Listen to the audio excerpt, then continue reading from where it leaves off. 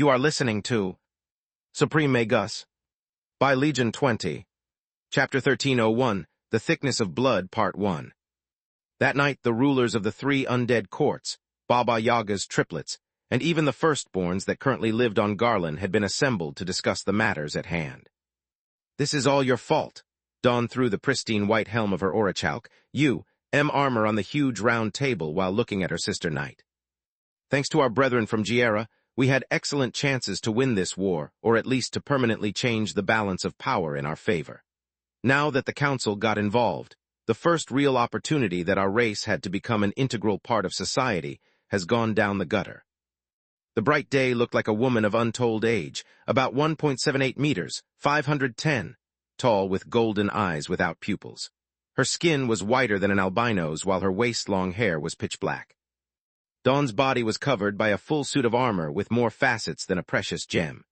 Each one of them absorbed instead of reflecting the light from her surroundings, boosting Dawn's powers and shrouding her in darkness.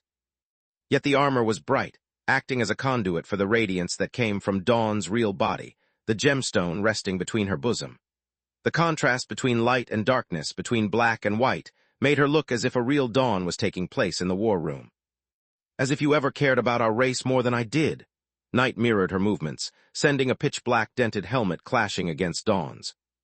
"The only thing you ever cared about was your precious mission, just like I only worry about having some fun. After getting your ASS imprisoned inside a fringe for centuries due to your stupidity, you are the last one who can patronize me." Night looked like a young woman in her mid-20s, about 1.7 meters, 57, tall, with ebony skin that seemed to devour all light and full lips that not even her anger managed to make less seductive. She had silver waist-long hair and round eyes without pupils that shone like moons. Her body was covered by a skin-tight black full suit of armor that left only her head exposed, yet she was no less charming than if she was wearing a K-tail dress. "Enough of this." The Red Sun, also known as the Horseman of Dusk and the Hushed King of the Dusk Court, threw his blood-red Davros helm as well, hitting those of his two sisters from the sides and making them stop right in the middle of the table with a clang. Even though the Red Mother despised liches, Dusk had chosen one of them as his host due to their immunity to all weaknesses that the children of Baba Yaga usually had. They didn't fear sunlight nor darkness magic, and they could use all 6 elements freely. In a sign of respect to the firstborns, Dusk shapeshifted the skeletal body into his real form for the first time in centuries. He looked like a handsome man in his mid-20s, about 1.9 meters, 63, tall, with blonde hair, bright red skin, and orange eyes that seemed to flicker like flames every time he moved his gaze. "There's already enough fighting outside. There is no reason to waste our forces fighting between us. I've assembled you here to find a path to victory together, not to point fingers. Besides, Night is right, Dawn. Neither of you has helped their respective court to grow. You only made trouble for all the members of our kind. First, you exposed yourself while fighting against Verhin, making the 3 great countries aware that we are still alive. Then Night angered the council, adding them to the many enemies we already have. Both of you are at fault for sacrificing precious elders of our community for your own agenda. The reason you did it doesn't matter, only the result does." The bright day gritted her teeth and kept silent. Her many failures in keeping the Blood Desert under control didn't come solely from Salark's iron fist and her battle-hardened feathers. After Lith had defeated Akala, he had also spread the word about Dawn's experiments on the members of her own race and her plot to sacrifice a part of the Dawn court to raise her host's status. Now not even her court trusted her, and the lack of discipline among her ranks had caused countless failures. The undead worried more about becoming her latest test subjects than about the enemies in front of them and didn't hesitate to run away. Even Night performed better than her in the Griffin Kingdom, despite the organization's meddling. "Now, if you're done bickering, I'm ready to give my report," the Red Sun said the moment the quiet was restored. "The situation in the Gorgon Empire is stable thanks to the lack of Awakened at the service of the Empress and to Ligon's not interfering policy. Alas, the same can't be said about his daughter, Xenagrosh. She considers the Magic Empress akin to a sister and is helping her to eradicate our courts. The Empress, in turn, turns a blind eye to the organization's business as long as they don't deal in the slave trade and forbidden arts. Even though they are still considered criminals, the human members of the organization keep the underworld at peace and allow the Empress to focus on us. I firmly believe that if we don't get rid of the Master first, we have no way to win. What about your precious liches?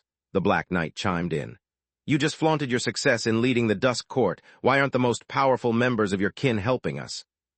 Liches only care about magical research and awakening. They only join my court for its mutual aid clause and to effortlessly build a network of similar-minded people that could help them with their agenda. Dusk replied. Mutual aid? Their entire court is involved in a war. How can they stay out of it without contradicting such clause? Dawn slammed her fist on the table while Night supported her stand. Once again, the Red Sun admired the small miracles that the Lick species effortlessly performed, like making his sisters agree on something. Mutual aid only intended as protecting each other's lab and research from invaders. A war instead would force them to interrupt their studies and possibly lead to their death, as it happened for Visa. She was the first Elder Lick to die in centuries. To help you understand their mindset, allow me to read you one of the replies to my call to arms. This one is from a Lick named Zalgrish. Then, Dusk proceeded to read out loud the following text. Dear Dust, I don't give a damn about your conflict, so the next time you bother me, I'll just kill the messenger and pretend to have never seen him until I forget about him and turn my lie into truth. Right now, thanks to my business relationship with Scourge, I get all the silver I need and maybe a shot at getting myself awakened simply by minding my own business. If you want me on your side, you have to offer me more to do even less. I doubt you're stupid enough to accept such terms, but hope dies last. Chapter 1302, The Thickness of Blood, Part 2. P.S. Tell your sisters Dove and Nice to stay away from my lab. I have Salark on the speed dial and a favor to call in. Then Zalgrish had forgotten about the purpose of the letter and had written a long rant about Rat Pack bothering him for being forgetful. Dusk skipped that part because it was irrelevant and full of vulgar words. Are all the replies like that one? Night was flabbergasted. No, I picked it because it's one of the politest. Long story short, any attempt to conscript even one Lick would end in a mass defection to the enemy side and give them a common goal, our extinction. Dusk replied. I'm deeply honored by your invitation, Master Dusk, but I share this Zalgrish's opinion. Vladian Zegroff, the vampire firstborn, said despite the sour aftertaste such words left on his tongue. Humans called vampires the undead nobles and thought of liches as undead royalty. He hated seeing the courts sharing such a view, and he hated even more having to agree with a filthy Lick. I came here from Giera looking for peace and a new home, not for more pointless struggle. On top of that, as an awakened, I've nothing to gain and everything to lose from making an enemy out of the council. They gave me and my children food and shelter, whereas all you have to offer me is a battlefield. If I join your cause, I'm afraid that, with the excuse of the war, sooner or later someone will try to extort the secret of awakening from my youngest once they are away from the protection of the council. Are you telling me that the first vampire of Magur, the man that Baba Yaga herself turned into an undead, is incapable of protecting his own? Night's voice oozed contempt for what she perceived as betrayal. If the other whores, N were her siblings, then firstborns were her little cousins and nieces. She considered them as a part of her family since, unlike their descendants, the firstborns carried a spark of Baba Yaga's life force. That's easy for you to say. Vladian stood up and many firstborns followed his lead. You care for nothing but yourself and treat even your host like a disposable tool. You may call those who receive your prisms chosen, but I call them slaves. Even though I'll never thank the Red Mother enough for giving me a second chance at life, I question her choice of giving birth to 3 beings that can't have an offspring, don't care for anything but themselves, and who can't live without robbing someone else of their body. Your words are as cruel as they are unfair, Dusk said. We can and we will have an offspring once we find the perfect host.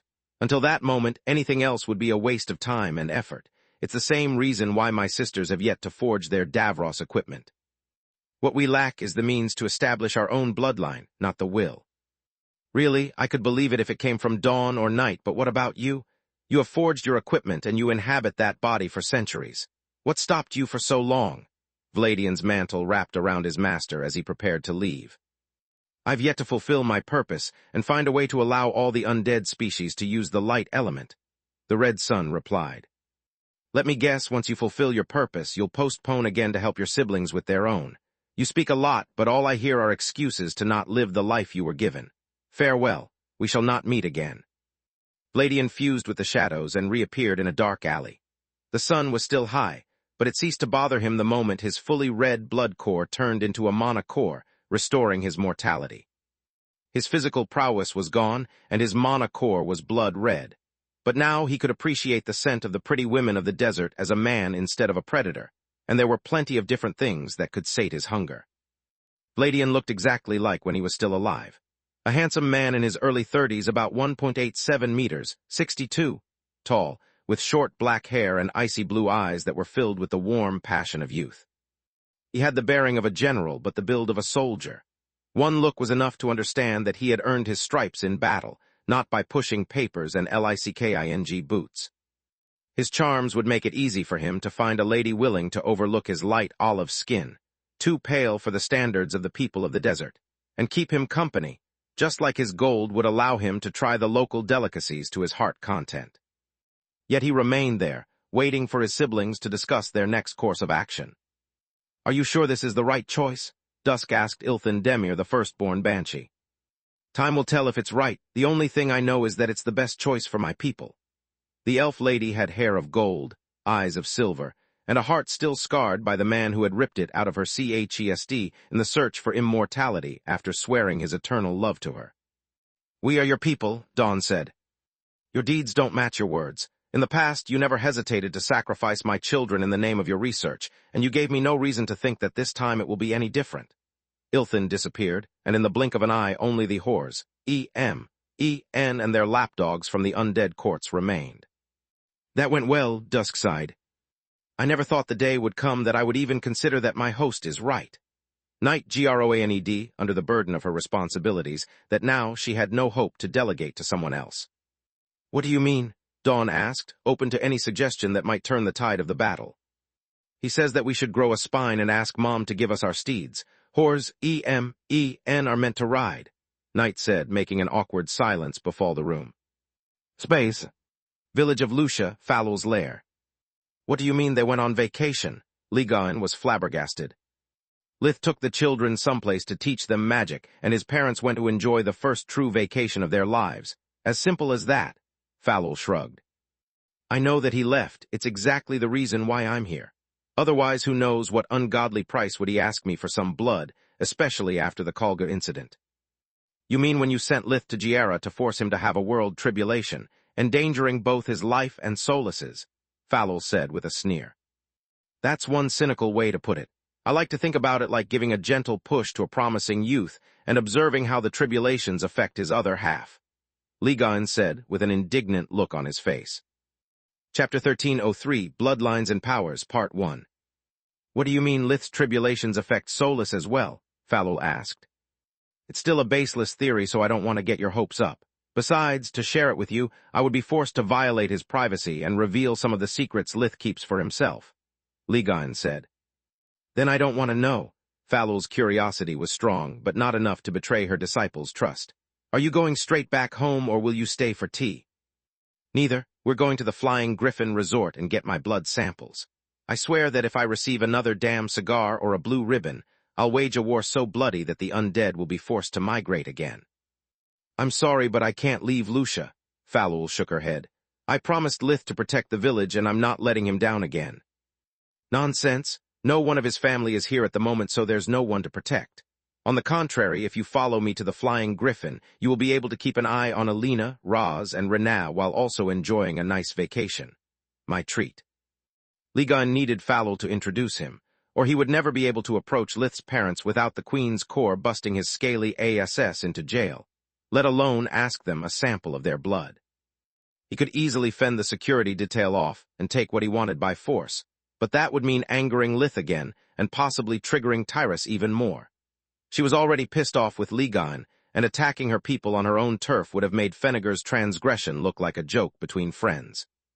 "I'm sorry, but no.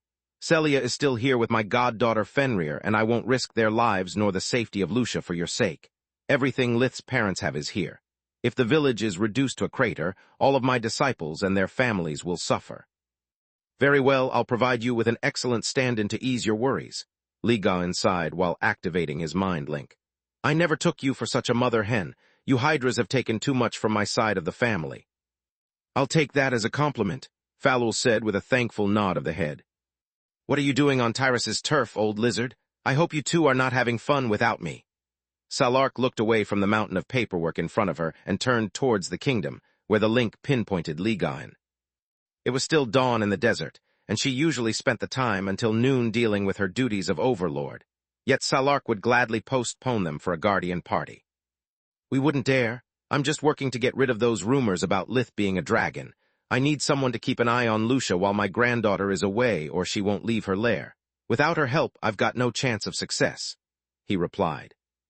You have hundreds of powerful children and most of them love you. Why do you need mine? Because I'm trying to clear the rumors, not to confirm them. If a few dragons start to keep Lith's family safe, not even blood resonance will ever convince the council that we are not related, Ligain said.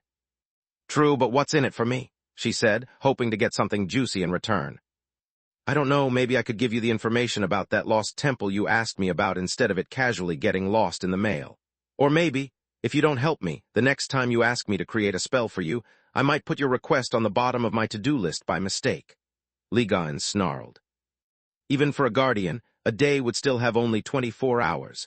Salark spent his mornings nurturing her people, the afternoons researching forgemastering techniques and practicing martial arts, and the nights by hanging out with her friends, her offspring, or her lovers. Seeing her empire thrive, providing talented people with the knowledge and equipment they needed while also never losing touch with those she loved, were all priceless things for Salark. For everything else, there was Ligain. The father of all dragons only needed to be pointed in the direction of an interesting line of research to disappear for days in his lab, until he got the answer.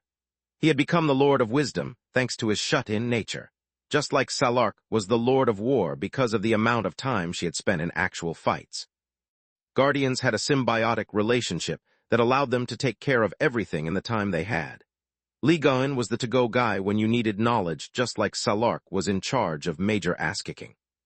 Fine, I'll send one of the members of my nest, but if this starts new rumors that claim I'm the mother, then you'll have to explain to Tyrus why I snatched Lith from my desert. Salark said with an opportunistic smirk on her face that sent shivers down Ligain's spine. Yet she already knew she had no blood relationship with Lith. No one of her children had ever given up on their phoenix nature, and his parents were normal humans. A few minutes after the call ended, someone knocked on Falul's door.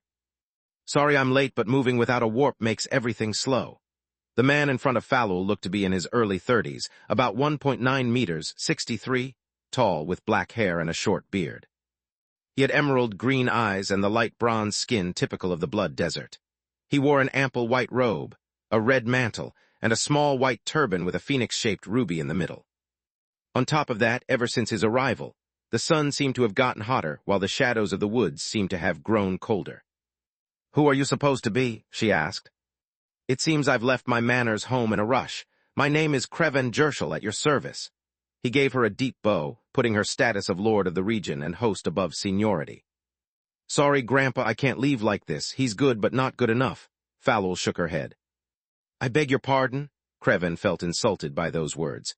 I'm a full-fledged member of the nest. It means that I've got a bright violet core, more than 1,000 years of battle experience and equipment forged by my mother. How can I not be good enough? Can you take a horseman on your own? Of course I can, while protecting an entire village, its people, and my apprentices' families. If Knight comes back with another army, how do you stop them all at the same time? Falul cut him short. Chapter 1304, Bloodlines and Powers, Part 2. I may be weaker and less well-equipped than you, but in my lair I need but a snap of my fingers to summon the entire council. Can you do the same? Kreven opened and closed his mouth, having no way to retort. He was damn good at his job, but being in 3 places at the same time wasn't part of his skill set. On top of that, he had never joined the council, considering them nothing but a bunch of weaklings. Yet Kreven's pride lay in not having ever failed his mother, not in boasting about his strength like a tavern thug. No, I can't. He closed his eyes for a second, letting his bright violet aura seep out of his body. His shadow gained a 3rd dimension that quickly turned into a similarly dressed woman that bore a striking resemblance to Kreven. The phenomenon happened again, but this time another man came out. With the arrival of each new guest, Falul felt the annoying chill of fall turning into the pleasant warmth of spring, as if their presence alone made the Tron Woods a brighter place. What was that? Ligain asked in surprise. Only Guardians could cross such a long distance without a warp array, yet the dimensional perturbance he had felt was akin to that of a simple blink spell. "One of the powers of our bloodline," Kreven said. "It allows us to share a mind link even from afar and to become each other's dimensional beacon. We call it Call of the Blood. I'll protect your disciples, Lenana will take care of the village, and Jayhead of the villagers. Are 3 of us enough?" Each phoenix gave Falul a deep bow the moment Kreven introduced them. "Plenty enough. Let's go, Gramps. I'm all yours now." Falul gave them the thumbs up and dragged Ligon back inside her lair, where she set up the warp array closest to the flying griffin. The moment they left, the 3 phoenixes blinked in unison, surrounding the dimensional crevice from where Tezca the Filgja hid to protect Zinya's home unnoticed. While a dimensional amulet created a subspace where time stood almost still, a dimensional crevice was a small pocket of space stretched by magic, similar to a very small fringe, that allowed the Wargeldritch hybrid to hide in plain sight. The dimensional rift connecting the pocket with the outside world was the size of a pinhole, and in the case a dimensional sealing array was cast, it would allow him to choose between sealing himself in or coming out to fight. It was one of the peaks that dimensional magic could achieve, something the existence of which very few people were aware. Hence seeing his pocket space forcefully ripped open left the Filgja unpleasantly surprised. "Don't think that your tricks can fool us, little fox. Are you friend or foe?" Lenana, the only woman in the group, asked.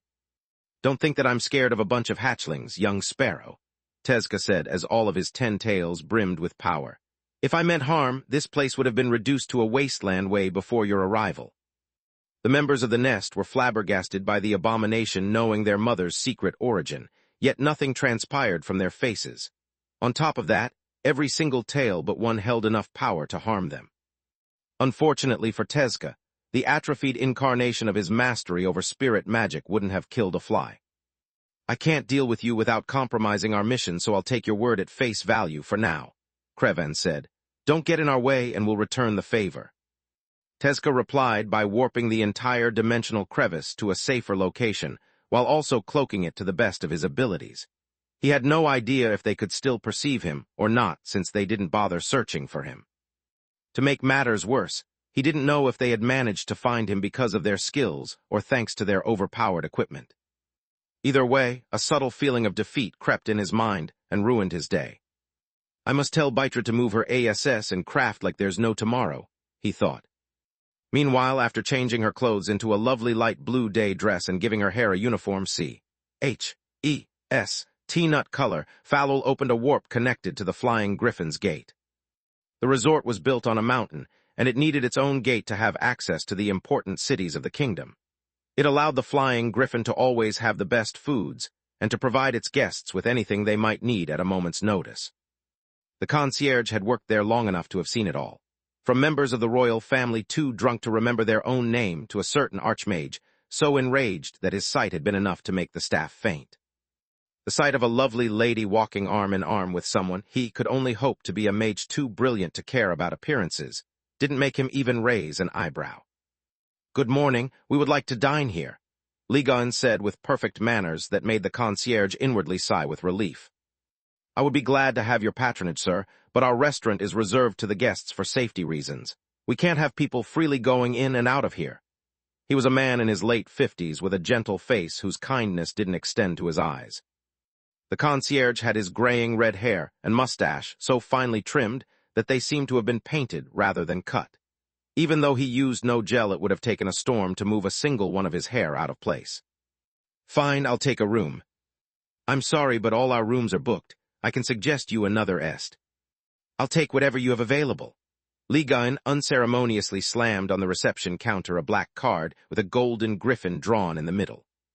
Only a few of them existed, and they all belonged to the ancient magical bloodlines that had helped Valoran to build the Griffin Kingdom. They granted their owner a high level of clearance and unlimited credit from the royal treasury. "The royal suite is all yours as soon as I check your IDs." A small light of greed shone behind the concierge's eyes. Usually every time a black card appeared, the staff's year-end bonus doubled. Ligon and Falul gave their papers, and only when the magical scanner on the counter matched the ID with the card did the concierge open the door leading to the restaurant. The parquet floor was comprised of wood pieces of different shades of brown, that formed elaborate mosaics that reproduced the most famous paintings in the three great countries, and canceled the noise of the guest steps. Seeing some of his best pieces among them moved Ligon while they waited for the arrival of Lith's parents. Among his hobbies, the father of all dragons liked to dabble in arts, and over the millennia he had accidentally started several painting movements. Seeing people still admiring his works after centuries made him happy. Spotting several thralls among the people in the dining area, not so much. Chapter 1305, The Price of Truth, Part 1.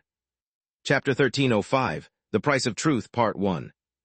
No matter how good the kingdom's anti-undead security measures were, they couldn't distinguish the regular living from those in the process of being turned into undead.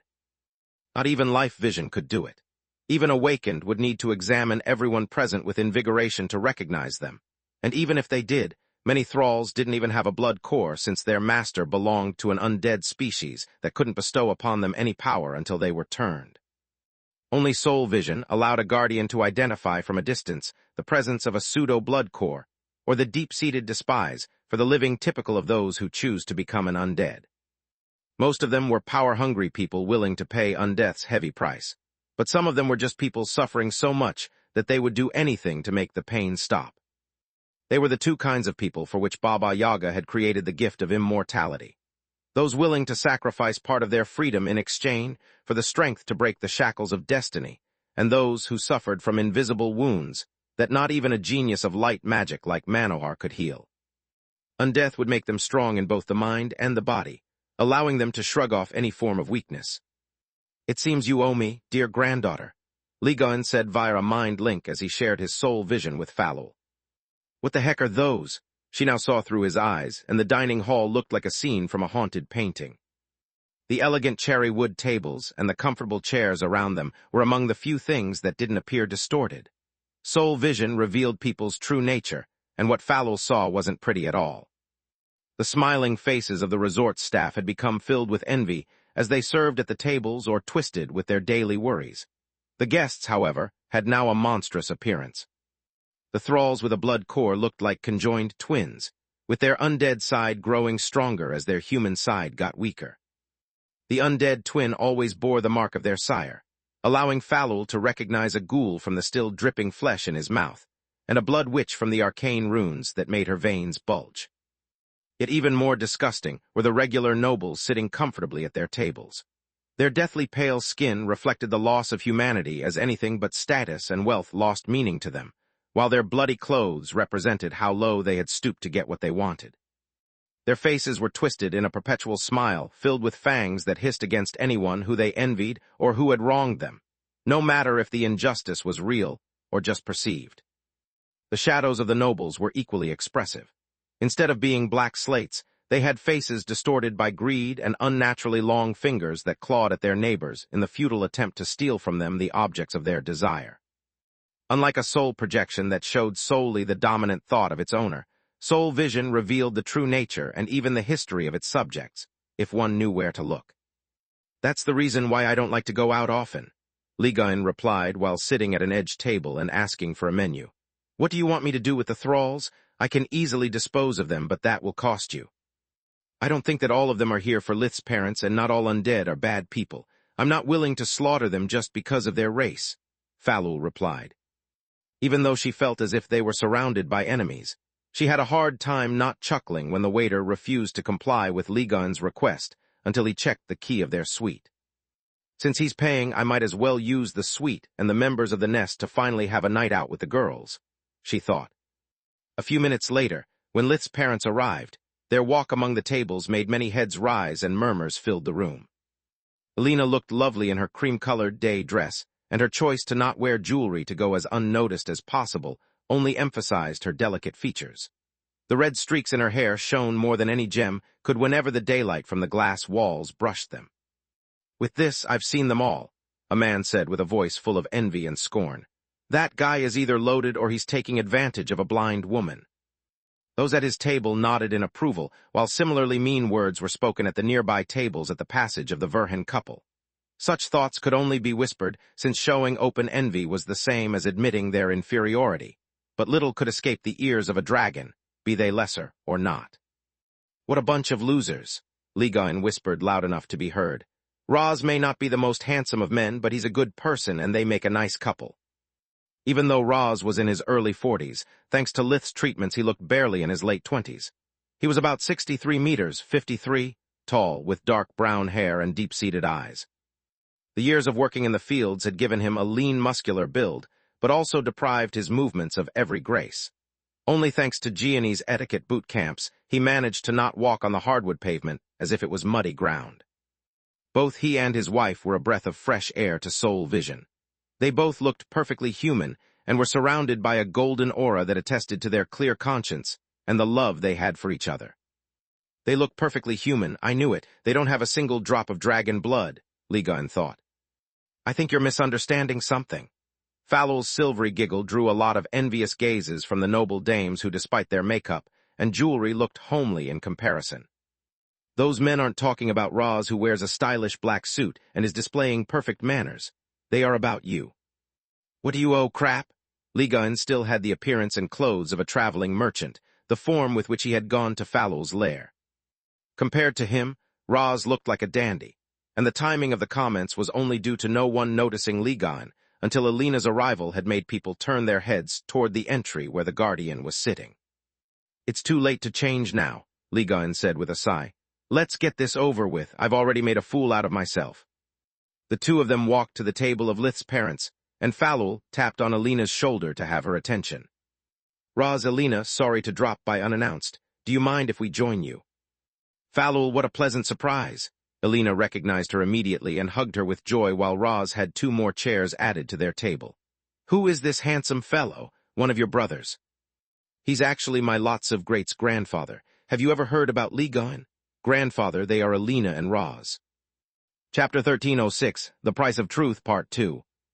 I'm honored to meet you. Ligon bowed as Fallow introduced them, slightly embarrassed by Alina's kind words. She was the first person treating him courteously despite his appearance, and yet he would trick her nonetheless to further his agenda. It was one of those moments where he didn't feel proud of himself, but the end justified the means.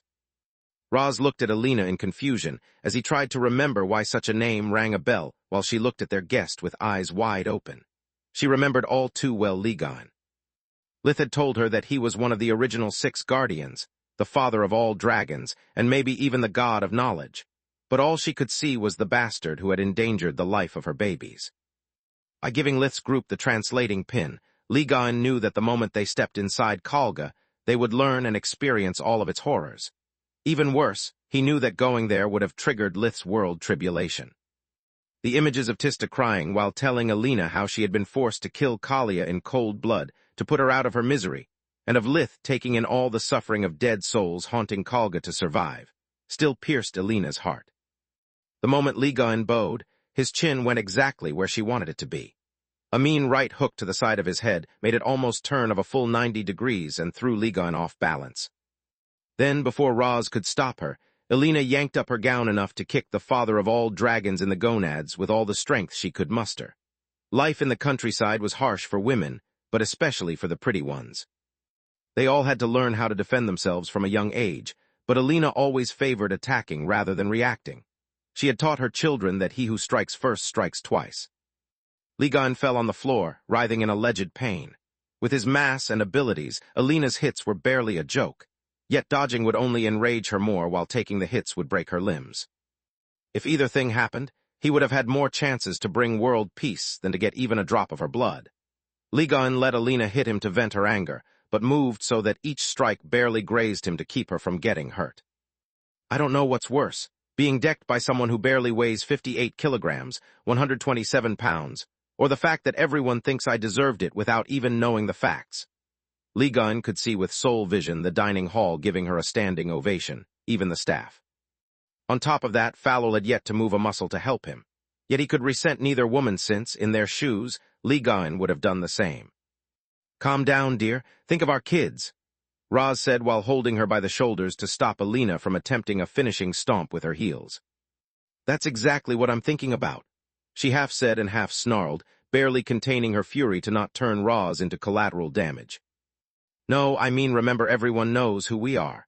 What would people think if the mother of an archmage beat someone in front of so many witnesses? What if Lith gets banned from the establishment because of what you did? Roz had yet no idea who Ligon was, but he was certain that the stranger deserved the beating. He knew Alina enough to know she wouldn't see red for petty reasons and what to say to calm her down. Alina froze in place, as those words made her maternal instinct fight against itself, and forced her to weigh her priorities. "Why did you bring him here? Don't you know what he did?" Alina looked at Falul as if she had betrayed her. "I know and I'm sorry, but you should listen to him. Grandpa acts like a jerk from time to time, but he always means well. I wouldn't have accompanied him here just to ruin your vacation. I did it because it should benefit Lith," Falul replied. He sucked it up, and waited for the opportunity to give the father of all assholes a piece of his mind.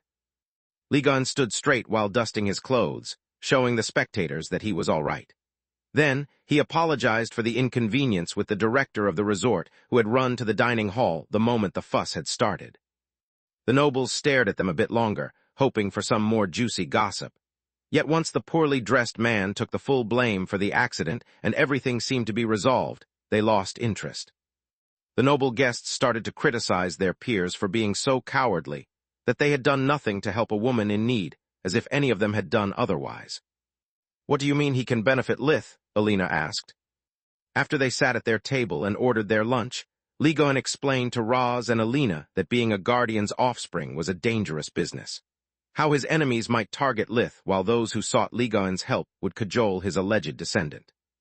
"If everything is so nice and simple, why didn't you go straight to Lith for his blood?" Alina didn't trust one word he said and tried to refute his reasoning. "Because Lith would never give it to me. He has too much to lose." Ligon shook his head. "Then why should I do otherwise?" Alina said with a snarl. Her inability to follow the guardian's reasoning only made her angrier. "Because I hope that, as his parents, you know what's best for him. If I were to speak with him, Lith would reply that a few more enemies are irrelevant compared to the gifts he might gain by pretending to be my offspring. On top of that, I'm quite sure he would try and guilt me into helping him in the case something happened to him, since it would be my fault," Ligon replied. "It does sound like something Lith would do," Roz nodded. "If you give me your blood instead, I can prove that he and Tister are not part of my bloodline.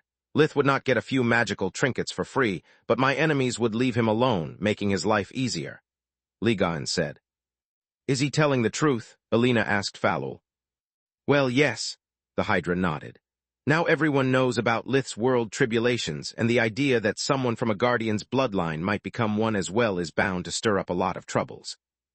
Guardians are solitary creatures, which limits their area of influence, but if two of them were to become allies, they would become unstoppable. I don't know how sincere Grandpa's worries are, but I can vouch for his reasoning."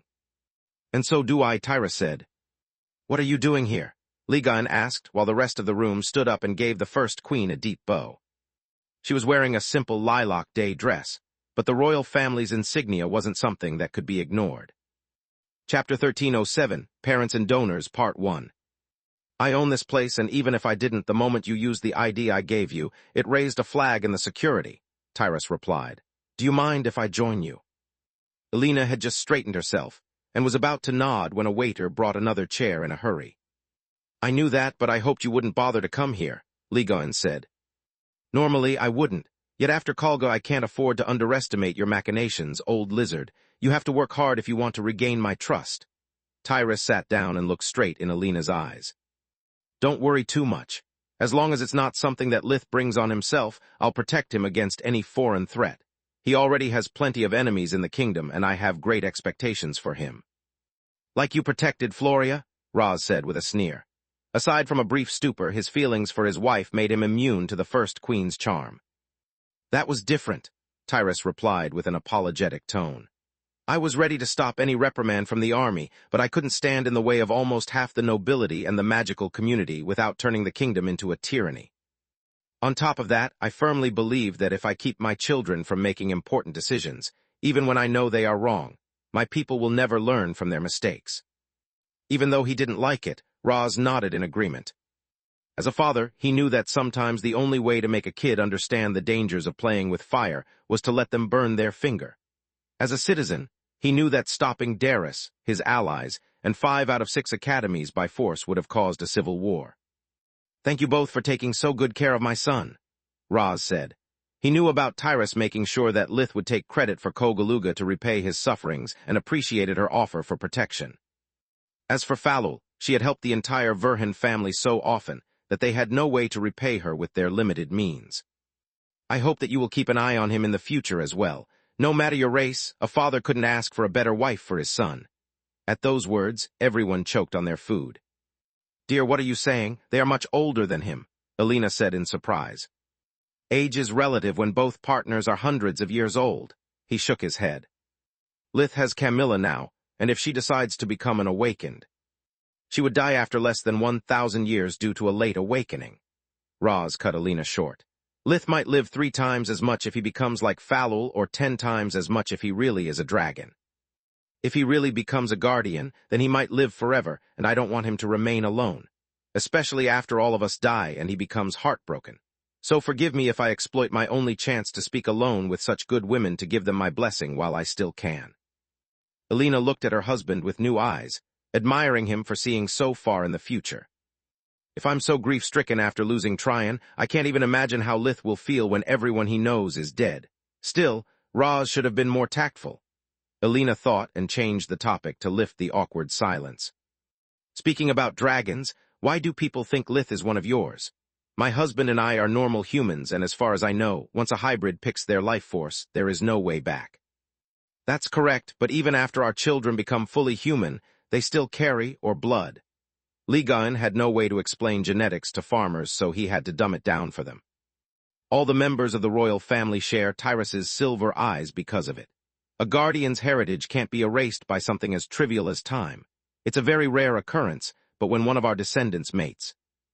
Hearing Ligan speaking like that made Alina's hands itch, and her glare cut him short. I mean when they have a child with another descendant of a powerful bloodline, it's possible for them to be born hybrids even though both parents have human bodies. That's the reason why I need your blood. It's the only way I have to prove that I'm not related to either of you, he said. Do you promise that if we comply with your request, you'll leave our family alone and that your enemies will not be a threat to us? Alina couldn't wait for all of them to leave. Between Ligan's smug face whenever he talked and all that talking about death, her mood had gone sour. You have my word. Ligan offered his hand, which Lith's parents promptly shook. Then do it quickly and ruin our vacation no more, Alina said. She didn't even feel a sting when the father of all dragons touched her right arm with his thumb, and her blood started to drip from his little finger. Falul collected it in a small vial that she switched with an empty one once it was Roz's turn. Thank you very much. The moment he had what he wanted, Ligan stood up and dragged Tyrus and Falul away with him. Sorry for bothering you, and have a nice meal, my treat. This better be important. I was restructuring the Oasis irrigation system while amending a few outdated laws and writing a new textbook to teach magic more easily to the children. Salark said without looking away from the dozens of pieces of papers she was writing at the same time with water magic. A guardian could make the work of an entire government on their own, but it still took time and focus. It's very important. I can finally prove that I'm not Lith's father. His triumphant shout was welcomed by endless groans and sighs of relief when those present realized there was no world-ending threat at hand, except for the possibility of Ligan's pride blotting out the sun forever. I have Falul, the lord of the Distar region, and even Tyrus as my witnesses. The blood was collected in their presence, and they kept it the whole time. The father of all dragons gave his flabbergasted granddaughter a third vial full of a red liquid. This is Lith's blood. How did you get it? She asked. It's not that hard. The guy fights to the death more often than I eat. I had Milia collected in Larul to study the anomaly he represents, but I never expected to use it for any other purpose. Ligan shrugged. A hybrid's blood was lesser than the sum of its part due to the unstable nature of a body with more than one life force. Both the Master's hybrids and Lith needed a perfect balance to exist, whereas pure-blooded creatures had an inferior evolutionary potential, but they possessed greater powers. Chapter 1308, Parents and Donors, Part 2. The 3 samples had been stored so that the life force in the blood couldn't dissipate and allowed Falul to perform blood resonance magic. The discipline invented by Duke Marth, the current headmaster of the White Griffin, required the whole subject to be employed, but the Awakened had improved it. Falul used the Tier 5 spell to stir Lith's life force, separate it in all of its components, and amplify each one of the energy signatures to their utmost limit. The red energy of Lith's human side burned as bright as a star and emitted a fine mist that spread throughout the hall of the council. It touched all of those present, guardians included, giving no reaction. The vials belonging to his parents, instead, resonated with the red light and further amplified it as they shone of their own radiance. "Suck it, I told you it's an anomaly." Ligain's words caused more groans as huge sums of adamant white crystals, and even Davros moved from one person to another. "How dare you placing bets on my bloodline?" He didn't know whether to be more outraged by the bets or by the fact that no one seemed to listen to him anymore. The black light of the abomination spread as well, but it reacted to no one. Then, it was the turn of the blue-violet Emperor Beast life force. It spread slowly, overpowering the others that were already fading away. The moment it touched Alina's and Roz's blood, they emitted a very faint yet still discernible light, confirming once again that they were his parents. Strengthened by the resonance effect, the blue-violet light moved forward until it enveloped the entire room. Ligain and Salark emitted a bright pillar of light, while the bookmakers handed the magical goods to their rightful owners. "What, this can't be right." Ligain refused to believe such a result and cast the spell on his own, yet nothing changed. Salark was equally flabbergasted, but she couldn't care less. "We've had more than one fling over the years," she pondered out loud, adding more fuel to the flames. "Ha, I knew it. Fire and darkness could only come from one possible combination." In Zyalot, the Lich King said, checking his ledger to make sure that nothing was amiss. Indeed, the origin flames made it even more obvious. Phila the Behemoth said while splitting their payouts. The two of them were the only ones that had bet to such a combination, earning massive profits. "Remember your promise, or I will hold you responsible." Tyrus congratulated Salark before leaving. "This cannot be." "No." Ligain shapeshifted back into a dragon in despair, yelling at the tops of his lungs until the mass of cigars, flowers, and blue ribbons muffled his scream. Space. Taraka Mountain Range, a few days later. Completely unaware of who had been the unwilling donors for his Emperor Beast's side, Lith had kept teaching chore magic to the children. After they had thoroughly mastered the basics of air and water, they had learned about light and earth. Lith had kept darkness and fire for last because of the danger they posed even in their chore magic form. Aaron and Lyria might easily hurt each other if they lost control of their respective spells, since they had to remain close to Lith so that he could follow their progress. "I'd say to wrap this up for the morning," he said as Lyria tried and failed to make a hologram while Aaron was amid tall grass, using darkness magic to affect solely the mosquitoes that tried to bite him. Every time a blade of grass withered, he was forced to stop and start over from scratch. Always remember to practice light and earth akin to how you handle the hard forms of water magic. Darkness and fire, instead, have to be treated akin to air magic's soft forms. Compress them only if you mean to hurt someone. Lith felt a slight pull at his consciousness coming from his communication amulet and sighed in relief when he saw that it was just Camilla's rune. Between Orpal's return, Zinya's parents, and whoever thought that mimicking Bulker was funny, Lith was on edge for bad news. "Hey, handsome, do you mind giving me a lift? I'm waiting for you in front of the hot pot," Camilla said while showing the road in at her back. "How the heck did you get here?" "I'm thrilled at the idea of spending some time with you as well."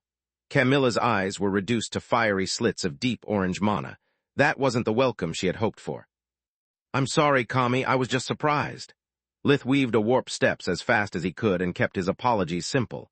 In his experiences, the more he stirred the shit he had caused, the worse it stink. "That's the point of a surprise visit. As for your question, I've asked the colleague who dealt with your accident at the hot pot for a ride." She walked out the dimensional door, glad to see that Lith right in front of her with his open arms. "First Giera, then that flying car of yours, and now camping. I missed you a lot, blockhead." Camilla hugged him, uncaring for the smell of sweat and musk. "I missed you too, but work isn't leaving you a lot of free time," Lith said. "That's why it's so important to me that we at least dine together. The house feels empty without you. I miss our small talk and even the stupid bickering. It makes me fear that we are drifting apart." "You are right, I'm sorry," Lith sighed. He could have argued that building the Dew Lorien for his grieving parents took priority, or that without practice, the kid's magical talent would have soon turned from a blessing into a curse. But Lith knew that those words would only sound like excuses. Camilla already knew all those things. She wasn't stupid. She had given him her full support after learning about Trion's death and Orpal's return, helping him to smooth things over with his parents. She had even helped him plan the trip with the children, and found for him one of the few uninhabited mountains close enough to civilization that would allow him to quickly return home in the case something happened. Camilla's reason and sentiment were at odds for a while, and her heart simply had run out of patience. "Aunt Kami," the children ran to her, turning the tender moment into a group hug. "How are my favorites archmages?" She let Lith go and ruffled the kids' hair, kissing their sweaty foreheads. "Can you please bring us home? Magic is fun, but I miss Mom so much that it hurts." The warmth of her embrace made Aaron's determination crumble, turning him back into a 5-year-old kid away from home. "It's the reason why I'm here. Your mom sent me to check on you. This is supposed to be a vacation, not a boot camp. How is Lith treating you guys?" A long, awkward silence filled the clearing, while the kids searched their brains for a way to tell the truth without hurting Lith's feelings. "Uncle Lith is a great teacher, and he's also a great cook. We never go hungry." That was all Lyria could think about that didn't involve the relentless practice of magic. Chapter 1309, Hands and Muscles, Part 1. "That's a given. I was asking if you're having fun," Camilla said. "Oh yes, when we do good, he brings us to the hot pot for the night. It's a wonderful place to spend some time before bed," Aaron said with a joy that stung at her heart. "Wait, aren't you staying there all the time?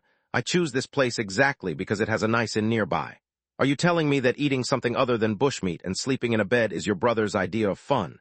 Camilla's shocked question received even more shocking nods as an answer. "It saves some money and lets the kids immerse themselves in nature. They learned a lot of valuable life lessons here," Lith said, hoping to mitigate the incoming storm, yet only managing to make it worse. "Don't worry, kids. Training is over. Your parents will only return in a few days, and until then I'll keep you company and make sure your vacation finally begins. We'll go to the hot pot to let you clean yourselves before lunch, and then we'll go straight to Zonk's." Seeing the children put everything back in their backpacks, and cleaning the place from any trace of their passage, instead of jumping with joy or asking for sweets, made her heart bleed. "Are you trying to turn them into soldiers, or what?" Camilla kept her voice low so that the kids wouldn't overhear them arguing. "I'm turning them into responsible mages." Lith crossed his arms and didn't flinch at her accusation. "For the gods' sake, they're 5 years old." Suddenly she knew how Orion felt whenever Jeannie tried to implement her educational methods. "Responsibility is for the grown-ups. Kids should just have fun. You." Suddenly, Camilla remembered that Lith had never been a kid. Be it on Magur or Earth, fun was a luxury he had never been able to afford.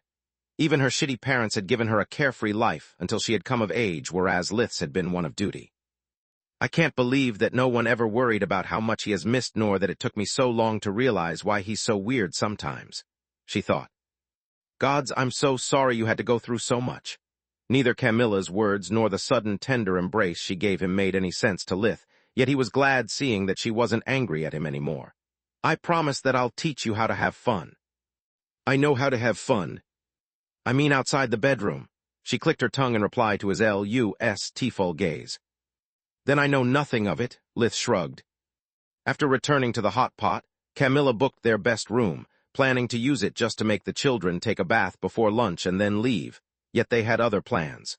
Without the worry of the afternoon training session, they ate to their heart content and soon became too drowsy to even stand. "You worked them to the bone, didn't you?" Camilla said while tucking them into their beds. "Study and repetition are the only way to learn magic," Lith replied while slipping into something more comfortable. "No way," she said the moment she stepped inside the room, crushing his hopes. "I'm not doing anything more improper than a hug with 2 children sleeping next door. I can hush us so that they can sneak up on us. Thanks, but no thanks. Besides, after being away for so long, I'd like to talk a bit. I missed more than your body, you know." Camilla shapeshifted her uniform into a loose pajamas that usually killed Lith's libido.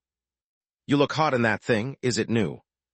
"No, it's an old, ugly rag that makes me look like I wear a sackcloth. Now tell me how you've been." She snuggled on his chest, making her intentions clear. "Fine, whenever the kids didn't need me. I've worked on my violet core." The door suddenly opened, making Lith inwardly thank Camilla for keeping his hands away from the danger zone. "Can I sleep with you? I feel lonely," Lyria said while clenching her stuffed rabbit and looking at them with her big hazel eyes. She missed her parents dearly, and they were the next best thing. "Lyria, you're old enough to sleep." "Of course you can." Camilla cut Lith short and pulled the blankets beside her. Lyria rushed to the bed, quickly followed by Aaron, who was just a step behind. The kids snuggled on them and fell asleep almost immediately. "Good night, Mom." Lyria was so drowsy and happy that she mistook Camilla's hand that was caresing her head for Rena's. "Poor children." Camilla hushed their ears while she watched Aaron's small body clinging to Lith in search of reassurance. "That's what makes you a monster, not your abomination side. Don't you remember how good it felt sleeping with your parents?" "Except that as a newborn, I never did," Lith replied while caresing his little brother's hair, who only clung tighter to his chest in the sleep. "Never," suddenly, the vice squeezing her heart had doubled its violence. "Never. Orpal was already jealous enough as things were, and whenever Tista's illness worsened, my parents had her sleeping with them to check her condition. I couldn't take away the little privacy they had." Lith's words were a half-lie, and the truth was much worse. Back then on Magus, he didn't trust Roz enough to want his company. He was still too scarred by the memories of his first beating as Derek McCoy, when as a small kid he had disturbed his parents' sleep. "Stop crushing my heart, you monster." Camilla's quivering voice didn't match her words. Her eyes were veiled with tears as she gently pushed Lith's head on her bosom, hoping it would make up for even a shred of what he had lost. "I'm sorry, I didn't mean to make you cry." "Don't you dare to apologize, you didn't do anything wrong." Camilla sniffled, and so did Solus. She knew all of Lith's lives like the back of his hand, yet she also considered him akin to a monolithic giant of indomitable will. Solus had always tried to treat his damaged soul as a whole, missing the importance of details like those Camilla had just discovered. "What were you saying about your violet core?" Over the years together, Camilla had learned that the only way to break through the seemingly indestructible armor surrounding Lith's heart was to let him speak freely. Only then would he chink the armor from the inside and slowly open up. "That I've got no clue how to break through." He sighed in relief as her C-A-R-E-S says soothed his frustration. "Based on what I know, to go from blue to violet, I need to learn how to cast spells with my body. I'm pretty sure that the vortexes that appeared in my mana flow after I reached the bright blue level are a key element, but I've yet to understand how." "How can you be dumb enough to consider self-harming as part of your training?" It sounded like a scolding, but her voice was worried and she kissed the top of his head. Chapter 13:10, Hands and Muscles, Part 2. "Vortexes are akin to muscles I never used. The pain has at least allowed me to learn how to feel their position even when I don't use any breathing technique. The next step is exercising them." Lith had a hard time staying awake while being cuddled, but he wanted to keep hearing Camilla's voice a bit longer. "No offense, but the comparison doesn't hold. All awakened with a bright blue core can see the vortexes with their breathing technique. If it was so easy, then why are so many mages stuck at your same level even after centuries?" she asked. "Quite a bit taken, Constable Smartass. What do you suggest me to do, then?" "I'm not an awakened, and I don't even qualify as a magicka." Camilla kissed his head again. "What does a mana core do, and what are the vortexes supposed to do?" Lith had already had that conversation with Solus countless times ever since Falul had shown him the violet dots in his eyes, and told him that, somehow, merging with his demon of darkness was akin to the Hydra bloodline's secret technique. Yet he didn't mind repeating it again. As a teacher, he had learned that it was by explaining his knowledge to laymen, by answering to all of their whys and hows about things that he considered too simple to give them a second thought that he could reach enlightenment. Managing to dumb down complex concepts so that anyone could understand them meant to have truly mastered their underlying principles. Teaching others allowed him to understand how deep his understanding of a discipline truly was. Awakened or not, a mana core produces the mana that allows us to use magic. The main difference between us is that I can stimulate mine at will and fuel powerful spells, whereas you can't without resorting to magical words and hand signs. "I'm sorry you already lost me," Camilla sighed. "Imagine that we both have a crackling fireplace. To make it hotter, I need but a thought to make my hand pick up more wood and throw it into the fire, whereas you have to tell your hand how to move, and where to throw the wood to achieve the same result. It's akin to having a dumb dog for a hand that needs precise instructions every time you want it to do something right." "Okay, thanks. What about the vortexes?" she asked. "That's an excellent question. My hypothesis is that to achieve a violet core, I must turn them into auxiliary cores like it happened when I was one with my demons." Lith projected 2 holograms for her. One depicting his hybrid body, with all the extra cores from Kalga's vengeful souls, and the other depicting his human body with its vortexes. "Which means..." which means having many more hands that don't just pick and throw the wood, but even restock the woodshed, Lith said. No wonder so few people achieve the violet core. It sounds like a pain in the ass. Camilla nodded. Wait, what do you mean, and how is this any different from the analogy with the muscles?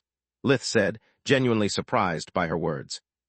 Flexing a muscle is easy, she said while giving him a warm smile to emphasize the concept. A hand, instead, is made of several bones, muscles, and ligaments that need to perfectly coordinate between them to perform their duty. On top of that, even the nimblest of humans is born with just 2 hands or 1 core, if you prefer, which means that the new ones have to be trained from scratch, and that you must also learn how to coordinate them with your starting 2 hands. Imagine how hard would it be if you suddenly had a 3rd leg and you had to relearn how to walk without it being a drag. No sexual innuendos. I won't make jokes, but how do you know so much about anatomy? Lith asked while pondering her words. Gianni, please, don't ask and I won't tell you anything that will make you puke your lunch. She may actually be onto something, Solus said. After all, what you do with your core is to form runes with your mana and to weave them into a proper sequence that must make sense to manifest a spell just like your hands do with letters when you write. We can even push the analogy further since, in the case of high-tiered spells, the core is the hand, the spell is the puppet, and the mana works like the strings connecting the two. If you see me sideways, Lith inwardly blurted out as he realized what kind of mammoth task getting control over even one vortex would be. If you two are right, then a vortex isn't a core that lacks power so much as one that has no coordination. A spherical core is akin to a hand that can form a perfect fist, whereas a vortex is like a limb with no muscle memory that the brain doesn't even recognize as its own. Does this knowledge help you in any way? Solus asked. I don't know, but it's worth a shot. I'll follow Quilla's example and train 1 vortex at a time, starting with first magic. Writing a single word is the best exercise I can think of. Lith replied before falling into a sleep as deep and happy as that of the children. Space. Everyone was so tired that they woke up only when the inn staff called them for dinner. They ended up spending the night there, and once again, the kids joined Lith and Camilla in their bed. She was a bit annoyed by the complete lack of privacy, since the children would barge in at any moment even when she was taking a bath. Yet spending so much time together with those adorable rascals, and being often mistaken for a real family made her soon wish to have one of her own. Is this my maternal instinct kicking in or what? Camilla thought while looking at the snoring pack around her. She wasn't that tired to start with, and after sleeping all afternoon she was wide awake. I'm still a constable rookie with no stable career. I've got no family worth speaking of that might help me if I quit my job, and either of us has yet to say the love word. Instead of wasting time with daydreams, I'd better try and get some rest, she sighed. Yet every time that Lyria responded to her CARESS by calling her mom in her sleep, Camilla's heart skipped a beat. The following day, Lith warped them back to Zonks, where they spent the rest of their vacation. Camilla forced Lith to bring the children to clothes and toy shops, trying his stinginess more than once. Aaron and Lyria hated clothing stores as much as Lith did, which in turn pushed Camilla's patience to its utmost limits. Dealing with 3 kids turned out to be way harder than with 2. As for the toy shops, the kids' enthusiasm lasted less than a matchstick in a storm. I'm sorry, miss. What does this do? Aaron politely asked a round-faced clerk while handing her a scale model of a royal fortress armor. It appeared to be entirely made of small, gilded feathers. The helmet was shaped like an eagle's head, its gloves ended with claws, and a couple of wings made of glittery substance were draped like a mantle around its shoulders. The suit made the toy soldier resemble a humanoid griffin covered in metal. Chapter 13, 11 Role Models, Part 1. Excellent choice, young man. It's one of our best-selling products. It has lots of movable joints and comes with several accessories, the clerk said while showing Aaron how even the fingers could be moved according to the weapon of choice. I can see that. I asked what it does, he said. Everything you want, she shrugged, having no idea what the kid meant. That's a lie. It doesn't fly, it doesn't cast spells, nor does it make any sound. Aaron pressed the head, the emblem on the chest and the arms, but to no avail. You are joking, right? The clerk was flabbergasted by such absurd demands from a mere toy. If that's the best you have, I pity the other children. Aaron pouted, making the woman seriously consider a career change. Big bro, can you enchant this? The kid ignored her and ran to a tall man that looked like he was there only to honor a lost bet. He read the price tag before answering. Good F. Camilla's elbow hit his ribs, making him reconsider his choice of words. Farming gods almighty, this thing costs. Barely 20 copper coins. Camilla finished the phrase for him with a glare as she picked one for Lyria as well. The lady has a keen eye. The clerk was glad to find at least one reasonable person. Every single piece is hand-carved by a magico artisan, while the armor and the weapons are forged from a dull but resistant metal. Quit whining, Solus said. It's really well made, even better than most action figures from Earth.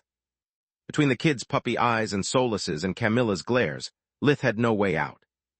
He made ninja hand seals with his hands, while chanting English swear words to justify the Tier 5 Forgemastering spell, Worthy Vessel. It would test its target's mana resistance, allowing the mage to identify what kind of enchantments an object could withstand before crumbling. Gold wouldn't light up.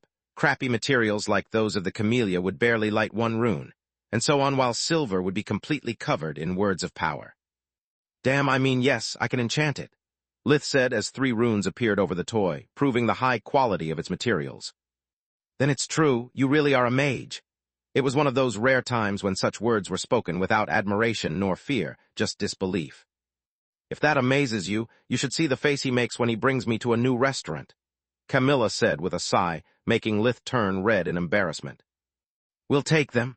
Lith tried to act smooth, but the pain twisting his face made the clerk think that he was going to pay for the toys with his flesh and blood. They spent the following days visiting Zonks until there was nothing interesting for the kids to see, and then moved to another city with the warp gate. Unlike Lith, Camilla had planned it like a real vacation, bringing the children to places where they could play with their magical beasts or with their peers at Amos. NT parks filled with magic-fueled rides. Warp gates allowed them to instantly move through the kingdom, so they could be in the east for breakfast, have lunch in the north, and then dine on an island in the west.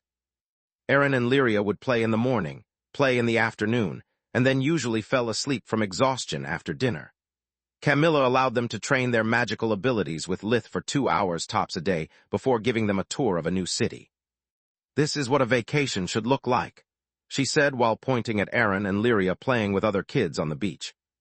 They flaunted their magical beasts and magic like a business card, becoming the leaders of any group even though they were foreigners. Abominus and Onyx weren't happy being forced to carry so many children and to endure their grabby hands, but they sucked it up as usual. Are you having fun? Camilla asked. Yes, Lith lied through his teeth.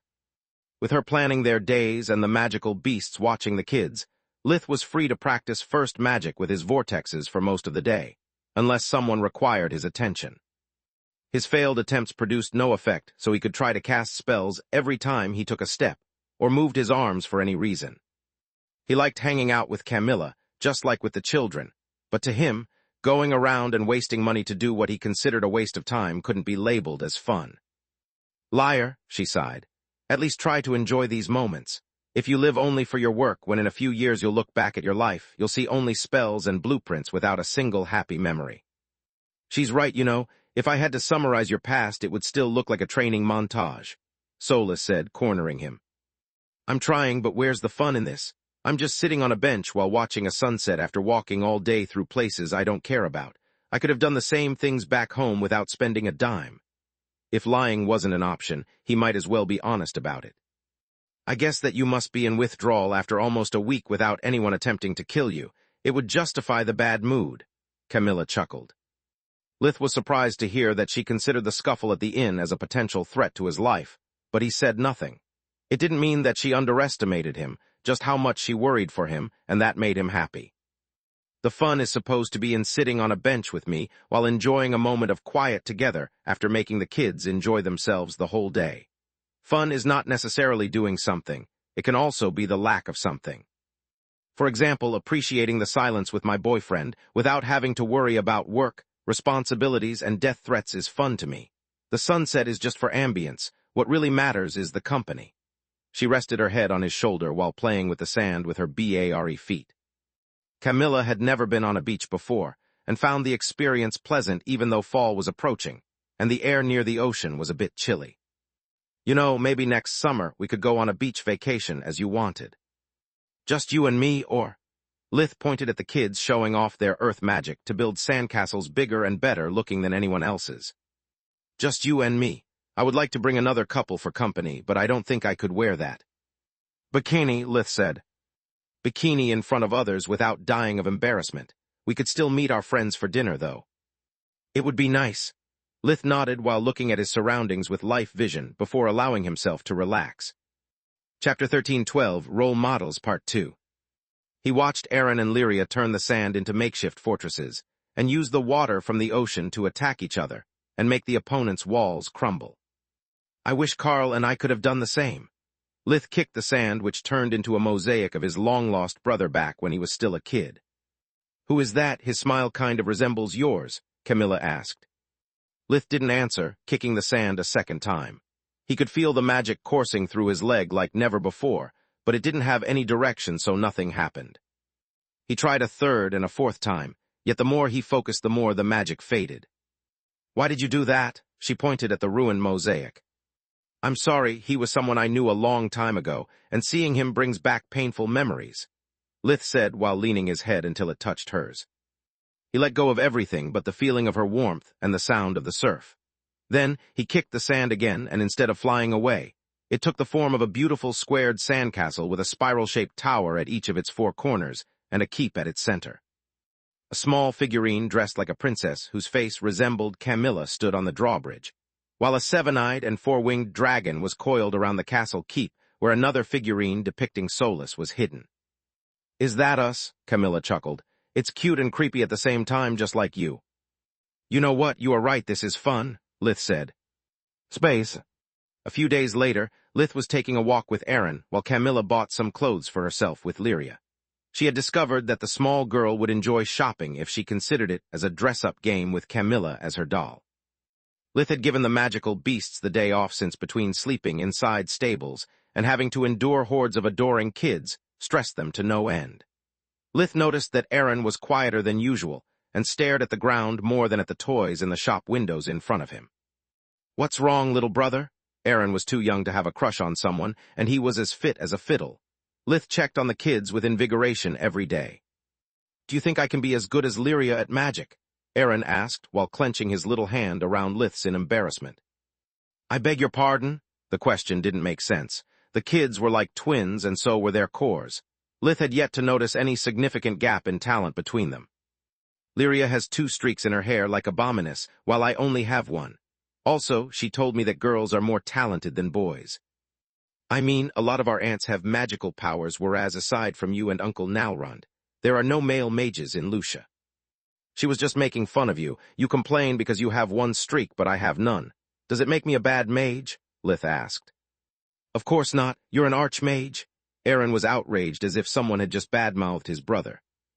Aunt Freya has no streaks either, yet she has mastered all the elements and is one of the few dimensional mages of the kingdom. Don't mind the streaks. They mark an affinity toward a specific element, but they are not related to talent. But Freya is a girl just like Tista and Aunt Falul, Aaron replied. There are plenty of male mages around. Uncle Ryman, Professor Marth, Vaster, and Manohar, to name a few, Lith said. Uncle Ryman is a bad person. Aaron shook his head. He's away almost as often as you. Lilia and Laren cry a lot because of that. Vaster is old, fat, and bitter on the inside even more than he is on the outside. You must promise me to never become like either of them. His response flabbergasted Lith. He had expected that Ryman's powerful body would look cool to a kid's eyes, just like Vaster's gifts, and his inexhaustible reserve of spectacular magical tricks would buy him a special place in Aaron's heart. I promise. Lith looked at his little brother as if he saw him for the first time. I don't even remember this Marth guy. The only time Dad mentions him, he says that Marth will die as he lived, buried in paperwork, Aaron said. As for Manohar, after he tried to turn me and several other kids into toast subtle during a party. You mean test subjects? Lith facepalmed as he suddenly understood why the mad professor had been banned from most social events involving youths during Lith's absence. Yes, he gave us odd-looking candies and fruit juice, but Aunt Jeannie kicked him in the wee-wee before we could touch any of them. After that, Mom told me to never accept candies from strangers and to scream the moment I saw Manohar again. She called him many names that she forbade me to ever repeat. I don't think he's a good guy either. You have no idea. Lith sighed while searching his memory for another male role model, but to no avail. Uncle Lith, bad guys are harming people. You have to help them. Aaron tugged at his arm before pointing at a group of men outside a jewelry store. They held heavy bags on their shoulders and an old man in a black suit, probably the store owner, hostage. When Aaron had noticed them, the shop's silent alarm had already called the city guards, but the robbers needed but a wave of their hands to get rid of them with magic. Soulless analysis, Lith said while checking the situation with life vision. The thugs have yellow mana cores of different levels, making them powerful magicos. Their leader, however, has a bright green core. They have yet to use a spell aside from first magic, so I've got no idea about their level. What I can tell you is that they lack decent magical equipment. If their leader attended a magical academy, it must have been one of the minor schools, she replied. Then they are excellent sparring partners for my vortexes. Lith thought while putting Aaron over his shoulders like Raz did to let him watch at parades. Shouldn't I stay behind or something? Aaron asked. In the fairy tales that Lith told him, there was never blood nor people screamed like that. His childish mind couldn't understand why the good guys were losing so badly despite they outnumbered the bad guys. Nonsense. If I leave you behind, you might get hit by a stray spell or someone might kidnap you. There's no place safer than where I stand, Lith said while blinking close to the robbers. One more step and the old man is dead. A man with greasy red hair and a white left eye said.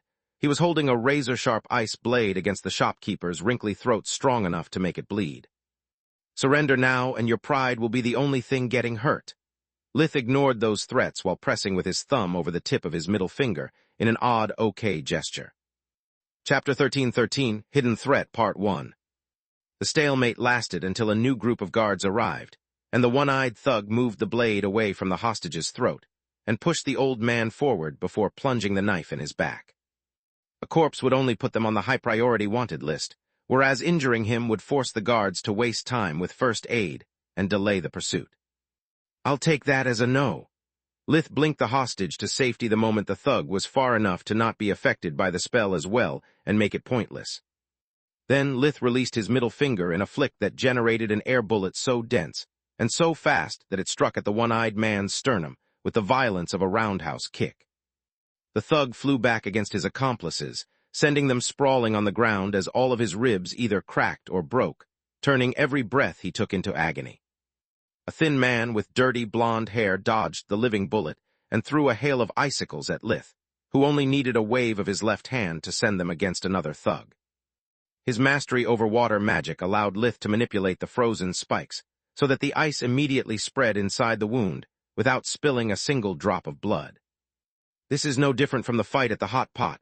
Defeating them is the easy part, whereas not letting Aaron be traumatized is the hard part. Lith thought while taking another step forward and encasing the stabbed thug in a prison of ice that only left his mouth exposed. Lith had yet to cast a conventional spell, using solely the vortexes inside the different parts of his body to cast Tier 0 spells. First, he had used the vortex in his right hand, then the one in the left, and that in his left foot for last. Don't look away, Aaron. Lith took another step, making the man who had thrown the icicles sink neck-deep into the now suddenly muddy ground. Then Lith turned the mud back into stone, leaving his prey trapped. I'm going to show you that magic isn't about streaks, race, or gender. Magic is only about power and how you wield it. Lith kept his left hand on Aaron's leg to both hold and reassure him while he activated the full guard spell imbued in the Scalewalker armor. A blue aura surrounded him, allowing Lith to perceive everything in the space around him without leaving blind spots. With the enemy too close for comfort, the last man standing unsheathed a longsword and lunged at Lith's head in one fluid movement that he had practiced countless times over the years. Lith grabbed its tip with 3 fingers as if it was a fly, twisting and pulling the blade out of its master's hand. In the attempt to not lose his weapon, the thug instinctively jumped forward, landing on Lith's right cross. The fist crushed his nose while the healing spell it was imbued with healed the thug so quickly that he realized what had happened only when he found himself with his back on the ground, looking at the blue sky. His nose now looked like a red button with nostrils too thin to breathe, forcing him to use the mouth to survive. Panic and pain sent the thug into hyperventilation, making him faint. The leader of the group, Iska, a man even taller than Lith with long black hair and savage blue eyes, finally managed to get up after throwing away his agonizing comrade as if it was just a rag doll. Lith looked at the bandit leader's eyes becoming bloodshot with fury as Iska charged forward like a mad bull. Never lose your composure. Unlike fury, frenzy will always lose your battles. Lith's sidestep covered the ground in thick ice that made Iska slip, while a simple tap of his heel made a huge rock dart out of the sidewalk, breaking both Iska's fall and his face. Much to Lith's surprise, the savage man managed to grab the rock with his hands before it was too late, using the momentum of his fall to flip forward and get back to his feet without ever losing sight of Lith. "I needed that gold," Iska roared, not knowing whether to be more outraged by the mage still carrying a child on his shoulders or by Aaron's cheering as if their life-or-death battle was just a puppet show. "Prepare for the beating of a lifetime." "Don't mind if I do." Lith moved so fast that his figure blurred. Iska spotted him again only when Lith executed the variation of Alina's attack on Ligaen that Raz had taught to all of his sons. A right hook to the side of the chin blurred Iska's vision, and his head suddenly twisted as the darkness magic conjured by the motion struck him at point-blank, sapping his strength. Lith exploited the momentum to follow up with a roundhouse kick that hit the same spot as the fist, making Iska's brain bounce against his skull like a pinball and encasing him ice. The moment Lith's right foot touched the ground, the left darted up and struck Iska's gonads along with a hail of conjured gravel. The hit almost lifted the giant from the ground and made all the men present instinctively shield their privates with their hands, Aaron included.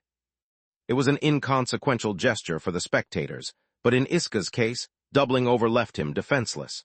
Lith grabbed the bandit by the head and sent it crashing against his knee that generated a wave of darkness magic that made Iska blackout. "Thank you very much, mage," a middle-aged man with a light brown mustache asked while extending his right hand to Lith. He wore a light armor bearing the colors of the city guards of Fresia, and the stripes of a captain decorated his shoulders. "Archmage Lith Verhen," Aaron said while his older brother put him down on the ground before shaking the captain's hand. "Archmage," the soldiers echoed with disbelief. Iska was still unconscious and trapped in the ice, so they could allow themselves to give the stranger a second glance. Only then did they notice the many seemingly non-precious rings on his fingers that were the mark of a powerful mage. "Yes," Lith said with a reproachful tone. "An archmage on vacation who didn't want to be recognized." "Sorry," Aaron said to Lith. "It was supposed to be a secret. Can you pretend I didn't say anything?" he then asked the captain. "Don't worry, young man. This will remain between us," he said while apologetically shrugging at Lith, who knew that aside from protecting Aaron's feeling, there was nothing the captain could do without angering his lord. "Fresia is a boring place this time of the year. I suggest you move to somewhere more interesting," he said. "Somewhere where the city lord doesn't know about me," Lith thought, catching the drift. "An archmage, huh? That explains a lot. He should have lots of interesting stuff in his dimensional amulet. This might actually be a blessing in disguise," Iska thought while the guards put metal cuffs on his hands and gagged him to keep him from using magic. Chapter 13-14, Hidden Threat Part 2. Iska had just the time to slip the inconspicuous golden ring off of his finger and hide it in his palm before the guards started to search him. Then, his body shapeshifted into something much bigger and deadlier. The metal chains binding Iska's limbs shattered from the sheer pressure that his growing limbs exerted as if they were made of plastic. His legs became covered in thick gray scales as they grew to the size of a stone pillar. His chest enlarged, bursting out of the linen shirt while golden fur grew on his arms and face. In the blink of an eye, the savage man was gone, replaced by an emperor beast with a height at the withers of 5 meters, 16.4 feet, tall and 8.8 meters, 29 feet, long. It had the front body of a golden lion, while its back belonged to something with hooves that seemed to be made of stone. It had feathered wings on its back, and a long tail covered in jagged scales that furiously whipped around, leaving deep marks in the ground. "Watch out, the big guy has actually a blue core and a vitality even greater than yours. On top of that, he's an awakened." The moment Iska had removed the cloaking ring and started to shapeshift, Solus warned Lith. "What the heck is that?" he asked while weaving his best spells. There was no trace of such a creature in the bestiaries stored inside Soluspedia. It was a Vagrash, a chimera like Scorpicores and News. Their innate elements were light and water, giving them access to shapeshifting from birth. They disguised themselves as humans most of the time and used their real appearance only to interact with other beasts. A human discovering their true nature, and surviving to tell the tale, was an event so rare that Vagrash were considered to be just a myth. It should be this guy. Solus shared her memory with Lith, showing him a picture from one of the storybooks they read to the children. A character from a fairy tale? None of that bullshit can be trusted. We are on our own. Lith was flabbergasted. Iska only needed to shake his massive body to send the guards surrounding him to crash against the nearby buildings as he swallowed the cloaking ring to not lose it. Give me everything you have or the child dies. The Vagrash extended his left foreleg, releasing several invisible tendrils of spirit magic against Aaron. First, I take the hostage, then the Archmage's life. Once he's dead, his imprint will disappear and all of his equipment will be mine for the taking. I won't need to steal any more to buy the crafting resources I need. Spirit magic was invisible to the Naked eye, and life vision revealed to Iska that while Lith's equipment had a monstrous aura, its wielder was pathetically weak. As often happens with weapons, their greatest weakness was their user. Or so he thought, until tendrils of spirit magic coming from Lith's body intercepted Iska's, making them crumble as they made their way to the Vagrash's neck. Lith slipped both Solus's and the barrier ring off his fingers as he blinked Aaron to safety. Take Aaron away and keep him safe. That was all he managed to say before Iska was upon him. Lith knew that the Emperor Beast wouldn't hesitate to attack the child to distract his opponent. Even worse, the Vagrash might resort to area of effect attacks that would reach Aaron to keep Lith from dodging, and to force him to suffer heavy damage just to protect his brother. Iska slashed with his claws, hitting the Archmage from above while he was still focused on protecting the child. The Vagrash's enhanced body weighed a few tons and was now infused with all elements, bringing its already outstanding physical prowess to the next level. The impact was so strong that the ground under Lith's feet turned into a crater, and the claws moved so fast that they generated air blades with their movement, opening meters-long deep cuts in the nearby buildings. Lith's mental health had improved by leaps and bounds since his arrival on Magur, but he was far from healed. Seeing any kind of massive body running against any young man still triggered his original trauma. If that young man happened to be his real brother and not just a stranger, it made matters even worse. On the entirety of Magur, Aaron was one of Lith's greatest weak points and the only one that compromised his focus. Images of the morgue where the broken body of Karl lay flashed in front of his eyes, making him falter. Iska attacked non-stop with his clawed forelegs, making the crater grow deeper and generating a storm of wind blades that cut the buildings open and forced the city guards to run away. The only reason why no one died was that Iska wasn't aiming for them. Many soldiers got injured, but even though the low-grade enchanted armor had been damaged beyond repair, it had at least saved their life. Solus moved Aaron upwind so that Iska couldn't find him, but she didn't have the heart to abandon Lith. She chose a place too far for the kid's eye to see anything, but close enough for her mystical senses to follow the battle. The Vagrash continued the onslaught until his right paw remained stuck into something, quickly followed by the left. A sudden pang of pain forced Iska to jump back as blood spurted out of his now free limbs. 5 shining eyes stared at him in hatred, while what looked like a wormling made of metal stood unscathed, while holding one of the Vagrash's claws in each hand. You blocked my attacks and even managed to rip off my claws. Iska couldn't believe his own eyes, not because he believed himself invincible so much as because what he saw didn't make sense. According to life vision, Lith was supposed to have a core between green and cyan, while his life force was that of a fit human. Yet the blue aura from Full Guard was now mixed with his own, and violet bursts of light appeared from time to time. How can someone who has a deep cyan core at best have a violet aura? That was all the Vagrash managed to think before Lith pulverized the captured claws with sheer strength and charged at the enemy.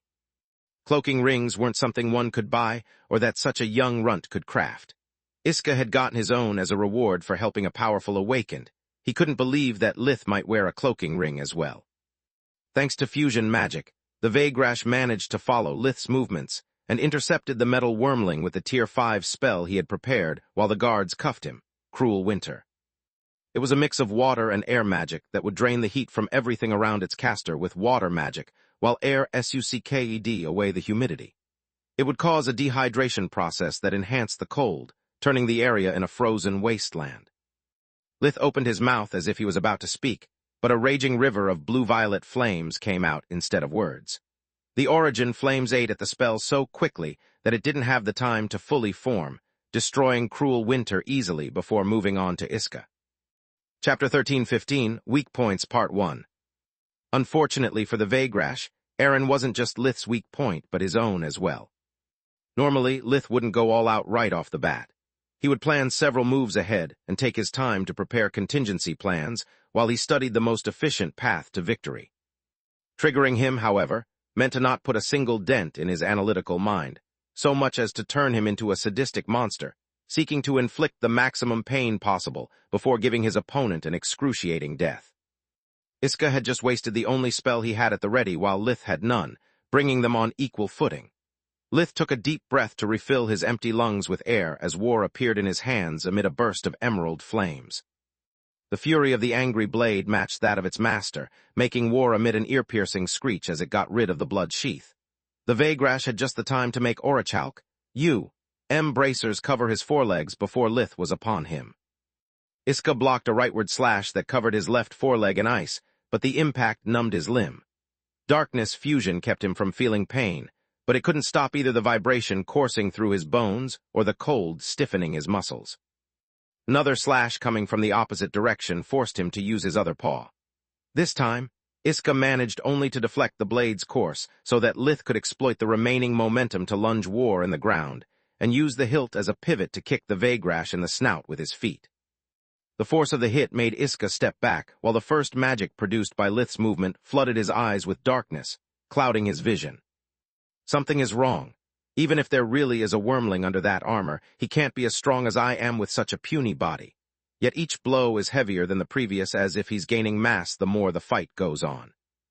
If he had been this strong before I shapeshifted, I wouldn't have lasted a single punch. Iska thought, unaware that what he considered a far-fetched explanation was nothing but the truth. Lith had given the Scalewalker armor that shape so that he could shapeshift freely without anyone noticing, and ensuring that it would cover the entirety of his hybrid form. He had abandoned his human form before the first attack landed, becoming a wormling. With each spell Lith cast, his body drew both energy and matter from his surroundings, increasing his mass. With each spell he cast, his three life forces harmonized with each other, making him stronger. Lith used the recoil from the vertical dropkick to perform a backflip that freed war from the ground and turn toward the enemy before the Vagrash could recover, creating an opening. Lith darted forward while keeping war in front of himself in a two-handed grip. It allowed him to defend from any sudden attack or to sever the Vagrash's head from his neck if nothing stood in his way. Iska couldn't see Lith, but his other senses allowed him to pinpoint the enemy position. He didn't dare to bite at the enemy, too afraid that the metal wormling would cut his head after sidestepping the attack. As for his forelegs, he could barely use them to stand, let alone to attack. Yet Iska was far from defenseless. His jagged tail whipped at Lith from above, its steel-hard tip aimed at the wormling's head. Lith sped up even further by pushing his enhanced body to its utmost limit, making the tail miss its target. Or so he thought until full guard warned him of a threat coming from behind. Rather than hitting the ground and losing momentum, the scaled tail had bounced on it without slowing down. Lith spun around, slashing at the flexible limb to cut it off, but the moment the adamant touched the jagged scales, Iska felt it.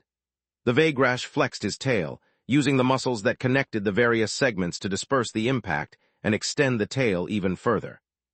Each scale was actually kept close to the others by a flexible tissue that could be expanded or contracted at will. On the one hand, it allowed the Vagrash a high maneuverability of their tail and to double its length when needed.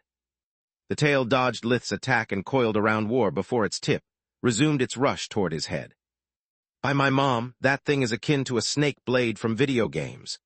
Solus thought while keeping her gloved form on Eren's right hand, ready to activate the barrier ring at a moment's notice. Lith switched to a one-handed grip, pulling War free while he intercepted the living projectile with his free hand. The gravity ring enveloped Iska into a magical sheath that lowered his weight, allowing Lith to pull the tail with both hands. He swung the Vagrash back and forth above his head, sending the Emperor Beast to slam against the ground as if it was a dirty rag. He reverted the gravity the moment after Iska reached the apex, so that the Vagrash would hit the ground with the energy of an avalanche before making him light again. At the same time, the angry blade flew around, attacking the enemy on its own and opening shallow cuts whenever Iska failed to deflect it with his paws. Without its master, War could only put so much strength behind each attack, but it still made the Vagrash's situation more desperate. Being forced to split his focus, by the time Iska found a way out, he had already taken a lot of damage. "I'm such an idiot sometimes," he thought while activating gravity fusion to counter Lith's ring. All Emperor beasts sooner or later learned how to shapeshift, but it only changed their appearance, not their mass. To not destroy the ground at their passage nor kill a romantic partner, they combined the 6 elements with fusion magic to obtain gravity fusion. It allowed them to be no different from regular humans, unless they DESIRED otherwise, and it couldn't be blocked by the arrays that protected many human cities, since they had no effect on the elements that naturally comprised a body. "Prepare for round 2, sucker," he said while retracting his tail.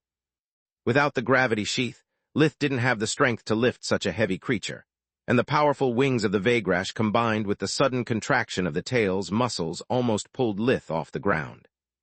Almost. Chapter 13:16, Weak Points Part 2. The talons on Lith's feet pierced through the rock, anchoring him to the ground.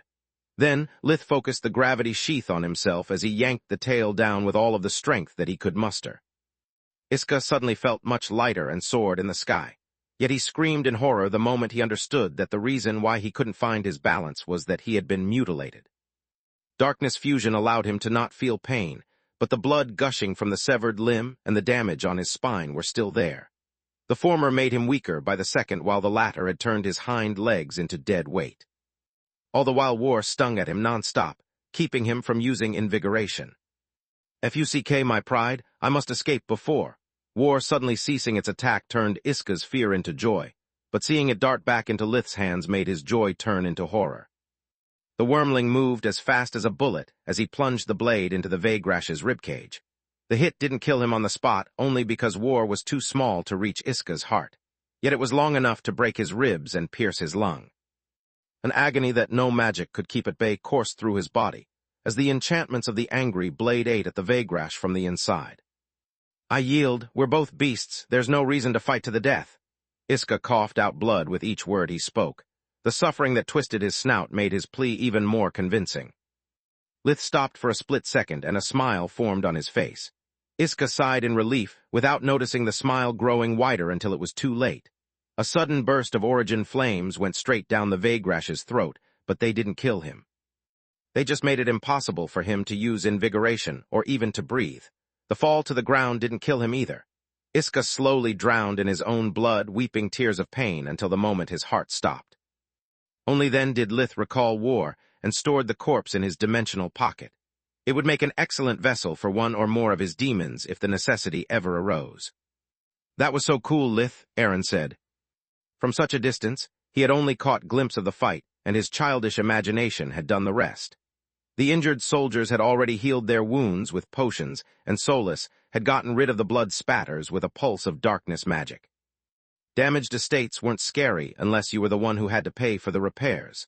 Lith shapeshifted back into his human form under the cover of the Scalewalker armor before turning it back into the deep blue robe of an archmage. The death of his enemy and the sight of his little brother jumping with joy put the leash back on Lith's trauma, allowing him to wear a sincere smile on his face. "I hope all that noise didn't scare you too much," he said while holding Aaron tight and checking him with invigoration, just to stay on the safe side. "I'm not scared, just disappointed. I wanted to see you kick that bad guy's ass. Why did you send me away?" Aaron pouted. "Because bad guys love hostages. I didn't want you to end up like that poor old man." Lith pointed at the store owner whose neck was covered in a thin, bloody bandage. The old man was pale as a ghost and unconscious. Regular people had either fainted or ran away in fear during the battle. Only some of the city guards had enough of their wits left to speak. Aaron gulped at the memory of the fearsome Vagrash. "You are right, I'm sorry for doubting you." His pout disappeared when he realized that staying away from deadly fangs and claws was worth losing a good show. "Well, what?" the captain attempted to ask. "That was an Emperor beast," Lith replied. "Ho hell. Top-grade body-enhancing potions before joining the fight, gravity, and fire magic in this order," Lith said. Aaron didn't remember his brother drinking anything since breakfast, but he had been instructed multiple times to not disturb while the grown-ups talked. "Thank the gods you are both fine." Camilla ran to them as fast as she could. She held Lyria between her arms, and in one hand, she held the army amulet to keep the link with the nearest army base open, while in the other she held the violet crystal that would summon reinforcements. "How long have you been there?" Lith asked, forming a mind link as well to speak freely with her. "I ran here as soon as I heard the commotion, and we arrived less than a minute ago," Camilla said. "I kept myself at a safe distance so you don't have to worry about Lyria. She hasn't seen much. I didn't call for the royal guards either because you were going all out and you seem to have everything under control," she telepathically added. "You did the right thing. If a competent mage arrived, my lies would have been exposed and I couldn't hold back against such a powerful opponent," Lith said. "I can't believe you put yourself into danger even while on vacation," Camilla sighed. "We need to talk and redefine together your concept of fun." "Don't scold Uncle Lith, Auntie. It's my fault. I told him that a mage's duty is to help those in danger." Lyria pointed her little hand at the wounded people still waiting for a healer. "I'm not scolding him for that, sweetie. I just don't like how often he ends up in trouble." Camilla used trouble instead of risks his life to not scare the kids. "You don't have to worry, my big brother is invincible," Aaron said. "I wish," Camilla inwardly sighed while smiling and nodding. "The only silver lining is that you looked really hot, and the Scalewalker armor emphasized your sweet ass." "Pervert," Lith replied while treating those in critical condition. "Let's get out of here as soon as the army arrives. I don't want to waste my time with reports and explanations." Even though they left in a hurry, the news of an archmage who had mastered gravity magic to the point of going toe-to-toe with an emperor beast spread like wildfire throughout the kingdom before sundown. Space. The last part of the vacation passed uneventfully. After the fight with the Vagrash, Lith noticed that the vortexes had returned to their original state and that the extra mass was gone as well. It seems that the method we and Camilla devised is only a part of the solution. If the vortexes do not fully stabilize, the progress I achieve by practicing first magic is only temporary. On top of that, I can now somehow use Tier 1 spells without my mana core as well, but it causes great pain, and instead of curling into spheres, the vortexes become distorted when I cast Tier 1 spells. Lith thought. "I think the method is correct instead. You haven't practiced it for long, and between Tier 0 and Tier 1 magic there's a huge gap," Sola said. Chapter 13:17, Call Me Grandma, Part 1. "Maybe your new hands are still too weak to wield such a weight," Sola said, using the core hand analogy. "Anyway, it's similar to what happens to Quilla when she tries to use Tier 3 true magic. Maybe we should compare notes with her." "Maybe," Lith replied.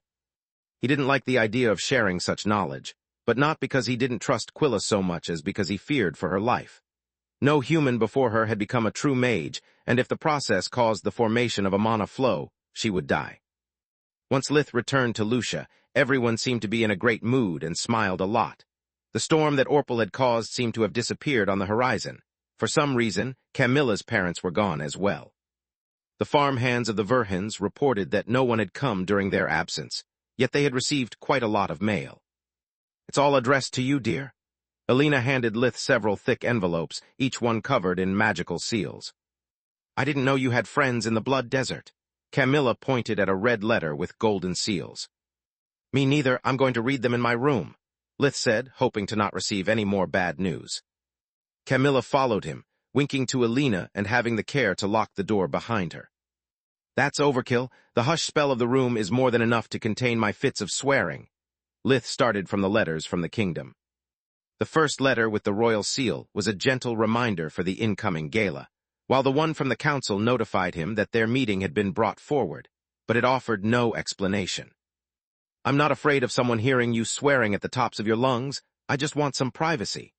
She embraced him from behind, reading the letters as well from over his shoulder and pressing her BREASDS against his back on purpose. "Spending so much time with the kids was a wonderful experience, but we never had a moment alone. They slept in our bed the whole vacation." Camilla essentially CARES, said Lith's cheek, meeting an enhanced stubble that stung at her like an angry porcupine. "That's why I wanted to keep them out of our bedroom in the first place. Once you open the dam, you must deal with the flood as well. It's part of the deal," he sighed. "I guess you're right, but it was worth it. You seem to have lost another bit of your edginess. Hold still for a second." Camilla CARES set his face while conjuring thin air razors that shaved Lith, leaving his skin smooth and kissable. Magic couldn't hurt its own master, and letting her hold a blade so close to his neck was proof of how much he trusted her. "What the fuck?" Lith jumped out of his chair, foiling her attempt to make up for the lack of intimacy of the last few days and sending her butt first on the ground. "Is this even legal?" He helped Camilla to get up and shoved a piece of paper in front of her face, hoping that her legal expertise could make sense of it. "Yes, it is. It's a cease and desist act regarding the production of the DeLorean until it has been tested. Congratulations. Something that doesn't involve harming others getting categorized as forbidden magic is a very rare event in the history of the kingdom. I never planned on mass-producing them. I like my monopoly as it is, just a DeLorean for Lark and one for you," Lith said. "Thanks, but I don't need it." Camilla didn't want to feel any more indebted to him than she already was, but his thoughtfulness made her heart flutter, sending butterflies throughout her stomach. "Nonsense. It was love at first sight for Lark while you can use it to come and go freely from here or to show Zinnia around." Lith opened the last envelope, the one from the desert. "What the actual fuck?" they said in unison while reading the following content. "Dear Lith, as your foremother, I would love to meet one of my long-lost children. We are fellow mages, forgemasters, and maybe we are also going to be fellow guardians in the near future. We have many things to say to each other, and there's a lot that the Blood Desert has to offer to a talented individual such as yourself. Feel free to come to visit me at your earliest convenience. This letter allows you to freely cross the borders between our countries and to find my palace. Feel free to bring along whoever you want. They will all be my honored guests. With love, Overlord Salark, Lord of War, God of Forgemasters, and ruler of the Blood Desert. But you can call me Grandma. P.S. I've already informed Tyrus and made sure that you don't need to ask for anyone's permission to come here. P.P.S. I really love the concept of the DeLorean. Its power core is majestic and refined, but its shape is obnoxious, and you guys cut a bit too many corners in the crafting process. Allow me to suggest a few changes in the case you want to offer one to me as a welcome gift." Then, it followed the sketches of what closely resembled a muscle car, and several notes about how to improve the various spells of the power core. "You have phoenix blood. I thought you were a wormling." Camilla was flabbergasted. "So did I. How does she know about the DeLorean? These notes are." Lith put them inside Solupedia to study the many papers at the same time. "Better than our own design," Solus said after applying Salark's suggestions to the blueprints of the DeLorean. She pointed out to Lith how, even at a first glance, they simplified the crafting process and enhanced the output of all the spells imbued within the power core. "Better than our own design," Lith echoed. "If you ever decide to move to the desert, please take into account that I don't deal well with hot climates." Camilla sat on the bed, stunned at the idea that Lith was blood-related to Salark, and at the changes that such revelation might bring to their lives. "Visit, sure, moving there? Unlikely." Lith sat beside her and stored all the letters inside his pocket dimension. "Do you still feel ready for action, or would you rather rest a bit before lunch?" "I'm part of the military, baby. I'm always ready." She lay down, dragging him above her. Camilla pushed aside all of her worries about the future, preferring to focus on the here and now. Space. A few days later, after Falul notified him that it was time to resume his apprenticeship, Lith was surprised by the fact that even though they talked often via the communication amulet, no one of the Urnas had come to visit him. Gianni summoning him to the Urna's mansion surprised him even more. She had called him on the army amulet, and seeing all of its mana crystals lit up for such a close source could only mean trouble. "This line is secure. Let us meet tomorrow at noon. Don't use warp gates and get here with your own means," she said. Chapter 1318, Call Me Grandma, Part 2. "I will leave an unprotected opening near the third turret of the west wall. Once you get in, use the secondary entrance." Gianni closed the call the moment she was done talking, making it too quick to trace. Lith had no problem following the instructions and sneaking past the otherwise insurmountable crystal walls that surrounded the Urna's household. Somehow, Gianni had set up a small hole that was invisible unless one knew where to look that disappeared the moment after Lith passed through it. "If I knew what waited for me at home, I would have never gotten back," Freya said with a sigh while greeting him. "I would have come with you, even if it meant to be the third wheel for the whole time." "What do you mean?" Lith said while looking at the entire Urna's family that waited for him in one of the innermost and most secure tea rooms of the house. All of them looked tired and worried, except Gianni, who welcomed Lith with a youthful smile. "She means that ever since they came back from their respective trip, my daughters have never left the house for security reasons."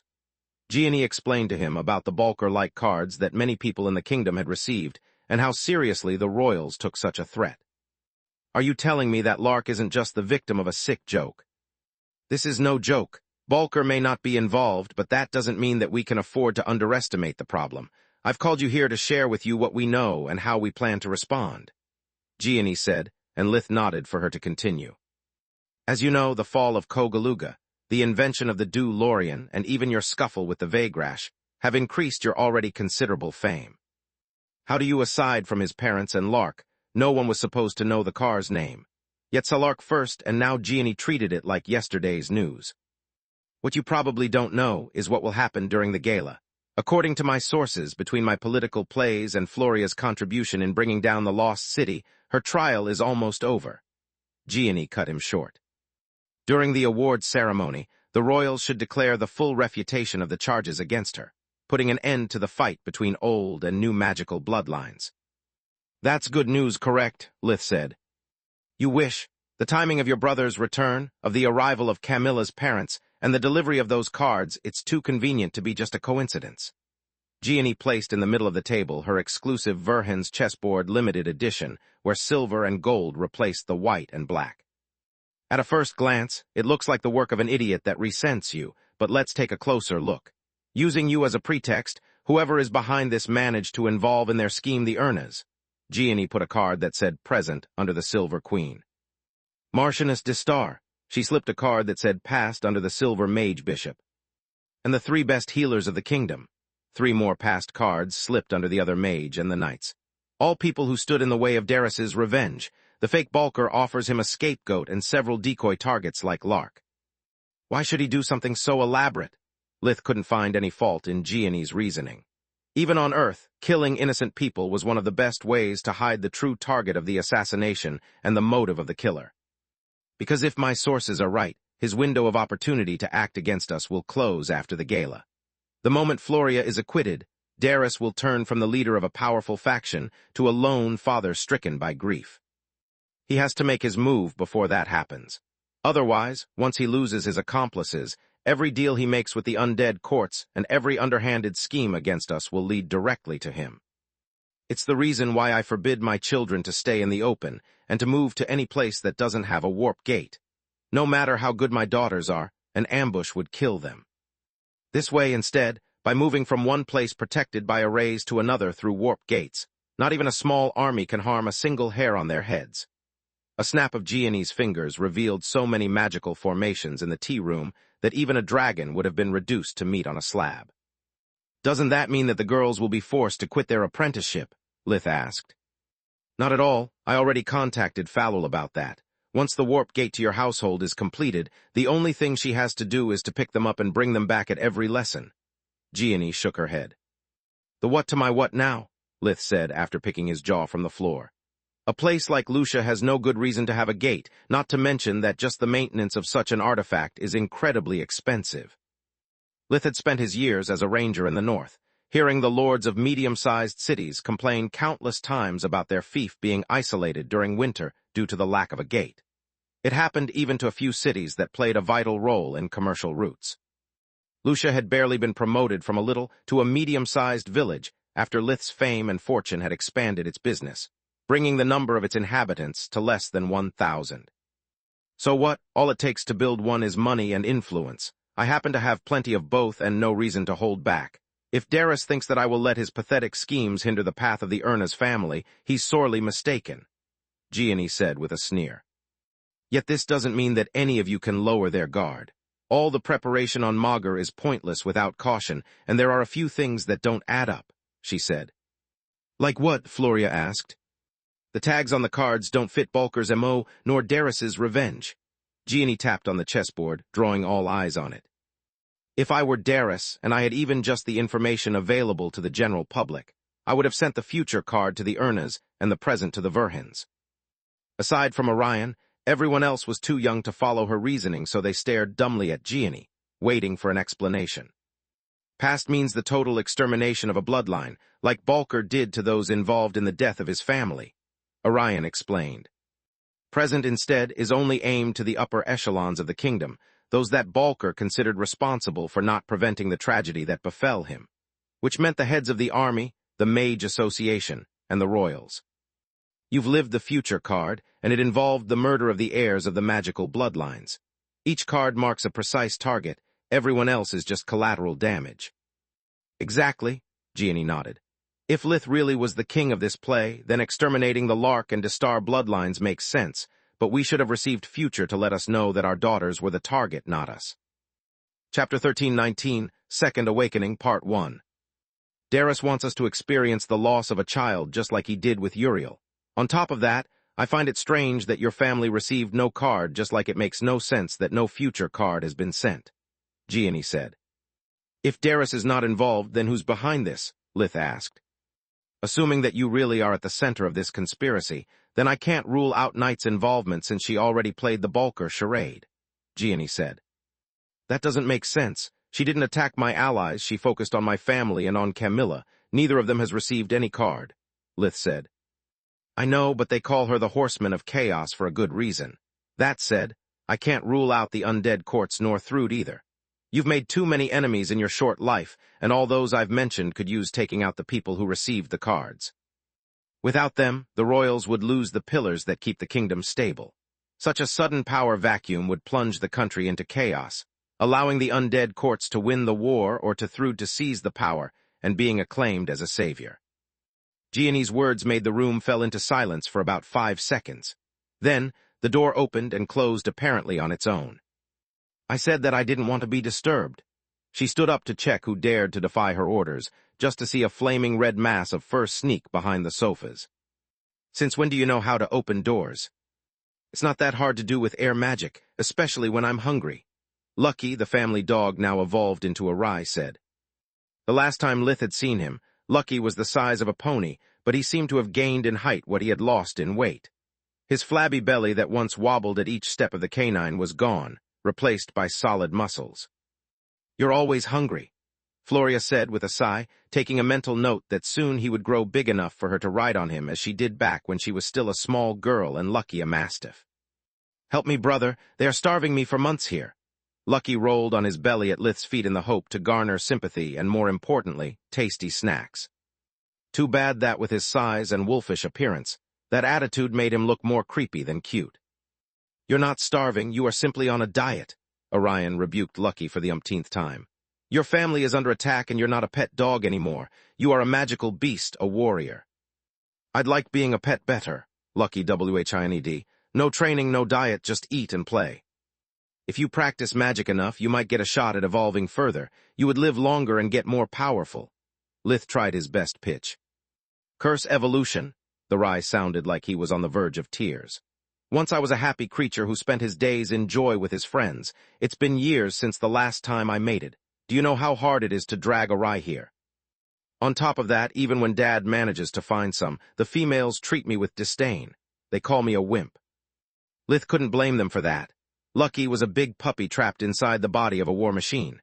Female ryes looked solely for partners that could give birth to a strong offspring. They didn't care for cuteness. Quilla, do you mind if we talk for a bit? At those words, the Erna's sisters stood up, but Lith stopped them. Sorry, I just need Quilla. It's a private matter. He wanted to share his theory about the violet core with her and check if their respective issues matched. Since such knowledge might put her life at risk, it was better if no one else listened so that she could make her mind without being pressured by her sisters.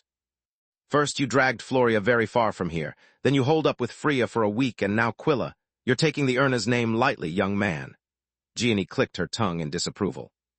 Mom, the 3 girls said in unison with various degrees of embarrassment. It was just work, Gianni. A mage's work progresses much slower if they don't interact with other talented mages. Lith had no time to waste with allegations and walked straight towards Quilla's private chambers. Much to everyone's surprise, especially Orion, Gianni smiled instead of getting angry. Lying was second nature for people like her and Lith, but the same couldn't be said about her daughters. All she needed to know the truth was to ask the right question at the right moment. I've got private matters to attend as well. Remember what we said today and never ever lower your guard, Gianni said before walking out of the room. What is this Dulorian like? Orion asked, while taking note of her daughter's request for their new equipment. The more they fought, the more they learned about themselves and their respective weak points that only artifacts could cover. "Why do you ask?" Freya said, placing several orders at the same time. "Because I'm the one who is going to decide whether to ban it or not." Meanwhile, in her private chambers, Gianni used the special amulet that Orion had made for her to check with the members of her personal squad. "How is our project going, Vaster?" she asked the moment the professor's hologram appeared. "So far, so good. Everything should be ready according to schedule. I don't get why you asked for my help when you can have Manohar." Despite his newfound talents and powers, the master's voice still held more than a tinge of envy. "He can't be trusted to keep a secret that doesn't involve him, and you know how bad he is with deadlines. If Manohar runs away, no one would be able to continue his project, whereas you are reliable," Gianni replied. "Thanks, I guess. Did you really fail to find more about Meln?" Vaster tapped his finger on the thin folder she had given him back when he was still recovering from his wounds. Archon Erna's making a poor job was unprecedented. His abominations faring no better was beyond unsettling. "My guess is that he has changed his name every time he moved to a different city to start anew. Do you have any idea how many screw-ups the kingdom has and how hard it is to track them all?" Gianni said. "I've tried the criminal database, and his face popped up several times with different aliases. Aside from the crimes he had been charged with and how long he served his sentences, they don't tell me much." "Why are you so interested in a non-magical runt?" Gianni wouldn't give Orpal so much time of her day if not for her deal with Vaster. Once her contacts in the law enforcement, the underworld, and even the beasts community had confirmed him being a nobody, Gianni had lost interest in his past and focused more on finding out who was pulling his strings. Chapter 1320, Second Awakening, Part 2. "Let's just say that I have a bad feeling about him." Vaster clenched his fist hard, where a small card that said future was. He had found it under Zinya's door, addressed to the entire Yavel household. "Space. Quilla's room. Before we start, I want you to know that I'm against you practicing first magic. If you develop a mana flow, you'll die," Lith said. "I thank you for your concern, but it's none of your business. Since I cannot awaken, I must find my own way to overcome the limits of fake magic and be able to hold my ground. Any less would be a failure I can't live with," Quilla replied. Lith sighed and told her all about his issue with the vortexes, about the pain he experienced every time he practiced magic above Tier 0 with his body, and about how the progress he made by training disappeared soon after he stopped. "It's indeed similar to my own problem with true magic," Quilla nodded. "But I've got no access to invigoration, nor can I check on the status of your vortexes. I can't offer you much insight." "You're wrong," Lith shook his head. "You are stepping into a realm no one else has ever been, whereas I'm just reinventing a wheel that countless awakened bloodlines have discovered ages ago. On top of that, I think our issue is nearly identical. We both need to train a mana organ inside our body to make it capable of casting runes. The only difference is that you are dealing with a non-awakened core, and I with a mass of dispersed energy." "It's much more than that," Quilla replied. "My problem lies in the fact that my body is too weak to hold powerful magic, whereas, based on what Falul said, you could achieve the violet core anytime. Your body is strong and your mana flow is off the charts. You have all the ingredients at hand, you just need to mix them properly. If it was that easy, Awakened wouldn't be stuck at Bright Blue for centuries, if not forever," Lith said. "Okay, tell me this handcore analogy you came up with again, and show me the changes in your body when you train the vortexes," Quilla said, as he projected a hologram of his mana flow down to the smallest detail, comparing it with her own. "This is interesting, and it might even hold the key to the white core," she said after looking at Lith's hologram evolving and devolving several times. "What do you mean?" Solus joined the conversation after making sure there was no surveillance device and locking the door. "As you can see from my hologram, my deep violet core spreads its energy outwards, creating my aura. The violet in your aura instead originates from the vortexes and spreads inwards," Quilla said. "That's hardly a novelty," Solus sighed. "We knew from the beginning that unlike for fake mages, core refining stops at Bright Blue." "Sure, but maybe you've been considering the problem from the wrong angle the entire time. What if there's only so much mana an awakened body with a single core can hold?" Quilla said. "What if the fake mage's violet core is actually a wrong turn, something that isn't supposed to happen? It would explain why even someone with bottomless mana like Manohar didn't get a white core, and why people like me can't awaken. Let me get this straight. Your idea is that your violet core is overloaded with mana and that you would have already died if not for the impurities. By following this reasoning, I can't directly refine mine because I don't have impurities anymore, and even if I did, it would cripple my progression. Lith pondered. Exactly. If I'm right, the key to a true violet core is to turn the vortexes into auxiliary cores that would further refine your body and lessen the strain on your main core, Quilla said. I can see cores with my mana sense, but I've never seen multiple cores in a violet cord awakened, let alone in a white cord one, Solus said. I have a couple of explanations for that. One is that once the auxiliary cores are perfectly formed, they channel their mana into the main core. They would act barely as amplifiers, and their light would be hidden like it happens with the stars when the sun is up. The second explanation is that the final step of achieving the violet core is merging them all into one, just like pseudo-cores can become power cores, Quilla said. It's an interesting theory, but I don't see how it can help me train my vortexes, Lith said. Sadly, that makes the two of us. Quilla paced the room while racking her brain. In theory, you should have already reached the violet level. I mean, you've learned how to make mana flow through your muscles and your body is strong. What are we missing here? Why do the vortexes not keep their spherical form? A long silence ensued, as no one could think of a proper explanation. By the way, Quilla, I was wondering if you have managed to master fusion magic as well, Solus said. What's that? Quilla raised an eyebrow in confusion. I'm going to kill both Nalrond and Morok. If they told me about this while in the Fringe, I would have learned fusion magic easily. How am I supposed to learn a Fucking set of completely different runes on my own? A kick sent an expensive cherry wood chair against the wall, chipping them both until the magic of the house repaired them. There are no runes involved. Fusion magic is about using the elements inside your body to acquire their properties. Lith tried to console her. Of course there are runes involved. Spirit magic is about runes, first magic is about runes, everything is about runes. You just don't feel them because you're an awakened. Quilla cursed a bit longer. That's it, Lith said while jumping up. I'm an awakened, but my fusion magic is static, not dynamic. That's what holds my vortexes back. Wait, what? Solus and Quilla said in unison. It's easier to show than to tell. Lith created a mind link to share with them both his ideas and Invigoration's readings. Whenever Lith used first magic with his body instead of with his core, a mana flow through the corresponding vortex would form. Yet as soon as the spell was over, the flow would disappear as well.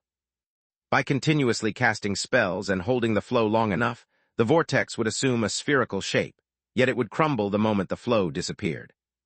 So what? Solus had appreciated the recap, but she still failed to understand. Now look at my fusion magic. By activating one different elemental fusion per limb, Lith showed them how the energy would spread outward from the vortex, like that of a non-awakened core, without generating any flow. Wait, are you telling us that your vortexes are all non-awakened? Solus was flabbergasted. It explains everything. The pain, the reason why I can use only first magic with the vortexes, and why so few reach the violet core, Lith said. Chapter 1321, Joint Interests, Part 1. Everyone tries to strengthen the vortexes with mulation, whereas they need to be awakened with fusion magic. Yet no one even trains it because fusion magic grows stronger the more you get used to it, and its output depends solely on your core. Or so everyone thinks. Lith started to try and make the elemental energy circulate while showing the process via the hologram, but the pain brought him to his knees. Can I say that for someone so smart you really are an idiot? Quilla said. Starting with all 6 elements at the same time is beyond idiotic. First you learn how to crawl, then how to walk, and finally how to run. Agreed, Solus said, slipping back on his finger. Let me know how this goes, and if you manage to identify the runes for fusion magic. I could use a hand, Quilla said while opening the door to them. Thanks for your help. See you at Fallow's for the next lesson. Lith was too focused trying to make the air element circulate through his body to notice the huge smile on her face. No, thank you. By the way, I'm locked up in here, but you can always come to visit me, jerk, Quilla said with a giggle. If I'm right, then I still have a chance at awakening. First, I must train my body as much as I can to withstand the transformation. Second, I need to master fusion magic to start tempering my body. The last step will be using mana poisoning to forcefully weaken my core. If Violet is overloaded, then all I have to do is to bring it down to a point where I can survive. That way, once my body is enhanced, it will keep out the excess mana. My only issue is to learn how to feel the world energy without dying and get Lith to help me with his tower. Without it, my odds of success are nigh zero. Luckily, I've still got a long way to go before it comes to that, she thought. Space. Griffin Kingdom, Keller region, Zedros the Wyvern's lair. The father of all wyverns had chosen the top of the Golden Crown Mountain as his residence for several good reasons. The first and foremost was that it guaranteed him the isolation he needed to conduct his experiments. The peak was so high that its glacier never melted. The combination of low temperatures and the frequent thunderstorms that painted the mountain a golden color was a deterrent against unwanted visitors. The older Zedros became, the greater his desperation to evolve into a dragon and to increase his longevity from about 3,000 to 10,000 years. His dream was to get rid of the lesser title that plagued his species and to bask in the glory of his father. The first wyvern also hoped that, in such a long time, he would find his way to the White Core since he had no interest in guardianhood. Besides, during his life, he didn't experience a single world tribulation, and it was unlikely things would change. To achieve his goal, he kept researching questionable spells that bordered on forbidden magic, which made privacy of paramount importance.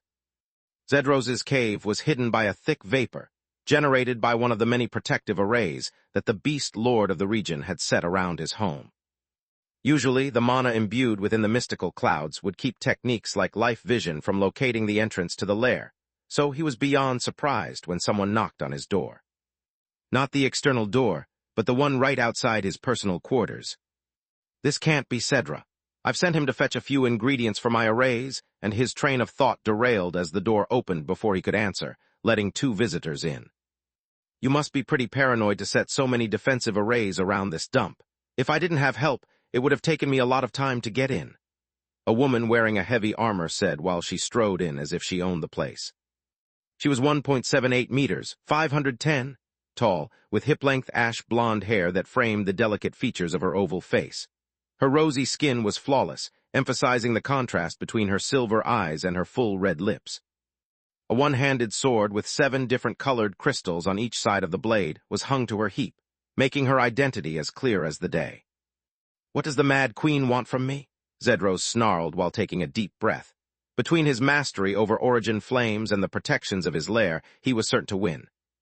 Once Zedros stood on hind legs, he was over 165 meters tall, with his long neck taking a quarter of his height and ending into a long reptile snout as big as a barrel. Compared to him, the woman was smaller than a child. On top of that, his tail was about 1.67 meters, 56. Long, ending with a thick bone spike that resembled the sting of a giant wasp. 2 golden membranous wings extended from his forelegs, connecting his little fingers to his hips. The wings were a few shades paler compared to the scales that covered Zedros's upper body, and that offered the wyvern's skin a protection on par with a heavy orichalk, U.M. armor. Say that name again or hurl those flames, and I assure you that breath will also be your last. Jakra, the Emerald Dragon, said while putting himself between the two and charging his own origin flames. He had taken the appearance of a handsome man with emerald shoulder-length hair and purple eyes, about 1.78 meters, 510, tall. He wore a set of armor made of perfectly purified adamant that looked more impressive than hers even though it was actually inferior. Between the slave spell that controlled Jakra's will and the innate paternal instinct toward the child that was growing inside Thrud's WOMB, the dragon would die before letting any harm befall her. The stench of sulfur coming from his mouth and the vigor Jakra exuded revealed his real nature to Zedros, making him more curious than worried about the reason behind that visit. You have my apologies, my dear brother. I meant no offense to your lovely companion. What can I do for you? Zedros's kind smile didn't extend to his eyes that wandered on their equipment with greed. Words were cheap, and he could always kill them the moment he learned what he wanted. Jakra's worth went beyond the enchanted metal he wore. By studying him, Zedros might have learned what made wyverns different from their half-siblings. Please, I'm no idiot. I can feel your arrays humming with power as you charge them. Thrud's right hand never left the hilt of the sword of Arthon. Among its many abilities, the blade gave her a keen mana perception. Shut them down, or I will make you. Believe me when I say that I've got nothing to gain from killing you. We need each other more than you imagine.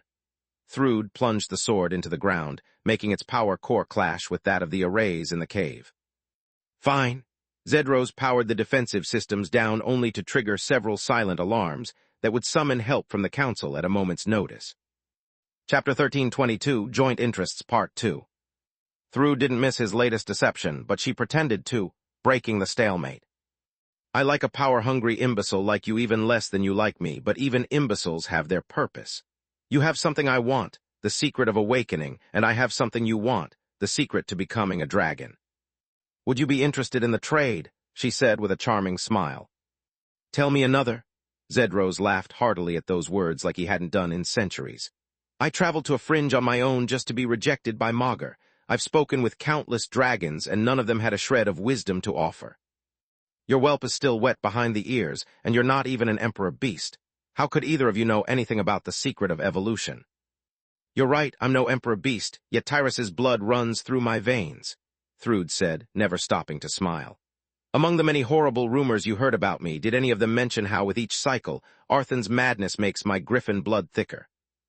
A spark of life maelstrom enveloped her body, overcharging the sword of Arthan and allowing it to forcefully switch the ownership of the lair from Zedros to Thrud. Yet instead of being scared, Zedros felt happier than ever as the solution to all of his problems had just been offered to him on a silver platter. Just tell me what you want to know, he said. Space. Distar region, Falul's lair. The apprenticeship resumed as soon as the men from the Urna's household completed the warp gate inside the barn of Lith's house, which took barely a couple of days. Like all the gates belonging to a magical household, it could only be used by those with a special pass. I'm the one paying for it, after all, and this is the only way I can cover more contingency situations than most can even conceive. Besides, we won't barge into your house without a very good reason, and you know it, Gianni said, ending the argument before it even started. Lith didn't like much the idea of not having full control over his turf, but the advantages of having a personal warp gate far exceed the inconvenience of anyone possessing a royal override to access the barn. Now Camilla could come and go freely from Belias and bring Zinnia wherever she wanted. His family, instead, could evacuate the house at a moment's notice or just use it to visit the kingdom at will. On top of that, dimensional sealing arrays didn't work on warp gates, allowing reinforcements to come instantly no matter the situation. Glad to have you back, guys. We've got a lot to talk about, Falul said while warping them straight to her lair. In her human form, the Hydra looked like a young woman in her mid-20s, about 1.7 meters, 57, tall. Her face had an oval shape, with rainbow-colored eyes and long hair of 7 different colors that framed her fine features. The simple grace of her slender body seemed to be perfectly attuned with her demeanor, making the final result much more stunning than the sum of the single parts. Despite the barely chilly weather, she already wore a woolen sweater, fur pants, boots, and overcoat, as if it was already winter. At their arrival, Lith noticed that the classroom in the middle of the stone cave that was the Hydra's home had one more desk and a few unexpected guests. Scarlet the Scorpicore was working on several arrays at once, thanks to a swarm of hard light tools that allowed her to carve the toughest rock with ease. Nika the Vampire, Kala's adoptive daughter, rode on the Scorpicore, studying her work while slurping what looked like a dense red smoothie. Nock the Bike was stuffing his face with venison. He had grown to a size beyond that of a magical beast, making Lith wonder if Nock was about to evolve or if he was just that majestic. As for Kala, she stood there with an incredibly sad look on her face for someone whose features were made of shadows, and that usually made her less expressive than a corpse. She wore a cone-shaped party hat and a little trumpet in her mouth. She had received precise orders to use it as her only means of communication. Congratulations for passing your test of wisdom, and welcome to the family, everyone said in unison, while a clap of Falul's hands made colorful garlands of flowers and banners depicting dragons and phoenixes appear out of thin air. Tuwu! Kala snorted more than blew into the trumpet, managing to make it sound depressing and receiving a slap on the back of the head from Scarlet. Nika and Nock threw colored rice at him, since paper was too expensive on Magus, and no mage in their sane mind would waste it to make confetti. I'm so happy that you actually belong to the dragon bloodline, Falul said, giving Lith a hug and kissing him on both cheeks. It makes our bond even deeper than that between master and apprentice. What the heck are you talking about? Lith was beyond flabbergasted. I'm no dragon, and how the heck can Nika be awake in the middle of the day? Interesting question, first. I made an array that absorbs the light element in the cave so that her body feels like it's still night. Scarlet cut Calla short, almost shoving the trumpet down her throat. I told you that you can't talk or you'll ruin everyone's mood with your creepy stuff. 2. Calla blew in the trumpet, protesting at the best of her abilities. I can understand your surprise since I asked the council to let me be the one to break the news to you. We've finally got the results of blood resonance on you. Falul then told him all that had happened after Ligaen had procured a blood sample from Lith's parents. That's why Salark sent me this letter, inviting me to the desert and allowing me to call her grandma. Lith blurted out in surprise while showing them the envelope he had received from the Blood Desert. Well, yes, you are now considered a potential guardian who belongs to 2 guardians' bloodlines. Nothing like this has ever happened before, little cousin. Falul put a party hat on his head as well. You are going to have lunch here to celebrate the good news. Now it's better if we start the lesson. She shapeshifted her clothes into a frilly buttonless white blouse and black pants, since thanks to the heating system Lith had installed for her, the cave was spring warm. Nice to meet you guys, I'm Nika. The vampire shook their hands one at a time, stopping abruptly when she touched Quilla.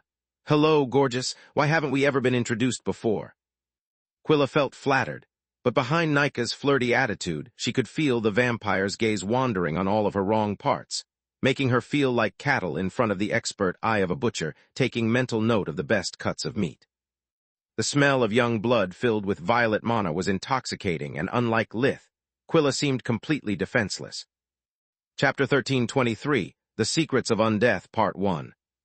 Thanks, I guess, Quilla said to Nika. Don't thank her. My daughter is in that phase of a vampire's life when they can't decide if to eat you, mate with you, or do both. Calla said, and this time Scarlet didn't stop her. Mom, Nika said while everyone suddenly took a step back from her. Why do I always get all the nut jobs? Quilla whined. It must be part of your charms. Freya chuckled, but she never took her eyes off Nika. Today we have a special lecturer. Falul pointed at Calla while everyone took their seats. From the day of Night's attack on Lucia, the council is at war with the undead courts. Hence, since aside from necromancers people only know the basics about undead, people like Calla have been tasked with teaching others about our common enemy to improve our odds of victory. After assuming her stone doll form and welcoming her friend, Solus didn't miss how everyone stared at Nika as if she was a monster. It was the kind of gaze that people who didn't know Lith well would throw at him just because he was an abomination. Solus had the vampire sit between her and Lith to show the others that there was nothing to be afraid of. My core may not be as powerful as Quilla's yet, but I'm getting closer every day. He handed Nika a glass jar filled with a crimson liquid whose delicious smell made her pupils go wide in excitement. Are you really giving her your blood? She's a vampire just like those you slain by the hundreds in Famer, Freya said. Emphasis on my blood, so I can do whatever I want with it. Besides, I've slain even more humans that day, yet I don't see you guys as a threat either. Nika is a friend who happens to be a vampire just like I happen to be an abomination. As simple as that, Lith's analogy shook the certainty of their prejudice. After all, the only difference between them was that Lith was a natural undead, while Nika was artificial. They both were lost souls inhabiting someone else's body. Thank you so much for the beautiful gift, but are you sure that I can take it? Nika looked at Solus as if he was cheating on her. It's just blood, Solus shrugged, glad that her stone form couldn't blush. First of all, let me tell you that the only reason I'm here is that Scarlet banned me from the necromancy lab. Calla received 2 more slaps on her head, one from Scarlet and one from Nock. I mean, I'm here to teach you a valuable lesson and to let my youngest child socialize. My wish is for you all to become good friends and to thank both Lith and Solus for all they did for my daughter. That or at least to put Nika under enough stress to send her in a feeding frenzy that will make her maim you, putting an end to this nonsense and letting me get back to my work. One more word and I'll burn your notes, Scarlet roared as more slaps ensued until Calla's party hat fell off her head. The poor Nika covered her face with her hands in embarrassment, drawing everyone's compassion. On top of that, listening to Calla's words made them wonder if Manohar and the White were actually relatives. The first thing you need to know is that Lith is right when he said that he and Nika are alike. The thought of losing months of hard work made Calla instantly change her attitude toward the lesson. She not only had no sense of time, but no memory either. It was the reason why she wrote down everything she discovered so as to not stuff her brain with notions that were useless for her current project. Without those notes, she would have to start again from scratch. After studying the undead for personal reasons and the abominations because of Balker, I can tell you that there's a paper-thin difference between them. It's a common belief in the necromancer community that the foremother of our discipline, Baba Yaga, based her work on abominations. Both undead and abominations are born with a black core. The fact that undead always retain at least part of their physical body and are infused with a powerful life force allows them to stabilize quickly, whereas abominations are solely made of chaos energy that has no counterpart. It's the reason why their hunger far surpasses that of the undead, keeping abominations from having even a semblance of life, and why they are unable to keep their bodies. Yet it also allows them to use chaos magic freely. To let you understand the greatness of Baba Yaga's work, I would like to point out that while all abominations were at some point awakened, and hence their cores retain the ability to use true magic, undead are quasi-awakened even if in life they were just regular people.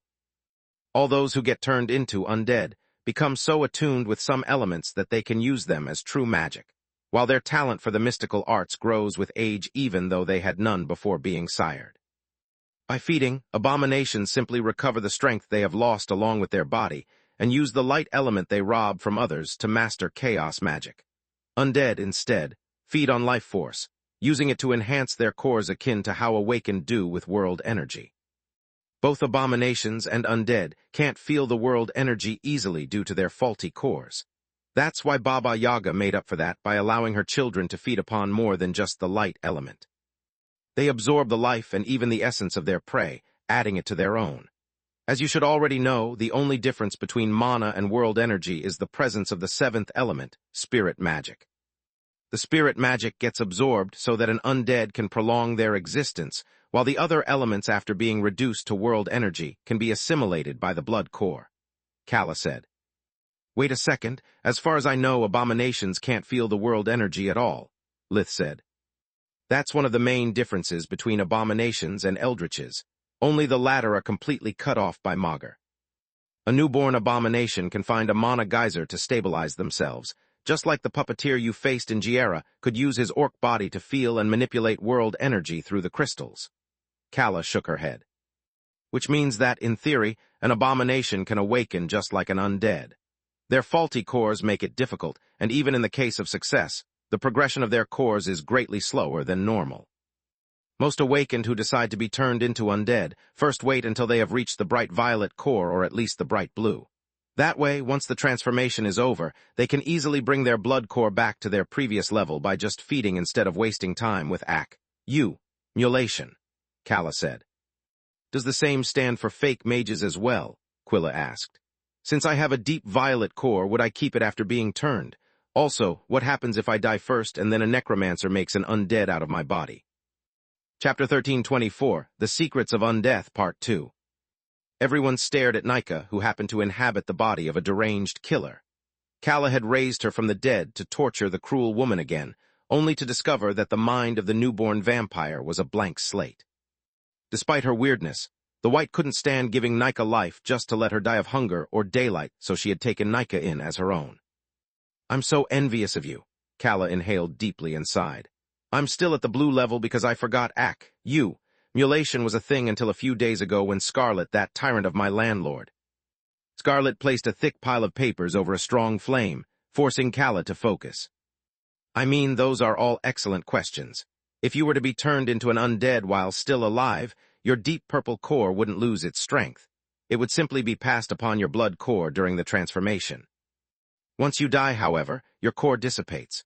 Using your body as a vessel creates a new being with its own blood core that starts from the undead equivalent of deep red.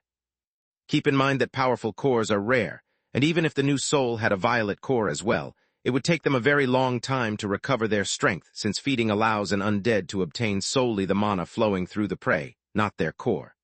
The White said. What if they were to awaken? Would they be able to recover instantly with invigoration? Freya asked. No, they wouldn't. Judging from your questions, it seems that I failed to explain properly one of the most basic concepts of undeath. Unlike living beings who need to refine their bodies to exert strength, the dead don't train their vessels. An abomination's strength doesn't come from their muscles so much from chaos energy, so densely packed that it can interact with physical matter. Yet it also requires a great degree of control and willpower to not destroy everything they touch. Undead instead use life force, the red part of their blood cores, to insulate the darkness that animates them. Their strength doesn't come either from muscles or mana, but from their life force. When an undead is born, they have twice the amount of a regular creature. The life force from their body plus that from their sire. By feeding, they not only assimilate the victim's mana, but also part of their life force. It's the only way they have to keep their body and blood core balanced. Otherwise, they would explode like anyone who fails at evolving or awakening their core. It's the reason why the blood of a powerful awakened like Lith is so precious for my daughter. The loss of the spark of life force it contains deals Lith no damage, yet it grants Nika the possibility to assimilate all the mana infused in his blood. Were she to get her hands on Manohar's blood, Nika would be able to absorb only a fraction of the mana it holds, because his body is that of a human. Manohar's blood is richer in mana than Lith's, but the weak life force limits the energy absorption rate so that everything that goes beyond a certain threshold is lost to keep the balance between body and core. At the same time, however, their ability to amass life force makes undead physically stronger than humans and even of beasts. They can convert the life force into speed, strength, and even mass at will.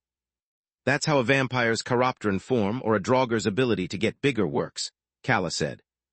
So undead are a balanced mix of mana and life force, whereas abominations are living energy. What about liches, then? Floria asked. Liches aren't really undead because they never die in the first place. By splitting their life force and mana core in half and by sealing them into a phylactery, they are forever suspended between life and death. It's the reason why many consider liches as an aberration, and why they don't share any of the weaknesses typical of Baba Yaga's children, not even the hunger.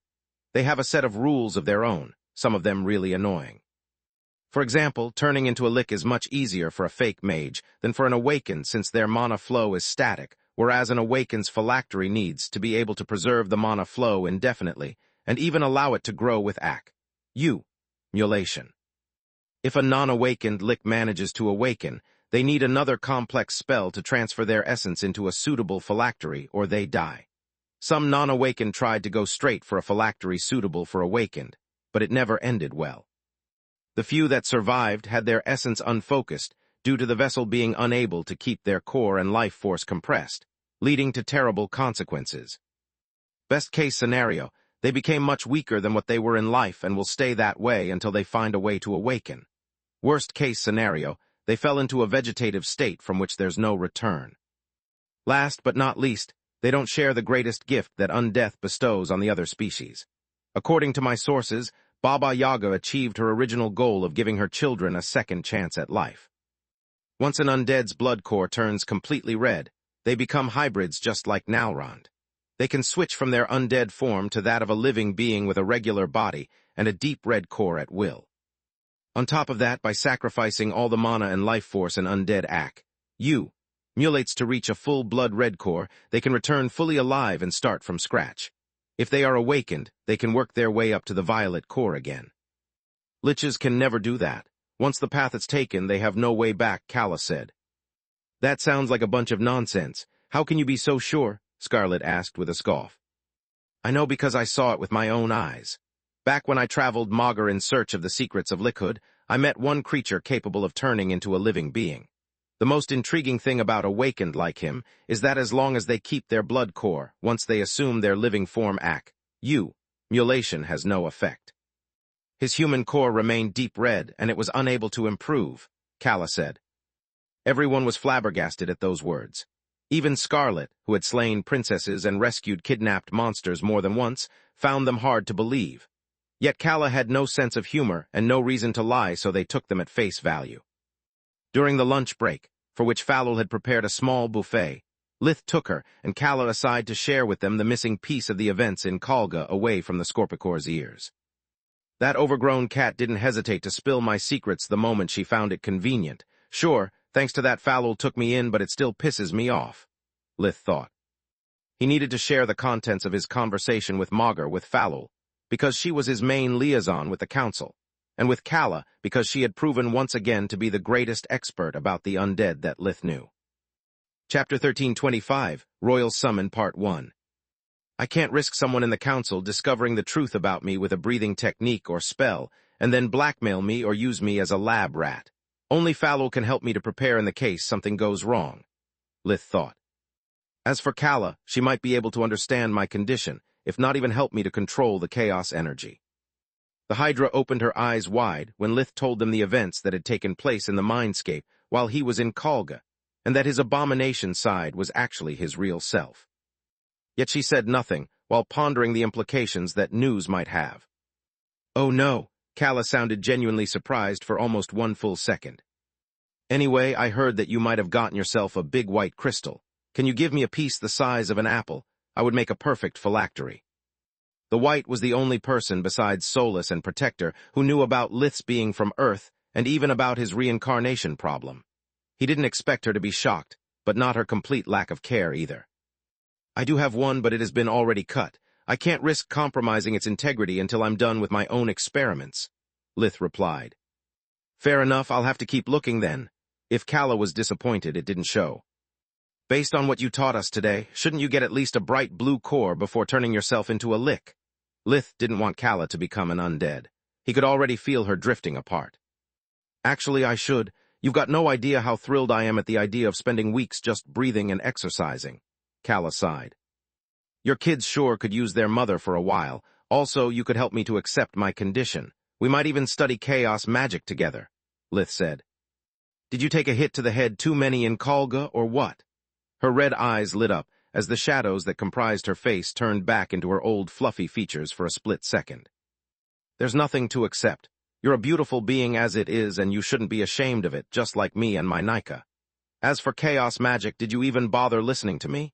It has no counterpart, it's dangerous, and it will rip your body apart at the slightest mistake. Learning and mistakes go hand in hand, but with chaos, your first will be the last. What's so different with Liquid? Lith replied. Liquid, you do it once and you're done with it, whereas you'd risk dying every single time you research a chaos spell. Are we clear? Calla said. Crystal, Lith patted her head, glad to see a part of her caring self back. I agree with Calla. There's nothing to accept and you should stay away from chaos magic. Many have tried, and even those who succeeded died the moment they ran out of luck, Fallow said. Meaning, Lith asked. The Council doesn't care about how you came to life, or why you possess a specific life force unless you gained it through forbidden magic, which isn't your case. We accept all kinds of hybrids and undead from all races, even those that are now fallen. Then why do Nalrond and his people have to hide? Lith said. For what they know, not for what they are. Knowledge of the fringes is precious. If he was an awakened hybrid, no one would care even for his light mastery, and he could choose if to join the human or the beast council, Fallow replied. Last but not least, chaos magic is too dangerous. Only abominations don't get destroyed at the slightest fluctuation of their spells. That's why I said that practicing it requires too much luck. Meanwhile, Nika familiarized herself with the others, and Nock acted as her wingman.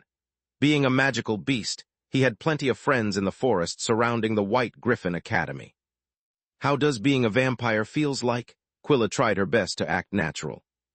Just like being human, I guess. I sleep, I eat. I feel lonely and unappreciated. The main difference is that I need a bathroom only to get clean, Nika said with a smile, killing the conversation. She had said it to underline how they were not so different, yet the others could only think about what she needed to wash away. Nika holding Lith's blood as if it was a treasure didn't help either. You're really cute, you know. Do you have a girlfriend? Nika said to Nalrond, trying the lines she had read so many times in her books and hoping they also worked in real life. Thanks, I mean yes, I have more than one. I'm a 2-timing SC, M-bag, he said while moving behind Tista and Freya. The Rizar had misunderstood her social awkwardness for an attempt to hit on him that he wanted to nip in the bud. Then you better stay away from my sister, you creep. She's just 5. Nock snarled, standing protectively between them even though he was the weakest of the 3. Age doesn't matter for vampires. Nika appreciated his effort, but not his methods, making her feel like a child among grown-ups. I was born as an adult, and my mind developed quickly to match my body.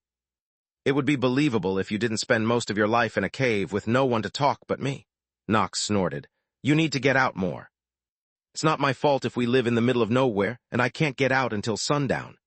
Nika couldn't mention her nights out with Solus because they were rare, and because it would give out her nature as a tower. Don't worry, now that we get a warp gate in the barn, you can get from the White Griffin to Lucia in the blink of an eye, Solus said, empathizing with the vampire. Just like Nika, she lived as a prisoner in a golden cage. As long as Tista or a member of Lith's family is with you, no one will bother you in the entire L.U.S. Tria County. That's great news. We can finally meet more often. Nika, Tista, and Solus started to plan their new life with a gate, and soon the Ernest sisters joined them. Their relationship with Lith helped them to consider undead like people, rather than just bloodthirsty monsters, and seeing Tista trusting Nika to the point of promising to introduce the vampire to her family sealed the deal.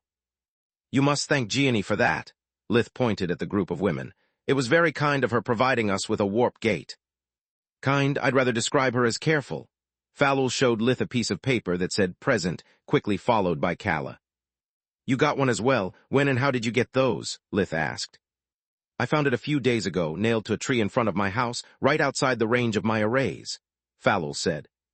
Someone left it under Scarlet's door more than 1 week ago, but less than 2 years ago, Kala said, making the others sigh deeply. Chapter 1326, Royal Summon, Part 2. Do you think this could be Darius? Lith said. Who's Darius? Kala said. It could be, Falul ignored her. You and the girls come here regularly. If he ever decides to take you out in one go, this would be the perfect place. Only time will tell. Space. The lesson continued in the afternoon when Kala described to the class the rarest and the most powerful undead she knew in the courts. Among them, Lith considered blood witches to be the most vicious. Despite their name, they had no relation with vampires. According to Kala, blood witches could manipulate the stolen life force of their prey to not only conjure the next best thing to spirit magic, but also to replicate the abilities that mixed life force and world energy like origin flames. They are one of Baba Yaga's closest attempts to mimic a full awakening. Based on what the only member of their species I met told me, they are a lesser version of the Red Sun, the Horsemen of Dusk, Kala said. They seem dangerous. What are their weak points? Lith asked.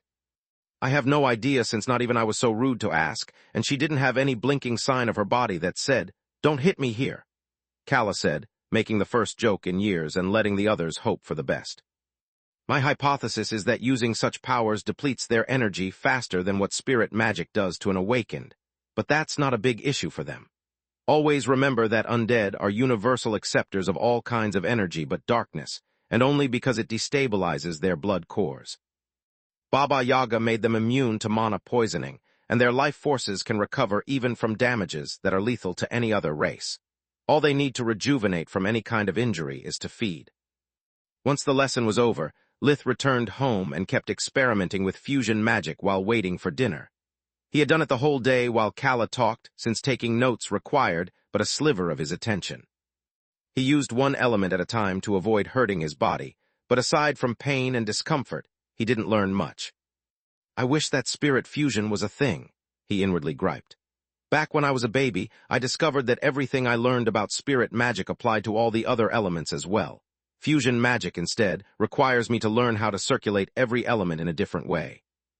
Lith had yet to succeed in creating a flow of a single element, but he had already discovered that each element worked according to its own principles.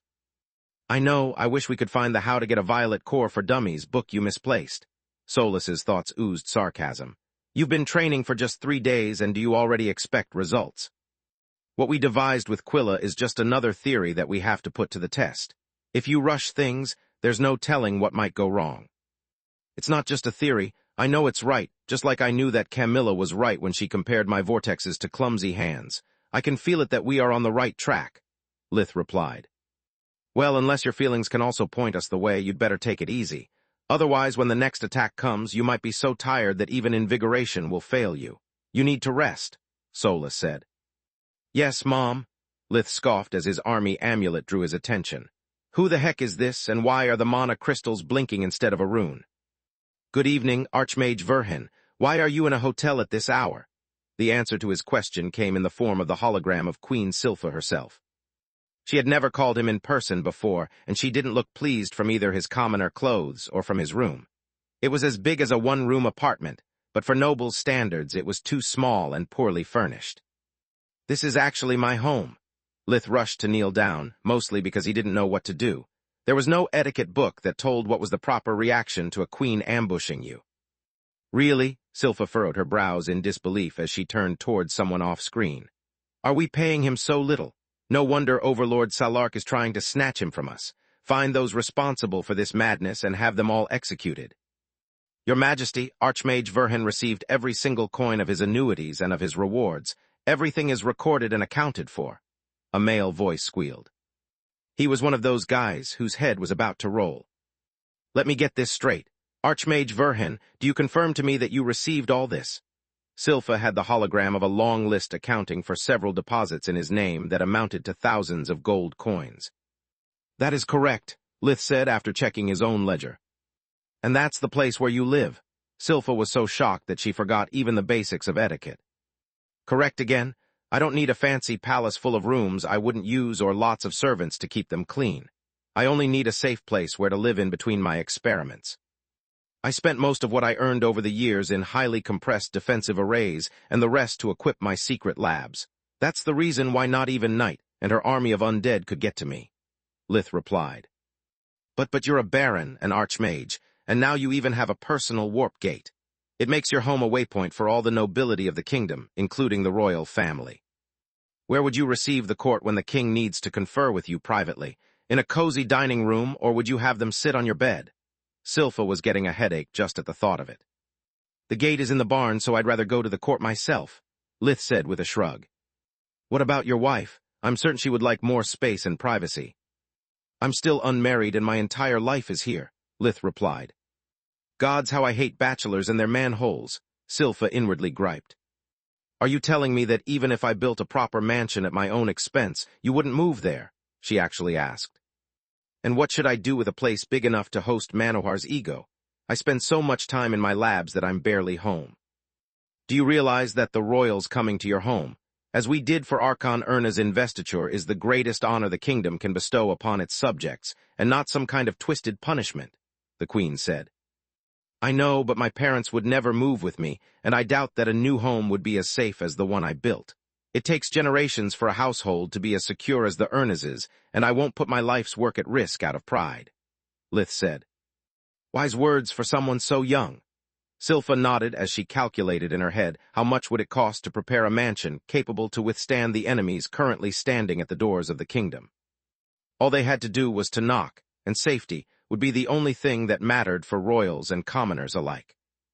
Chapter 1327, Royal Summon Part 3. I'll have a manor more fitting for an archmage built nearby. We'll start with something simple that can be expanded over time so that new rooms can be built as soon as the core building is secure, the queen said. But your majesty. No buts, Silpha cut him short. Once you have a family of your own, I expect you to move there. Until that moment, we've got nothing more to talk about except for your summon to the royal court tomorrow morning before dawn. I beg your pardon, Lith asked. We have to check if that. How is the flying device called? Lorien. We have to check if the Dolars poses a threat to the safety of the kingdom or not. You're due to Valoran's gate at 6 a.m. sharp. I'm glad we had this conversation. Queen Silpha out. Fuck me sideways. The queen didn't even let me point out that she got the name wrong, Lith said, but only after putting the army amulet in his pocket dimension just to be safe. Look at the bright side. You're going to get a nice place without even having to pay a dime for it. Solus chuckled. In your shoes, I would check for Mana Geysers the available locations the queen is going to make you choose from. Space. The following morning, Lith reached the royal palace early via his personal gate. The guards checked his ID and scanned him multiple times before allowing him to sit. The moment the royals appeared, the guards kneeled and Lith followed suit. You can stand, Archmage Verhin. Since you already know all of those present, there's no need for introductions. King Meron said, waving at his wife, the Erna's couple, Marchioness Miriam de Star and Constable Tyrus Griffin. With all due respect, why so many people? Lith asked. Archon Ernas has offered her considerable skills at handling magical devices, while Royal Forgemaster Ernas is here to evaluate the quality of your work. Marchioness de Star and my niece are here for personal interest, Meron said. Valoran's gate brought them to Author. Once outside the city walls and its dimensional ceiling arrays, Lith took the Lorien out of his pocket dimension. It sure is ugly. It looked better from the holograms, Marchioness de Star said.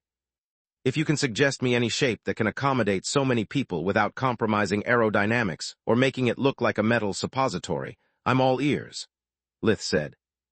The Martian has thought about many possible shapes, yet they were either tacky, like that of a griffin, or impractical, like a sports car. My thoughts exactly, Lith said after the silence prolonged for several seconds. Okay, this will be our route. Gianni tapped one of the gemstones on her amulet, making a 3D holographic map that led from Author to Belias and then past the border. Along the flight path, there were several red zones circled in black. What's there? Lith asked. Those are the areas where I set up roadblocks to stop us. We're giving them all the possible advantages so that we can safely assess how much manpower takes to stop one Dulorian. Now explain to me how this works. Gianni sat on the driver's seat and pointed at the dashboard. After Lith finished showing her around, she clicked her tongue. Just as I suspected. No tactical awareness. The extras, if you please, dear. Orion handed Gianni what looked like rear-view and side-view mirrors that she adjusted so that she could see around without moving her head. While we are at it, we'll also see if it's possible to use your car to smuggle goods, he said to answer Lith's silent question. Most of what we are about to attempt can be done even by a Magico able to fly, but they couldn't carry more than one of these. With the Dulorian instead, even if dimensional magic is sealed, regular people can smuggle a significant load at a time. I never thought about stuff like that, Lith replied. I just wanted to make something for my parents that would be safe and allow them to move around freely. The most terrible things are born out of good intentions. Tyrus's eyes became veiled with sadness. Forbidden magic started from mages who didn't want to outlive their loved ones and were willing to shorten their own lifespan to achieve such a goal. Arthur took that idea, perfected it, reversed the process, and you know the rest. Gianni flew a bit around with the car, to get accustomed to the controls before starting the real mission.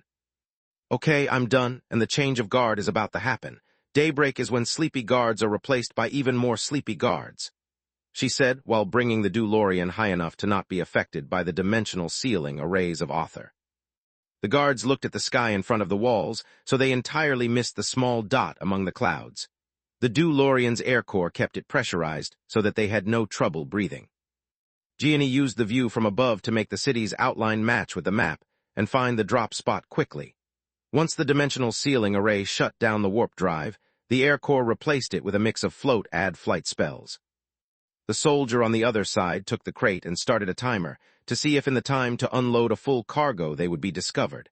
After the timer run out, Gianni left the way she had got in. Be proud of yourself, Lith. We have just simulated a delivery of enough alchemical weapons to take Author, she said while moving the speed lever from 1 to 5 one notch at a time. Tyrus was there for 2 reasons. One of them was to allow her fellow Guardians to follow the events through her eyes. I would never move on something like that, but my people could really use Dulorians instead of carriages. Moving from one oasis to another would take hours instead of weeks, and it would be much safer, Salark pondered. They wouldn't be afraid of sandstorms or marauders because they would just fly over or outspeed them. Using warp steps to move a tribe was impossible. Oases were distant from one another, and keeping a steps open long enough for an entire tribe to pass through would take a toll on the mages. On top of that, many oases remained empty for most of the year, so they couldn't have a permanent gate. Agreed, with proper restrictions to its power core, the Dulorian could usher in a new era of safe transport for goods and people. Winter wouldn't isolate cities anymore, and in the case of an emergency, the troops could mobilize without being forced to wait for the mages. Milia glared at Ligon. If you really can't keep it in your pants, couldn't you at least keep your offspring within the Empire? Why did you make gifts to our enemies? She said via the mind link. Chapter 1328, Royal Summon, Part 4. It's just a toy and I'm not the father, Ligon said, but Milia knew the result of the blood resonance test and ignored him. Gianni followed the arranged flight path, passing through the first roadblock without the guards even noticing their passage. At its max speed, the Dulorian moved so fast that it was a blur, escaping the air-blocking arrays before they could make the flight experience of the car's passengers any less comfortable. I'll slow down to 4 and keep the tracker open. I can't do more than this for you, Gianni said to the guards of the remaining checkpoints as her amulet now gave them the position of the car in real time. Thanks to the mirrors and the fast response of the Dulorian's wheel, dodging Tier 4 spell was easy. Only Tier 5 spells with a huge area of effect managed to hit them from time to time. Yet hitting the Dulorian and dealing it damage were two very different things. When a raging sun exploded in the car's vicinities, a sphere comprised of revolving panels of hard light infused with the air and water elements surrounded it. The sphere moved so fast that the air barrier dissipated the brunt of the shock wave, the water that of the heat, and the panels stopped whatever went past the first two layers of protection, while also leaving the driver's line of sight clear often enough to allow Jeannie to know where she was going. Even crash landing barely slowed them down. When it happened, the panels would be replaced by a multi-layered barrier of hard light, while a porous foam-like construct would fill the inside of the car, surrounding its passengers from head to toe. The former deformed to nullify the impact before it reached the Dulorian's silver chassis, while the latter dispersed the ensuing shockwaves, to the point that all Jeannie experienced was just a series of weak jolts akin to moving over a bumpy road. Okay, that's enough playing around. Time for the second delivery. Jeannie moved the speed lever back to 5 and kept the tracker on, yet no mage managed to hit them anymore. When they reached Belias, one of the most fortified cities of the kingdom that was surrounded by both air and dimensional ceiling arrays, the fire core of the Dulorian activated, using controlled bursts of fire to keep the car in the air. The ride became bumpier, but the smuggle went without a hitch anyway. The rooftops of Belias's tall buildings offered Jeannie a perfect landing spot where no one looked. "This thing is a nightmare," Orion said while they waited for the time of the simulated delivery to end. "It can go anywhere, and not even I can craft something like this because I'm not a light master. We could ask Manohar, but I'm afraid he would make a single Dulorian and use it to escape even more often than he already does." "Indeed," Maron nodded. "We should also add guards on the rooftops, or at least add a surveillance array to the city's network. I never thought about it, but a flying magical beast could easily get in unnoticed as well. It's never been an issue before because magical beasts don't allow people to ride them and they can't shapeshift. Emperor beasts could, but their size is much bigger than the Dulorian and they are impossible to miss," Silpha said. "Time to see if we can cross the border," Jeannie said after stopping the clock and sealing the doors. Lith was lost in thought, wondering in what kind of trouble he had gotten himself into, yet those words snapped him out of his reverie. "Are we going to violate the Gorgon Empire's security measures?" His voice was filled with disbelief. "That's the second part. First, we need to get past our own," Jeannie said, making Lith's heart skip a beat. She left Belias's boundaries, so that the Dulorian's power core went back to its full power before darting at full speed towards the border. The moment the unknown flying object got detected, the automatic defense system of the towers built along the tall mountain range that separated the two countries generated several magical tornadoes that started to chase the car. They would hunt it down with inhuman speed and precision, guided by Belias's complex array system, shutting down on contact all elements but light and darkness. Jeannie needed to execute sharp cuts without ever slowing down, like a dragonfly, but she passed through the Griffin Kingdom's array maelstrom, flew over the mountain range, and dodged the onslaught that the magical cannons of the Empire unleashed against them. Magical bullets were as fast as a missile, but their targeting system wasn't devised to follow something moving at the Dulorian's speed. The moment they took aim, the car was already out of their range. "Not bad for a toy, huh? It just made a fool of all our defenses." Milia glared at Ligain, cursing at him like a truck driver. "It is a toy and an ugly one at that," Ligain replied. "No matter how many times you repeat a lie, it doesn't make it any truer. What would stop them from building a dimensional device in an isolated area and get free access to the Empire?" Milia said, preparing the warp gate. "Stop here, please. We shouldn't go any further." Tyrus stopped Jeannie above the red flag plains, the place that marked the border between her turf and Ligain's. The quiet landing only emphasized the silent wonder that had befallen the group. "I can't believe we've just succeeded in invading the Empire for the first time since the War of the Blades." Orion's knees trembled when his feet touched the foreign ground that had once belonged to the kingdom. "The what?" Lith asked, nonchalantly slamming his door and making everyone else wince. For someone as used to travel as him, only people made a place special. Being in the desert or the Empire made no difference to him. "The War of the Blades," Tyrus echoed as the memories of the time when Valoran and she had been there veiled her eyes with tears. King Valoran with the sword of Seafel fought against King Elm and his white sword, each one leading their respective army to this very valley. Here Valoran stopped his advance and set the original borders of his kingdom. She glossed over the part where Valoran had decided to stop there, not because doing that would stretch his forces too thin, but because by conquering exactly Tyrus's turf, he felt like he could meet her as an equal. They would both control and care for the same lands, each one of them taking care of their people in a different way. On top of that, it had been Valoran's way to say that he wouldn't work along with any guardian but her. It had been a silly and pretentious gesture, yet the most romantic gift that any man could offer Tyrus. "Thank you so much, Archmage Verhin. If not for your wonderful creation, I would have never found the courage to get back here and have my closure." Warm tears streamed down her eyes as she finally realized that the man she had loved so deeply was gone forever. Support the author. Ko-fi.com/Legion20. PayPal me/Legion20. Chapter 1329, Domination, Part 1. "A wonderful and yet forbidden creation," Silpha said while handing several handkerchiefs to Tyrus. "Based on Royal Forgemaster Ernez's assessment, the Dulorian can't be owned by regular people. From now onward, it has to be considered Tier 1 forbidden magic." Orion had tried all of his Forgemastering spells on the car during the flight, but he had failed to unlock its secrets. He didn't like doing that, but Orion was a soldier, and when the king ordered, he could only obey. "Forbidden magic has tiers?" Lith asked with amazement. "Just 2 of them," Marchioness Distar said while taking sketches of the car. "Tier 1 means that it doesn't harm the people of the kingdom, only its laws. Tier 1 can be performed as long as the mage has the royal authorization. Tier 2, instead, can never be employed. Even if the king himself were to be caught in the act, he would be immediately executed, as it happened for Arthon." "I definitely want the Dulorian," Salark said to Tyrus from thousands of kilometers away. "When Lith comes to visit, I must ask him for the blueprints." "Ask why don't you just take it?" Balker asked, wishing that his family had a Dulorian as well. It would make him feel much safer. "Who do you take me for? A petty thief," Salark snarled.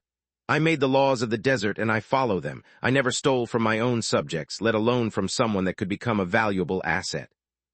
Back in the Red Flag Valley, Lith tried to bargain his way out of that pinch.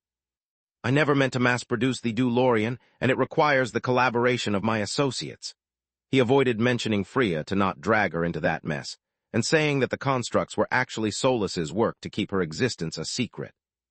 "There's no need to flag my workings as forbidden magic. It would just cause me more trouble." "Don't worry, young man," the Marchioness said. "Tier 2 gets you killed, whereas Tier 1 forbidden magic is one of the greatest achievements a craftsman can receive. It means that you outmatched the known restrictions about magic, and that the law needs to be changed to keep up with a single person. It's something that usually happens only when a Magus shares their knowledge. You must be proud of yourself, Lith, just like everyone here is proud of witnessing history being written." "Indeed." Milia walked through a gate, followed by her trusted but not so respected anymore mentor, who was under the guise of a black-haired mage wearing a lab coat.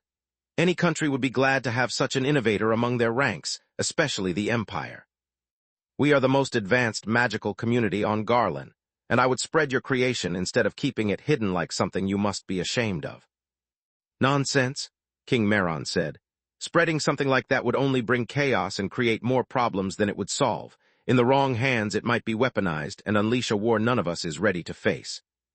"Meron is right," Ligon said, making sure that both he and Milia remained on his side of the land. "I know that you are eager to give a better life to your people, but remember that knowledge is a double-edged sword. Think of what Silverwing's legacy did to our country." "Please, a flying vehicle is nothing like Silverwing's legacy. No offense, Archmage Verhin," Milia said. "None taken," Lith shrugged. "No, what about the sudden need for aerial warfare? What about smuggling inside your floating fortresses, human trafficking, and all those crimes that so far you managed to prevent by keeping the mages loyal? Giving the ability to fly at high speed to everyone would ruin generations of hard work in all countries in a matter of weeks." Ligon shook his head. "You are right, but it's also your fault that such technology belongs to our enemy," Milia snarled.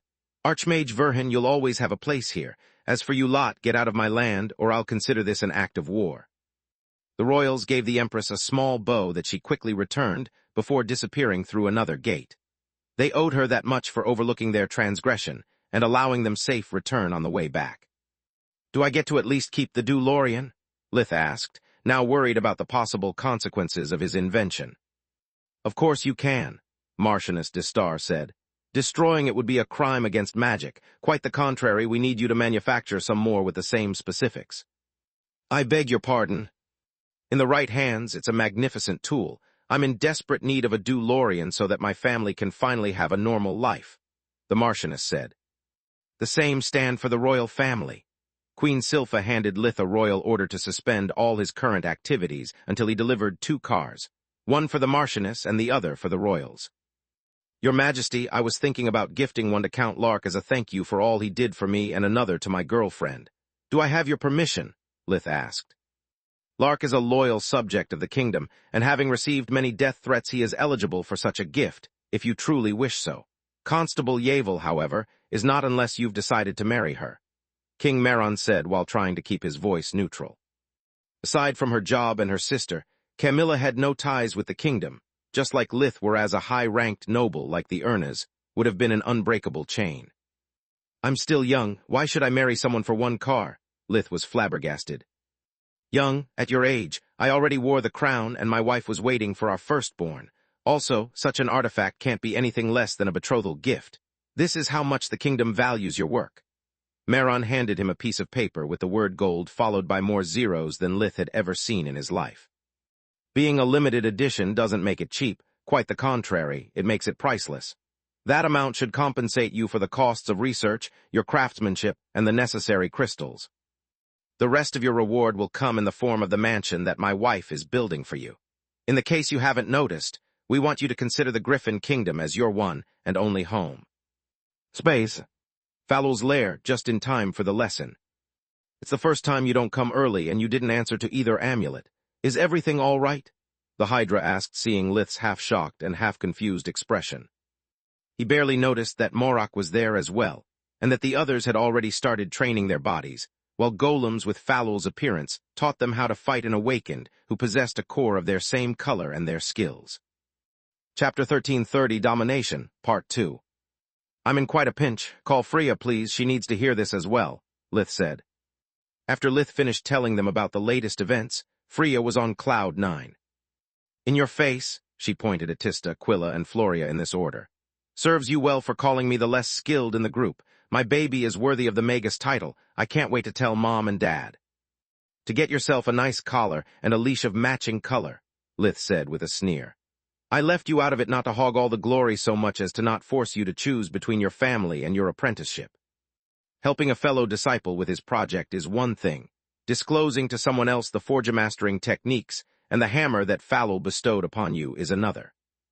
Oh shit, Freya suddenly remembered about her blood pact with the Hydra. Betraying her master's trust would cost Freya her life. Oh shit indeed, Fallow glared at her. You are not allowed to share with anyone what I teach you. You need my consent even to share anything that you learn by yourself during the apprenticeship. I made myself pretty clear back when you accepted my deal, remember? Yes, Master. But the dimensional runes I used for the DeLorean, I learned them at the academy, and I didn't show Lith how I combined that knowledge with your forge-mastering techniques, Freya said. Well done, but remember that your family is one of the great pillars of the Griffin Kingdom. If your parents pressure you, will you be able to deny their request? That royal forge-master wand you hold is both a gift and a chain, Fallow said. Freya clenched her fists, torn between her filial duty and her own ambitions. Thank you, Lith. If not for your thoughtfulness, I might have been forced to give up on the only means that I have to practice spirit magic and forge-mastering spells, Freya said while looking at the silver wand as if it was a venomous snake that might bite her at any moment. No problem. I just needed to warn you about the dangers that being one of the makers of the DeLorean poses, Lith said. No time for brooding, Freya. Your body may be strong for a human, but compared to an awakened you're as weak as an infant. You need quality to make up for what you lack in quantity. The same applies to everyone else. Tempering your body is the only way to increase your chances of survival, be them in battle or during a breakthrough, Fallow said, shooing everyone back to the training grounds in the middle of the cave. Not you, moron. She grabbed Morok by the collar of the shirt, stopping him in his tracks. He had been in a deep meditative state, wondering about the marvels of magic as he followed Quilla and stared at her tight ass. That's not my name, he said while he lost sight of the prize.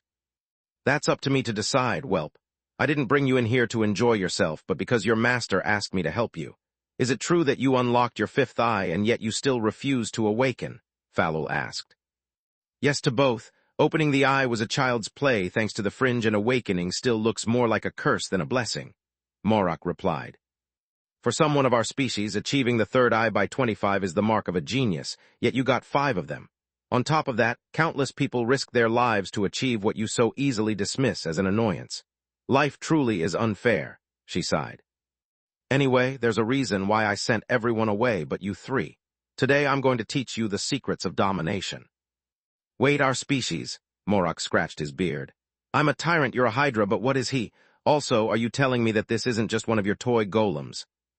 He pointed at Solus's stone doll form, who slapped away his hand. I'm not a toy and you are still the jackass I remember, she said. This voice, your Lith's secret girlfriend. I'm no one to judge, dude, but you've got odd kinks to make out with a doll. Is she at least anatomically correct? He tried to touch her, receiving a slap on his hand so strong that it almost broke a few fingers. She's not a doll. Falul pushed Morok away before a fight broke out. She belongs to an unknown hybrid species, just like Lith. Before we start, each one of you will share with the class your respective elemental mastery techniques. She conjured an air dome that blocked the sounds and blurred the vision, isolating the 4 of them from the rest of the cave. I'm sorry, miss, but I can't do that. My father is an asshole, but I'm not going to tell you my family's secrets just because you ask. Morok shook his head. Really, moron? Maybe this will change your mind. Falul sneered as she placed her index and medium fingers on his forehead and activated her breathing technique, Lifestream. I told you that's not by the Great Mother. Lifestream made his life force and mana core visible to the others, but to Morok it bestowed upon him the same information it gave Falul, as if he had used it himself. Raw elemental energies tainted the entirety of his body in the form of colored streaks that flowed through his veins along with the blood and the mana. On top of that, a small sphere of light resided near his core, sapping its strength. What are those things? Get them off me. If the colored streaks felt akin to poison, the sphere of light gave him the feeling of a foreign hand stirring his insides. Those things are the reason Ajatar sent you to me. The streaks are simply the consequence of your using the tyrannical eye technique without domination, whereas that tracking spell is a gift from your father. Before abandoning you, he marked your core so that the moment you achieved awakening, he would know it and would be able to find you, Falul said. Are you telling me that every time I use the technique that asshole of a father taught me, I compromise both my life force and mana core? Morok was flabbergasted. Indeed, I noticed the mulated damage when I rescued you outside the fringe. As for your father, I'm not going to try defending his choice, but he probably never thought that you'd gain so many eyes so quickly and yet choose not to awaken. My guess is that he would have taught you domination and fixed his mess the moment your core's evolution broke the light sphere, Falul said. The tyrannical eye technique requires to use elemental mastery through the eyes on my body to suck in the enemy's spells, after storing enough mana of my own to cleanse them from the original energy signature and replace it with my own. After that, I can choose if to project it outside or add more mana of my own to further strengthen the absorbed spells. I can even change their elemental attribute based on the eye I use to attack. Since his father had no qualms risking his life, Morok had no reason to keep Glimos' secrets from Falul. Chapter 1331, Domination Part 3. I see, that's a great technique that only a tyrant can use, but it's incomplete and dangerous. Without domination, every time you use Tyrannical Eye, only a part of the energy signature infused within an absorbed spell gets cleansed while the rest builds up in your body, causing mana poisoning, Falul said. It's like dirtying your clothes and then wash them under a waterfall without using soap. No matter how strong the flow is, stains will always remain. Lith. I wasn't able to develop a technique of my own, so I simply combined my elemental mastery with your meditation techniques to achieve the best next thing to domination. Yet I can only use it on my own spells or on a weak enemy's spells, he said. That's because just like Glimos, I taught you an ineffective technique.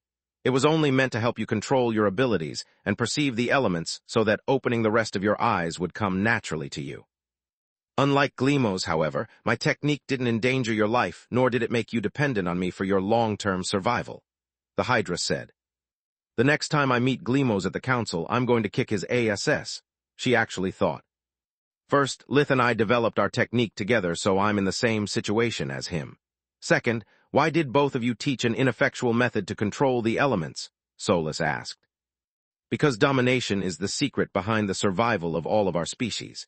If it leaks out, it wouldn't compromise just our lives, but those of every single Hydra and tyrant out there. It makes up for my inability to fly, and my lack of origin flames, while for tyrants it makes them unstoppable war machines, even though their body is barely bigger than that of a human. Falul said. Once domination is used, we can't afford to leave a living witness unless we can disguise it as elemental mastery. That's why the elders of all species capable of using domination teach their youths faulty techniques. Our purpose is to keep our whelps from using domination by instinct during a stressful situation and throw its secrets into the gutter. Yet now I'm forced to teach you the real deal because those techniques only work at the early stages of development of our species. Otherwise, you will not be able to control your abilities when you reach the sixth eye. If that happens during a fight, the consequences might be disastrous. Falul invited them to follow her lead and to sit down on the stone floor. Domination is akin to controlling your mana flow. It requires finesse, not strength. So far, all of you have just overpowered foreign spells with your mana, whereas true domination requires barely more mana than elemental mastery, but much greater focus. The first exercise. Wait, aren't you going to cleanse me from all that elemental crap first? I wouldn't mind you getting rid of the tracking spell either. Morok cut her short. That will be your homework. It will serve as practice and as an incentive to not interrupt me anymore. I'm not Agitor. One more word and I'll beat you so hard that you'll black out until our second lesson. Falul snarled. Controlling the golems to train the others required 6 of her heads, leaving Falul only one to both teach a demanding discipline like domination without hurting them, and use Lifestream from time to time to recover her strength. The effort put a huge strain on her mind and made her cranky. As for the tracking spell, the only way to get rid of it safely is triggering it. Do you want your father to come here? No, Morok sighed. Neither do I, so shut up and listen. The first exercise is to dominate chore magic. The only difference between the tiers from 0 to 3 is the amount of mana they use. By learning how to control chore magic, the rest will come naturally. Falul conjured a small bolt of lightning that grew in size as she spoke, going from the spark of Tier 0 magic to a hydra-shaped arc of electricity of Tier 3. Tier 4 will require learning how to dominate more than one element at a time, which is not much different from multicasting. With practice and effort, you might learn to do that by yourself without further lessons, but since we're already here, I'll give you a hand. The hydra made of lightning grew more heads, while fire and darkness filled its body and painted it a dull crimson. Tier 5 magic, however, is much more complicated. Such spells are controlled by the willpower of their caster, and can be freely provided with new mana, hence dominating a single Tier 5 spell is harder than dominating 3 Tier 4 spells at the same time. Now the Hydra had 7 heads, each one of a different element. Its eyes moved around the air dome, and its movements were so lifelike that Lith needed to use life vision to make sure it wasn't a living being. That said, let's take our time and start from the basics. What are the elements you're naturally attuned with? Falul said, as the hepta-elemental Hydra faded away in a rainbow. Light and earth, Solus said. Darkness and fire, Lith said. I've no idea what you're talking about, Morok said. Which eyes did you open first? Falul inhaled sharply to keep herself from beating the annoying tyrant into a pulp. Water and darkness, why? The Hydra ignored him and conjured respectively a razor-sharp ring of earth, a long string of darkness, and a bubble of water around Morok's head that turned his following words into a gurgle. I'll keep the spells active while making sure that they don't harm you. Your task is not to take control of them nor to focus on them. You must learn to feel the flow of elemental energy and to counter the sudden surges of mana that I'll use to poke at you. The use of any kind of mystical sense will make the exercise useless and mark your failure. Same if you use too much mana and destroy my spell. The exercise can be considered completed only when you manage to counter my spell without disrupting it 10 times out of 10. Begin. Morok's eyes turned blue, Lith's became black, while Solus's glowed orange as they tried to suppress their instinct at the best that they could. Using their respective mystical sense was second nature to them, especially when facing a threat. Back at the academy, all of them had a hard time learning dimensional magic because they were more used to see mana rather than to sense it. And even after years of hard work, mana perception was still one of their weakest subjects. Lith and Solus had to endure several stings on their neck and face, while they racked their brain to make sense of the exercise. I wish I could use the mind link to speak with Lith Solus. She would know what to do, they thought in unison. Morok, instead, had to hold his breath every time the water bubble closed in or experienced drowning. Glub, glub, glub, he said after one failure too many. Come again. Falul opened the bubble enough to allow him to talk. Chapter 1332, Domination, Part 4. It's not like I don't appreciate the tough love, but aside from a clean head, I don't feel this is getting me anywhere. I learned to control the elements before my bladder, yet no matter how hard I try, all I see is water, Morok said. Would you like an explanation as well? Falul asked Lith and Solus. They knew that her favorite teaching method consisted of throwing them in deep waters until they learned how to doggy paddle rather than spoon-feed them knowledge. No, but I could use a few hints, Lith replied. I can feel the flow of mana but not the surges. Even filling my eyes to the brim with the darkness element is pointless. It only darkens my vision. On top of that, every time I get stung, the pain makes it hard to keep my survival instinct under control. Very good, Falul clapped her hands. You've already given yourself all the hints you need. Just remember what I said during my explanation and piece it together with your own words. Solus and Lith exchanged a quick look before staring at the Hydra as if she was insane.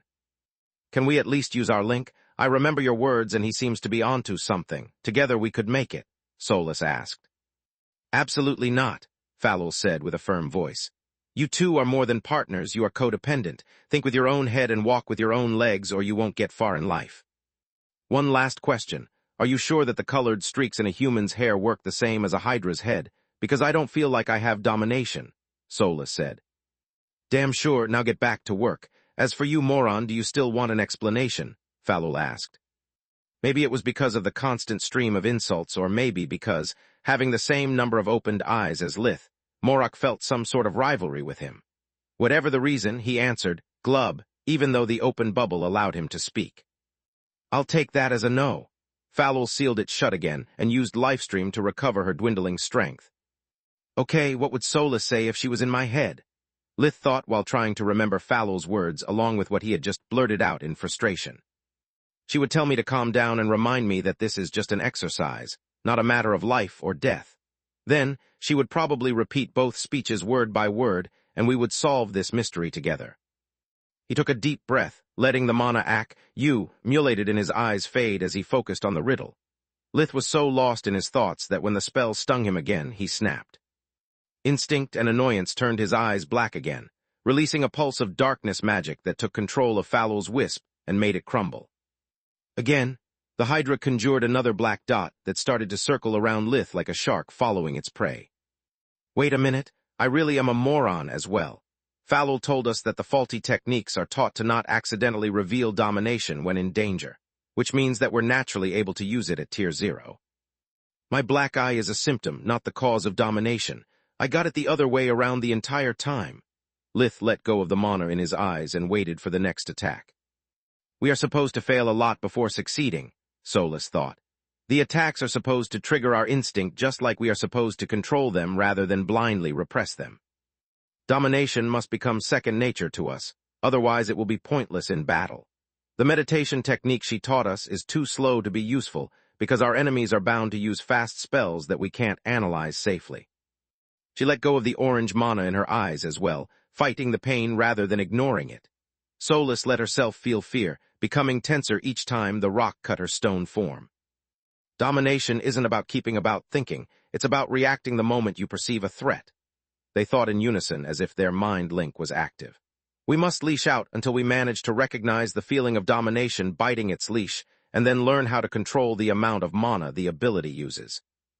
They had gained a solid grasp of the theory, but unfortunately for them, putting it into practice required a lot of time and pain.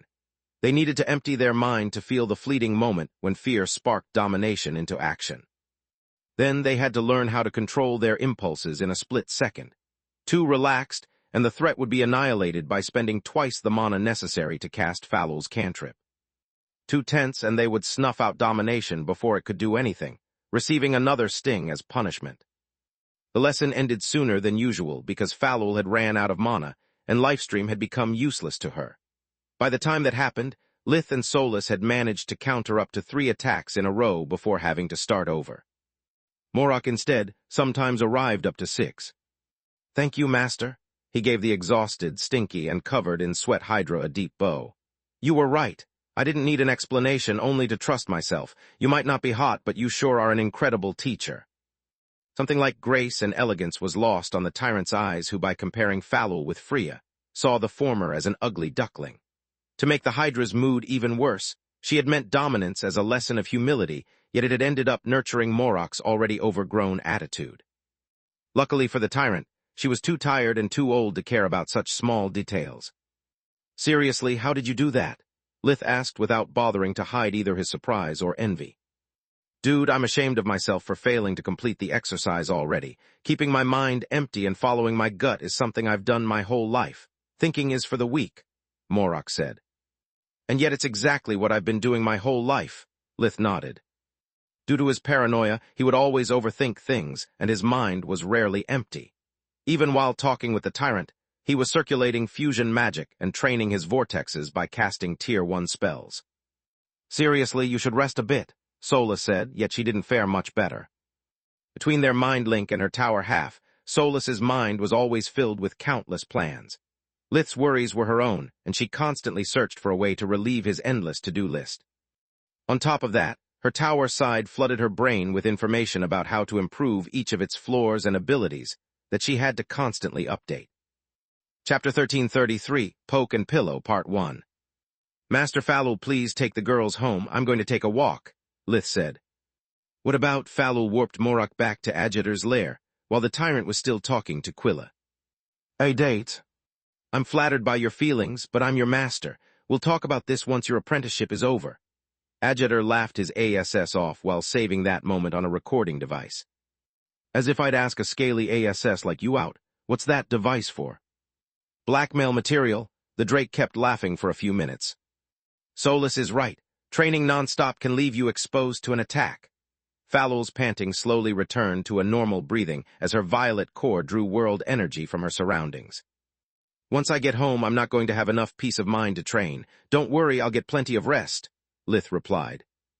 "You better do. Tomorrow I'm going to teach you guys real spirit magic, and you'll need all the invigoration you can get," Falul said.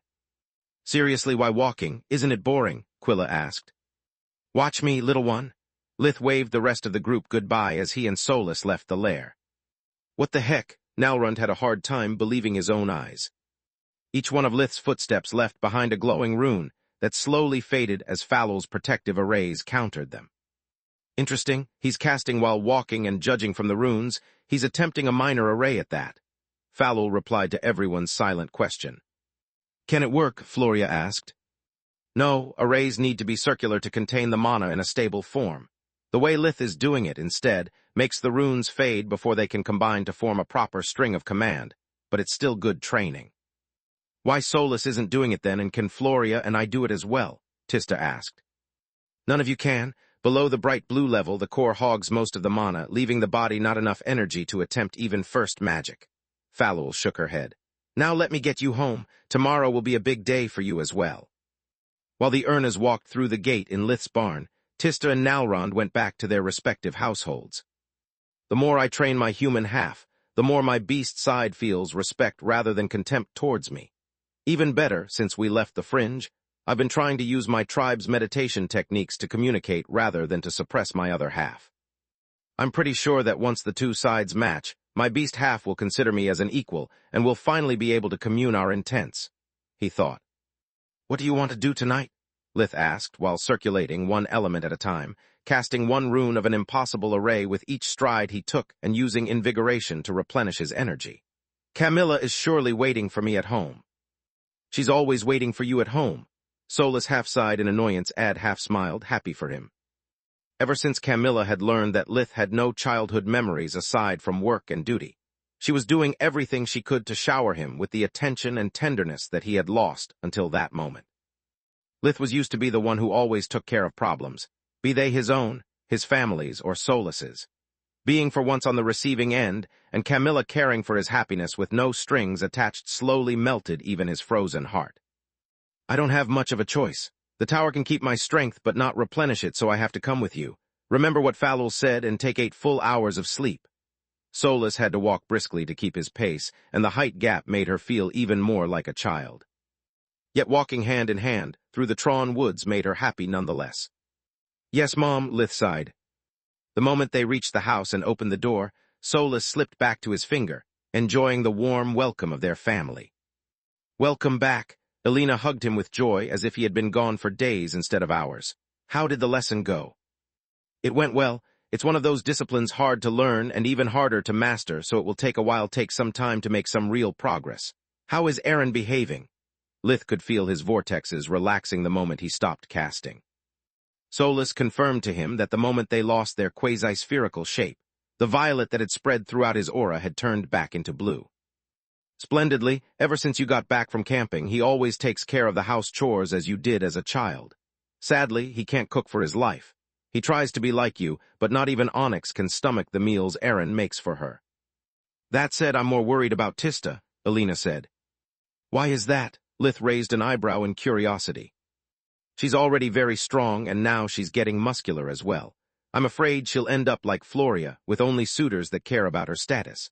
On top of that, she's already 21 and—" "Mom," Tista cut her short, starting an old argument that would end only when she found a companion. "Welcome home." Camilla kissed him softly after Lith reassured Aaron that they would go to the blackest day together. "Why do you and my mother always say that? I didn't go to another country," Lith asked. "Because during your life you've been into too many bad places, and even if your body came back, I don't want your mind to linger there 1 second longer," Camilla replied. "I'll welcome you until I'm sure that you've truly returned here." The tenderness of the moment was ruined by Lith's pungent smell of hard work. "You definitely need a hot bath and a good massage. Luckily for you, there's still time before dinner, and I've taken care of preparing everything for you." She dragged him in the bathroom by the arm. "What do you mean, massage? Shush," she cut him short with a soft kiss as she let the scalewalker armor slip off her body. "You need to sleep for tomorrow's lesson, so we must do the best we can in the time we've gotten." Space. The following day, Lith was fully rested and had a big smile on his face. Solus was slightly annoyed, but she had to admire Camilla's skill and determination in finding new ways to pamper Lith. "I'm glad to see that you have all recovered, and I'm even happier at the idea that today will be much less demanding for me," Falul said. "We are going to start practicing spirit magic from Tier 1, since every one of you already got plenty of experience with Tier 0, and mixing spirit magic with the other elements to change their attributes." "Not everyone," Nalrund grunted. "If this is going to be like the other lessons, I might as well leave. I tried all I can, but I failed to create even a spark of the 7th element." "Don't worry, I've got a pleasant surprise for you that will allow you to put to use that theory lessons that you diligently followed." Chapter 1334, Poke and Pillow, Part 2. Falul handed to Nalrund a silver wand that, unlike those belonging to royal forgemasters, had a violet crystal on its grip. "What, how?" Freya was too afraid to formulate a proper question or, even worse, allegation. "Fake mages aren't the only ones that can learn by imitation," the Hydra shrugged. "The moment I discovered the existence of the royal forgemastering wands, I started working on this project. Seeing you use them during my lessons was enough to understand their workings, since I can use spirit magic, and I'm an experienced forgemaster. Finding a way to replicate their effects was just a matter of time." "Can I take a look at it?" Lith asked. "Sure, I'm planning to share it with the council anyway. It will allow us to put our disciples to the test in all disciplines without awakening them, so I didn't shield it from detection." Falul gestured Nalrund to pass the wand, which he reluctantly did. Losing his new toy right after getting it felt bad, but beggars couldn't be choosers. Falul's wand was an improved version of the Royal Forgemaster's tool. Once imprinted, it would turn the world energy of the crystal into mana with the same signature of its owner, just like Freya's hammer. Thanks to that, the wand could support its master's spells and reduce the mana expenditure for low-tiered spells. "This is amazing. It's much better than yours," Lith told the girls, making them curse. "Thank you," Falul gave him a small bow.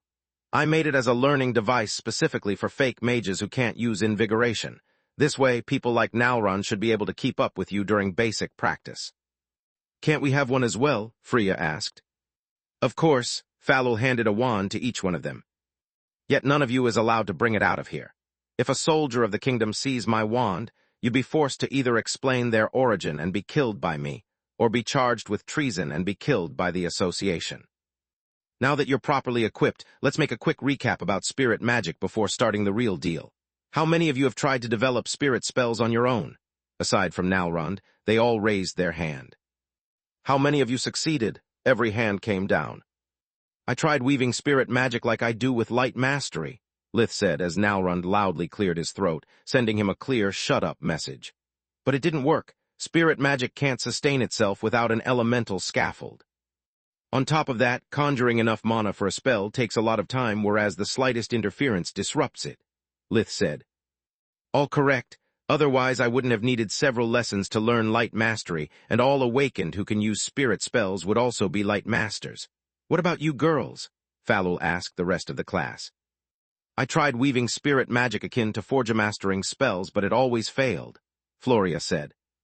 That's because Forgemastering spells use as a scaffold the item they are cast upon. You actually succeeded in creating new spells, they just faded away before they could have any effect. Falul patted her head. We managed to discover several spirit magic runes while inside the fringe. Freya pointed at herself and Quilla. Yet even with Maugur's help, we couldn't find a way to cast even Tier 1 spells. Bravo, Falul gave them a round of applause. Congratulations for your ingenuity, but you could never succeed because learning a rune is like learning a single word, whereas to make a spell the grammar is important as well. Yet don't be discouraged. Thanks to your efforts, each one of you has learned valuable lessons that strengthened your foundations of magic. What today you call a failure, tomorrow it will lead you to your greatest success. That said, here's the Tier 1 spirit magic spells you'll learn today. Falul pointed her right index finger against her left palm, making an emerald green bullet strike a thin emerald wall the size of a handkerchief that produced a silvery sound. That's it, Nalrund blurted out in surprise. He had expected that the fabled and elusive spirit magic would have great effects even at Tier 1, like it happened for chaos or decay magic. Those are brave words for someone who has no idea what he has just witnessed, smartass, Falul said with a scoff. The offensive spell is called Poke. The impact made Nalrund double over in pain. Despite his muscular body and his training, it felt as if someone had kicked him in the guts. The defensive spell is called Pillow. Lith, you are the strongest of the class. Do you mind throwing a punch with all of your might? Falul pointed at her emerald-shrouded left hand. No matter how underwhelming its name is, that spell can't be simple. Lith thought while using the maximum strength he could muster without using elemental fusion. What the fuck? The moment his fist reached Falul's hand, the silvery sound was the only thing that marked the hit. Lith didn't feel any impact, nor Falul did move by a millimeter. Not even the mass gap between them could explain how her hand had resisted so easily to Lith's best-charged punch. He felt akin to someone had pulled the handbrake of his arm while it passed through a foam as fluid as water, and yet as soft as silk. Lith attacked again and again, but each time his fist stopped in front of the thin barrier as if he was pulling his attack at the last second. Okay, that's enough. You can go back to your desk. Thanks for your help. Lith gave her a stunned small bow that Falul returned. This, my disciples, is spirit magic. The Poke spell borrows air magic's speed, earth's hardness, and darkness' destructive power. Pillow, instead, borrows light magic's ability to rearrange and repair, uses fire magic to convert kinetic energy into heat, and water magic to instantly neutralize it. Wait, what? Are they tri-elemental spells? The class said in unison. Not at all. Fire and water would neutralize each other, while darkness would slowly erode earth. Falul shook her head. Spirit magic is nothing but the power of all 6 elements kept in balance by your life force, hence it has all of their properties and more. Poke and Pillow use 3 elements each, so by mastering them you can master all the aspects hidden in spirit magic. To cast them, you must learn how to amplify the characteristics of a specific element without destroying spirit magic's balance. Falul's words made something click in the heads of Lith and Solus. Isn't this just like enhancing an element in a white crystal? They asked in unison, as if their mind link had never been broken. I have no idea how you know about such a high-grade Forgemastering technique, but yes, Falul nodded. It works the same way. Spirit magic is akin to a white crystal. Chapter 1335, Artificial Mana Flow, Part 1. Both spirit magic and white crystals use all the elements as their own, making the mage or the gem akin to Magur itself. They possess all the elemental properties, and it's up to the mage to enhance what they want to create the same effects of hexelemental spells. The classroom jumped up. unable to stay still while countless questions ran through their minds. Hexial mental spells are impossible, Quilla said. The closest thing to them is Silverwing's hexagram, and it requires a monstrous amount of effort and mana to hold the elements in sync. Indeed, Falul nodded. Even mages known to have a tower never cast a spell with more than 4 elements. That's why spirit magic is so strong. Wait, if spirit magic and white crystals are the same, why is enhancing a single element considered a high-grade forgemastering technique? Solus asked. Because spirit magic comes from you. It's your own mana, and it naturally obeys to you. Doing the same to a white crystal is akin to force a powerful mana core to shape its own spirit magic according to your will. First, you need to learn how to gain absolute control over the crystal's mana flow, and then you have to become so skilled as to manipulate the world energy as if it's spirit magic, which it's not. It's a technique difficult beyond what words can express, and no one without a violet core can even attempt it, so don't waste your time in a fool's errand. Falul replied. How can you use light magic to give spirit spells shape if you don't know light mastery? Nalrund knew that the answer might give away the secrets of his clan, but he was curious beyond the point of caring about it anymore. To explain it so as to not reveal your teaching to the rest of the class, just consider that I can use the other elements as a scaffold for the light component. Pillow reshapes the fire and water elements into a napkin, a shield, whatever I want. When you put it like that, spirit magic seems too good to be true. It has the properties of all elements, even of light mastery, and none of their weaknesses. What's the catch? Lith asked. Easy. Unlike the other kinds of magic, spirit depends solely on your core. You are the limit. A single Tier 1 spell requires the same mana you would need to cast dozens of elemental spells of the same tier. The same applies to all the tiers of spirit magic. On top of that, if applied to an artifact, spirit magic loses all of its versatility. If you program it as a barrier, you will only have a barrier. Enchanting an item to produce your spirit magic is impossible without applying a white crystal turned green. You can only craft artifacts capable of storing your spirit magic in a specific form with specific properties, and they can never be changed, Falul said. Can you create gravity and dimensional spells as well? Freya could see endless potential in spirit magic. Yes, you can, and to make things even juicier, there is no such a thing as a spirit sealing array. Spirit magic cannot be stopped. It's akin to a mage using fusion magic. The elements are inside, and they cannot be affected by arrays, no matter how powerful they are. Falul traced a circle of emerald energy in the air that turned into a small dimensional fissure. Are you interested now, or do you still consider poke? That's it. Material. Everyone quickly went back to their desks, eager to stop gawking at spirit magic and start learning it. Now that you know the secret behind spirit magic, learning and mastering it are within your grasp. It's not going to be an easy feat, and manifesting all 6 elements at the same time marks the end of this subject. The first step is to learn how to enhance a single element so that spirit magic is nothing but an absurdly mana-expensive elemental spell. Once you do that, I'll consider you beginners. The second step is to learn how to enhance all of them, but manifest just 1 at a time. The third step is to manifest 2 of them at a time, obtaining all kinds of Tier 4 and 5 spells that can't be stopped by an array. It's only when you manage to manifest 3 elements at the same time that you graduate from beginners and become real spirit mages. After that point, no one cares until you can manifest all of them and you can call yourself a spirit master, Falul said. How do we do that? Floria asked. You should know me at this point, the Hydra chuckled. Start emitting your mana and work on your own to amplify one of its elemental aspects. I'm not going to give you any help until you've thoroughly racked your brain. If you want, however, I can tell you your elemental affinities and you can work on them. It's always easier to start from an element you're attuned with. Floria had blue streaks in her hair, so she chose water, while Quilla practiced light, while Tista and Nalrond picked fire. Much to everyone's surprise, Freya got to choose freely any of the elements. I could use either fire or darkness, but I should have a much easier way to master spirit magic thanks to my Emperor Beast's bloodline. Lith thought as he conjured 6 identical streams of elemental energy and breathed a spark of life force in them. The energy flow turned emerald green, and Lith started to amplify one of its elements at a time. It was simple compared to real spirit magic, since he was actually producing 6 streams, so by enhancing one, the corresponding element manifested itself. That's cheating if I've ever seen one, Tista blurted out as Solus followed Lith's lead, and he had no issue manifesting all 6 elemental aspects even though just one at a time. That's not cheating, Falul shook her head.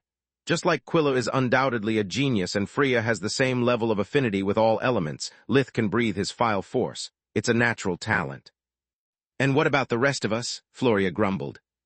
Work hard and overcome your limits because whining will get you nowhere. Besides, I'm curious to see if it will make them more good than harm, Falul said. What do you mean? The slightest distraction broke the flow back into its original components, and adding too much of a single element destroyed the balance as well. Despite the appearances, Lith wasn't having an easy time. Sure, he had already manifested all 6 elements while the others had yet to get there first, but he always found something to complain about. I mean that on a first glance your method speeds up mastering spirit magic, but on a second glance it looks like a waste of time to me, Falul replied. You can't use such a technique in battle, and I've got no idea if what you learn by using it can be applied to mana as well. Do you think I should stop? Lith asked.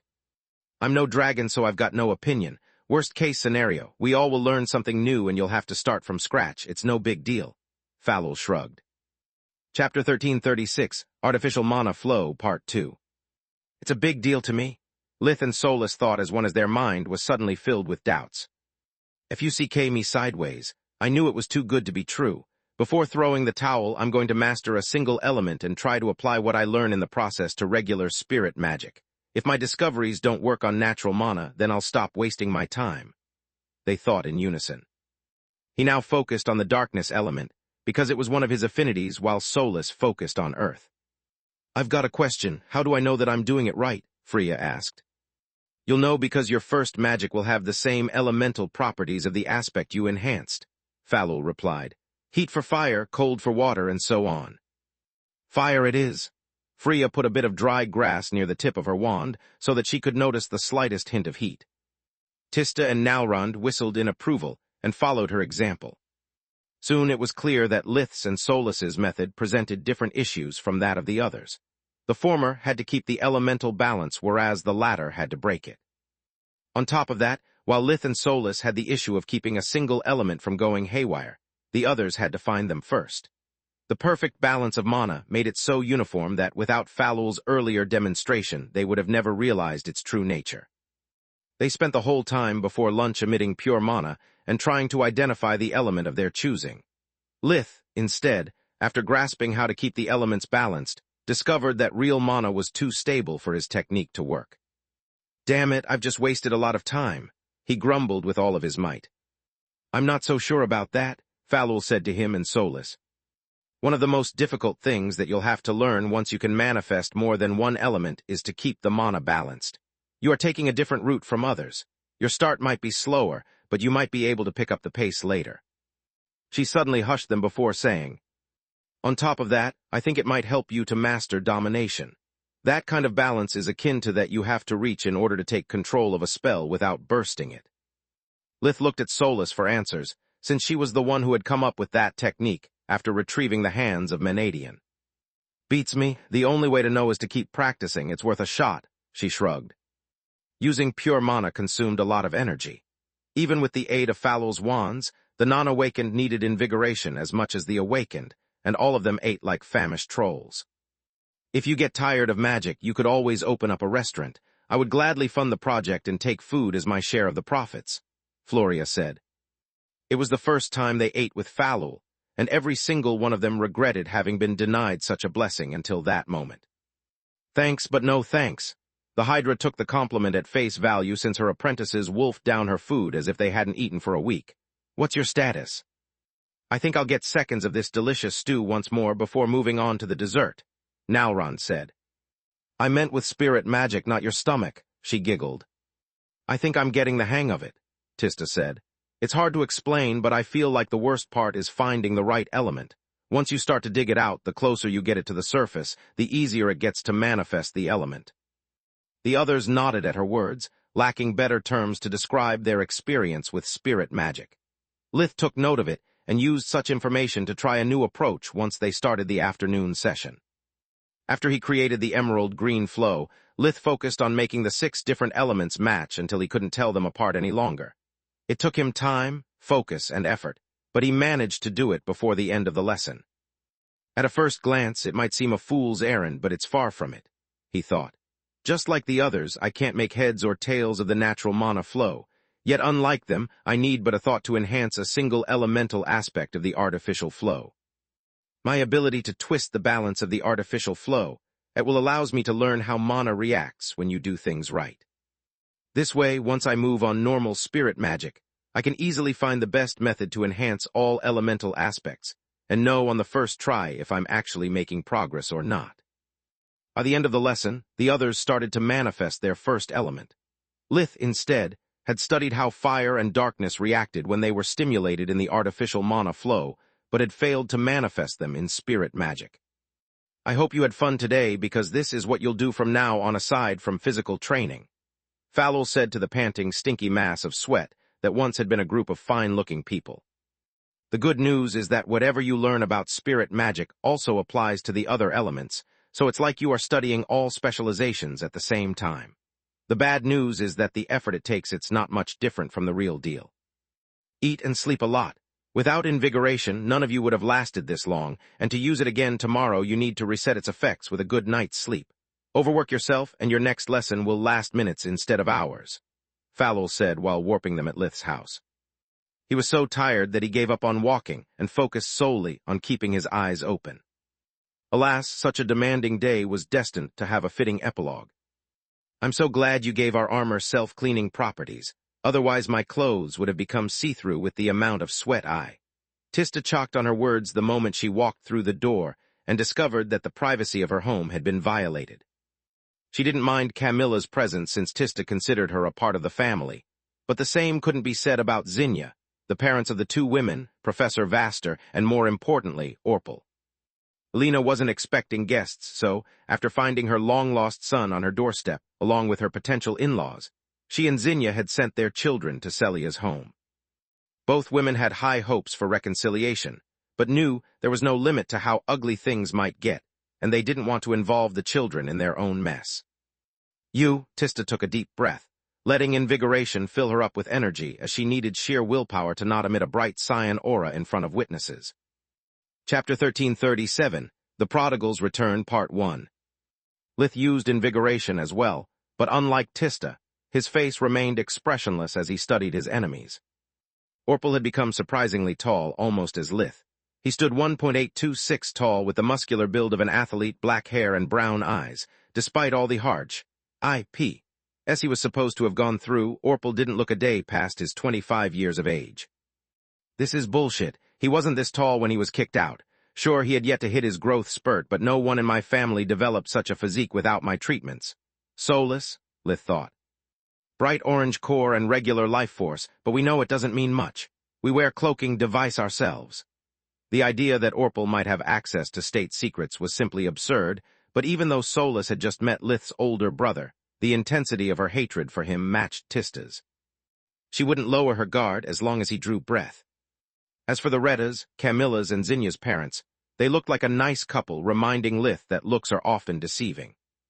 Krefa's Retta was a man in his mid-50s, about 1.71 meters, 57, tall, with graying raven-black hair and mustache. He had the slender build of someone who had a sedentary job, but he exuded an aura of confidence and charisma that intimidated the Verhins. Kima Retta, instead, was a lovely woman in her late 40s that barely looked one day past 40. She was about 1.6 meters, 53, tall, with light brown hair and sky-blue eyes. Her visage had delicate proportions, full lips, and the sickly pale color of the Northerners masterfully hidden by a light makeup. It made it quite obvious from whom the Yavel sisters had gotten their beauty. Professor Vaster, it's so nice to see you. Lith gave him a small bow, to which the professor replied with a nod of the head. I'm dead tired from work. Would you mind keeping an eye on the situation in my stead while I clean up? Gladly.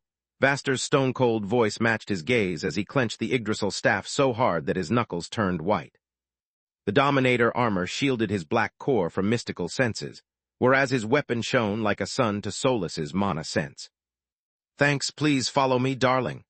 Lith gave Camilla a quick kiss before dragging her in the bathroom with him and making Orpal turn green with envy. Even after Night had modified his body to match that of his hated brother, to receive the attention of a woman as pretty as Camilla Orpal still needed Night's help. Are you insane? There is no time for sex now, she said the moment the door closed behind them. I just needed privacy. Lith could see her panic and tried to calm her down. He was well aware of the power that even the worst parents had on their children, no matter their age. Breaking the shackles of blood took more than strong words and good resolutions. It took determination, a cold heart, and lots of pain. Don't ask me why, but Meln smells fishier than I do right now. I'll take a quick shower and use this time to regain as much strength as I can. Stay close to Vaster and keep your sister and my parents with you. He's your safe haven until my return. Okay, Lith said. Okay. Camilla hugged him tightly, uncaring for his stench while the warmth of Lith's body shook off the coldness in her heart. Tista, it's been so long since we last met. You've grown into a gorgeous woman. Why don't you give your older brother a hug? Orpal opened his arms as he walked toward her, obtaining in return a push so strong that it sent him back sitting on the couch. Keep your dirty hands off me, whatever name you now go by. Tista's eyes blazed with cyan mana. I've got only 2 brothers and their names are Lith and Aaron. Professor, if he makes a wrong move while I'm away, react with extreme prejudice. Orpal's voice was warm and nice, yet it gave the creeps to every woman in the room, even Kima. They all had enough experience with their respective suitors to recognize the tone of a brother speaking to his sister from that of a man addressing a woman he would like to sleep with. Don't mind if do. Vaster looked like an overweight and short middle-aged man, yet he gave Knight the creeps as much as Orpal did to the women. There was something about his demeanor that gave Vaster both the calm of a sage and the savagery of a predator that could snuff her life at the slightest provocation. Baba Yaga's slave's spell kept Knight from helping Orpal in any way against the residents of Lucia, but luckily for them, Vaster wasn't among them. Calm down, you moron. Your plan will never work if you get your ass kicked, Knight said via their mind link. First Lith ignored me, then Tista disrespected me, and now you want me to cower in front of an old fart. What good is our bond if I can't teach any of them a lesson? Orpal snarled. The old fart has a staff that alone can hurt us, and if you attack him, there's no telling what might happen. Due to the slave spell, Knight couldn't mention the arrays surrounding them, nor the fact that outside the house there were more powerful creatures staring at them than trees in the woods. The only thing she could do was to warn Orpal about the dangers that Vaster posed to the plan. Like most of those who gain power without effort, Orpal felt entitled to everything, letting his pride and LUSD cloud his vision. I can't believe that Cripple became such a hottie. Tista spends so much time with Leech every day, and she has to obey him due to the rules of the council, yet she treated me like trash. Orpal's thought, wondering if he should take an apprentice as well. Keeping his cool during the first visit had been much simpler. He had enjoyed playing with the feelings of guilt that still plagued his parents. Orpal had managed not to laugh when Alina had cried hearing about Tryon's death, only because he had rehearsed his speech many times with the members of the Night Court. Yet no amount of rehearsing could help contain the fury that ravaged Orpal's mind, as things didn't play as he had predicted. He had expected Lith to lash out in outrage, to which he would have responded with calm, proving his superiority. He had predicted that Tista would have been as gullible as Renat, and that his appearance would have been enough to undermine Lith's authority. Professor Vaster, how long have you known my daughter? Kreffa said, assuming that the old man would be easy prey. When I heard the songs about Lith, I thought that the bards were just buttering him up to encourage him and other young mages into serving the kingdom. I expected to find a mage as talented as naive with a crush on my rebellious daughter, not a butcher. Chapter 1338, The Prodigals Return, Part 2. Just looking into Lith's eyes had covered Kreffa's in a cold sweat. He had met enough criminals to recognize someone who had no qualms to hogtie him with weights, throw him into a well, and make a wish. Vaster, instead, looks like a man desperate enough to chase someone who could be his daughter and stupid enough to do anything to keep her by his side. Kreffa's thought. Not much, just a couple of years, Vaster said with a warm smile.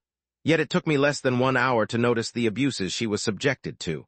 I always wondered how could you miss it, or why you didn't stand in court by her side when Zinnia fought for her children's custody. Vaster's act was so perfect that Cleffa stuttered in embarrassment, the excuses he had repeated from the day Zinnia had become a widow. Otherwise, he would have noticed much sooner that the professor neither listened nor believed a word Cleffa said. Vaster's gaze held a list of promises of pain that got longer the more bullshit he had to listen to. Is everything fine? Camilla's quick return relieved Orpal's wounded ego and saved her father from a sudden heart attack.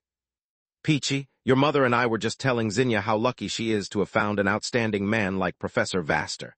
Taking care of 2 children born from another man speaks volumes about your noble character, Clefas said. The carrot and the stick was one of his favorite negotiation tactics. Sucking up to Vaster would curry his favor while reminding Zinnia of her failed marriage, and of her baggage would make her submissive. Dad, Zogger and I are not in that kind of relationship. She blushed up to her ears, too embarrassed to even meet Vaster's eyes. Clefas knew that Zinnia had never been with a man besides Falmug. She knew nothing about love except for what her parents had told her, making her easy to manipulate. Just like ignoring your daughter and your 2 grandchildren for 10 years speaks volumes about yours, Mr. Retta. Vaster's reply made it clear that 1 out of 2 was the best result that Clefas could hope for. That's not true, Zogger. My mother came to visit every time she could, and she did try to help me.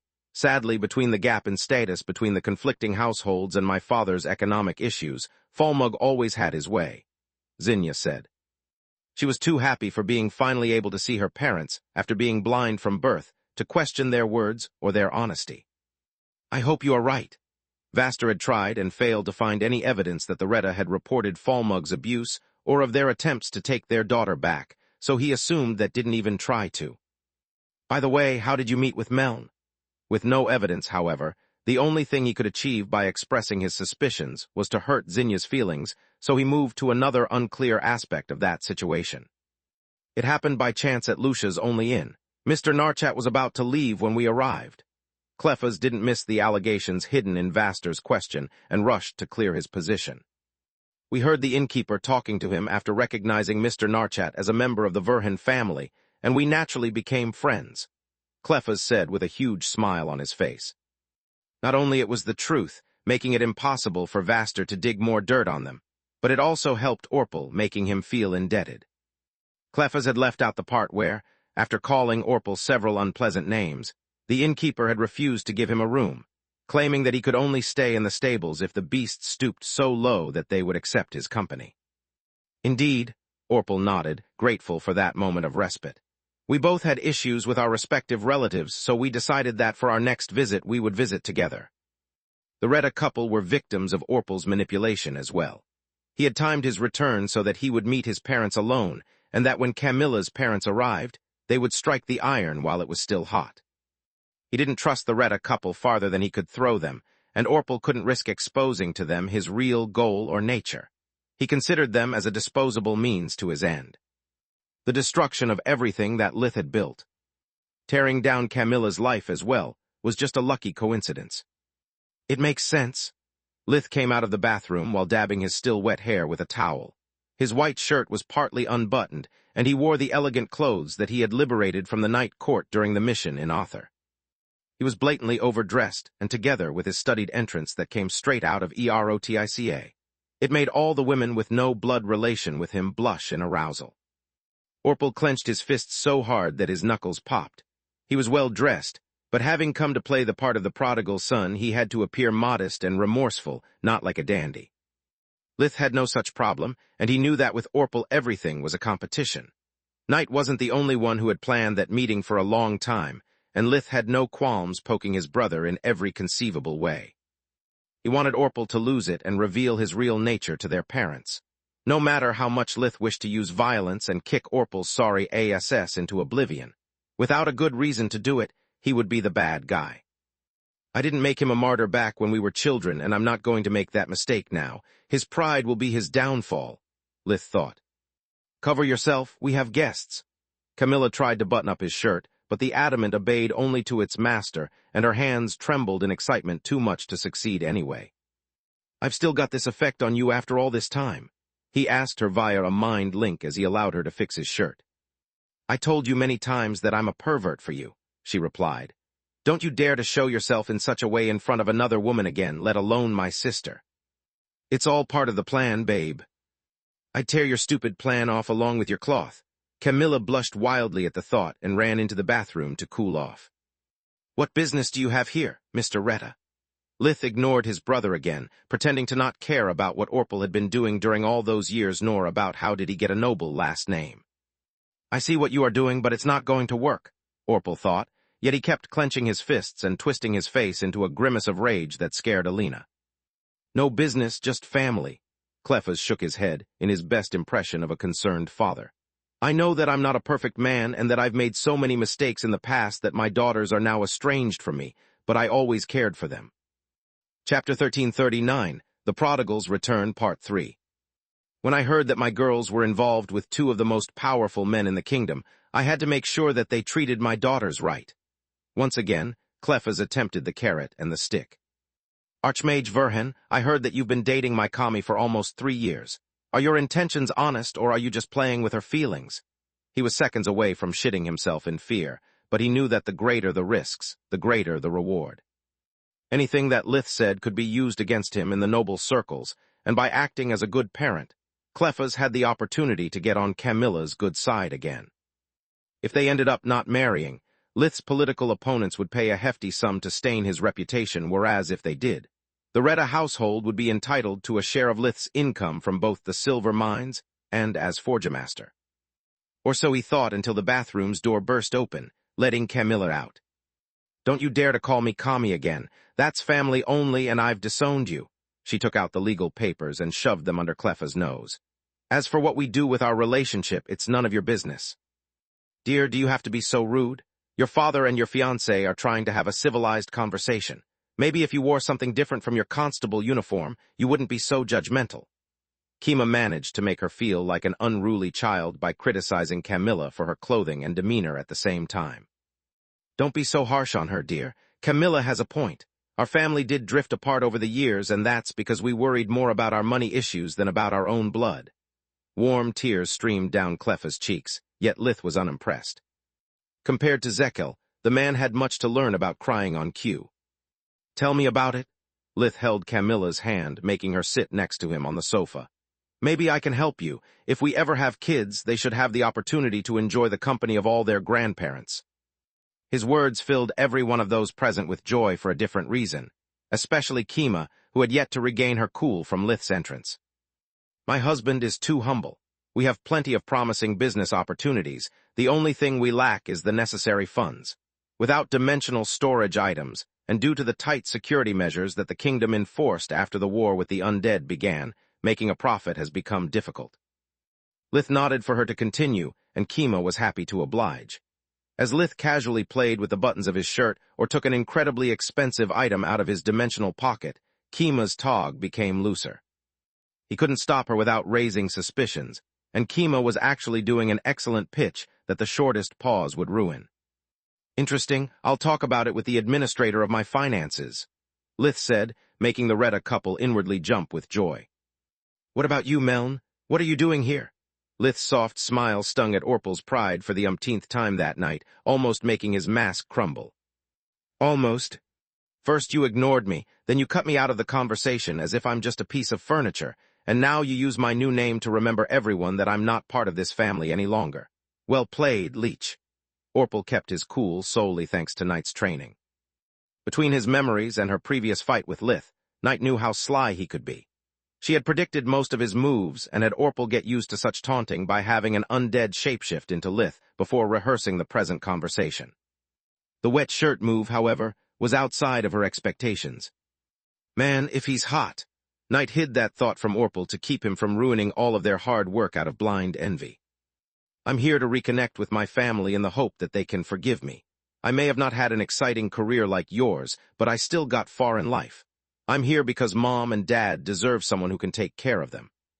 Someone who can spend more than the crumbs of their free time with them. You have been away the whole day to practice your magic, little brother, whereas, thanks to my communication amulet, I can do business even from home, Orpal said. Really, what kind of business could you possibly have? Is beating widows and children a thing now? Tista returned as well, wearing the baggiest clothes she had. Her attire oozed the disgust she felt for her long-lost brother, while her words challenged him to prove to be more than the horrible person everyone remembered. Just what Orpal wanted. The good thing about hitting rock bottom, dear sister, is that you've got no way to go but up. He inwardly smiled, seeing Tista turn to a shade of purple when he called sister. Her fury kept Tista from formulating words that weren't insults, forcing her to shut up to not make Alina suffer and to not embarrass her family in front of strangers.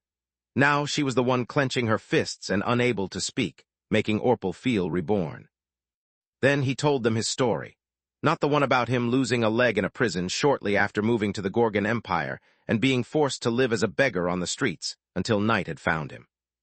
It was the story that his partner had created for Orpal, turning his streak of failures and his wallowing in self-pity into the chronicles of a self-made man.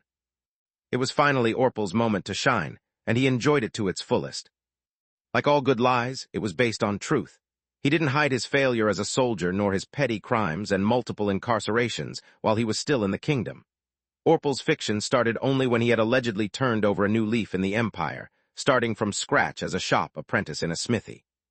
From there, he had allegedly made the business thrive, opening new shops and expanding into jewelry by becoming a skilled goldsmith as well.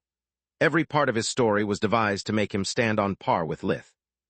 Night had made him into a skilled craftsman as well, as he proved by gifting Alina and Renaa his own creations. She had given him a wife prettier and younger than Camilla that Orpal said was pregnant with their firstborn. The news of a grandson made everyone's heart but Lith's flutter. Even if Orpal hadn't truly changed, the child wasn't responsible for the crimes of their father. Chapter 1340, The Prodigals Return, Part 4. Becoming a father was the last nail in the coffin of the old me, Orpal sighed deeply. It allowed me to walk a mile in your shoes, Mom. I now understand that no parent would allow anyone to do on their children what I did to Tista and Lith. I've no excuses for what I did, Dad. I can only admit my faults and pray for your forgiveness. Start praying, then. Tista tapped her foot in annoyance at those cheesy words. I beg your pardon? Orpal's voice was meek, but a spark of fury lit his eyes at such blatant disrespect. I pity your child, not you, Tista replied.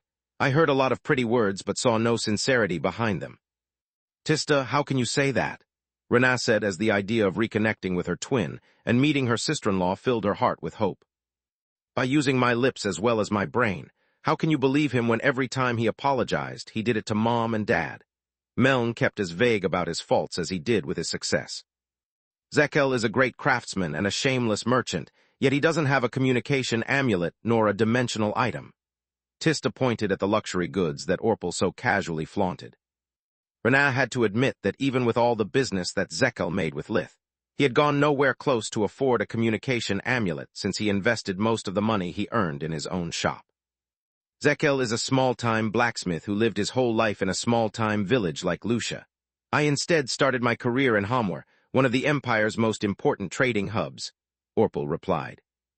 We exploited the various crises from the monster outbreak to the current war against the undead to expand our business and follow the market. Our turnover grew with each new shop we opened, and crafting jewelry did more than allow us to venture into a small-risks, high-reward market. It also allowed me to get in touch with people with the money and the will to finance my projects. It's thanks to them that, once I started riding on top of the wave of conflicts in the Empire, my business never lost momentum and kept growing. Neither Orpal nor Knight were stupid. Before making their comeback, they had prepared an adequate cover story and made sure that even the paperwork was in order. Orpal owned several smiths that laundered the money from the undead courts, and even his wife was real.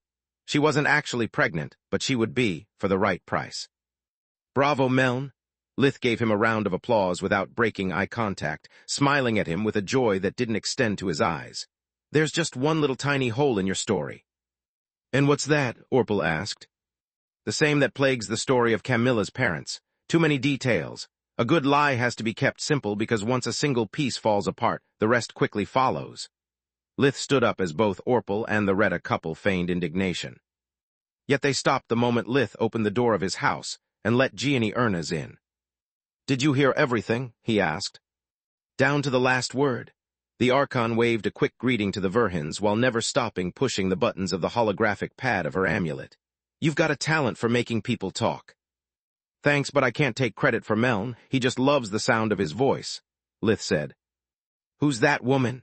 Clefas had never seen an Archon, but her uniform was similar enough to Camilla's to send a cold shiver down his spine.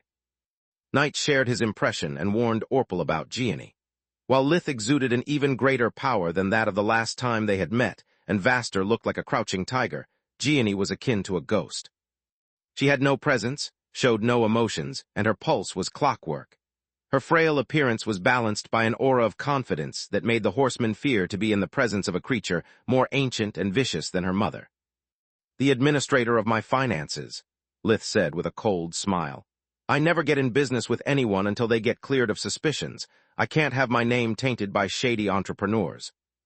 While Blabbermouth here talked, and my colleague from the Empire verified his story, I ran a thorough analysis of your parents' business based on the information they provided. Zinnia, take a look. Gianni handed her the amulet. The results of the Archon's work were disturbing at best. Zinnia recognized the names of the people and of the merchant guilds that Kima had mentioned earlier. The cleanest among them were figureheads of notorious criminal organizations, while the others had a rap sheet longer than her arm. Ever since the actions of your ex-husband ruined the Sarda household, your parents' merchant company have been in dire straits. If before they just needed to take part in smuggling to make ends meet, now they've taken a more active role in the underworld, Gianni said. They have gotten themselves involved and indebted with really bad people, and the only way they have to get out of it in one piece is by paying all of their debts in spades. That's why they were so desperate to reconnect with you and Camilla. Best case scenario, Lith's and Zogger's names would be enough to cancel their debt. Very few are dumb enough to mess with an archmage. Worst case scenario, once they got you to sign even a single piece of paper, in the eyes of the law you'd become their accomplice. Camilla's career would be ruined unless Lith pays, and without Zogger's help you would lose your children to your ex-in-laws. Zinnia was already choking on her tears when Gianni handed Camilla several documents. They were credit forms written in Kima's elegant calligraphy that involved Zinnia in their operations as an investor. All they needed to be legally valid was her signature. "I'm sorry, kid. Our colleagues found it while searching your parents' home just a few minutes ago," Gianni said. "Zinnia, did Kima ever ask you for a loan?" Camilla was flabbergasted. The credit forms would have fooled even her since their contents were legit. The danger of the documents lay solely in the people whose signature would be placed beside Zinnia's. "She did, but it was for a small sum, and I never signed anything." Zinnia hadn't gained sight for long, but she had received enough letters from her mother to recognize Kima's handwriting. "Small or big, it doesn't matter. Any sum would have made you an accessory the moment your parents had gotten caught for their crimes," Gianni said. "This is an abuse of authority. You had no right to search my home or listen to private conversations." Clefas tried to leave, but a couple of burly guards had him cuffed and kneeling before he could take a single step. "She had the right to listen to our conversation because this is my home and I gave Archon Erna's permission. Your wife's words are more than enough to justify a search warrant." Lith shrugged as he turned toward Orpal. Chapter 1341, Monsters Among Us, Part 1. "I've got nothing to do with them. This is just the second time I meet them," Orpal said, feeling more cornered by the second. He was certain to be capable of taking on both Lith and the old fart, maybe even the petite, creepy woman. Yet Knight kept screaming at him that those weren't guards. They were royal guards wearing the royal fortress armor. One wrong move and defying Baba Yaga's would be the least of their problems. "I believe you, but that changes nothing." Lith showed Orpal his army amulet, where he was receiving updates in real time from the constables in the Empire with whom Gianni had been coordinating her efforts. The legal system there was different. They even answered to different rulers, but they all served justice. One of the perks of the war against the undead was that sharing information had become of paramount importance for the three great countries. The undead courts moved through the borders and efficiently coordinated their actions, disregarding their old rivalries. To have a chance of survival, the officials of the Garland continent needed to beat the undead at their own game. "Mom, Dad, please look at this." There were too many files filled with legal jargon and numbers that only an expert could decipher, so the Empire's constable had added a summary table at the end of each document that even a child would understand. "As you can see, Orpal started his business around the same time I went to the White Griffin. Also, during the past 7 years, he has earned more or less the same amount of money I did," Lith said, amazed that Orpal had gone to such lengths just to not feel inferior to him. So, Raz's heart was torn between pride towards his sons and fear of the unknown. "Dad, I know that I usually downplay my achievements, but back when I was just a fourth-year student, I received 2,000 gold coins as a reward for my help with the plague. Then I fought Balker, Nalar, and every time the royals paid my services in gold. How likely do you think it is that a blacksmith, no matter how talented, can earn as much as the youngest archmage and spellbreaker of this generation?" Don't you find it odd that Orpal followed a career path so similar to mine? Lith said. He had hoped that Orpal's need to be always on top would be his downfall, and so far, it had worked. All of Lith's provocations had riled his brother so much that while telling his story, Orpal had listed his most important backers like a collector would with his most valuable pieces. It had allowed Gianni and the other constables to know where and when to look. Lith could have beaten Orpal an inch from death or 6 feet under in a snap, but that would have solved nothing. It would have only made him look like a violent thug and hurt his parents. His goal for both the Retta couple and Orpal had been to kill them in the hearts of their respective victims. Only then could Lith kill them physically as well without putting at risk everything he held dear. There's more to it, Gianni chimed in. All of Orpal's clients are clean and his story checks out, but that's actually odd. How come no one of his business rivals ever played dirty, and how could he avoid making business with SCUM? It's not like a merchant can choose their clients. Some dirt has to be expected. On top of that, I find it suspicious that so many important figures bought goods from him in person instead of just sending their servants. That's because they wanted to admire my work.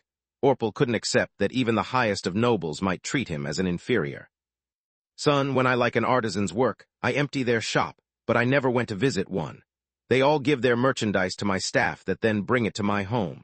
Lith is the only craftsman I receive in person, and that's solely because of our relationship. I never met a single goldsmith aside from him, nor do I let strangers into my home, because I'm just that important. Gianni managed to look down on Orpal despite the considerable height gap between them. Son, be honest with me and I'll forgive you no matter what you did. How did you make so much money in so little time? Alina asked. Mom, I swear that I can explain. I just need some time for...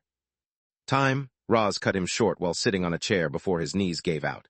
I don't need time to remember how I made my money. Either I know it or I don't. The only reason you're stalling is that you're making it up. Knight, help me, this wasn't part of the plan, Orpal thought. You idiot, I told you not to chase after your brother so hard.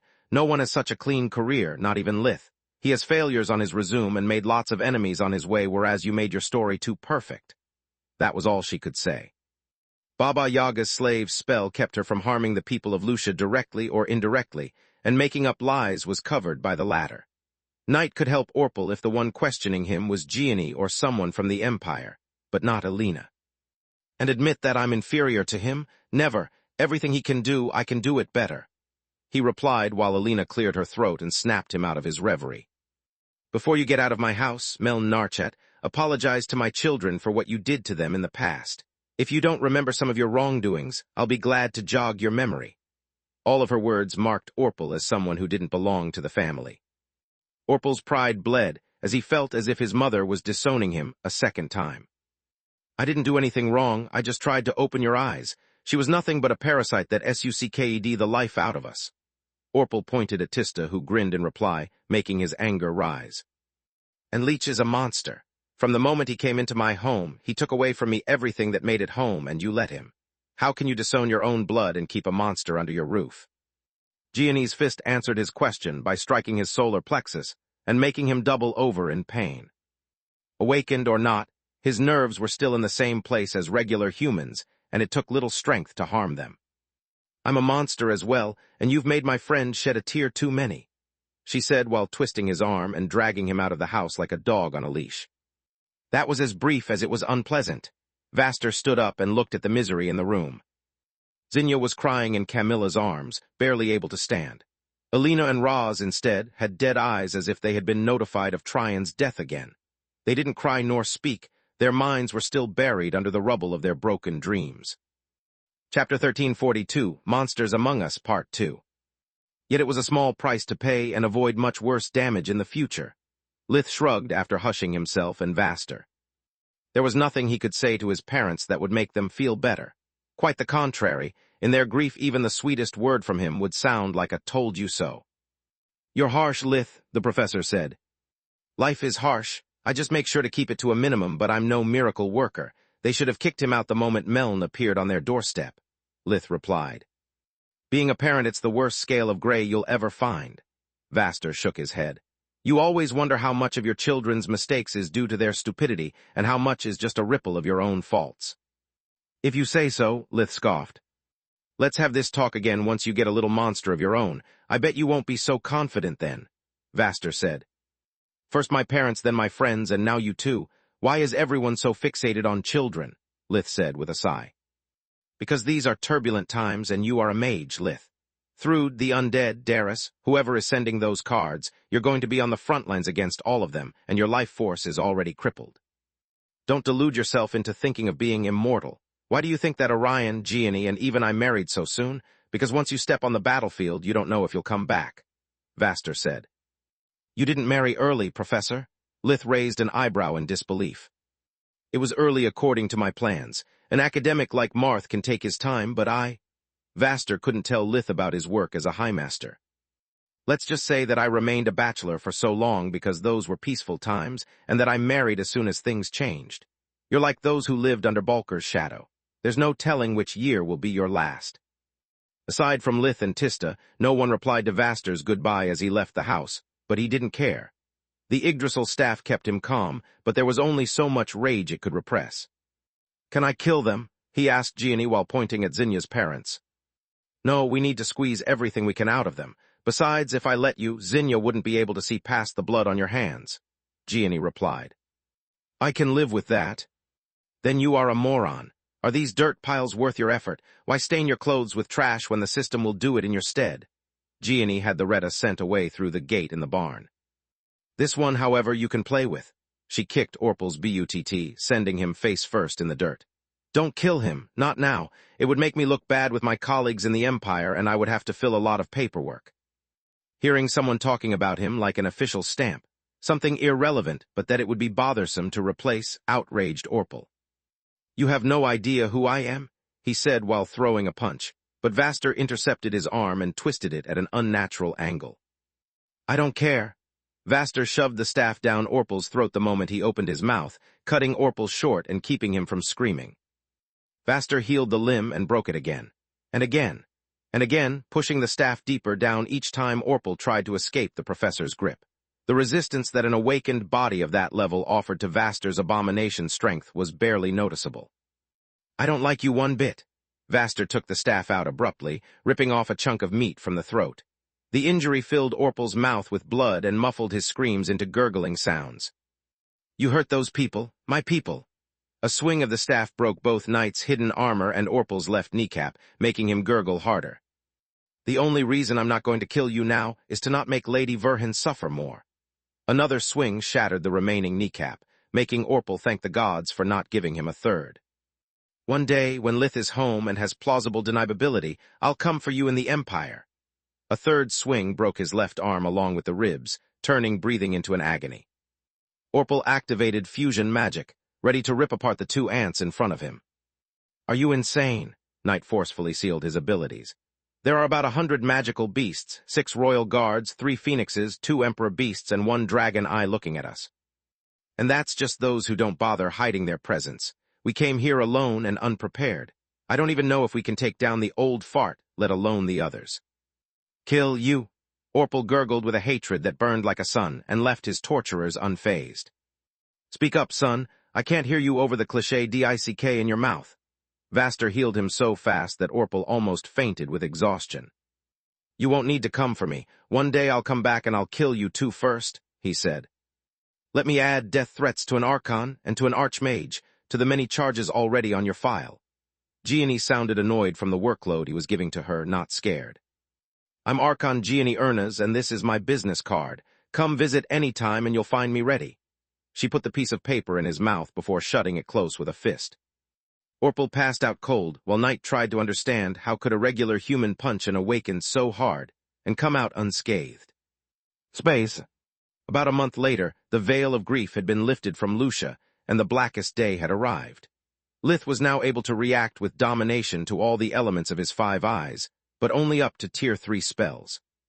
Spirit magic lessons, instead, had taken an interesting turn. After a slow start where he and Solus had been left to square one, while the others learned to manifest 2 elements at once, they had managed to quickly catch up with the rest of the class. In the end, our artificial mana flow paid off, Lith thought. It was a gamble worth trying, Solus replied via their mind link as they practiced. After all, just like world energy is comprised of the 6 elemental energies plus the will of Magur, the pure mana produced by our cores is comprised of the 6 elemental energies as well, but with the addition of our life force. It's the reason why spirit magic, that uses pure mana for its spells, is known as the 7th element of life. Indeed, Lith nodded. While normal spells require us to mix our mana with the world elemental energy to weave a spell, spirit magic spells only need mana, making them nigh omnipotent but also incredibly energy expensive. Spirit magic requires the mage to learn how to sense the 6 different elemental energies mana is comprised of, then how to isolate each one of them, and lastly how to amplify them one by one. Once we learn to do that, we'll be able to create spells that can use all elemental properties at once without them interfering with each other, and that will be also much easier to control. Chapter 1343, From Blackest Day, Part 1. Can you imagine finally being able to use gravity magic without Freya's uncanny dimensional awareness thanks to spirit magic? Solus said. Using gravity spells by borrowing Magur's elemental energies is too hard, whereas spirit magic is more docile once you learn how to conjure it. That's because spirit magic is entirely made up of our mana and uses no external elemental energy. Mana is a part of us and naturally responds to our will. On top of that, since spirit magic spells don't rely on world energy, they can't be countered by arrays, making them unstoppable, Lith said. Yeah, they are akin to projecting fusion magic on the outside. You use solely the elements that comprise your own mana instead of the elements of the environment. Yet such power also comes with problems, Solus said. It means that only awakened can use spirit magic because they are the only ones who can freely produce mana at will by stimulating their core.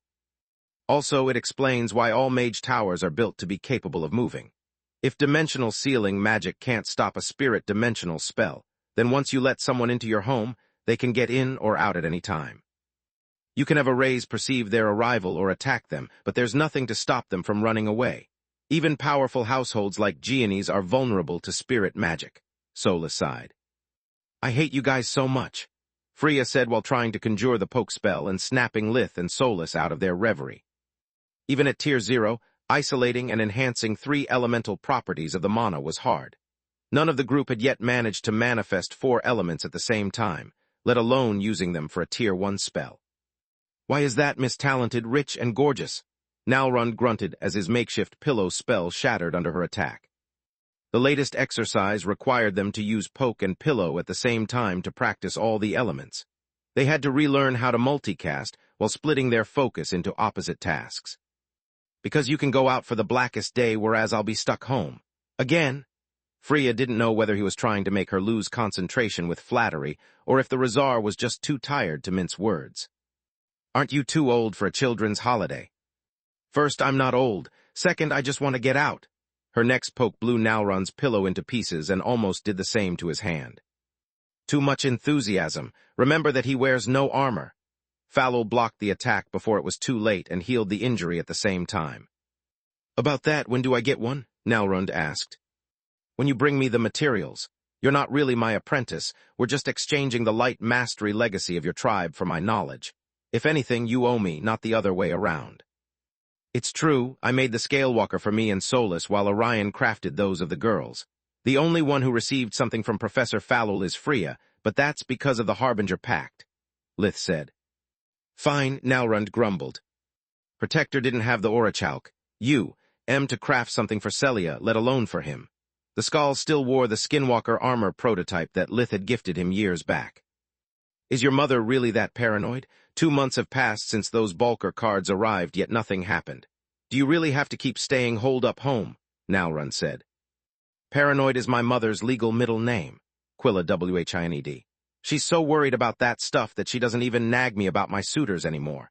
The closer the royal gala gets, the tightest the security becomes. Lucky you, Lith said while he caught Solus's poke with a baseball glove-shaped pillow spell and vice versa. At least you get to stay home and practice magic, whereas I've got to take the kids to the fair. I'm sick and tired of practicing magic, Quilla replied. Between physical training and spirit magic, I've got to eat a lot and then use light magic just to make sure that I don't slim down in the wrong places. I'm not Freya, who's got plenty to spare. One moment of distraction, it's all that it takes to turn myself into Floria's short version. I hate you so much, dear sister. Floria shot an angry poke that required Quilla's full focus to stop it. I would offer you my protection, but I'm taking the night off, Falul said while helping Tista practicing. You what? Suddenly Lith didn't feel so safe anymore. It's the blackest day, the perfect opportunity for the undead courts or the Balker wannabe to rear their ugly head. Don't be a scaredy cat, I'm not leaving you alone. Ever since the truth about you came out, there are 3 members of Salark's nest keeping an eye on your home, Falul said. What? The revelation shocked Lith so much that Solus's poke hit his face, and only the Scalewalker armor kept the hit from knocking him out cold. Why didn't you tell me that earlier? Because they could have left at any time, and I've got no way to order them around. After so long, however, I'm sure that they are going to stick around until they decide if you're part of the nest or not.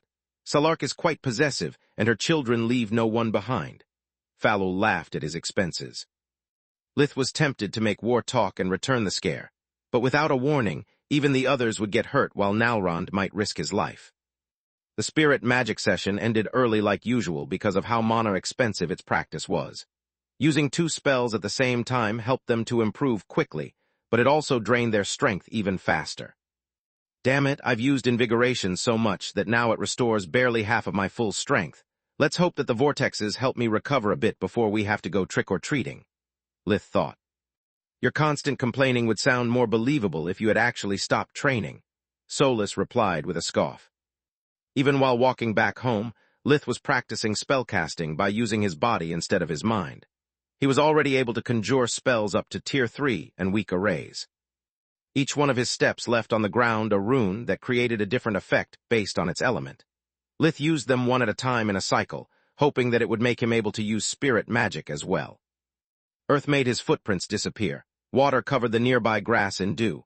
Fire conjured wisps of flames, light made flowers bloom, darkness killed the insects that bothered him, and air created sparks of electricity. I'm going to keep training even while we shop, otherwise I'd waste a whole evening doing nothing, Lith said. You promised the kids more than your time, you also promised them your attention. Remember what Camilla taught you about having fun and don't be a sourpuss just because she's not here tonight. Solus scolded him. Chapter 1344, From Blackest Day, Part 2. The Blackest Day was a treat for kids and criminals alike.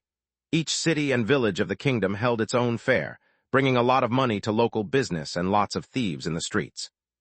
It was one of the busiest nights for the members of the law enforcement, so Camilla had to leave right after dinner.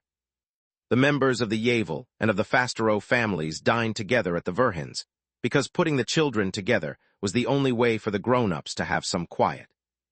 The fair was a big event for someone so young, and they all had saved as much as they could from their allowances for that day. Also, being kids, they believed to superstitions and were excited at the idea of seeing spirits wandering among the living. As long as the ghosts kept at a distance, and their parents protected them, of course. Man, you really look like crap, Camilla said while looking at Lith's further debilitated state after practicing for the Violet Corps on his way back. They only had a bit of time before and after dinner for themselves, so mincing words was out of the question. Thanks, you two look horrible after a double shift and not even taking the time for a shower or a cup of tea. Lith wanted to sound mean, but it came out apologetic since he was the reason for that. If I did that, I wouldn't have been able to welcome you back when you arrived home. She heavily sat on their too comfortable bed, making her eyes droop the moment she started to relax. You could have done that later. Lith sat behind her and massaged her stiff shoulders. It's not the same thing. You do so many things at once that sometimes you forget the reason why you started them in the first place. I want to be there to remind you of your goals, and that power is just a means, not an end in itself. She turned around and looked him in the eyes before kissing his right hand. Camilla could feel that part of him was still lost somewhere far away, but she didn't give up on bringing it back. You know, before meeting you, people would worry for me, but in the end, it was always up to me taking care of them, not the other way around. Lith held her tight, thankful for the attention she showered him with, even at personal cost. And before meeting you, I had no idea how home-cooked food tasted like. I'd say it's a sweet deal for both of us. Camilla chuckled. Jokes aside, remember the rules. No more training for today or the kids will think that you're haunted by a malevolent spirit. Remember what I told you about having fun. Whenever you think back to this day, the first thing that comes to your mind must be the small things that you shared with others, not some magical breakthrough. Are we clear? Yes, Mom. Lith replied to both her and Elena that had just called them over for dinner. Camilla left after the meal before things got hectic. The kids couldn't wait to leave while the women couldn't wait to kick them out and have some peace. Being ghosts and scary stuff involved, the blackest day was a dad thing. It was up to the men of the family to protect the children while Elena and the others took their time to enjoy Lucia's fare, hunt for juicy gossip, and maybe do some shopping. "What did I do to deserve this?" Nalrund said with a sigh. He hated crowds, and Lucia was packed with people coming from the neighboring villages. There were so many merchant stands that they had formed a makeshift outer rim, since all the space inside Lucia was already taken. "Nothing," Protector said. "Roz has to keep an eye on Aaron and Lyria since Senton stayed home with the triplets. Vaster couldn't make it, so Lith has to take care of Frey and Philia. Without you, we'd lack the manpower to keep the kids under control in case one of them gets lost and we need to look for them. You can switch place with Senton if you prefer." "No, thanks." Nalrund shuddered at the thought. Having to deal with one small kid and their diapers was already bad. 3 at the same time was the stuff nightmares were made of. Lucia was lit by lanterns that were magical in name only. They were just regular lanterns with a rotating base hung on the decorations between houses. A gust of wind was enough to make their carved walls move so that the light would project elaborate shadows. Most of them depicted ghosts, small fairies, and the less scary creatures that according to folklore came out during the blackest day. The lanterns near the shops, instead, projected shadows that advertised their merchandise. "Do you think we have the time for a beer?" Roz asked as the smell of aromatic brews and of the freshly baked salty snacks to go along with them reached his nose. "Depends. Can you drink it so fast that your kids wouldn't disappear in the crowd?" Despite his bulky size, Protector had a hard time moving around. At some point, he had been forced to put the kids over his shoulders to not let them be swept away. "No. Then it's a hard pass." Protector envied the men that could just sit around and relax, instead of having 2 little monsters yelling in his ears to reach their destination faster. Lith had no such problem. His deep blue archmage robe parted the crowd better than any spell. People made way for him, giving Lith deep bows and many thanks.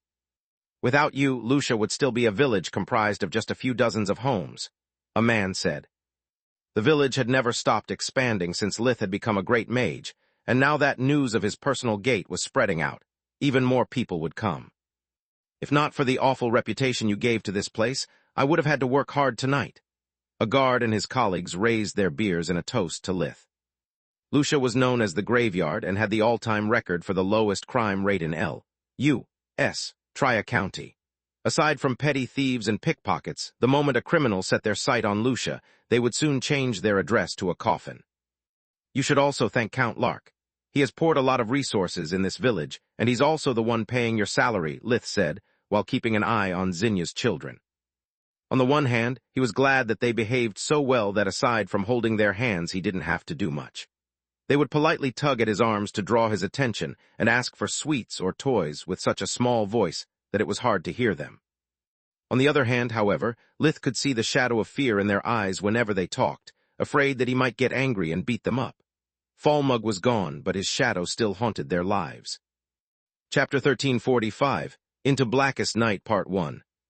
"That if you seek her, how could Falmug be so cruel toward his own children after naming them after himself? I wish that the blackest day really made the boundaries of the spirit world thinner so that I could send my demons to torture his soul," Lith thought. "Are we talking about Falmug or Ezio?" Solus asked. Both, the memory of Lith's Earth father overlapped with that of Zinya's late husband, hitting close to home. "They are gone now, and their ghosts can hurt you only if you allow them to. Don't let them ruin this night for any of us," she said. After pondering her words, Lith bought Frey and Philia anything they stared at for more than 5 seconds until they found the courage to tell him what they really liked or disliked. Then he took them with him in the air, flying slowly through the starry sky above Lucia to show them that dreams could come true, and that not all adults extended their hands out of violence. At first, the kids held to Lith's arms with all of their strength, but soon wonder replaced fear and they loosened their grip, trusting that he would never let them go. He brought them down only when the fireworks were about to start. "Lark sure made it big for the fair this year," Roz said while staring at the Emperor beast-shaped lights in the sky.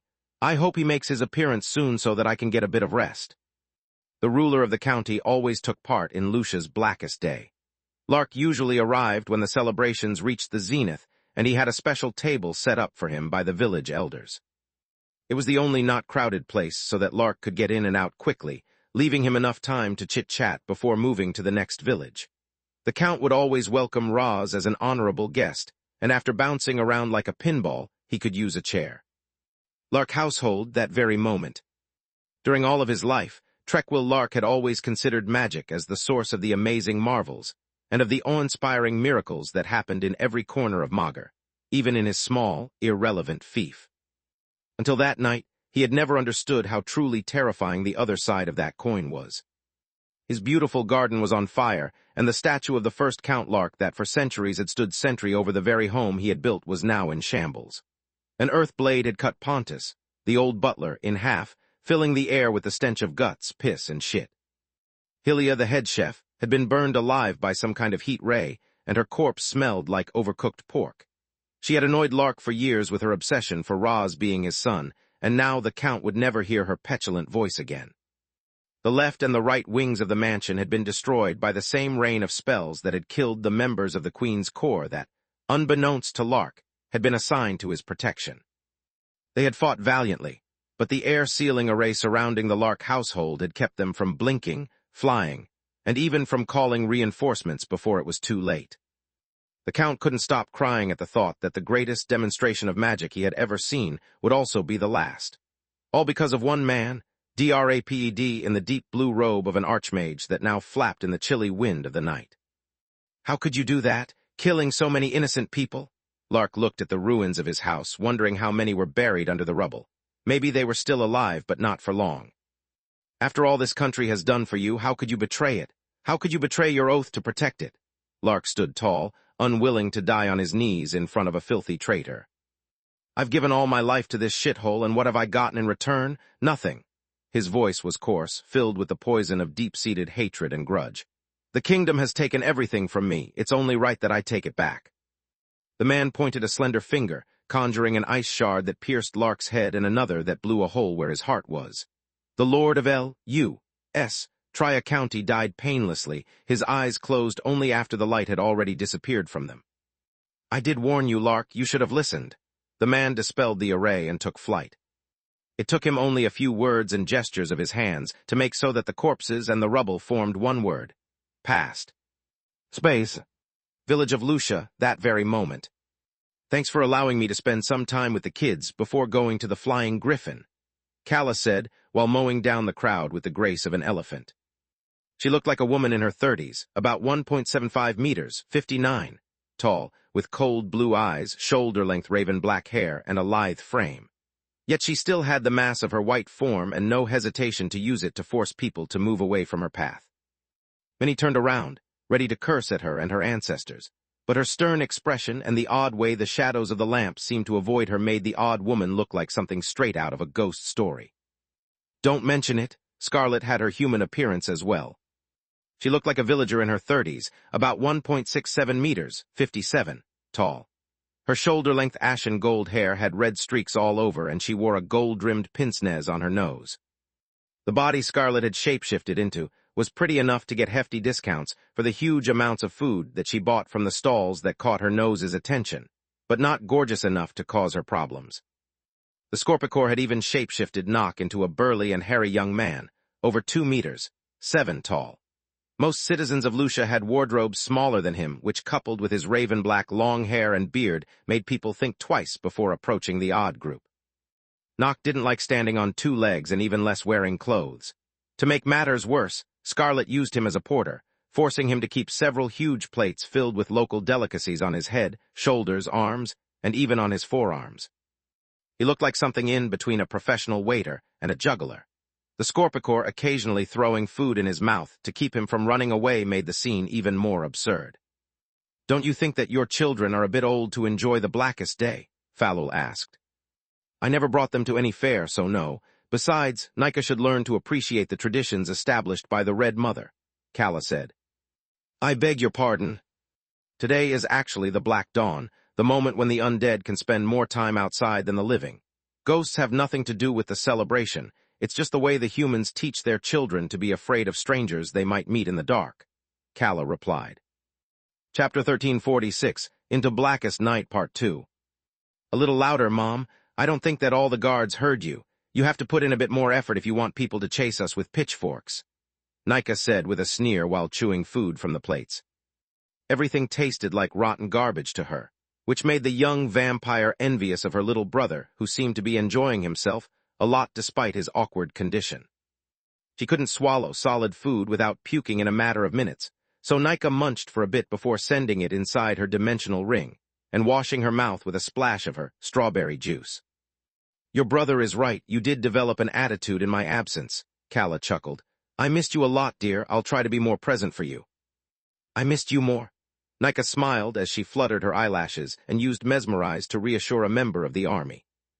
There's nothing to worry about, officer, she said. There's nothing to worry about, he repeated with a blank stare, incapable of focusing on anything but her eyes and her hand caressing his arm. No one was talking about the undead. The people who called you for help are just paranoid, Nika said. No one was talking about the undead. The people who called me for help were just paranoid, the soldier told to his colleagues after returning to the beer stand where they were waiting for him. You must learn to take your time, Kala, Scarlet said. Our abilities make us more than the members of our respective species, and yet less. More than one awakened disappeared inside their lab until everyone they knew was gone. It's why our houses should have windows, not for the light so much as to notice the passing of time. Her words received unanimous approval. Speaking of time, Falul, did you adopt the little runt or what? You need to be more specific, the Hydra said, since in her eyes Freya was a runt as well, and she was still pondering their bargain. I mean Lith, he's already got a bright blue core and he's steadily working to achieve the violet. Scarlet used the eyes of Menadian to zoom on his figure sitting at a table while the kids ate biscuits and hot chocolate. No, I didn't, and I don't plan on sharing with him any secret of my bloodline. Don't tell me that asshole is training even now, Falul asked. To his defense, Lith had kept his word and used magic solely to entertain the children with a light show. Otherwise, Solus would have killed him. He got the opportunity to practice and to give his fellow babysitters a moment of respite. 2 birds with 1 stone. Yes, he is. Scarlet looked at his vortexes flexing and relaxing rhythmically as Lith used spells of increasing difficulty. Damn, his technique is too rough and amateurish to belong to any legacy, but he's got it right nonetheless. Maybe I should really ask him for advice about guardianhood, she thought. I'm going to make him pay for that, but not tonight, Falul said while claiming an open table before someone else could. Nika asked Nock to describe to her the difference in taste between the delicacies, but his replies amounted just to different gradations of delicious, giving her a headache. Their quarrel stopped the moment they realized that they could suddenly hear each other without yelling. Then, the silence that had replaced the sounds of the festivity turned into the noise of panic. People started to scream, dropping their plates and glasses onto the ground in their hurry to run away. What the heck is going on here? Scarlet's pince-nez released an invisible pulse of energy that allowed her to scan the space around her for several hundreds of meters with the equivalent of mana sense. It would leave the eyes of Menadian exhausted for a while, but in the face of an unknown threat, a bird in hand was worth 2 in the bush. Yet aside from Lith's group and her own, there was no powerful creature worth mentioning. I'm sorry, ladies, but the fair is cancelled. One of the soldiers approached them while trying to make people leave in an orderly fashion. Someone has killed the lord of the county and no one is safe. Space. Lith arrived at the Lark household as soon as he brought the kids back home and left Falul standing guard. Even Gianni's early report about the crime scene couldn't prepare him for the vision that appeared in front of his eyes on his arrival. The place he had known since his childhood was no more. The luscious garden was now a black scar in the ground, and the main building had been razed to the ground, along with its 2 wings. Who did this? Lith clenched his fists while looking at the Count's corpse hanging from an X-shaped ice structure, in a twisted version of a scarecrow. Someone had placed it right in front of the main entrance, in the spot where Lark welcomed his guests. They had even stuck his monocle in the eye socket and combed his hair, making everything look like a sick joke. Not Balker, it's the only thing we know for sure, Gianni said. He would have turned his victims into undead and made them kill the survivors. This, instead, is the work of a single individual. How could this happen? The Lark household was hundreds of years old. Lith lashed out in outrage, making the ground rumble. The Lark household is hundreds of years old and counting. Camilla cupped his face, forcing him to look at her instead of counting the bodies of the people he had known his all life. Lark's heirs are alive and well. This doesn't answer my question, it just makes your failure a little less utter. How could this happen? Those FUCKING Bulker cards were delivered months ago. How could you leave Lark with no protection? He asked. I can answer that. Marchioness de Star stepped forward, standing tall as her role required. She had known Lark since she was a child, and his death caused her great pain as well. Yet as the Lord Commander of the Queen's Corps, she couldn't afford to show any of it. Grief had to wait. Her duty was to take control of the situation and understand the nature of their enemy. It was the only way to keep that night from happening to someone else. We didn't underestimate the situation and put an entire unit of the Queen's Corps on Lark alone. On top of that, ever since he received the past card, I had the best temporary arrays set up around his house. Sadly, it wasn't enough. 1 unit and temporary arrays? Are you kidding me? Lith's face was millimeters away from hers, looking at Miriam's eyes with the fury of a wounded beast. 1 elite unit for 1 person is something done only for the highest nobles. As for the arrays, it's impossible to set up a permanent formation in so little time. Isn't it the reason why you've refused to move to the mansion the Queen will build for you? Chapter 1347, Home and Grief, Part 1. The Marchioness kept her cool despite Lith's threats and made him see reason. How does she know about our conversation with the Queen? Isn't she just a Marchioness? While Lith fell into fury, Solus sought solace in cold logic. Yet she didn't fare any better as her brain refused to find answers.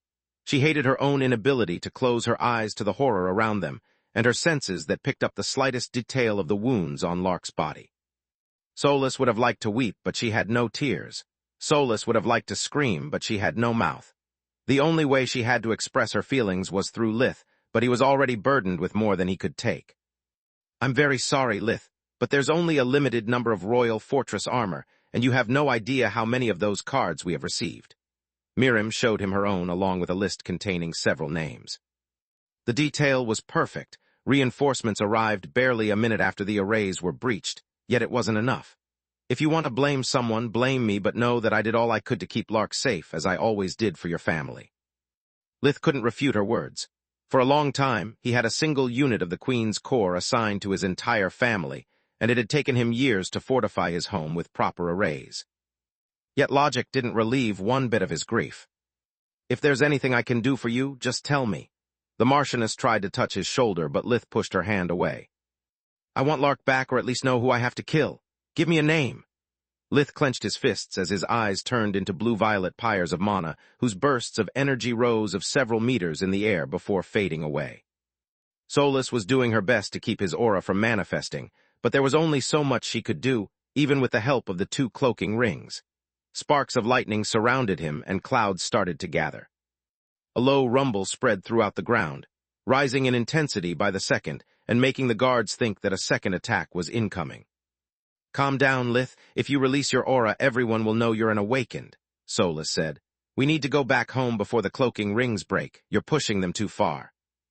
I request an urgent leave, Camilla said after her efforts to soothe him failed as well. Archmage Verhin needs to get back home and can't be left alone in such a state. He would be a threat to himself and others. Agreed, Gianni said while arranging for an emergency gate. Where to? Belias, Camilla said. What the FUCK? Solus thought. I meant Lucia. Lith needs his family. 2 royal guards raised their hands, looking like prancing griffins, and the gate appeared between them. Camilla quickly dragged Lith through it, ordering the clerk on the other side to open another warp that would lead near her apartment. Solus was still cursing Camilla's alleged stupidity, when suddenly the pressure she and the rings were under plummeted, allowing their self-repair ability to mend the cracks before it was too late. Thank the gods, Camilla thought while looking at the flames in his eyes disappear. Lith always says that being under so many elemental sealing arrays feels like being under a wet blanket to him, a wet blanket powered by an entire city. It should be enough to suppress his powers before he loses control of them or of his life forces, as it happened in Giera. I hate to admit it, but it was a damn smart move, Solus thought once she calmed down enough to understand what had happened. Camilla dragged Lith to their apartment, locked the door triple-dead bolting it, and activated all of its security systems so that nothing could get in, and they could get emergency gated anywhere at a moment's notice. It was enough to quell even Lith's paranoia, and the familiar space dispelled the images of the ruins of the Lark household from his eyes, allowing him to finally start to breathe again. Camilla forced Lith to sit down on his favorite sofa, and then she remained beside him, holding his hand for several minutes before the calm and the arrays allowed him to speak again. "Thanks, Kami. If I stayed there 1 minute longer, I would have gone insane," he said while still wrestling with his feelings to keep them under control. "Don't mention it. Can I leave you alone here for 1 second and make some tea, or do you want me to stay?" she asked. "I'm not going to fall apart, not anymore," Lith said, letting go of her hand. "I can't stay the night either, though. I need to go back to Lucia and make sure that my family is all right," he said on Solas's cue, fearing that something might happen to them as well. "It's not necessary," Camilla shook her head. "Gianni sent royal guards to your home and I've already received their report. Everything is fine." She handed him her army amulet, where a new status update from the guards popped up every 5 minutes, and they were all green. "That said, I'm not letting you out of that door unless there is an emergency. Tonight, this is your home," Camilla said. "What do you mean?" Lith was still in shock, but he knew that it wasn't like her being so in ZNSITIVE. "If you go to Lucia now, you'd be forced to suppress your feelings and to act strong to reassure your family, worrying about them instead of yourself. I want you to stay here, where you can openly grieve Lark's death without any worry.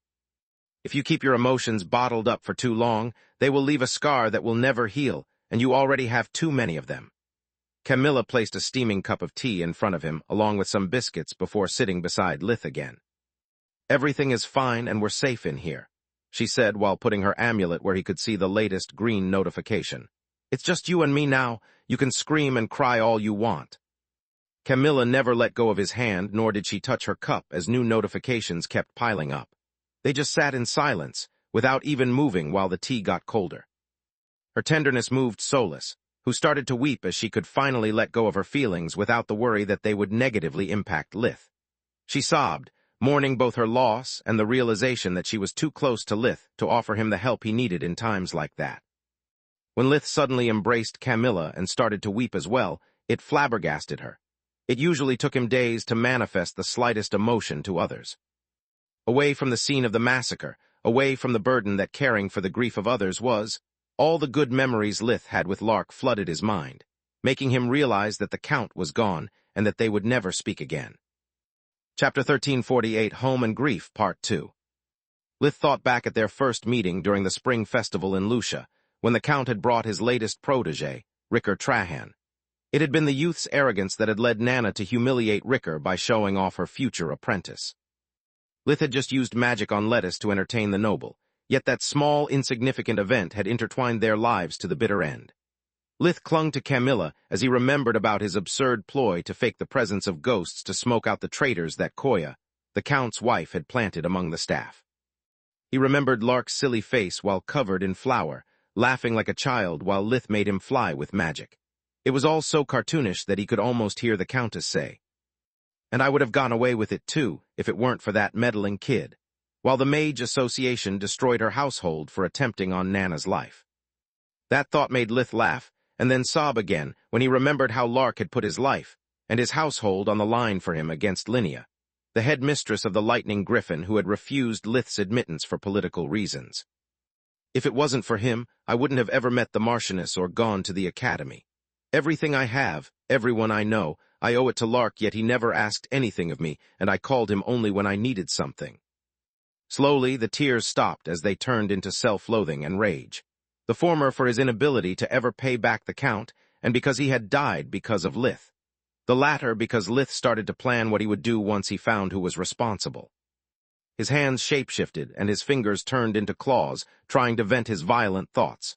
Then, he felt his consciousness being tugged by his communication amulet, but Camilla took it out of his fingers and threw it away. Her amulet started to light up as well as Alina's, Floria's, Gianni's rune, and many others blinked. Camilla snarled and answered to all of them at once, not wanting to waste 1 second longer than necessary. "Is there any problem, or did you call me just because you couldn't contact Lith and you're worried for him?" she said, after making sure that she was the only one they would see.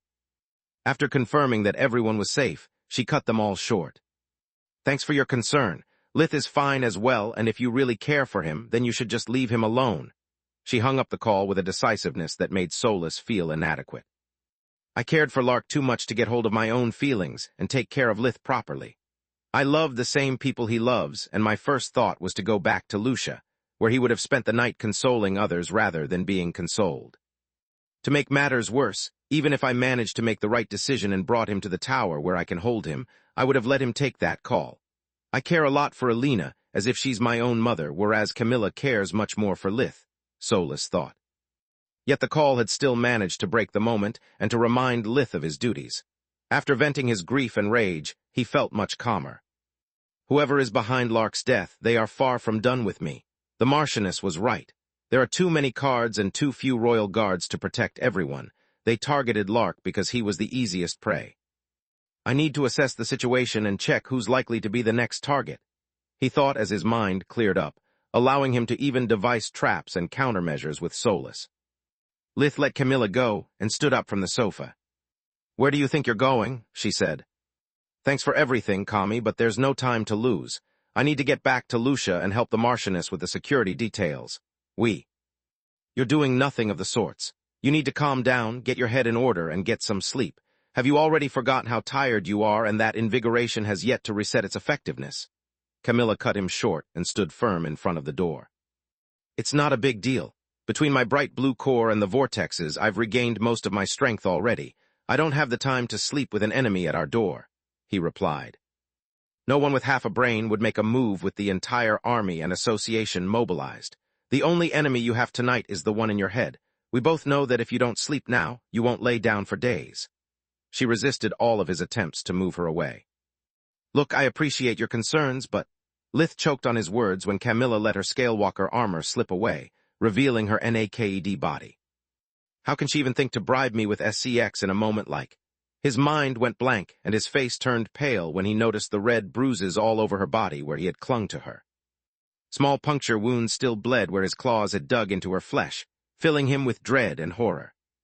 "I didn't want you to know about this, but you left me no choice," Camilla Cares said his face to let Lith know that she was all right and that she wasn't scared of him. "I boosted my Scalewalker armor with mana, yet it wasn't enough. You think to have calmed down, but you're far from being okay. I can't let you go knowing that if you have a relapse and hurt any of your family members, you would never forgive yourself. I did this to you. I hurt someone close to me just to feel better about myself. I'm no different from my father." Lith's stomach twisted and churned at the idea of becoming like Ezio McCoy, his Earth father. He was so disgusted by himself that his life forces went into disarray. His abomination side rejected the others, breaking the fine balance that kept him together and turning his face into a black slate. "Raz is a wonderful man and a great father. There's no shame in being his son, just like I know you would never hurt me on purpose. I wanted you to grieve freely, and you did. The next time, just remember that not everyone is strong as you are," Camilla said, resisting his efforts to take her hands off his face. On the one hand, Lith was too afraid to use force and bruise her. On the other hand, he was terrified at the thought of what his abomination side might do to her. "If you don't let go of me, the next time will be sooner than you think," Lith said as the blackness spread to the rest of his body. "That's not going to happen. Look." Camilla showed him her perfectly pink hands before cupping his face again. The abomination side avoided her touch, as if the two of them were water and oil. "I told you, I know that you would never hurt me on purpose, and this isn't just black stuff, it's a part of you. There's no reason to be afraid." She embraced him, soothing his inner turmoil and restoring the balance. Chapter 1349, White Streaks, Part 1. "What the fuck?" Lith looked at his abomination features fading away, and then at Camilla as if he saw her for the first time. "Don't worry, babe, it's all right. You just need to rest and to give your poor brain a break. Otherwise you're not going to perform well at Fallows," she said. "What do you mean?" he asked. "We both know that tomorrow you have a lesson you cannot afford to miss. Whoever did this, they wanted to destroy you by attacking where it hurts the most, and they went this close to succeeding." She pointed at his cracked rings, her wounds, and at the lingering blackness on his hands. "If you change your life because of what happened tonight, if you drop everything just to prepare for their next attack, then you be just dancing in the hand of the culprit. When you find this bastard, I want you to play by your own rules, not to follow theirs. This way, no matter what sick game they have in mind, they can't beat you if you refuse to play it," Camilla said. "I really don't deserve you." Lith used all the invigoration he had left on Camilla to heal her wounds without leaving a single scar. Finally something we can agree on. She smiled as the scalewalker covered her again, and they moved to the bedroom. Lith fell asleep in her arms like a child. Both his mind and his body were too tired to hold out a second longer after touching the mattress. Only then did Camilla allow herself to weep for what had happened to Lark, and to shiver in fear at the idea of what might have happened if Lith really lost control over his abomination side. Not telling Lith that I love him to calm him down was the right thing to do. He would have been too vulnerable to give me an honest answer, and it would have added even more weight on his shoulders. I want to be someone he can rely upon, not another person he has to worry about, she thought, knowing that even though the sun would keep rising, Magur had now turned into a darker place. Space. The ruins of the Lark household. After that all the evidence had been collected, and the area cleared of the corpses. Archon Gianni Ernas didn't know Count Lark much, but she knew that he was a good and honest man. It was more than she could say about most people she knew, even herself. Yet his death was worse than a cruel murder. It was the proof that, even though it wasn't the real deal, the card that she had received represented a threat to her family. Gianni couldn't just wait for the culprit's next move, she needed to prepare her own. The moment she returned to the safety and the secrecy of her home, she used her secure amulet to contact Professor Vaster outside the known kingdom lines of communication. I need to know if our project is ready, Gianni said the moment Vaster picked up the call. At a great personal cost, but yes, it is. He already knew about what had happened to Lark, making the future card he had found in front of Zinya's home burn in his pocket. He wasn't afraid for himself. Killing a country noble was one thing, putting a scratch on the master and live to tell the tale was another. How the heck did you do it? She blurted out in surprise. Do you really want to know? Vaster replied. Depends, does it work? Like a charm, he replied. Then, even though as an Archon I'm deeply worried by your lack of morals and by your workings bordering on forbidden magic, as a person involved in this mess, and as a mother, I don't give a fuck about how you did it. Bring everything to my household as soon as you can. There's still a lot of work to do, Gianni said. Space. The following day Lith woke up perfectly rested and back to his peak condition. At first he felt happy and relaxed at the sound of Camilla cooking breakfast for him. The bright light of the sun coming from the window, the warm blankets, and the vivid red of the recently imprinted camellia made him feel at home. Then he suddenly remembered what had happened to Lark, and all those feelings turned into guilt, as if being happy so soon after the death of his friend was an unforgivable crime. The pain and anguish came back, but not as strongly as Lith expected them to. He was still grieving, but having vented his feelings the night back instead of bottling them up, Lith was able to move forward. I've made lots of pancakes. You need something sweet to help your mood and a full belly to face your lesson. Camilla was already wearing her light blue constable uniform and was ready for work. She had just the time to have breakfast together before rushing away. Thanks again for last night. Lith didn't feel hungry so much as tired and sad, but he still ate everything to please her. Don't mention it. By the way, I don't think I'll make it for lunch, but I'll do my best to at least have dinner together. She tried and failed to smile. Gianni had already sent her the full list of people who had received a Bulker card. Neither Lith's family nor her own had gotten one, but she was afraid of what would happen if they failed to save the next victim as well. Camilla had no idea that a future card had been left at Zinya's, because Vaster had taken it before anyone else could notice. Lith and Camilla made small talk while eating, trying to make that day look normal even though it was anything, but they left the apartment together, holding hands until the gate brought them to their respective destinations. Camilla at the Archon headquarters in Valoran and Lith back to his barn in Lucia. He had arrived in time, yet everyone was already waiting for him. Falul didn't smile nor said a word until she moved them to the safety of her lair. I know how ridiculous it sounds, but I have to ask anyway. Are you okay? Falul said, taking the words out of everyone's mind. As much as anyone in my shoes can be, Lith sighed deeply. I'm so sorry for your loss, Lith. Lark was a good man. Floria hugged him first, glad to see from his eyes that he was faring much better than after Protector's faked death. After everyone gave him their condolences, Falul had a few words to say. Before starting this lesson, there's something that cannot be delayed any longer. As you all should know, I've received a card as well, and so did the Ernas family, which means, Freya, that you are twice the target. Yet I can't protect you and Lith's family at the same time. He came to me first, so his deal with me supersedes yours. Archon Ernest sent me the images from the Lark estate, and I've studied them with my friends. We've come to the conclusion that it's the work of a single person that is either a powerful awakened or a fake mage with access to powerful artifacts. Chapter 1350, White Streaks Part 2. Either way, it's someone who can pose a threat even to me if they lure me in an ambush alone, Falul said. What does that mean? Freya swallowed a lump of saliva as Falul's voice became colder by the word. It means that you're a liability that I can no longer tolerate, the Hydra replied. Wait, what's the difference between her, me, and Floria? Quilla stood between them, in the attempt to stop whatever Falul had in mind. She made a blood oath to me, whereas I'm trading knowledge with you just like I'm doing with Nalrond. As for Floria, she is Lith's responsibility, not mine. Freya is the only one besides Lith I have an obligation to, Falul said. Are you going to kill me or to make me into your harbinger?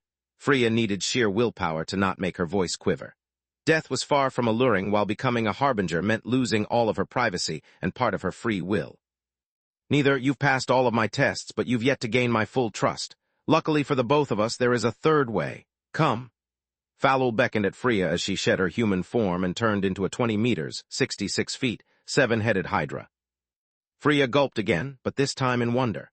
The creature had a stumpy body covered in dull green scales the size of Lith's house.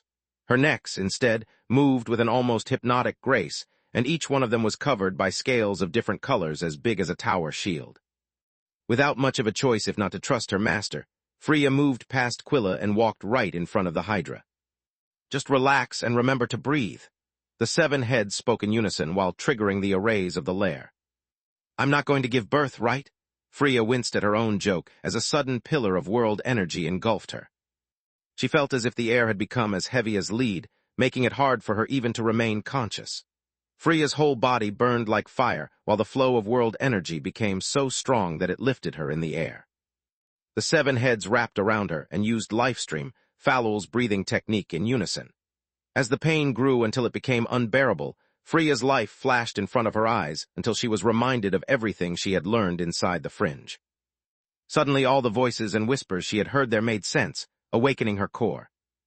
Yet the Hydra bloodline's awakening technique was very different from the natural process. It was the reason why Falul hid Freya from the sight of the others. The Hydra used an elaborate mix of breathing techniques and body sculpting to smoothen the process. Falul used Lifestream to follow the impurities' movements, giving them small nudges to hasten or slow them down according to the Cirque, U, M stances. Thanks to Falul's influence, the impurities flowed to Freya's core and then out of her body in a slow but regular stream instead of painful sudden bursts. Body sculpting, instead, nudged Freya's body in the right direction, allowing it to always pick the most efficient development path that also led to the best possible result. Together, the two techniques made the awakening process faster, less painful, and capable of tempering Freya's whole being to its utmost limit. When the seven heads released the young woman, Solus was in for a surprise. By my mom, she thought while sharing the readings of mana sense through their mind link. Not only did Freya now have a deep blue core and a body already at its peak, ready to evolve again at any time, but she was also brimming with energy. Be it awakening or a breakthrough, it was supposed to be a traumatic event that left the subject weakened and in dire need of rest.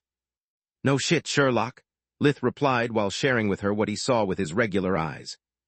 Freya's hair now had the 6 colored streaks of the elements, making her resemble Maugre's incarnation that they had met in the mindscape. What the fuck? Freya and her group said in unison. What's wrong with her hair? There's nothing wrong with it. Falul reverted to her human form and drank a keg full of tonic to quickly regain her strength without wasting more uses of Lifestream. Freya was fine, whereas the Hydra was exhausted. I thought you didn't want me to become your harbinger yet. Freya listened to the silence in her head, waiting to hear the Hydra's first telepathic order. You're not a harbinger. Falul conjured a comfortable bed since she needed to rest, and the explanations might take a while. Then what does this mean? Each one of those present grabbed Freya's hair, making her feel very uncomfortable. Wasn't she without any elemental affinity? Yeah, right, Falul said with a sneer. Freya, did your Professor Rudd have any streak? Aside from gray hair from old age, no, she replied. Did any of you ever wonder why even genius magicians have no streaks? Or how is it possible for them to become dimensional mages, something that not even all awakened can?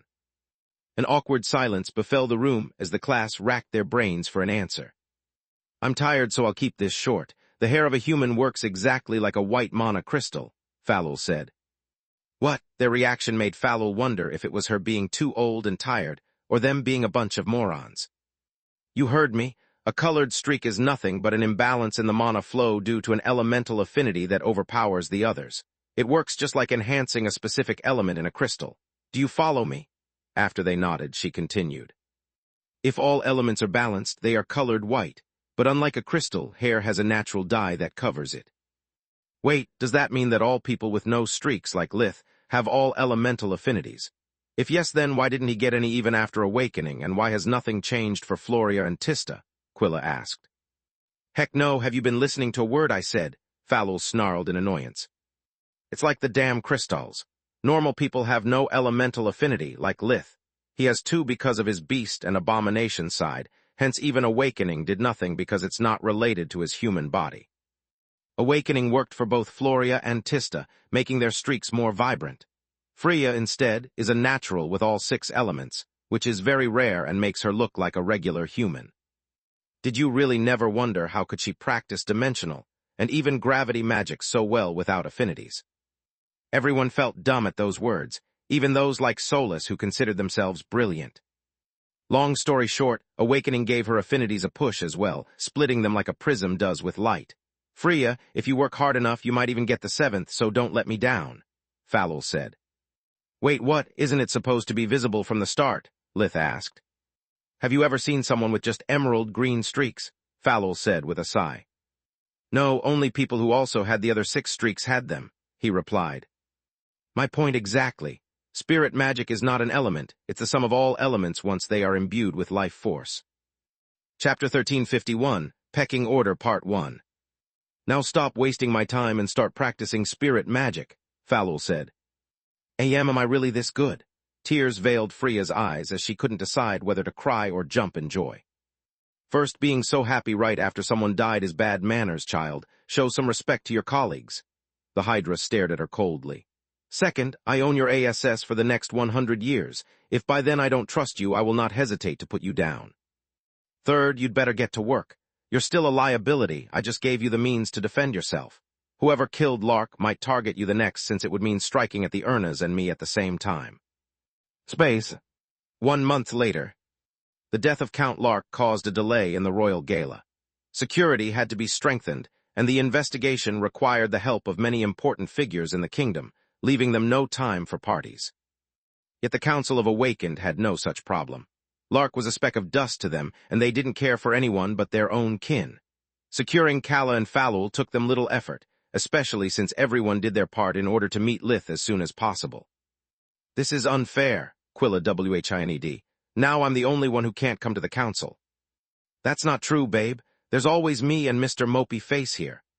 Morok tried to embrace her at the end of the domination lesson in which Freya had taken part, but Quilla angrily dodged. Don't call me babe, we only had one date. Not for lack of trying on my part. It's not my fault if you're locked in your home and your father sends the royal guards after me every time I tried visiting, Morok replied. Maybe if you didn't hit on my mother before asking to see my room, he would have tolerated your presence. On top of that, suggesting Mom to get divorced was really rude. I never said that. I only told your mother that she's really hot for her age and that she could aim for much better than a hairy brute with mean eyes. Then, I just pointed out that Lith is much better looking and that he appreciates older women. I wasn't suggesting anything. Morok clenched his heart as if she had stabbed him. It sure sounded like a not-so-veiled advice. My father is already strict about dates. Threatening his marriage did more than put you on his black list. It put you on his hit list, Quilla snarled. I'm sorry, but the council's rules are stricter than your father. Fallal chimed in to put an end to that bickering. I can't bring none awakened, no matter who they are. As for you, Freya, always stick with me and talk as little as you can. We're going to kick more than one hornet nest today, since I doubt that the humans are going to like that after a mixed guardian bloodline. I also got a hexa-streaked woman as my apprentice. Those like you are very rare. Freya gulped at the thought of being in the same class as Silverwing, Menadian, and Queen Silpha.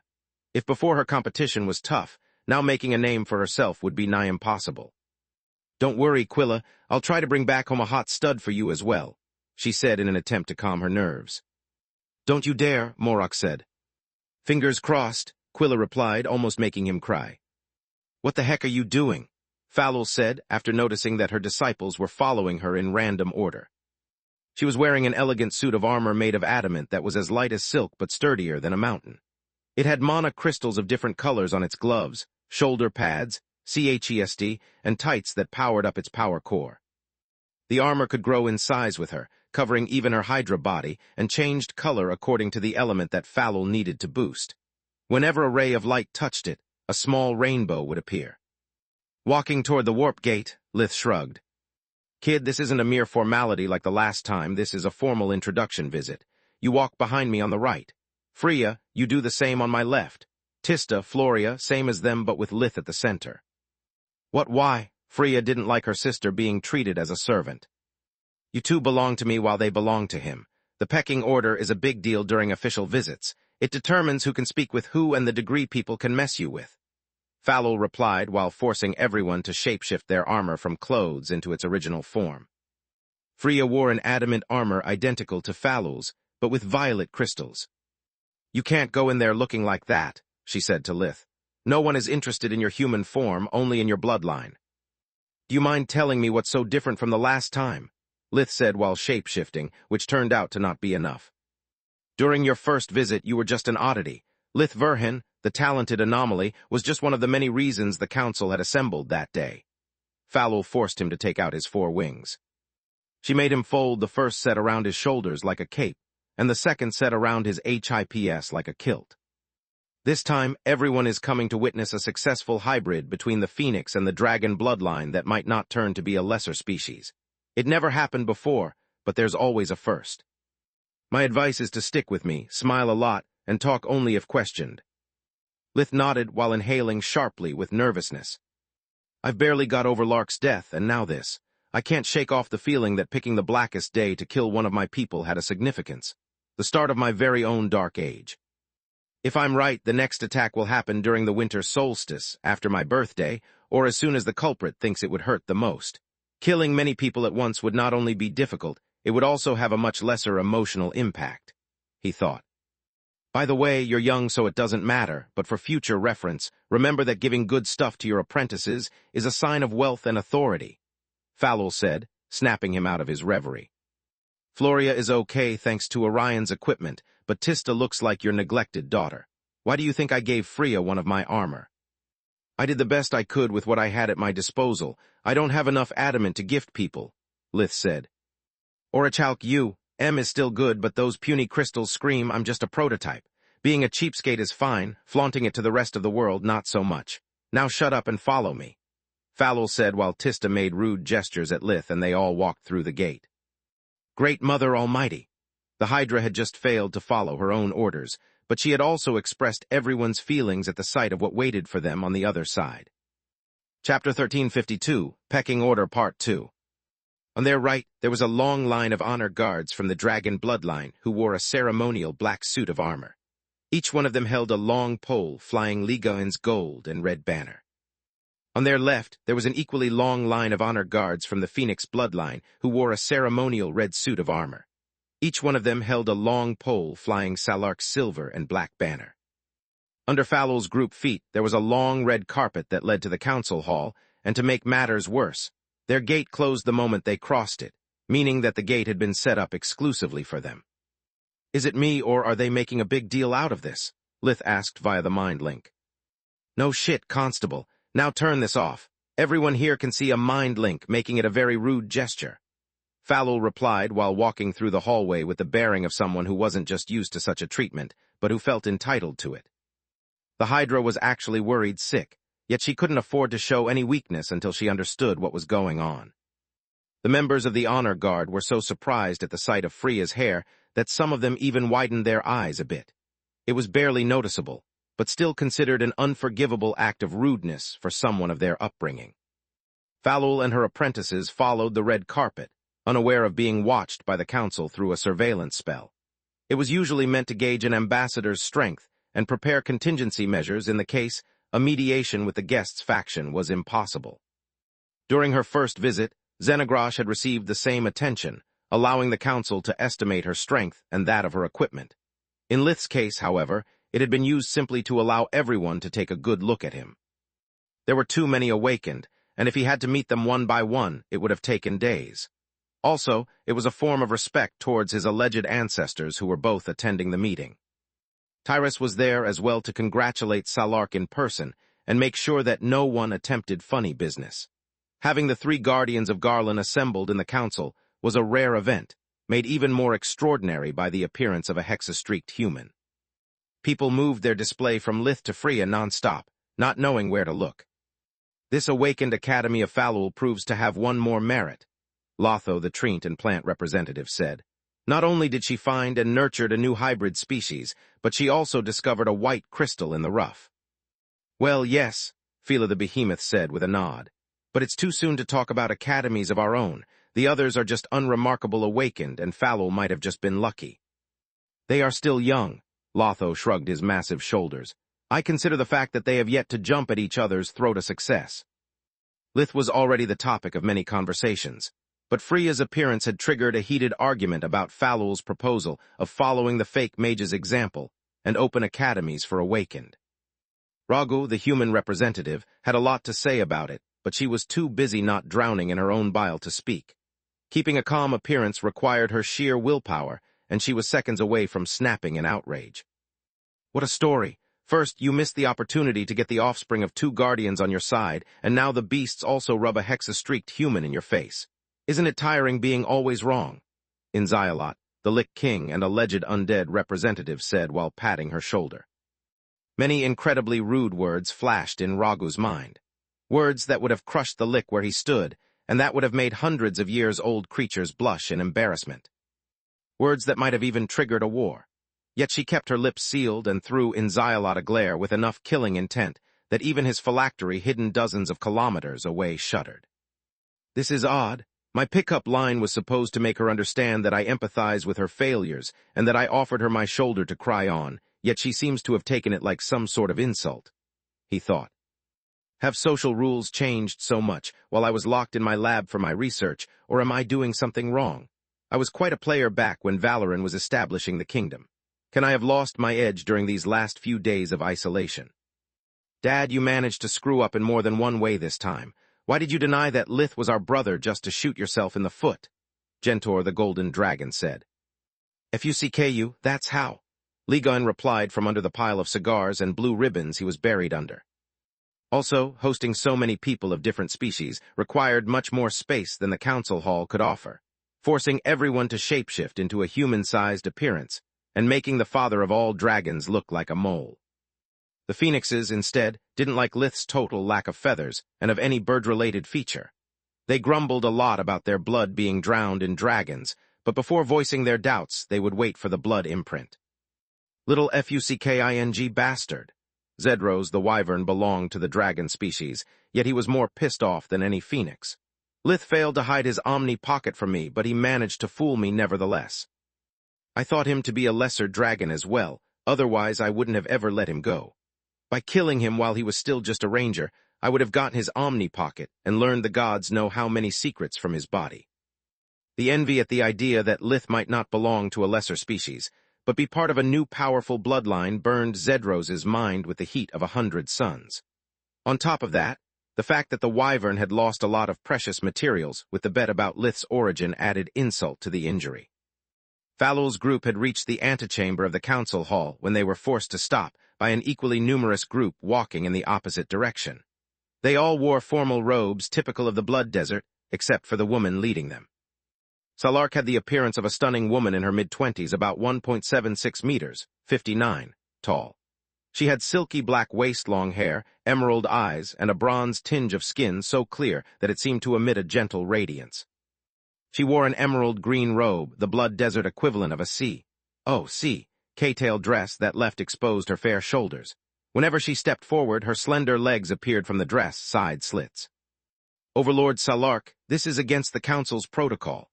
Yet Falul kneeled anyway, dragging her apprentices down with her and making sure they kept their eyes on the ground. Chapter 1353, Blood Imprint, Part 1. Chapter 1353, Blood Imprint, Part 1. Protocol is boring, and I don't want to waste my time tussling with the others to get 5 minutes of my grandson's time. You can all stand, Salark said, forcing them to look her in the eyes as she examined them one at a time.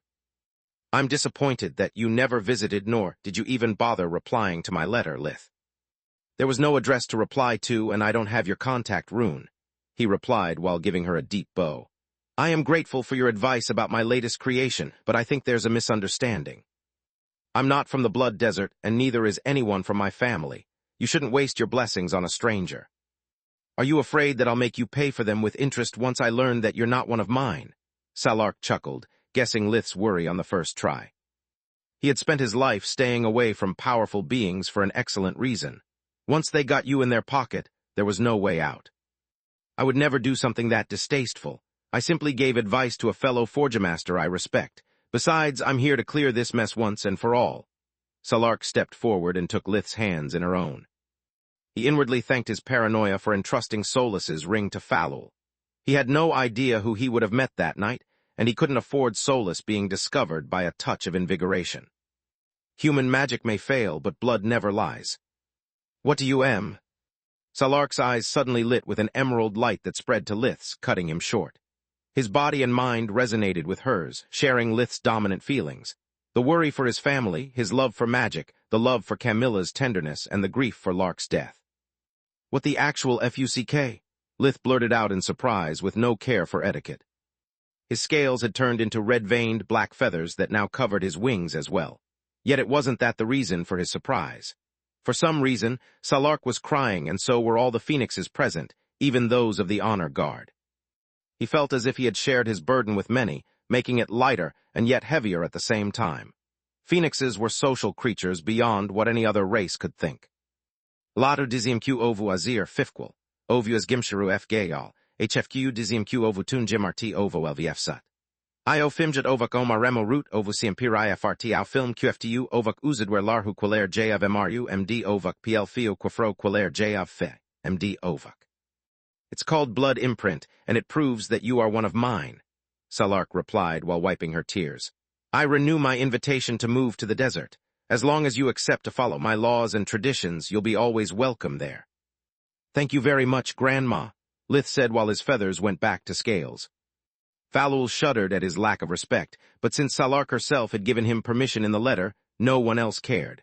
No one except the rest of the council, of course. Now come with me, we have much to discuss. Did you perchance prepare that cute flying car I requested of you in my letter? Salark took Lith's arm, walking beside him as if they knew each other their whole life. Now that the pecking order had changed, Falul stepped back and moved to Salark's right side, letting them take the lead while the rest of the Guardians' attendants rearranged their formation as well. Actually, no, Lith shook his head. I was making one for my dead friend, but he doesn't need it anymore. It is yours to take if you want it. He had already given a due Lorien each to the Royals and Marchioness de Star before the Blackest Day. He had done it to get them off his back and cash in the shitload of money they were willing to pay for them. Before Lark's death, he had planned to use them to fund more experiments with the Tower's mines, but now he was investing them in security measures. Thanks, I'll arrange things with Tyrus so that you don't get in trouble for your gift. If you ever come visit me, bring along your forgemastering crew. I would be glad to exchange pointers with them. Salark turned toward Freya and Falul, winking to both of them. Guess she knows that the due Lorien is a team effort and even about Solas's existence. Lith sighed. Once they reached the council hall, the group was swept away by a living storm of bodies. Dragons wanted to shake Lith's hand, while phoenixes hugged him with enough strength to squeeze the air out of his lungs and kissed his cheeks like a long-lost brother. Fila and the other elders wanted to know from Falul everything about how she had discovered Freya's talent. Freya, instead, found herself surrounded by humans who were so eager to check her abilities with invigoration that they almost started a fight to get to her first. Now you know how it feels to have a famous sibling, Tista said to Floria once it was clear that no one gave a damn about them. Well, the food is delicious, and no one is sucking up to me for my money or to you for your beauty, so I consider this as a win. Floria shrugged while filling her plate with the delicacies from the buffet. Hey, gorgeous, long time no see, someone said while tapping on Tista's shoulder. You and your big mouth, Floria. Listen, pal, what are you doing here? She immediately recognized Badia's human form. He was one of the emperor beasts they had met on the Giera continent. He looked like a handsome man in his early 30s, about 1.8, 511, tall, with ashen skin, raven-black hair and eyes. He had the body of an athlete at his peak, a living symphony of flesh and muscles that not even the full suit of armor he wore could hide. I heard the news about Lith, and I decided to take a first-row seat to the show, Badia replied. Is Giera really boring, or is this new bloodline stuff that important? Tista asked. Both. It also gave me an excellent excuse to meet you again. Are you hitting on me? I thought you considered me a kid or something. Tista started to massage her temples. Yes, I am. You are indeed young, but we're both awakened, so it won't matter for long. Besides, if once you reach the blue core you turn into a wormling as well, it would be the perfect opportunity to try and combine our bloodlines, Badia said. Tista blinked several times, needing also to inhale sharply to recover enough from the shock to reply with words that weren't vulgar. Did you just ask me to have your babies to check if we can add the Leviathan bloodline in the mix? She asked. Yes, I'm sure you're going to have a long line of suitors for that very reason, and I wanted you to know that I'm available, Badia said. Look, pal, your honesty is refreshing, but that's the only good thing about this conversation. I'm just 21 years old and babies are a serious matter to me, not some kind of science fair experiment, Tista said. Chapter 1354, Blood Imprint, Part 2. Chapter 1354, Blood Imprint, Part 2. I respect that, but others might not be so kind. You better take my arm and pretend that you're enjoying my company, since it seems that Falul has just let it slip that you're Lith's sister and not his lover. Otherwise, you are going to have a very unpleasant evening. Badia's fine hearing had caught both the Hydra's slip of the tongue and the ensuing enthusiasm. Since Lith and Tista shared the same blood, there was no reason for her not having similar abilities. It was only a matter of time before she achieved a blue core, making her body strong enough to withstand the power of the Guardian's dormant bloodlines and allow them to manifest. Tista cursed Falul's big mouths and smiled as if she had found the love of her life, while Floria laughed her ass off. Lith, allow me to introduce you to Creven, Lenana, and Jahet.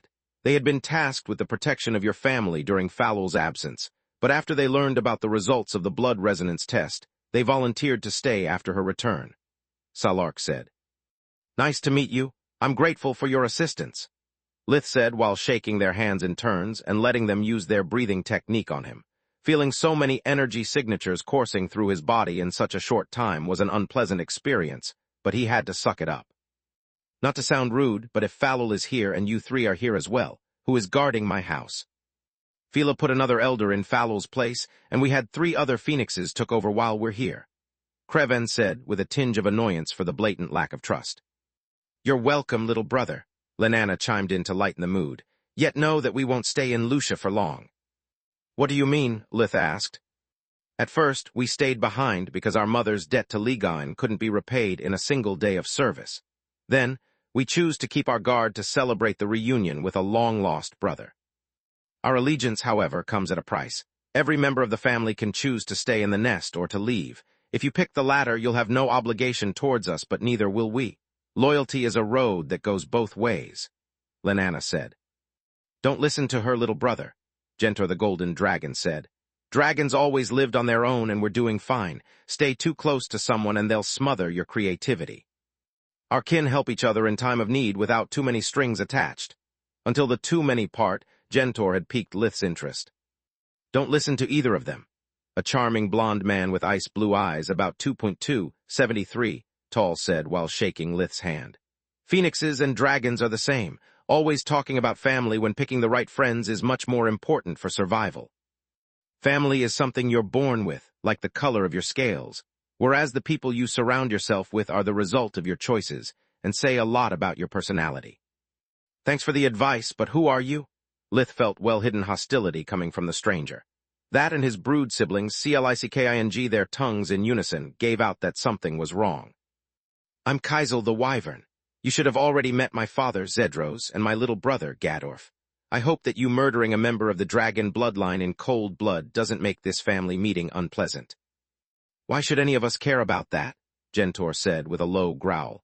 Your brother disgraced the dragon's name by using the forbidden arts. He was nothing but a filthy criminal that got what he deserved. Lith was grateful to Gentor for stepping in. Without Solus, he needed more time than usual to think, and from the wyvern's conversation starter, he had understood where things would go if he let Kaisel have his way. Indeed, it was not different from what happened to Zedros when he didn't help against the awakened humans who used forbidden magic as well. Tyrus had to step into cover for his incompetence and punished him big time. Lith nodded. What are you talking about? I saw the recordings. Tyrus arrived when it was all over and my father had nothing to do with that incident. Kaisel kept smiling, but from his expression, Lith saw an opening that he could exploit. I know what happened because I'm the one who treated Zedros from his injury. If you don't believe me, we can always ask him, or maybe even Tyrus since she's already here. Lith sipped a bit of his drink, steeling himself for the retaliation he knew was coming. Not having Solus with him also meant there was no one to help him keep his emotions under control, and Lith didn't trust himself much. Kaisel threw a quick glance at Zedros, Clicking his tongue in disgust. When he had sent his son to teach the wormling a lesson of humility, the father of all wyverns had conveniently left out the part about him needing the help of a healer to preserve his pride. That's why after hundreds of years that moron finally learned the healing arts and body sculpting. Father had always been too prideful to learn how to shapeshift, yet now is second nature to him. How pathetic. Kaisel quickly changed his plans according to the new information. There's no need to bother Lady Tyrus for this, brother. I believe you. My father has always been an arrogant fool, and it's nice to know that some things never change. The wyvern gave Lith a small bow of apology, lightening the mood. Indeed, Lith nodded but didn't lower his guard. Not one of his past encounters with a wyvern had turned out to be pleasant. Besides, I agree with you. The blood of the Covenant is thicker than the water of the WOMB. I have several relatives whose death would only make me happy, whereas I choose my associates very carefully. Lith pointed at Freya and Falul, who were surrounded by as many people as him, receiving praises respectively from the human and the beast faction. Really? Kaisel said in Amos, E-M-E-N-T. Then why do you mingle so often with humans? They are short-lived and so very fragile things. Didn't you learn anything from that Lark guy? He was a weakling who died a dog's death. Strength, it's not everything. Without those who you call weaklings, you wouldn't have the clothes you wear or the wine you drink. Lith's eyes softly blazed with mana. Lark was a good man, and when I find the one who killed him, I'm going to make them pay. Isn't it too much effort for someone who had outlived his usefulness? Kaisel dropped the subject, making it clear that he didn't care for Lith's answer. If I were you, I would focus on something more productive, like hitting on one of our gorgeous peers. You need someone to continue your bloodline once you get tired of your pet wife, or when the poor thing dies. Not only did the wyvern's words sound like a threat, but he also seemed amused at the idea of Camilla's death. Chapter 1355, Parents and Gifts, Part 1. A pet, Lith's voice was a barely intelligible growl of fury. The memory of Camilla's tenderness on the night of Lark's death, of the injury she had sustained just to stay close to him, made Kaisel's words unforgivable. Yes, a pet. The wyvern nodded and sipped his wine as if they were having a pleasant conversation. Something you're fond of, but that you're bound to outlive, so once they die you grieve them for a couple of days and then move on to the next one. Don't tell me that you're actually planning to use it for more than fun. Kaisel chuckled at Lith's furious expression and at his 5 eyes brimming with 5 different colors, wondering what their secret was. Lith tried to remain calm, but fire gurgled from his throat with every word he spoke, and the energy within his eyes made them shine like precious gems as it begged to be released. That I'm not sure of. What I know, however, is that all of my pets are worthier than a Lizzie, Lith said in a small burst of flames that evaporated his drink and glass alike. What did you say? Now it was Kaisel's turn to lose his cool. That word was a taboo for the wyvern species. You heard me, Lizzie. Your brother Gadorf had the gall to call himself a dragon and filled his slave house with gold. But he was nothing more than an overgrown lizard with an inferiority complex. Lith reveled in the fury twisting Kaisel's and Zedros's faces. Dealing low blows is a game two can play, he thought. How dare you? Kaisel tried to assault Lith, but the members of both the dragon and the phoenix bloodline easily restrained him, forcing him on his knees. You think you can insult others and then you can't take a taste of your own medicine? How pathetic. Lith clicked his tongue, looking down on his opponent. Kaisel had envisioned exactly for that scenario, but their roles had been reversed. He was supposed to be the one looking down to a humiliated opponent. You arrogant whelp, you didn't just offend me with your words, but the entire wyvern species. You spat on your own family. Kaisel chuckled as another plan took form in his mind. He regained his calm and ceased struggling until the other emperor beasts released him. Now that he was back on his feet, the wyvern towered over the puny wormling. "Cry me a river," Lith shrugged. "As I already said, I have plenty of relatives whose death would make me happy. I'll just add wyverns to the list." "That's not so easy, you fool.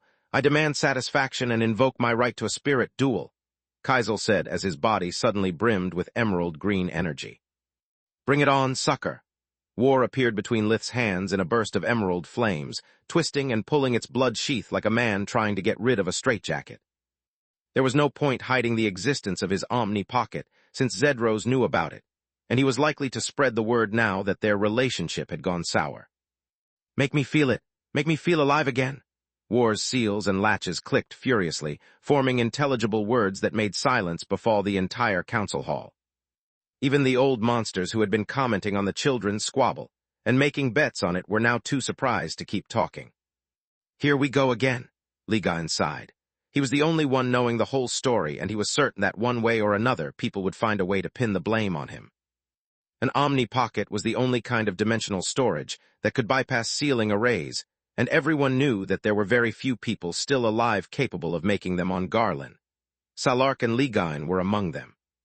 During her last visit, Xenogrash had revealed to have one, and Ligain had told everyone that she didn't steal it. Omni Pockets were usually his coming-of-age gift for his most promising children. Everyone assumed that Lith's Omni Pocket came from Ligain as well, and he couldn't explain the truth without revealing Solus's existence.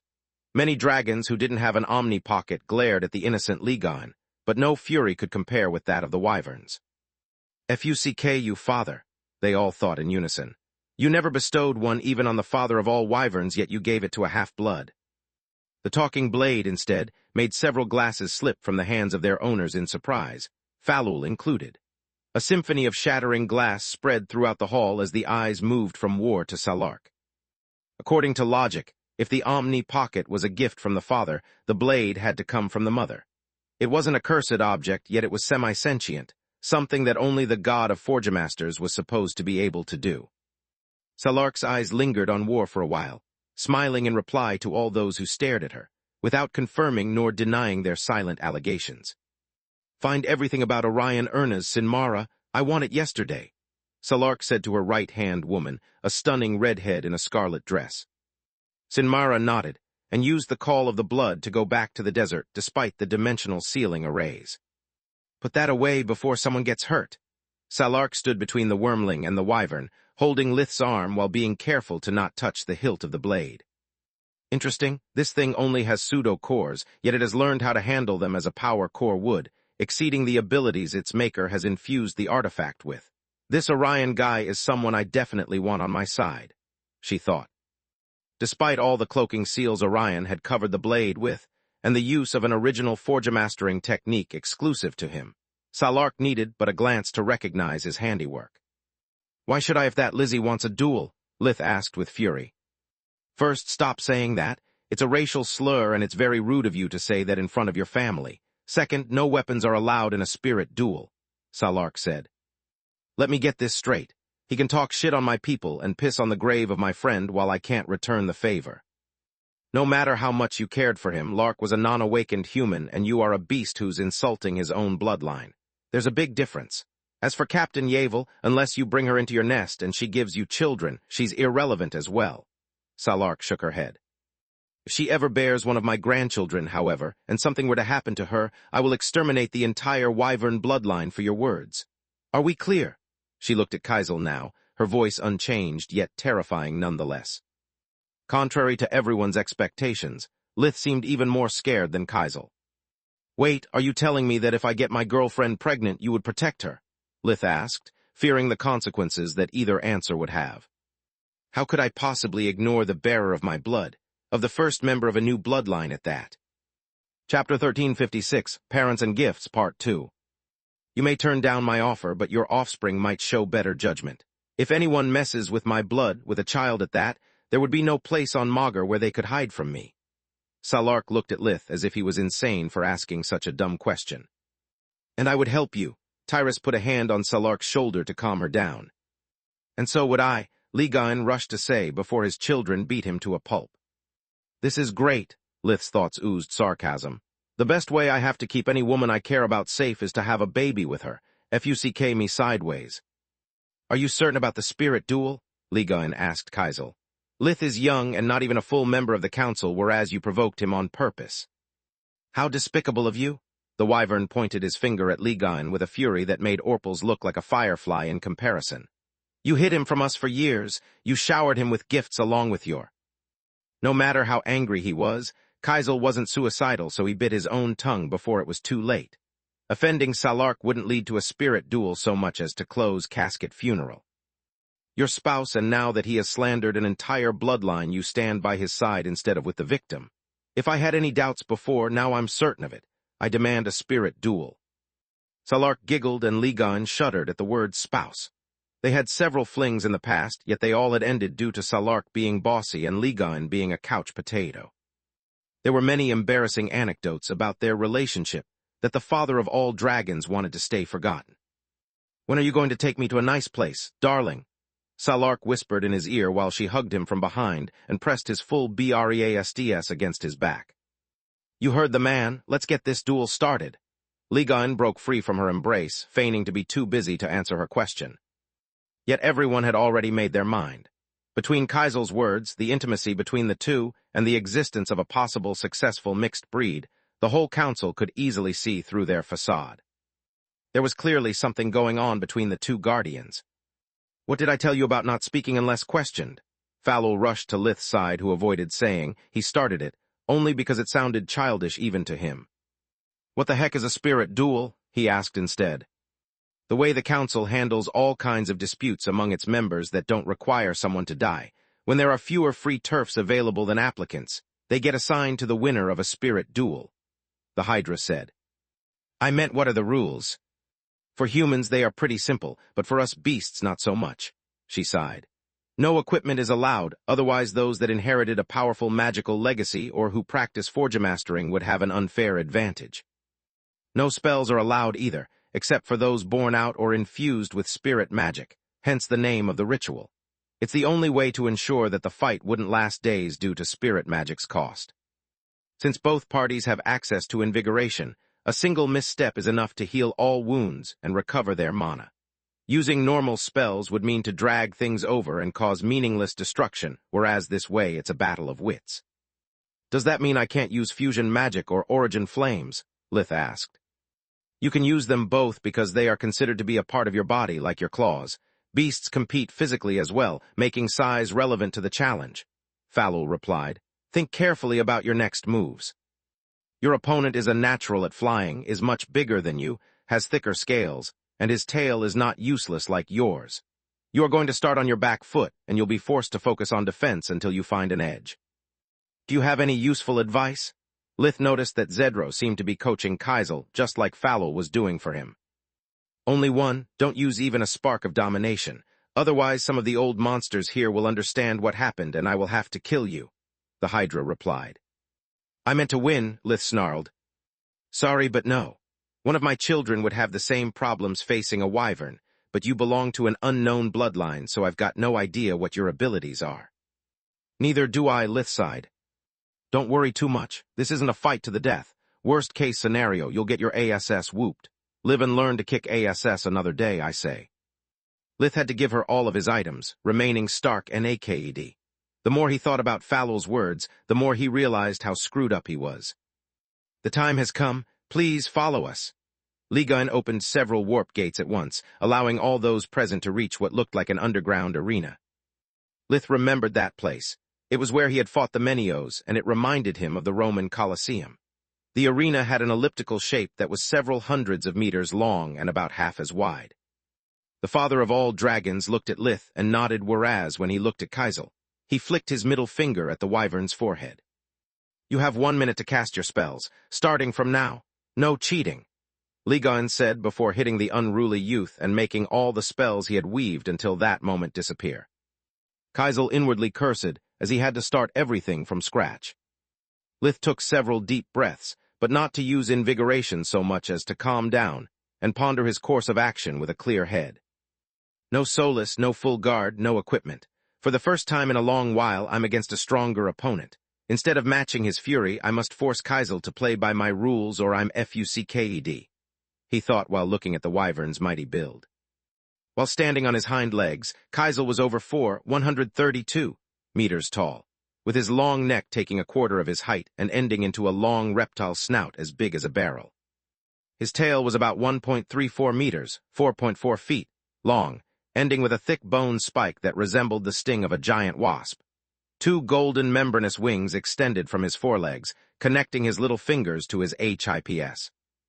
The wings were a few shades paler compared to the scales that covered Kaisel's upper body, and that offered the wyvern's skin protection on par with a heavy steel armor. Compared to him, Lith was smaller than a child and as much as helpless.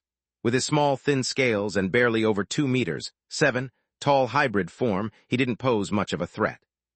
To make matters worse, his second set of wings was still atrophied, his horns were small, and his tail didn't even reach a full meter, 3.2 feet, of length. Chapter 1357, Superior Opponent, Part 1. Begin. Ligun's voice roared throughout the entire Colosseum without the need for any amplification spell. The start signal activated a golden translucent dome that enclosed the arena, warping both Lith and his opponent on the opposite sides of the battlefield. This time, the dome's ceiling was over 100 meters, 330 feet, high, to allow the fighters to fly freely and guarantee them the same maneuverability of an open space. Not a single seat was empty. The awakened community was equally eager to witness the true power of the mixed bloodline of dragons and phoenixes, or to see the arrogant brat publicly humiliated. Yet what they actually hoped for was an outcome that involved both. Lith revealing his best cards and getting defeated would have been the best-case scenario for them, teaching the arrogant guardians' bloodlines who treated the council with contempt a lesson. Kaisel took off immediately, infusing himself with all elements, and using a mix of spirit and air magic to propel his wings like a jet turbine. "Fuck me sideways, how do I do that?" Lith thought while Kaisel charged at him with the speed of a rocket whereas he flapped his wings like a mere bird. The wyvern reached the wormling in a split second, combining the twisting strength of his long neck with the acceleration from the second wind spell to bite off a huge chunk of Lith's shoulder right off the bat. Despite having drawn the first blood, Kaisel snarled in annoyance. Not only did the wormling's meat taste like crap, but the wyvern had actually aimed at the right wing. Without it, Lith would be grounded and doomed to defeat, but the runt had managed to twist his upper body at the last second, foiling Kaisel's attack. Lith didn't even have the time to curse that the wyvern had already returned after performing a U-turn, striking at Lith with the long talons of his hind legs without ever slowing down. The scene reminded Lith of his fight with Gadorf, but this time it was much worse. Without help nor equipment, the wyvern might cut him in half the moment Kaisel landed a clean hit. 5 darts of emerald green energy, each one as big as a dagger, came out of the fingers of his right hand. They moved too fast for Kaisel to dodge and continue his attack, forcing him to steer to the right to avoid them. Yet the darts steered as well, following the wyvern's back like hounds after a wounded prey. "What the heck are those?" Kaisel thought as, despite his best efforts, the bullets kept gaining ground. "Magic missiles, baby." Lith inwardly grinned while he exploited the brief respite to mimic the wyvern's movement spell. Even though magic missiles was just a Tier 2 spell, spirit magic was akin to gravity magic. Dangerous at Tier 0 and deadly from Tier 1 even for awakened. The projectiles were the manifestation of air, light, and darkness magic. Air magic gave it speed, light magic fast shape-shifting abilities, and darkness destructive power. It was a modified version of poke that added willpower to the mix, making it a homing spell that could adapt to any enemy. Thanks to the perfect synergy of the 3 elements that only spirit magic could achieve, magic missiles was the weaker version of a tower spell. Its only downside was that being made of pure mana, it required a lot of magical energy. Lith couldn't afford to use something too powerful right off the bat and need invigoration so soon. Magic missiles was the perfect compromise, allowing him to both keep the enemy at bay and test their wits. Kaisel used his long neck and life vision to study the threat at hand during his escape. The results were far from encouraging. "I can't believe that Runt has already received lessons about spirit magic spells from Falul. Father has only taught me how to infuse the elements with it, since my mana core is still bright blue. Sure, he could have imparted me both the secret of the violet core and of spirit magic, but we both know that if he did that, the Wyvern's clan would have a new patriarch. Kaisel grinned at the idea. He didn't accept to taunt Lith just to humor Zedrose so much as to earn the recognition of the dragon bloodline and take Zedrose's place. Many of his kind considered the father of all wyverns to be a relic of the past. His obsession for evolving into a true dragon, as if wyverns were just a sick joke, brought shame on the bloodline and had caused their power to grow stale. Until recently, Zedrose had refused to learn healing magic, forcing his children to ask other Emperor beasts to teach them how to shapeshift. By defeating the golden boy of 2 guardians, Kaisel would prove that wyverns were the strongest of the lesser dragons, and gain the political momentum he needed to overthrow his father. Many of his siblings had gained a violet core and learned spirit magic. With their support and teachings, taking Fila's seat in the council would only be a matter of time.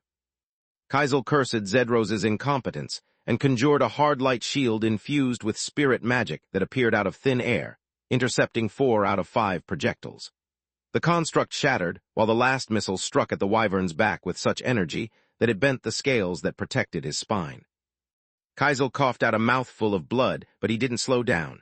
Lith wasn't the only one testing the waters before conjuring his best spells. The wyvern had let the missile hit him on purpose to understand how dangerous it was. One is painful but bearable. Light fusion is already healing the damage. 5, however, would have made a bowl out of my back. I need to be careful, he thought. By the time the wyvern was upon Lith again, the wormling had yet to figure out how to move quickly.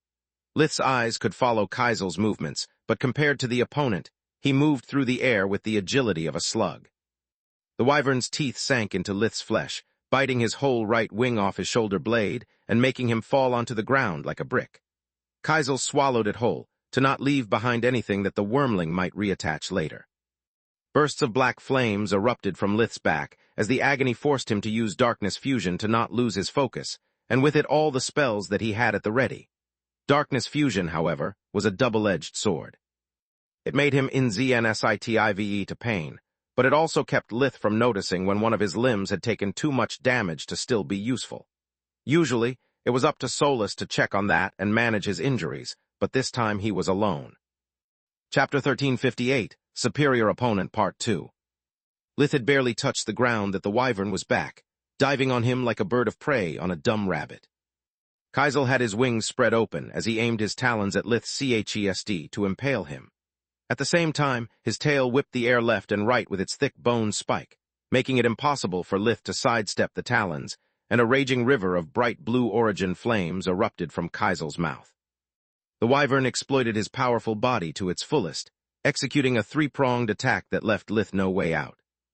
Dodging meant to be impaled by the tail, blocking to take the talons in full, and the origin flames would shatter any defense that he might conjure at the last second. Moving up or back would have been a fool's errand since he had no way to beat the wyvern in raw speed. "Fuck me sideways," Lith thought as he hurled a stream of blue-violet origin flames that met the opponents in midair. His plan was to make Kaisel bathe in both flames, hoping that he would suffer enough damage to make him falter and allow Lith to tank the impact. What happened instead was that the 2 origin flames ate at each other with the fury of natural enemies fighting for dominance. The conflicting energies generated a powerful conflagration that blew the 2 contestants in opposite directions. "What the fuck?" they said in unison once they managed to stop tumbling on the ground by digging into the rock with their talons. Kaisel was annoyed and enraged. The violet-blue flames had overpowered his own, dealing little damage to his body but a huge blow to his ego. "What the actual fuck?" he roared in outrage while looking at the violet bursts of light at the fringes of Lith's aura. Lith used that short respite to stop the bleeding of his shoulder blade that kept sapping his vitality. It was too big a wound for light fusion to heal it, and there was no time for invigoration either. The wyvern was already darting forward, whereas Lith had yet to come to a halt. He didn't have the focus to harmonize with the world energy while doing so many things at the same time. Stopping his fall, healing, keeping an eye on the enemy and weaving spells. Kaisel knew that if someone had taught Lith the secret of the violet core, he would have already achieved it. The colored bursts happened solely in the aura of those who managed to reach enlightenment on their own, without any guidance. Lith waited for the enemy to come into the range of his spells, hoping that his mind would follow Kaisel where his body couldn't. Alas, great minds think alike. Lith unleashed his Tier 3 spirit spell, Razor Net, at the same time when Kaisel unleashed the Tier 5 Light Mastery spell, Purge. It was infused with enough spirit magic to turn it into something new, to turn it into Emerald Purge. Gadorf had been stopped before the spell could fully manifest, but this time Lith wasn't so lucky. Purge would fill the air around the caster with a hail of huge nail-like constructs that struck at the enemy like a hammer and pierced like a rapier. They were so densely packed that, to form them, the mage needed to drain the light element in their surroundings and distort it into an aurora borealis. Emerald Purge, however, was much worse. Spirit magic would make the nails faster, increase the strength behind each blow, and more importantly, it would turn them into blades. The two spells clashed, and Lith did all he could to increase the density of the net, but the difference in mana was too big. He had planned on using the spirit spell to block whatever Kaisel had in mind and cut him to pieces. Razor Net had the toughness of earth magic, the sharpness and speed of air magic, and the destructive power of darkness, yet it was ripped to shreds. The sheer number of blades from Emerald Purge overpowered the spirit spell, turning Lith into a pincushion. Son of a gun, Solus thought while studying the situation with mana sense. Kaisel went all out, depleting his mana with that single attack, and exploited Lith's paranoia that forces him to always keep more than one spell at the ready. Razor Net was actually stronger, but by using the light element as a crutch, and by pouring an insane amount of energy into his spell, Kaisel turned the tide of the clash. To make matters worse, he isn't stopping to use invigoration. His plan was foolproof. Had Lith exhausted his mana as well, Kaisel would have suffered minor damage due to the tier difference in spells, and then defeated Lith thanks to his vastly superior physical prowess. Kaisel never meant to make this a battle of wits. His goal has been to win by using his superior aerial maneuverability and by exploiting the mass gap all along. Solus's analysis was on point. Without equipment, and having both a bright blue core, the Wyvern knew that all he had to do to win was to exploit his natural advantages and his superior experience. He didn't spend the past 300 years playing the lute, but fighting against worthy opponents. Only a few swords from Emerald Purge had reached their target, but they were more than enough. One pierced Lith's chest in the middle, another his left shoulder, making his arm limp, while a third one nailed both his right hamstrings and calf to the ground, forcing him to kneel. His 3 remaining wings had been shredded by the light blade's fragments, and emitted bursts of black flames non-stop. "I can't kill you, but that doesn't mean that I can't teach you a lesson," Kaisel said as another stream of origin flames burst out of his mouth. He couldn't afford to give Lith the time to use invigoration or cast spells. Life Vision showed the Wyvern how, despite his battered body, powerful mystical energies still coursed through the wormling. Now that Kaisel had no mana left, getting too close would have been suicidal.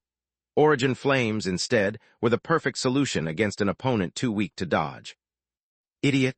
Lith coughed out a mouthful of the black flames that passed for blood in his hybrid body, along with a burst of origin flames. "Shit, how could I forget about this?"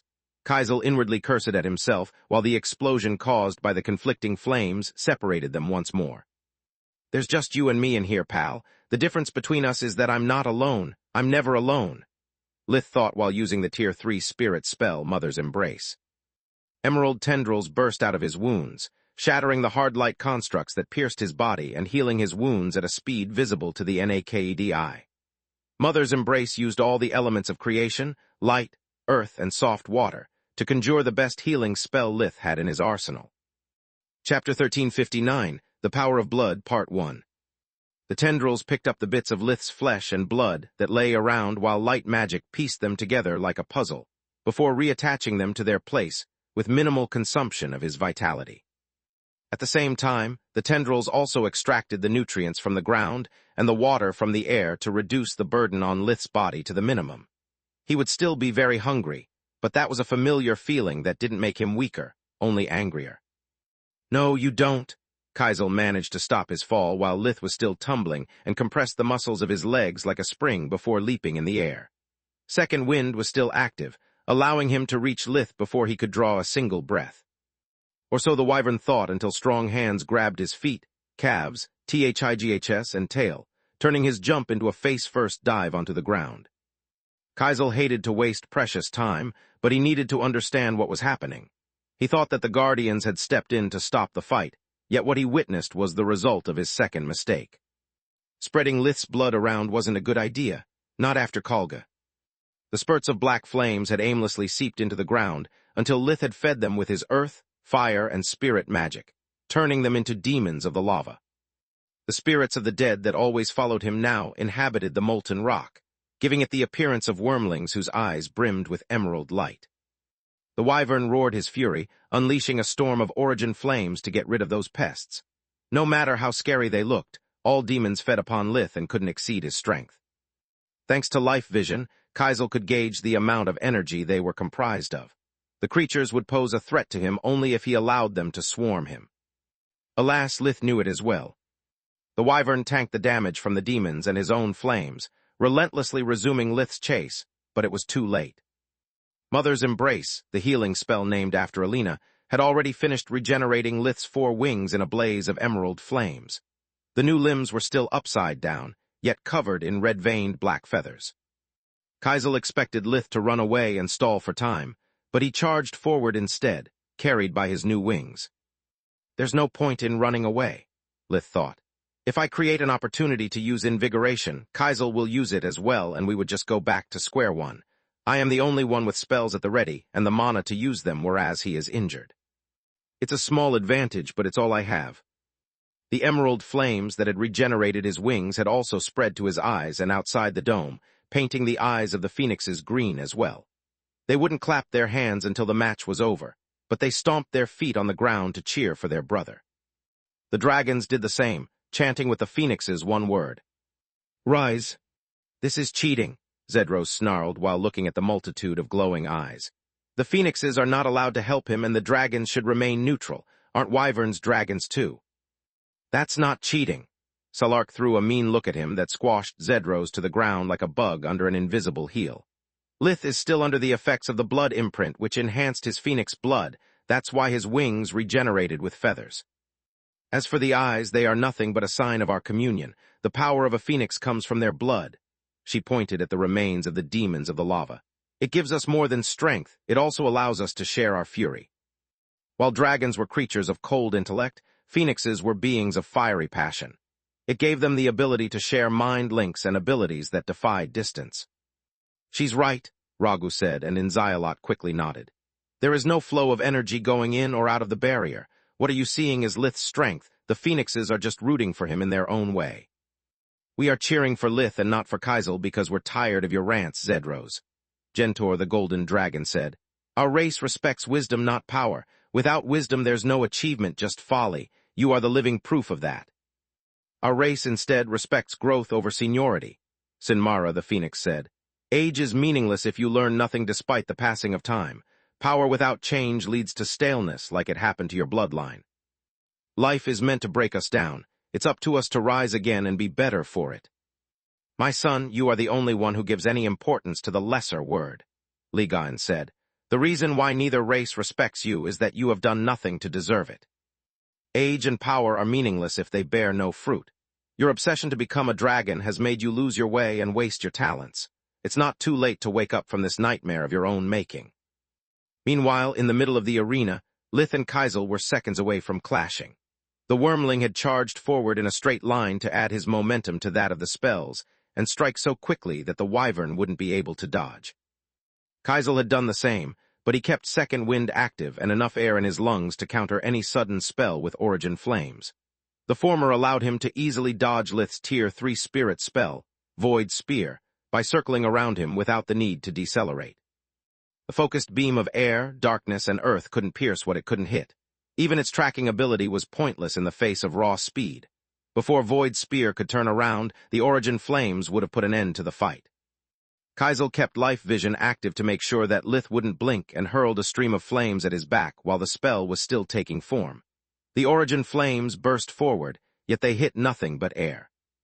Lith kicked the air, dodging them with a sudden movement, as if he was still on the ground. I may not be an experienced flyer like him, but I remember what Rem taught me in Giera. Moving underwater and moving in the air works the same. I can use magic to give them substance and use my footwork. Lith inwardly thanked the merfolk for teaching him how to swim like one of her kin. He sidestepped the flames, moving behind Kaisel and striking at his spine with all the strength Lith could muster before the wyvern had the time to react. At the same time, Lith circulated fusion magic and mana through his body to cast the Tier 1 spirit spell, hammer time. The emerald energy of spirit magic coated his fist like a glove, manifesting the aspects of earth, light, and air. The first two made the spell harder than any non-magical metal, while the latter spread the damage throughout the wyvern's body like ripples on the surface of a lake. Chapter 1360, The Power of Blood, Part 2. Focusing on close combat and casting spells with his vortexes meant to waste the mana he had used to conjure Void Spear, since Lith didn't have enough focus to control it as well. But he didn't care. The Tier 3 spell had served his purpose, luring Kaisel into a trap. The right cross hit Kaisel's spine and released shockwaves that made his bones tremble, making it hard for the wyvern to control his movements even though darkness fusion kept him from feeling pain. The fist failed to break Kaisel's bones, but it cracked several scales and dealt another blow to his ego. It was the first real damage that Lith inflicted him despite the enormous gap in their physical abilities.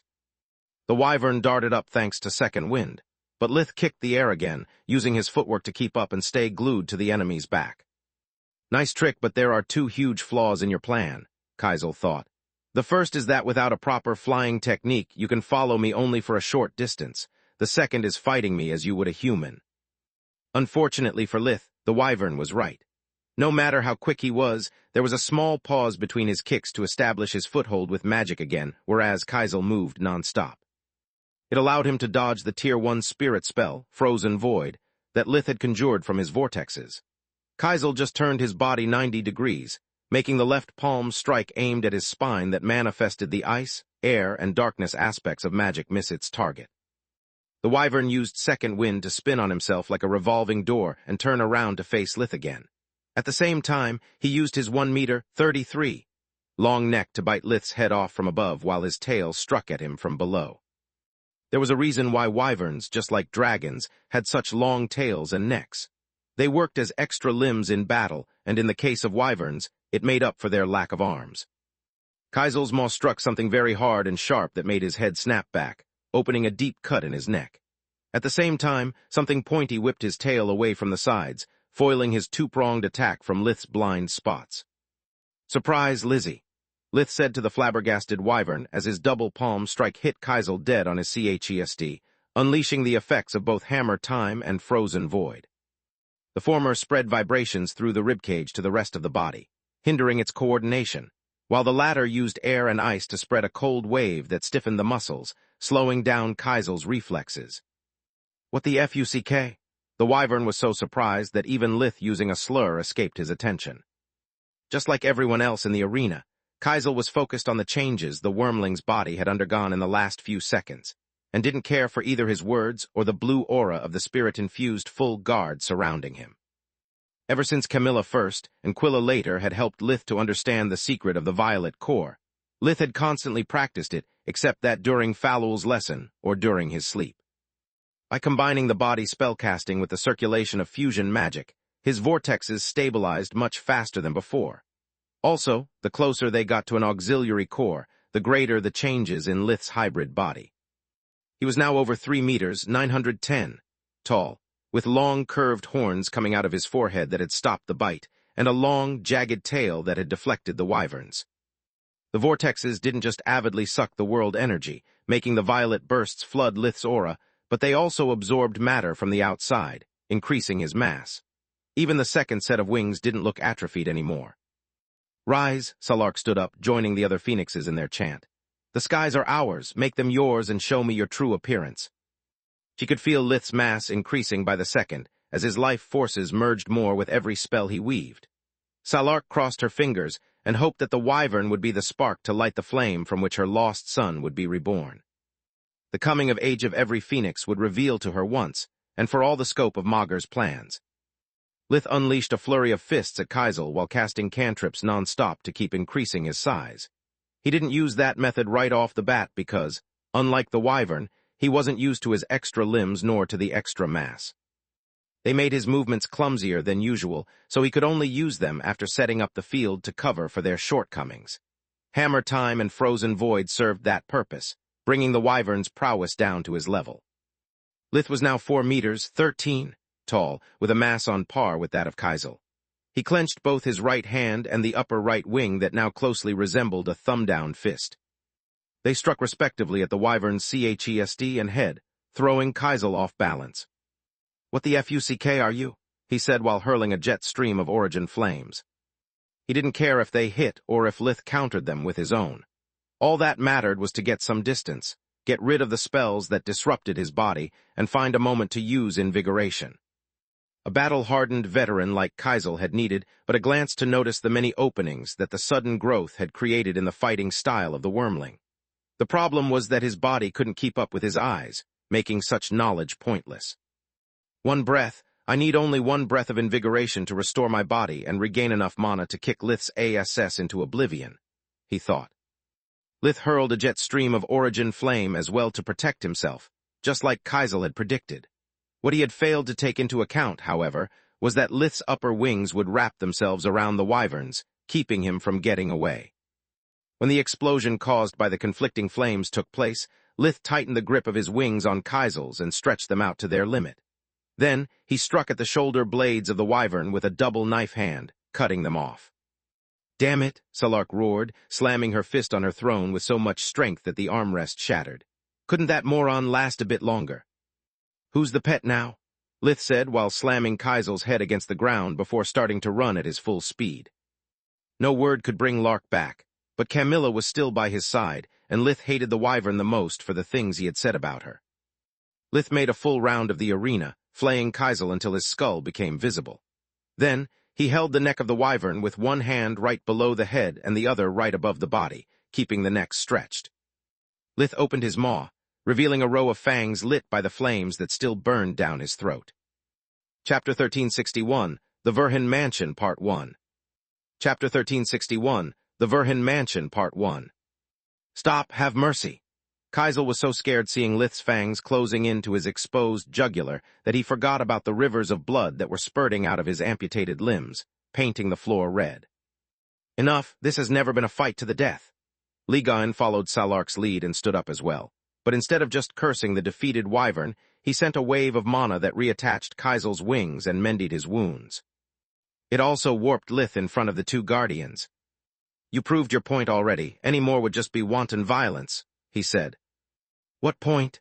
Lith snarled as his body rapidly shrunk and the feathers on his wings disappeared.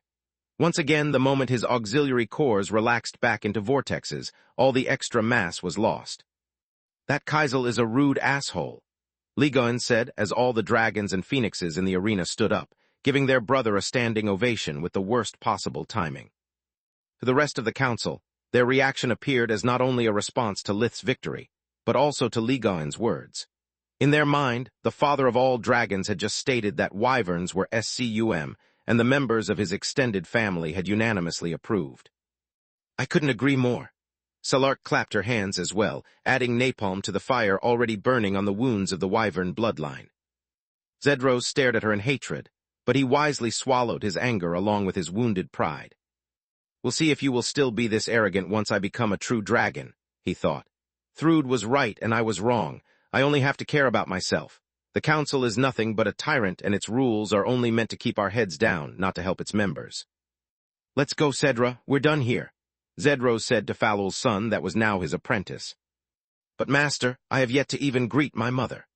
After spending a long time in the real world, the young Hydra deeply regretted his past behavior and wished to reconcile with Falul. Zedros gave him plenty of knowledge and power, but no warmth nor affection. The idea of spending 100 years doing nothing, but working for such an ungrateful, uncaring person made even getting awakened look like a bad deal. "Then go, we have much to do and little time to do it." Zedros's generosity surprised Cedra, but looking the gift horse in the mouth might make the wyvern change his mind, so after giving him a deep bow, Cedra ran to Falul. "Mom," he said while hugging her with the same relief he felt after a nightmare back when he was still a young hatchling. "My baby." Falul ignored the scene happening between Lith and the Guardians, focusing solely on her son. Lifestream revealed that Cedra had suffered no harm, wore no slave item nor spell, and that he was already developing his fourth head. "Is Zedros treating you right? For someone who got stuck for years at 2 heads, you seem to be developing a bit too fast," she said. "Sadly, yes," Cedra sighed. "I know the book that Aunt Scar gave me like the back of my hand, and I use the council rules to fend off his most unreasonable requests, but he never did or asked something that would allow me to break free from my apprenticeship. You idiot, I always told you that power comes at a price. Who on Magur would be so stupid as to give it away for free? Falul said. You are right. I've been a moron for years, always taking your teachings for granted and demanding instead of earning my share of knowledge. Cedra stared at the ground with shame before finding the strength to look her in the eyes. God's mom, you look even more beautiful than the last time we met. What's your secret? Are you close to the white core or what? Flattery will not get you anywhere, young man, she chuckled. I just wore a bit of makeup and combed my hair for the occasion. Speaking of flattery, can you believe that his father tried to set us up for the future? Falul pointed at Lith. Cedra needed to bite his tongue to not ruin their reunion with a streak of swear words, finding the piece of news more annoying than funny.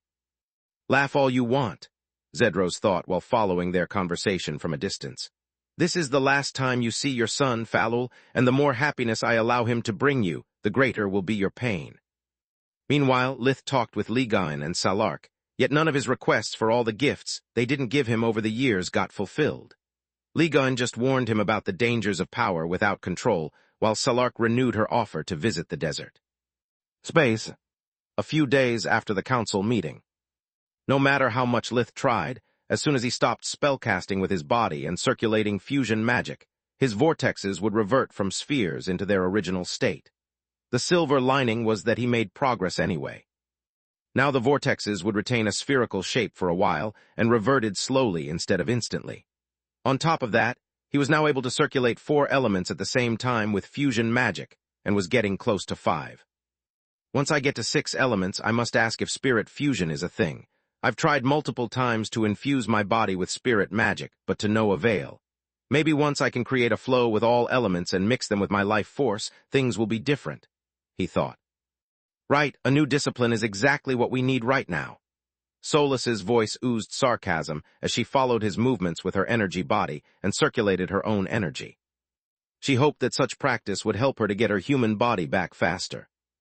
Spirit magic, domination, forgemastering, the violet core, we already have so much on our plate that we barely have the time to breathe. Either you disown your family or you break up with Camilla. Otherwise, even if it really exists, you'd never have the time to practice spirit fusion, she said. I hate it when you're always right, Lith sighed. With his 19th birthday incoming, and after he had shared with his family Salark's words about his future offspring, everyone had decided to help him pick the right betrothal gift for his 3rd adversary with Camilla. The fact that he never intended to give her one in the first place had turned out to be an irrelevant detail to them. They bugged him so much that Lith now trained in the tower to not be bothered about the preparations of his own wedding.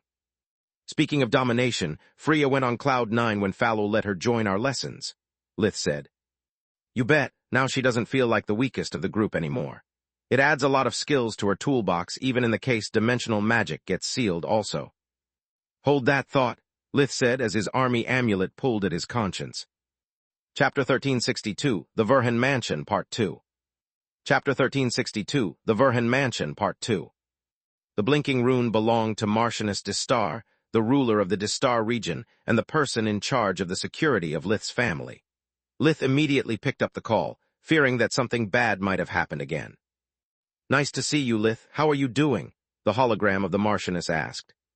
She was a woman in her early 40s, but even with the little makeup she wore, it was hard to imagine her a day older than 30. Miriam Distar had a beautiful face with great proportions and eyes that brimmed with intelligence and curiosity. She had waist-long dark brown hair streaked blue all over and only a hairpin to adorn it. It was almost hypnotic to look at her whenever she shook her head. She wore a simple pale blue day dress with no neckline that, despite its simplicity, emphasized her lovely features. Is everything okay? Lith said. Always skipping pleasantries and getting straight to the point, huh? It's nice to see that some things never change, she sighed. Of course everything is okay, otherwise instead of wasting my time with chit-chat I would have simply sent you a threat report. Then I'm glad to see you again, your ladyship. I'm doing fine, thanks for your kindness. How are you? Lith replied while giving her a deep bow. Please, let's drop the formalities. We know each other for a long time and you're an archmage now. You have the right to call me Miriam, she said while giving him a curtsy. Okay. Lith felt a bit embarrassed by the sudden mood change of the conversation, but being from Earth, noble titles never struck fear into him. He followed the etiquette solely because it suited his agenda. "To what do I owe this pleasure, Miriam?" he asked. "You are still too formal, but we'll get there. I'm calling you because I need your approval before starting the construction works of the Verhin mansion.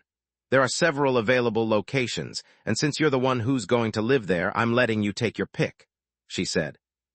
After witnessing with horror how small Lith's house was, the queen had ordered to build him a residence worthy of an archmage and of a hero to the kingdom. Lith wouldn't be paying for any of it, but he still considered it a hassle. Just the thought of having to pay for the house staff necessary to keep it clean made his wallet shiver in horror. "I received no map nor blueprint," he said, raising an eyebrow in surprise. "That's because I choose the blueprint and you can't pick the location based on a map. I know how paranoid you are. I bet 1 month of my annuities that you want to check the surroundings in person," Miriam said. "I don't take bets, especially losing ones. When do you want me to come?" Lith asked. "Now would be perfect. Just take the gate from your house to the branch of the Mage Association in front of mine. I'll meet you there," she replied. "Let's meet there in 10. I'm in dire need of a shower." "Let's make it 20 then. It will give me time to deal with some paperwork." Miriam out.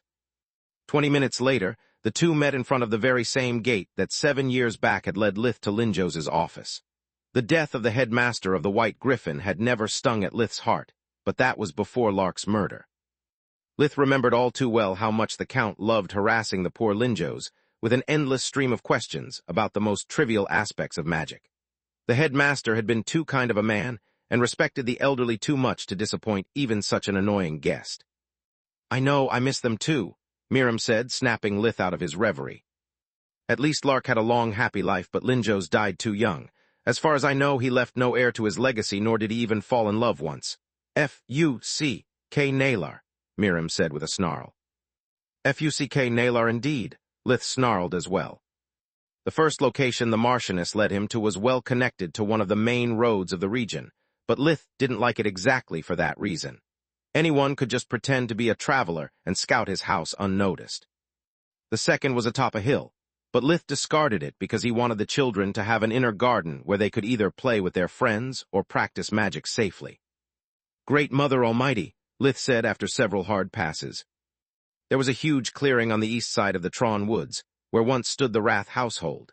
Lith had a long history with them. Years back, their firstborn had tried to rob him of his snow-white bunnies and had ended up becoming Lith's learning tool about human anatomy on Magur. Then his mother, Baroness Wrath, had angered Urdu and Jurda, leading Lith to become friends with Protector. Last, but not least, their second-born son had tried to rob Zekel blind, causing the slaughter of the entire Wrath household. The royals didn't like someone attacking the relatives of a promising mage, not with Balker as the living proof of the consequence that such an act might cause. They had made an example of the Wrath, razing even their home. Lith didn't care about the past massacre that had taken place there. Worst-case scenario, it would give him plenty of demons to conjure. Being so close to the woods meant keeping his army of magical beasts, having plenty of space for a garden, and staying relatively close to Lucia. Even more important, under the rubbles of the main building, there was a magnificent mana geyser. It would allow Lith to fuel the tower and leave plenty of world energy to spare for fueling the permanent arrays of the house. Even though their spells had the same effects, there was a significant difference between temporary magical formations like those that had been used to protect Lark's house and permanent ones like those surrounding Lith's house. Both needed a lot of time to be cast and a proper energy source, but while the former once damaged needed to be redone from scratch, a permanent array would self-repair just by replacing its energy source. Magical formations like the one that had surrounded Kalga would need maintenance only if it had taken damage beyond repair, or if it endured an attack for too long. Both events could be prevented by simply switching the near-exhausted mana crystal with a new one. The presence of a mana geyser, however, would cut off the mana crystal's expenses and provide the arrays with a steady supply of world energy. They would need maintenance only in the case a powerful attack crippled their rune's integrity. On top of that, thanks to her tower form, Solus would be able to integrate herself with the formations and activate them at will without the need of keeping the control device on her, and so would Lith as the tower's master. "This is frigging perfect. It has everything I need in a home," Lith thought. "Not really," Solus replied. "Don't you remember what Tista learned in Giera?" Chapter 1363, Corpse, Feather, and Nest, Part 1. Having children near a geyser is really dangerous. What will you do if one of your relatives moves into our house while pregnant, or if Camilla does? Solus's words reminded Lith of Salark's promise to protect whoever carried his heir, making him choke on his enthusiasm. I don't want to think about that. Besides, between the tower and the hands of Menadian, we can achieve fine control over the geyser, just like they did in Kalga. Lith replied before turning to the Marchioness. This is the perfect spot, I'll take it. Just as I expected, Miriam said with a kind smile. I must warn you that there is no crystal or enchanted metal mine under the Mana geyser. We already checked. That's why we needed to raise the Wrath's mansion. Do you have something in mind for the geyser? Or do you just want a free energy source for your defensive arrays? How do you know about the Mana geyser? Lith asked. The same way you do, Lith. The Marchioness activated life vision, flooding her eyes with silver mana. Suddenly, every piece of the enigma the Marchioness fell into place. Lith had always wondered why she wore the cloaking beret, and why she pretended not to have magical powers, to the point that even the professors of the White Griffin kept her past as a student a secret. Are you an awakened too, Marchioness? Lith said while taking a step back and checking their surroundings. More or less, your lack of trust is disheartening. After all, we know each other for a long time. Call me Miriam. She sighed, making 2 comfortable armchairs appear out of her dimensional amulet. Only after both life vision and mana sense confirmed to him that there wasn't anyone around did Lith relax. Damn my paranoia. If she wanted to ambush me, she would have already done it without announcing herself. She's not the bad guy of an action flick, he thought while sitting down.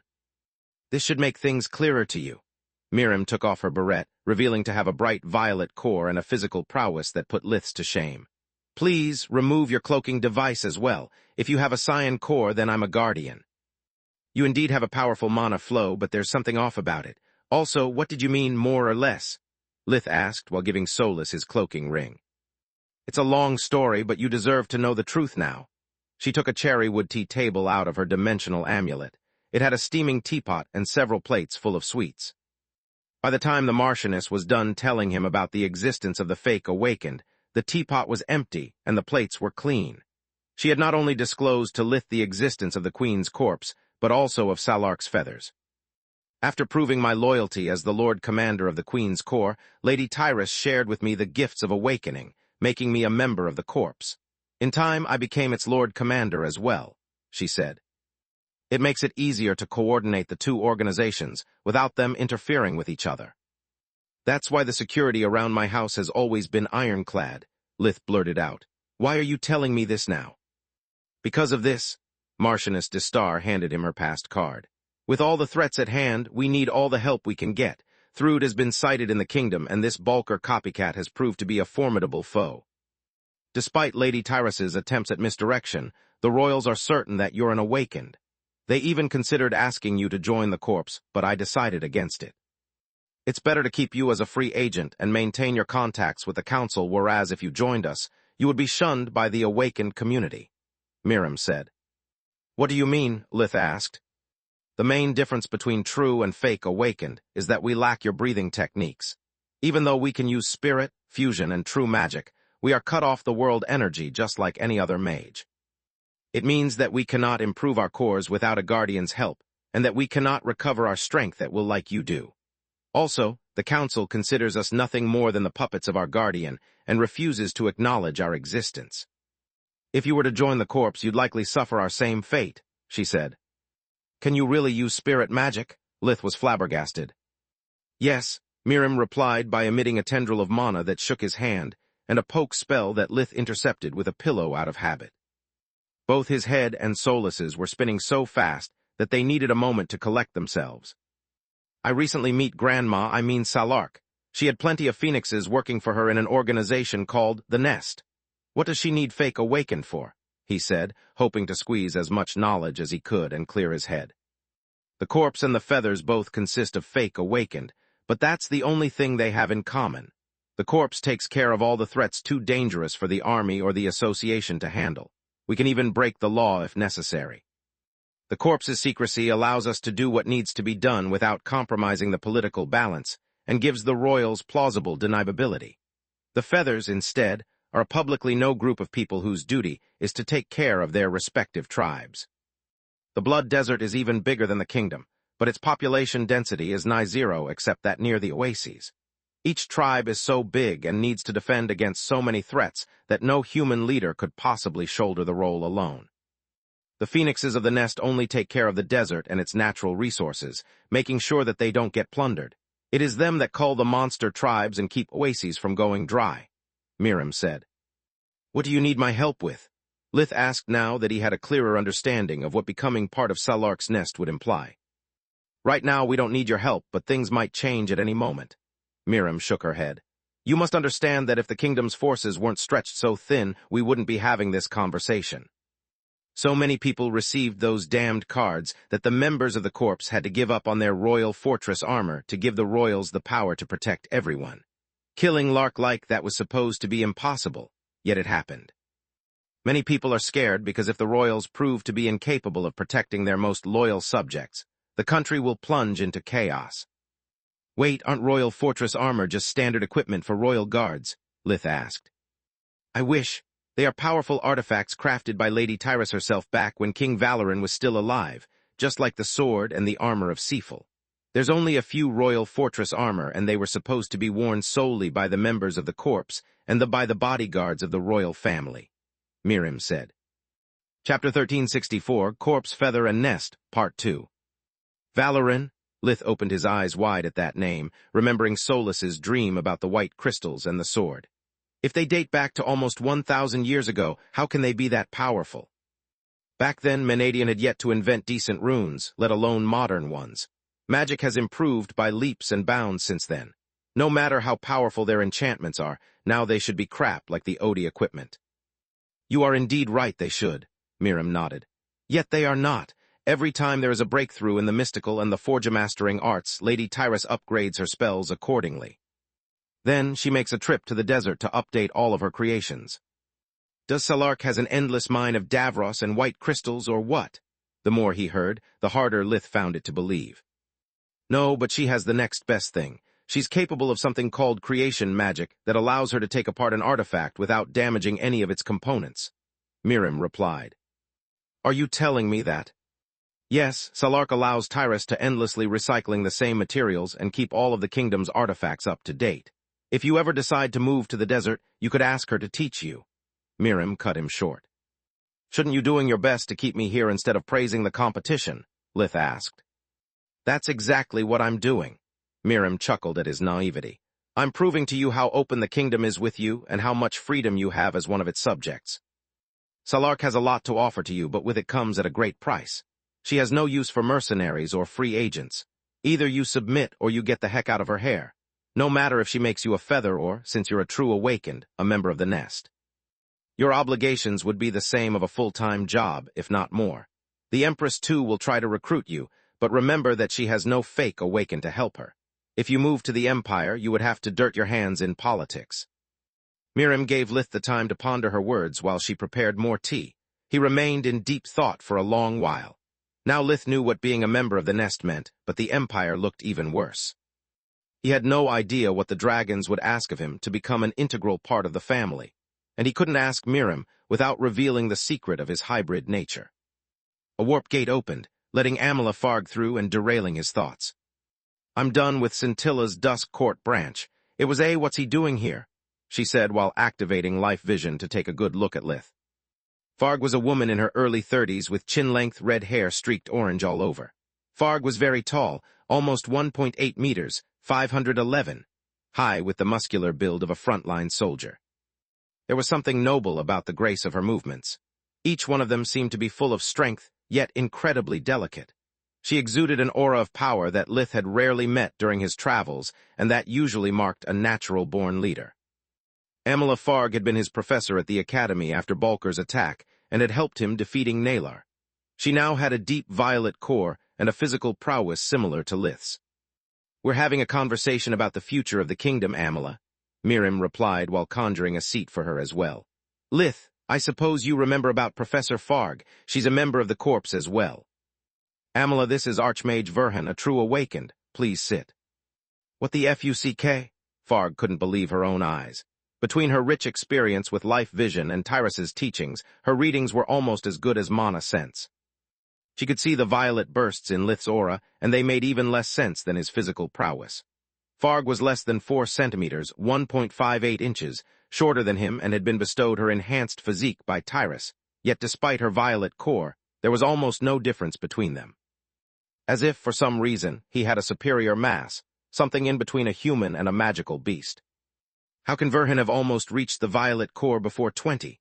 Normal Awakened need decades for that, and us members of the Corps only obtain it after proving our loyalty by putting our lives on the line countless times. Farg said. Quit being rude and sit down. Remember the laws of the kingdom. Not even the royals have the right to extort someone of their secrets, let alone us. The Marchioness scolded her. But my liege, when I was recruited, I already had a blue core, yet even after years of service, I've only recently been promoted. How can you stand such an injustice? Farg asked. I can understand your feelings, but I can't condone your behavior. Marchioness de Star forced Farg to sit down with a push of spirit magic. Your complaints sound like questioning Lady Tyrus's wisdom. She bestowed the power of Awakened upon you, always remember that. Archmage Verhin, instead, achieved it on his own. He owes us no explanation, just like Manohar. They are the two sides of the same coin. Miriam referred to the fact that despite the god of healing was a fake mage, his achievements outclassed even those of the members of the corps. Lith instead wasn't a genius on Manohar's level, but his growth speed was extraordinary as well, and so were his achievements. Farg clenched her teeth and her fists, but she did nothing aside from nodding. The reason why I summoned you both here is because Amala will be your liaison with the corpse in the case something happens. As the Lord Commander of the Corps and a potential victim, I don't have the time to update you in person as I did in the past, Lith. The Marchioness had Farg and Lith exchange their communication runes before teaching him how to use the hidden functions of the amulet. Among them, there was the ability to create a secure line that no one could tamper with and to override warp gates. Once they were done with the explanations, the Marchioness sent Farg away before resuming the conversation. There's something that I still don't understand, Miriam. If you are so busy that you had to delegate some of your duties to Farg, then why are you taking care of my mansion, and why did you personally invite me here instead of giving these tasks to someone else? Lith asked. Because knowing your nature, I feared that you would have doubted such words if they came from a stranger, and because I owe you that much. I regret how I treated you during our first meeting, but now that you know my burden, I hope you can understand why I acted like that, she said with a sigh. I moved from one battlefield to another for most of my life. Once you lose as many people as I did, you do your best to become detached and desensitize yourself. My first fiancé died in the field. AN, feel free to join the novel's official Discord at Discord. GG/Z5T7CBD. Chapter 1365, Traveling Tavern Part 1. That's why I then married a man without any magical power. It made it possible for me to protect him and guarantee him a long, happy life.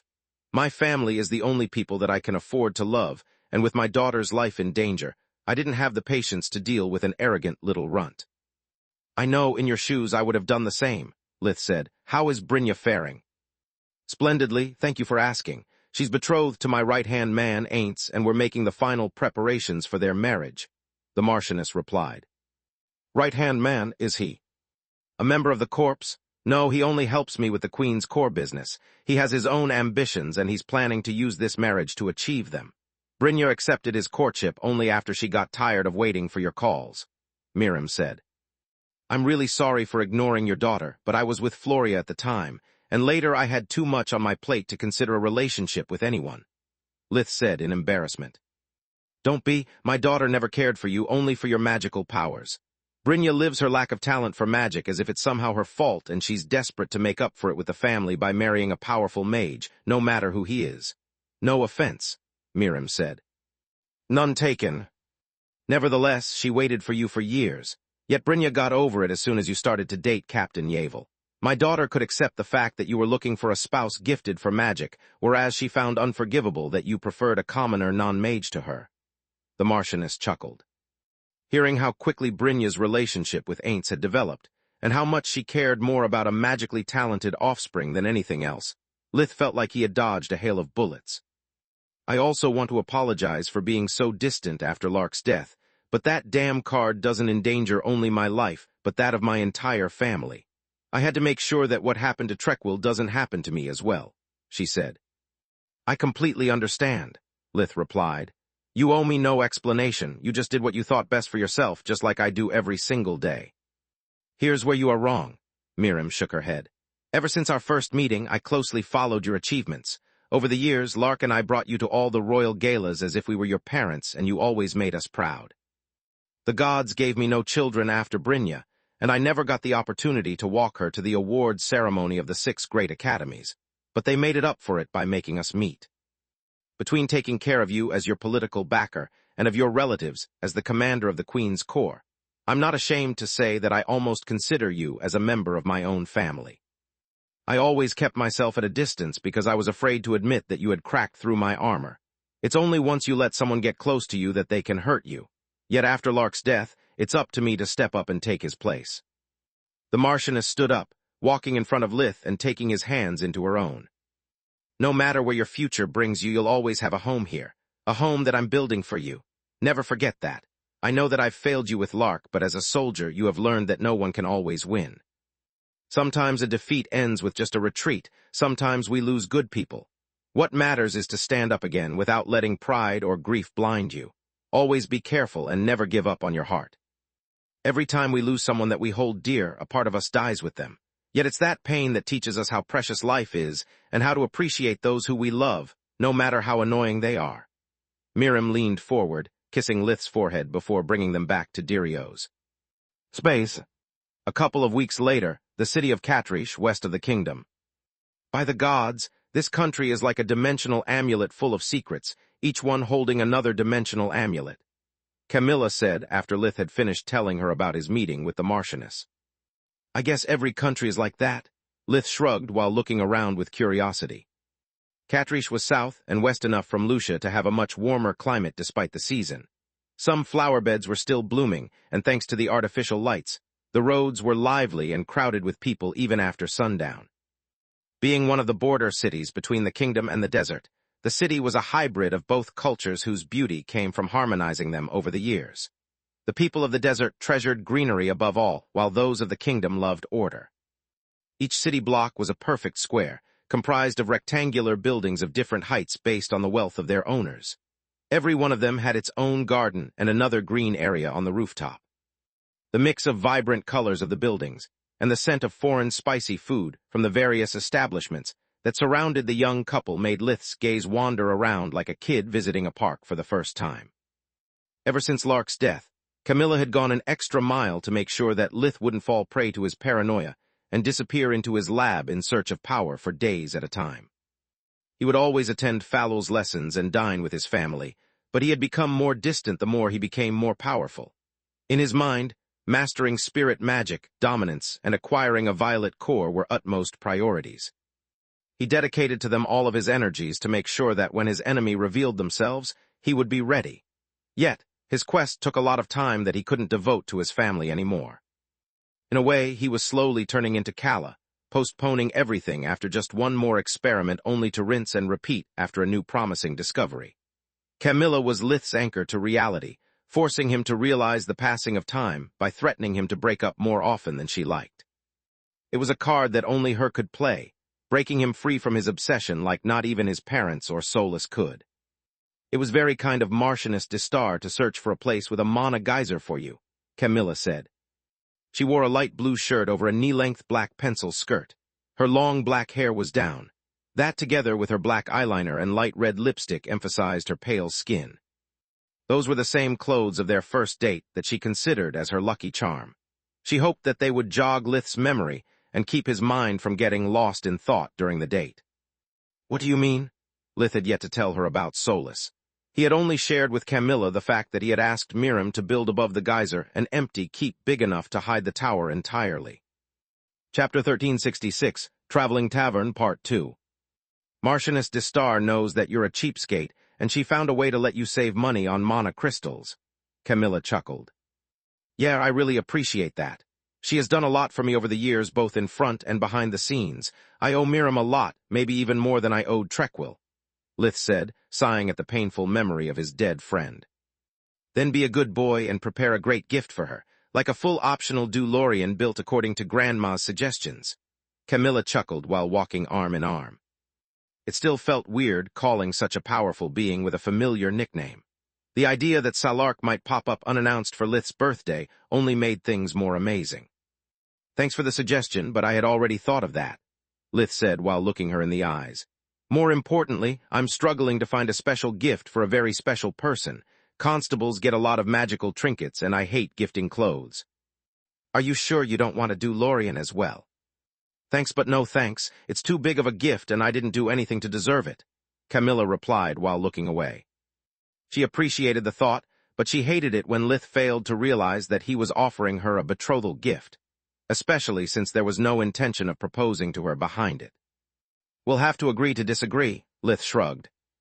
He had never forgotten the kindness and selflessness that she had showered him with the night of Lark's death.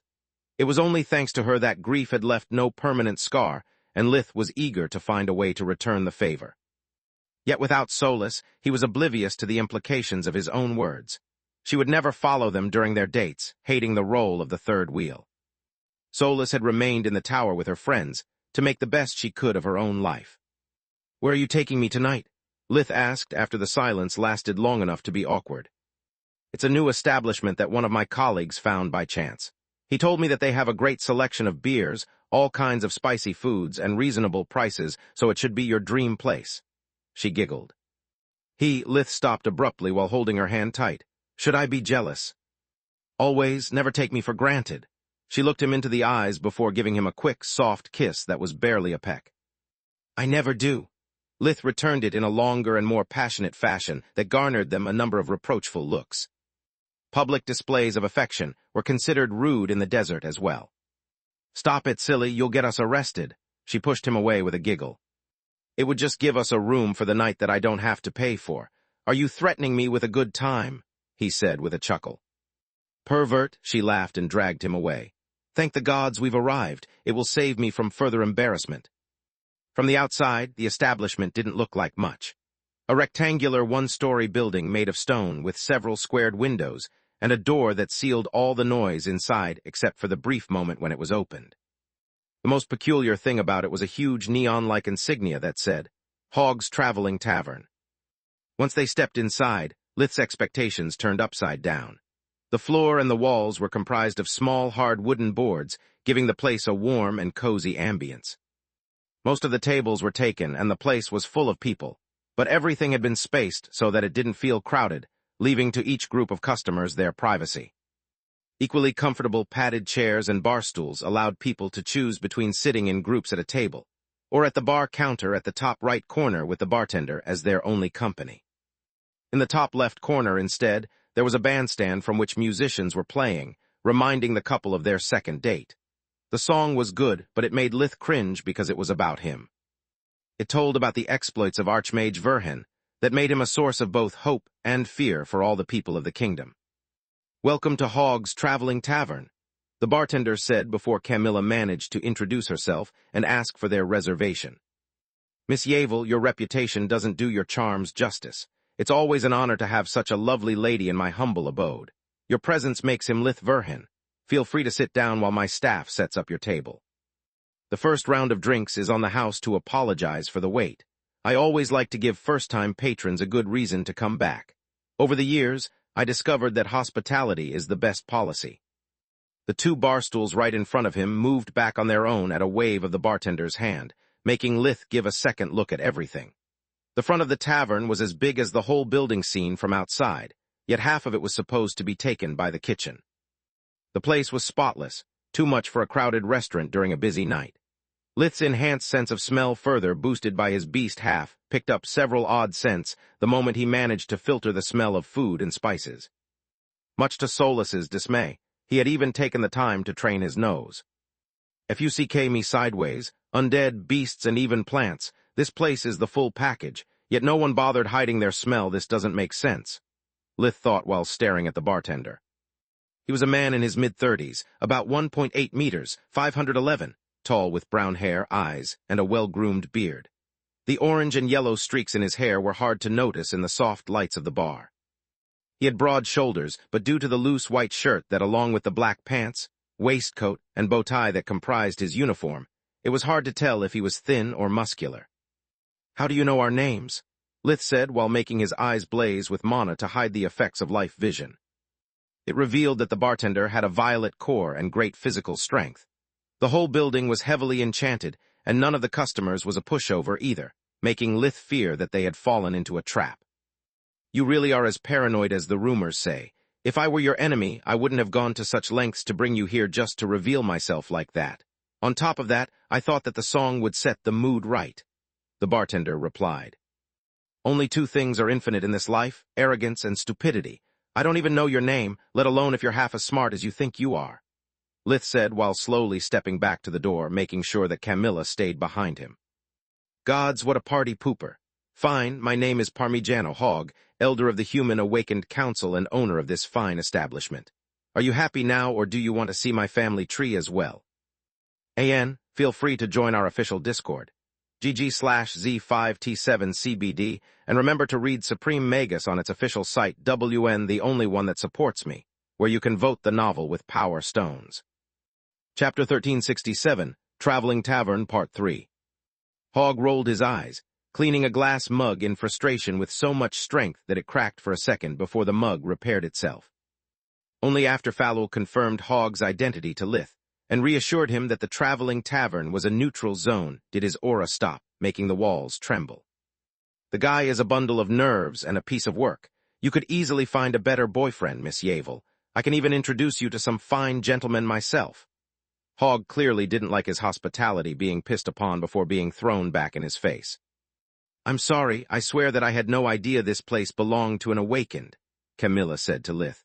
As for you, Mr. Hogg, you've got a lot of gall playing the victim. You're a terrible host and a horrible person. Me, her words made him turn pale. The beer mug slipped off Hogg's hand, shattering on the floor just to reassemble and jump back in place on its own. Yes, you tricked us into coming here, ruining our date just to further your agenda, Camilla snarled.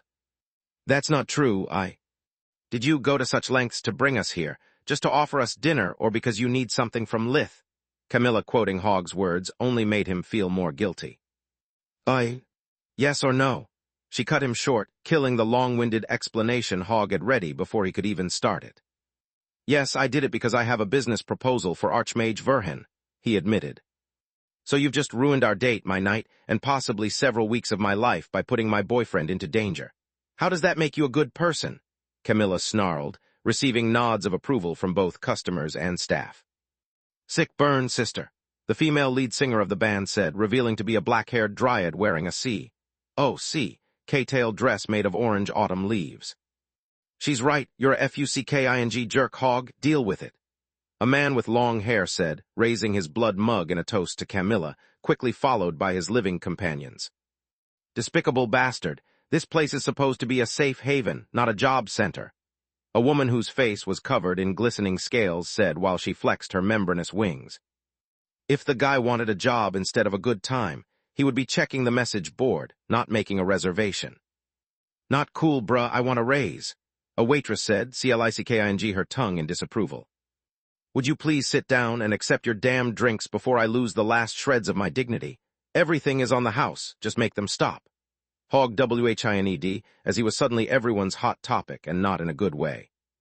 The customers had started exchanging embarrassing anecdotes of his past, making him regret to have chosen such a flashy introduction during the rush hour.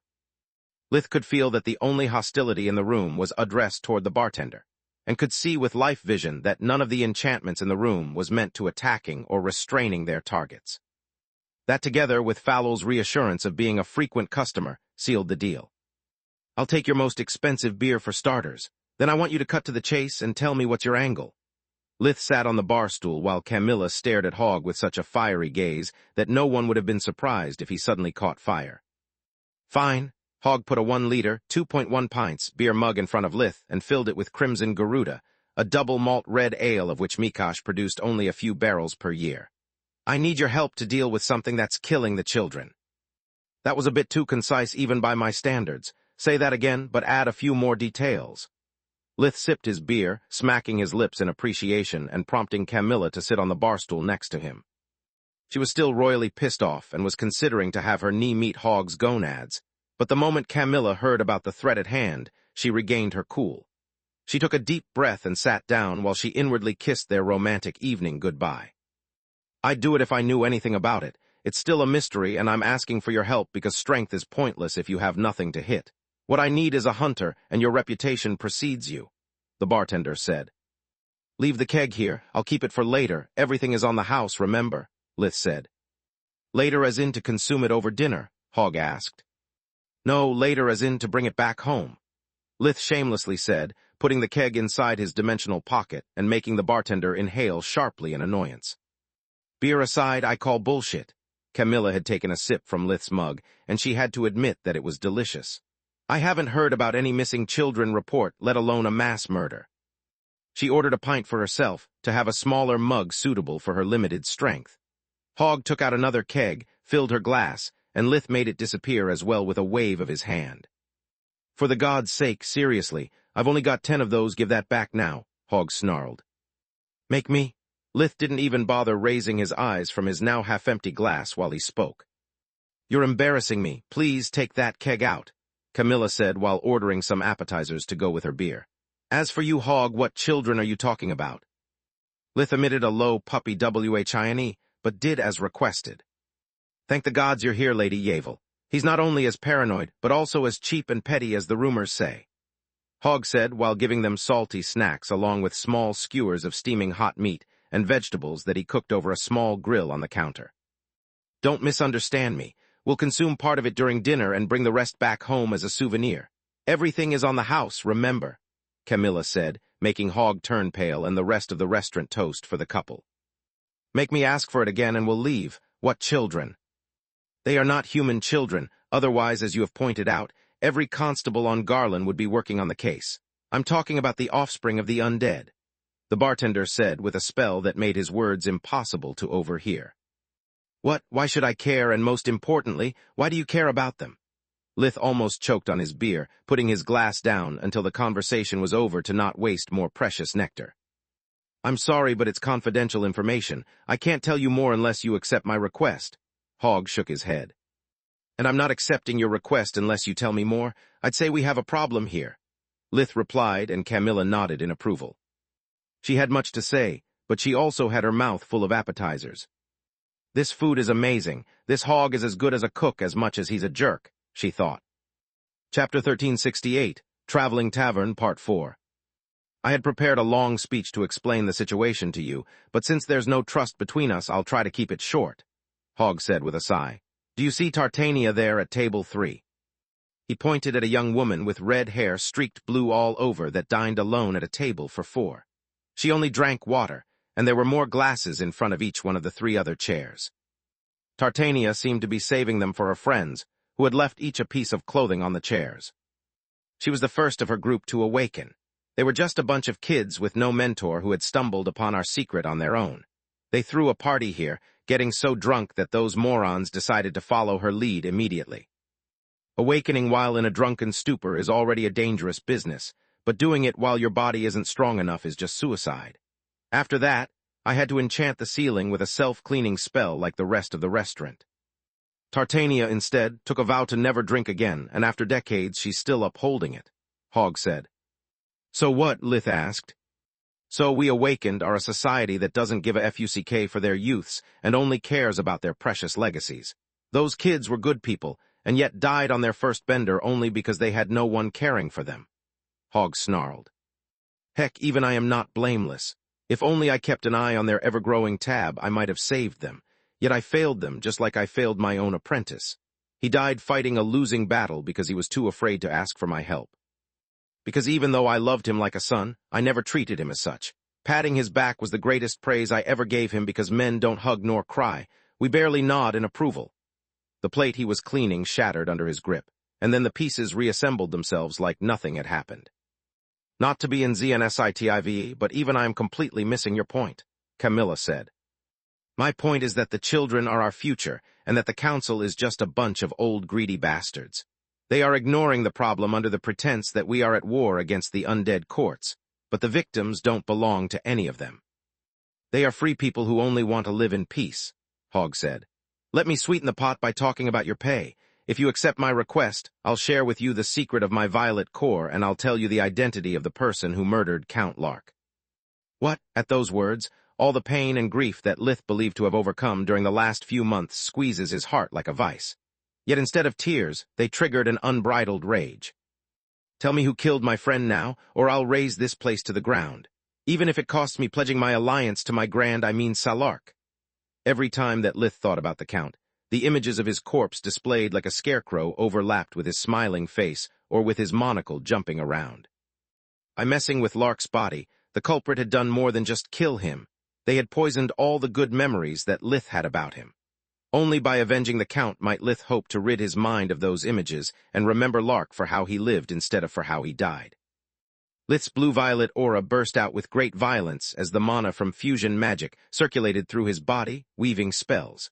A low rumble coursed throughout the traveling tavern as Lith's wings popped out of his back on their own. Me and my big mouth, Hogg raised his hands in a sign of peace and in an attempt to calm him down. I'm not that big of a jerk to intentionally hide such huge information. I was just being dramatic to regain a bit of dignity and get your attention. I don't know who did it, but I know someone who knows the truth. It slipped off their mouth after one drink too many, but they never mentioned the details. They just told me that Lark's hit was part of a deal with the undead courts, and that telling me more would endanger both of our lives. I've never seen someone sober up so fast out of fear after drinking that much, so they must have been telling the truth. If you accept the job, we can try together to make them spill the beans, Hogg said. That's not being dramatic, that's being misleading, Camilla said. First your welcome ambush and now this. You're the worst talker ever. How did you manage to survive this long? Many customers dropped the disguise they wore in the case. Humans entered the establishment and threw reproving looks at Hogg for his lack of tact. So what you're actually saying is that if I accept your terms, and if I succeed, then someone might tell me the truth about what happened to Lark. The revelation didn't ease Lith's anger. It only fueled it further, making 3 more of his eyes open. I apologize for my boss, a thin male waiter in his mid-20s said, while giving them a deep bow. He has a penchant for theatrics and affectation, thinking himself to be flamboyant while he's actually annoying. Yet he means well, and is a good person, so we usually go along with it to not hurt his feelings. You have no idea how many first-time customers punched him in the nose. Hogg didn't know whether it was worse the fact that his whole plan had been an utter failure, or the fact that everyone seemed to consider him a guy who kept sticking his foot in his mouth. Yes, that's the best I can promise you, Hogg said to Lith after shooing the waiter back into the kitchen. What do you think I should do, Kami? Lith was too busy keeping his rage in check to think clearly and without solace. Camilla was the only one he could trust. As a constable, I'd say that it's still a lead to find who killed Lark. We have yet to find anything, and dealing with SC, M-Bags, it's part of my job's description, Camilla said. That does it. Tomorrow I'll hire someone to write my speeches, Hogg thought, not liking being considered as the bad guy. As a girlfriend, however, I'm against it. Hogg hasn't given you any detail, has done nothing to earn your trust, and he might as well lead you into a trap. Even if he really means well, you have a feud with the undead. If Hogg deals with them with the same skill he showed us tonight, you'll be dead the moment you enter their city, Camilla said. She's right, Lith nodded as his mind calmed down, allowing him to consider the best course of action. If you really want my help, drop the act and tell me what you're really after. Our table is ready and you have already spoiled my mood. Chapter 1369, Undeath's Purpose, Part 1. I didn't lie earlier. I'm really doing this for the kids. Hogg hushed them again, saying something that he would have rather kept for himself. I don't like how the council treats their disciples and the rogue awakened, whereas I admire the fake mage's schooling system. That's why I'm going to share my legacy with the entire community, so that no one will ever end like Tartania's friends. So that instead of growing apart like egotistical jerks, the awakened will grow closer like a community. All of your legacy? Lith raised an eyebrow in disbelief. Yes, it doesn't amount to much since I'm the first and the last of my awakened bloodline, but I'm willing to share everything except for the secret of the violet core. Hogg nodded. Why not the violet? Lith asked. Because, just like the secret of awakening, I consider it a cap that Magus placed upon us to avoid that great power could fall in the hands of those who don't deserve it. Yet I'm willing to share it with you if it can make you accept my job offer, Hogg replied. Why are you so fixated with me? You could have asked countless other persons, Lith said. Not at all. You're the golden boy, the offspring of 2 guardians and the most renowned disciple of Falul, who opened the first awakened academy. You're the only one among the awakened youths that has the skills to accomplish this task without having to fear a backlash from the council. If I just give my legacy away, the only thing that I'd achieve is to pass for a senile old fool that went mad after losing his only apprentice. To make my gesture a significant statement, I need to show the old coots that I was right about the threat at hand and give the young awakened a role model, Hogg said. Send me the details, and once I'm back home, I'll discuss the matter with Falul. It's the best thing I can promise you. Take it or leave it. Lith placed his council amulet on the counter, and the two exchanged runes. I'll take it, Hogg nodded. I wish you a pleasant stay. At a snap of his fingers, the open sign turned around to show closed on the outside, and the door of the traveling tavern disappeared. After that, the customers dropped their disguise for good as Lith and Camilla walked to their table. The woman with the scaly face wasn't a shape-shifted emperor beast. She belonged to a new humanoid race born from mixing human and beast blood over the decades. The vampire who had made a toast to Camilla earlier was sitting with a mixed group of all races, and yet none of them seemed to consider the undead like a threat. They took turns filling his glass with their blood, making him see. Oh, see. K-tails by mixing together more than one kind of blood. Tartania, the lone awakened woman, ate her lost friend's favorite foods, sobbing from time to time when the flavor made the memories of the good times they had spent together resurface. The ambience was pleasant, the food great, and no one bothered Lith and Camilla anymore. On the one hand, Lith wanted to find out Lark's killer, and seeing so many different kinds of people go along made him feel less of a monster. On the other hand, the idea of going away from home and sticking his nose in someone else's mess gave everything a sour taste. Camilla tried and failed to make small talk, too worried to hide her feelings. They ate quickly and left, wondering what to do next. What the fuck? They said in unison after walking through the door and turning back to throw Hogg one last mean look. The tavern was gone, replaced by an abandoned building whose door and windows had been barred with wooden planks. Judging from the dust and the rotten wood, no one had opened it for years. When they tried asking the passers-by about the tavern, no one had any recollection of it and looked at them as if they were crazy. I guess now we know that Hogg didn't name his establishment just for alliteration's sake. His legacy sounds like something that Freya would love, Lith said. Space. The following morning, Lith went to Falul's lair where he practiced spirit magic with the others until he received a message from Hogg. Much to his surprise, it contained all the information pertaining to the mission, except the location of the undead city where he was supposed to go. Thanks to the mind link, it didn't take Lith much to share with everyone the events of the previous night. I don't know much about undead except how to kill them, Falul said. I agree with Hogg's intentions, yet he couldn't have executed them any worse. The disappearance of newborn undead might be the first step of a greater scheme. On top of that, it has serious political implications. As Hogg said, the council and the undead courts are at war, but only the undead who live in the human society take part in the courts. There is a huge neutral faction that never meddled with us Sunwalkers, and it's their children that have been going missing. If they think that the council or the three great countries are behind the kidnappings, they might side with the courts and give them a second wind. Wait, Floria stopped her. When you say newborn, do you mean hybrid children like those we saw living in Baba Yaga's hut, or just recently turned undead? That's an excellent question to which I have no answer. I'm going to call in an expert to figure this out, Falul said while making a call and activating the warp array of her lair. Thank you for calling me. Another breath of mutilation, and I would have gone insane. Calla the White trotted in the middle of the cave, followed by her son Nock and by Scarlet the Scorpicore who carried on her back Nika's stiff figure. Can I have something to eat? All that magical practice made me hungry, Nock asked. You'll eat once you're done with your exercises, Lardes. Scarlet snarled as she set up the arrays that would protect Nika from the abundant light element of daylight and allow her to move as if it was night. Your sister at least trained hard during my absence, whereas you didn't strengthen anything but your maw. Lith looked at Calla with life vision, discovering that her core had turned to a lighter shade of blue, but it was still of a deep color. Don't be so mean with him in front of his friends, the White scolded the Scorpicore. It's not Nock's fault if he lacked guidance and became morbidly obese. It only happened because I've been an absent mother. Mom, if Bikes could blush, Nock would have turned so red that people might have mistaken him for a giant bear-shaped tomato. I'm not obese, I'm majestic. I'm pretty sure that majestic still has a positive meaning, dear. Calla shook her head, completely missing his drift. Also, if your weight issue wasn't bad enough, I'm ashamed of you having so many cubs already and not providing for them. Chapter 1370, Undeath's Purpose, Part 2. I must have been a horrible role model for you if you ended up abandoning your offspring without a shred of remorse. Calla started sobbing black tears, making Nock froze in place as everyone threw reproachful glares at him. Don't listen to her. Bikes are still bears, and male bears don't help in raising the cubs. Heck, I never met my own father, Nock said while Scarlet had finished the array, allowing Nika to stir from her slumber. That's true, but I believe to have taught you better than just stuff your belly all day long and mate like a rabbit. You're a magical beast. You're supposed to be better than your ancestors, not just their empowered version.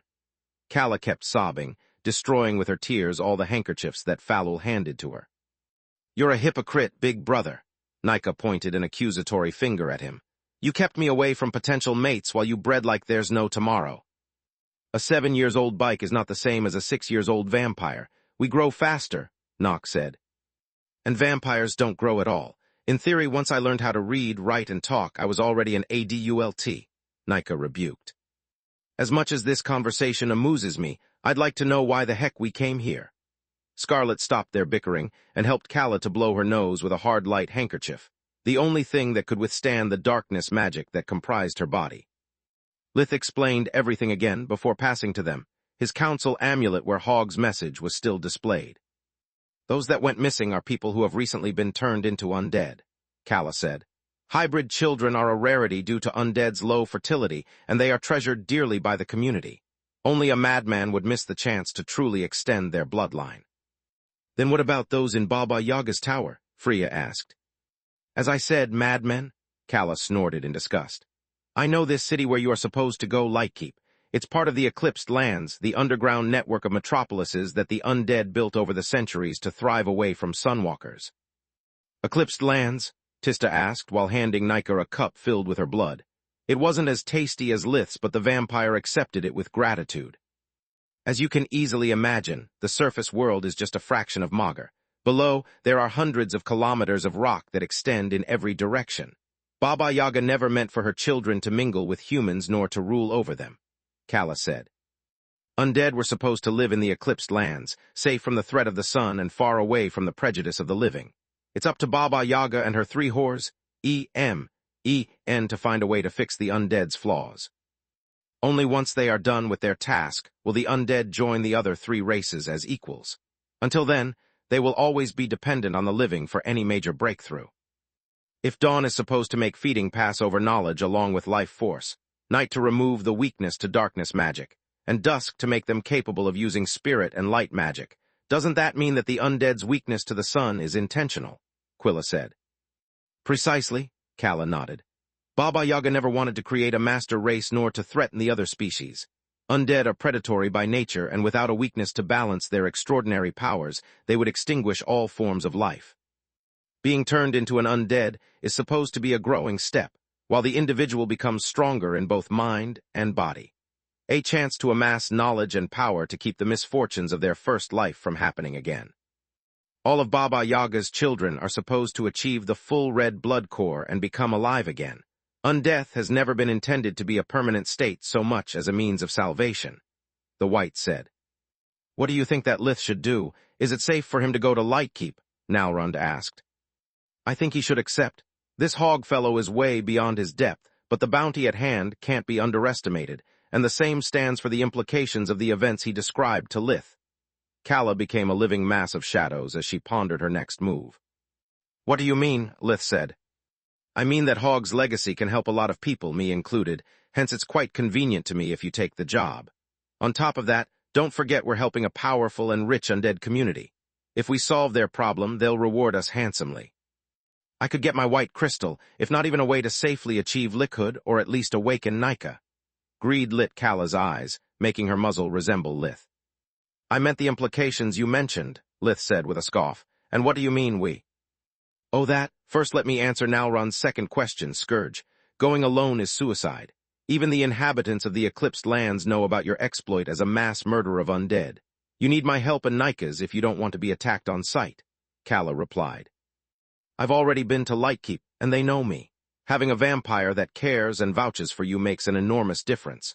As for your question about the hidden implications of this mission, after all the lessons I gave you guys about the undead, the answer should be pretty obvious.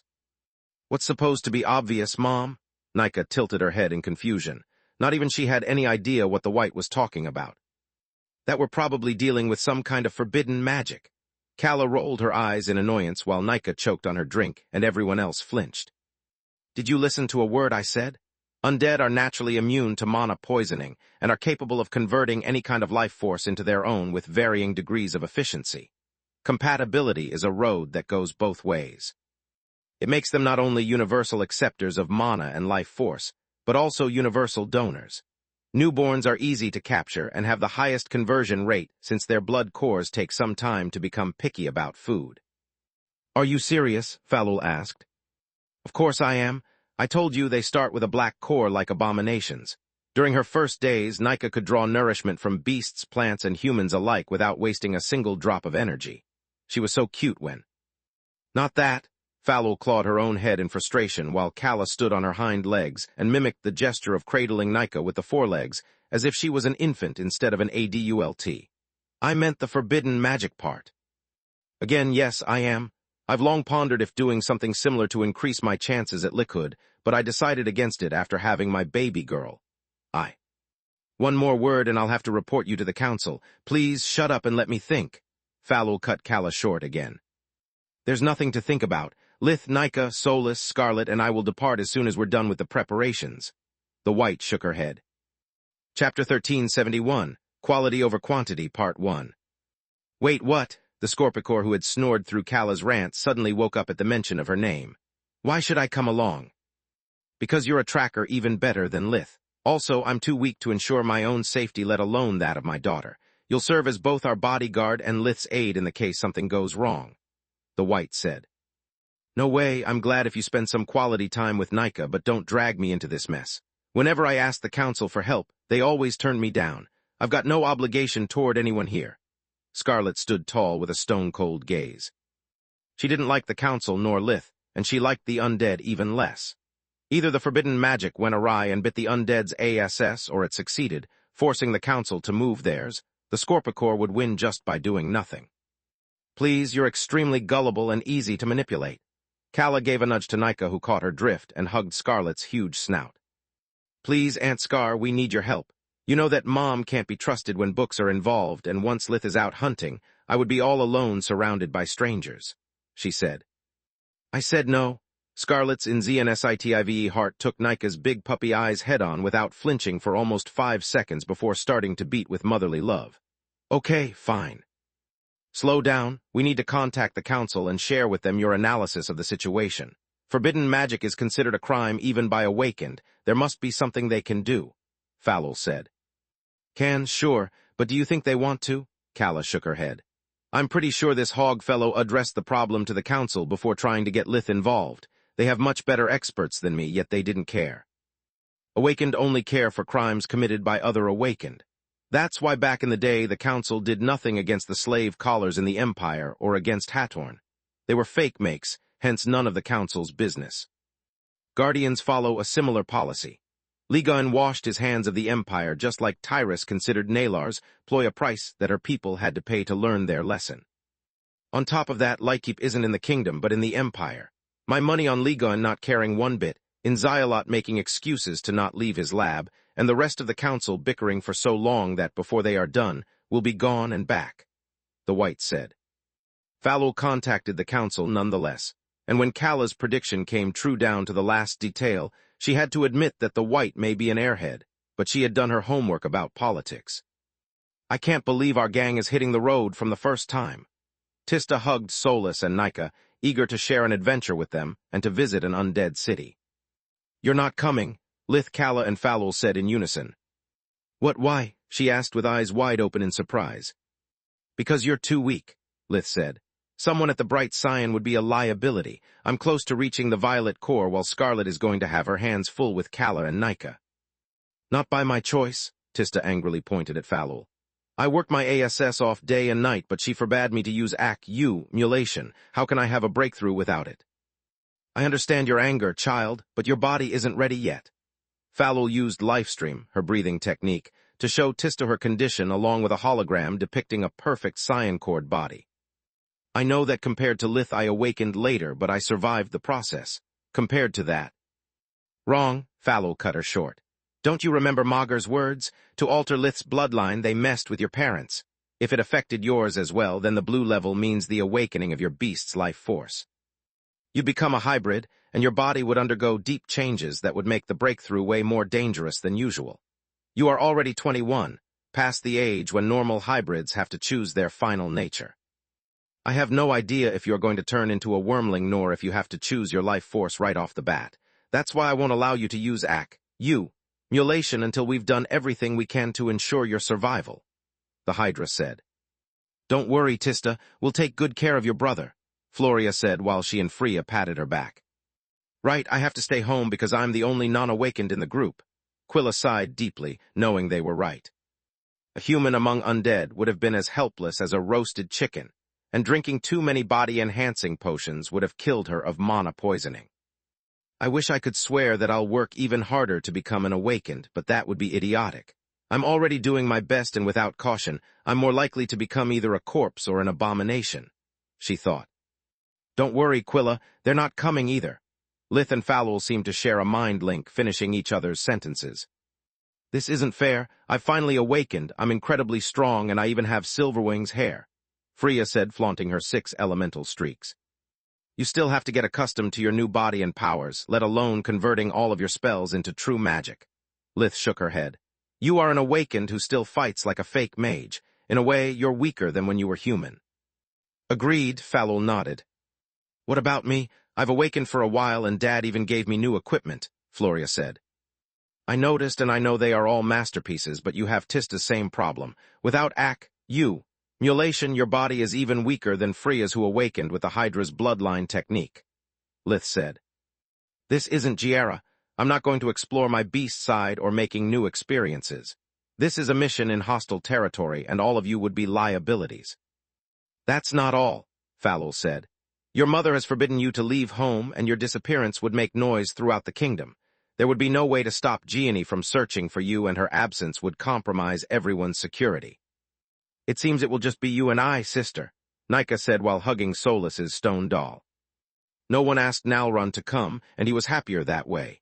He hated the undead, and the thought of helping them made his stomach churn.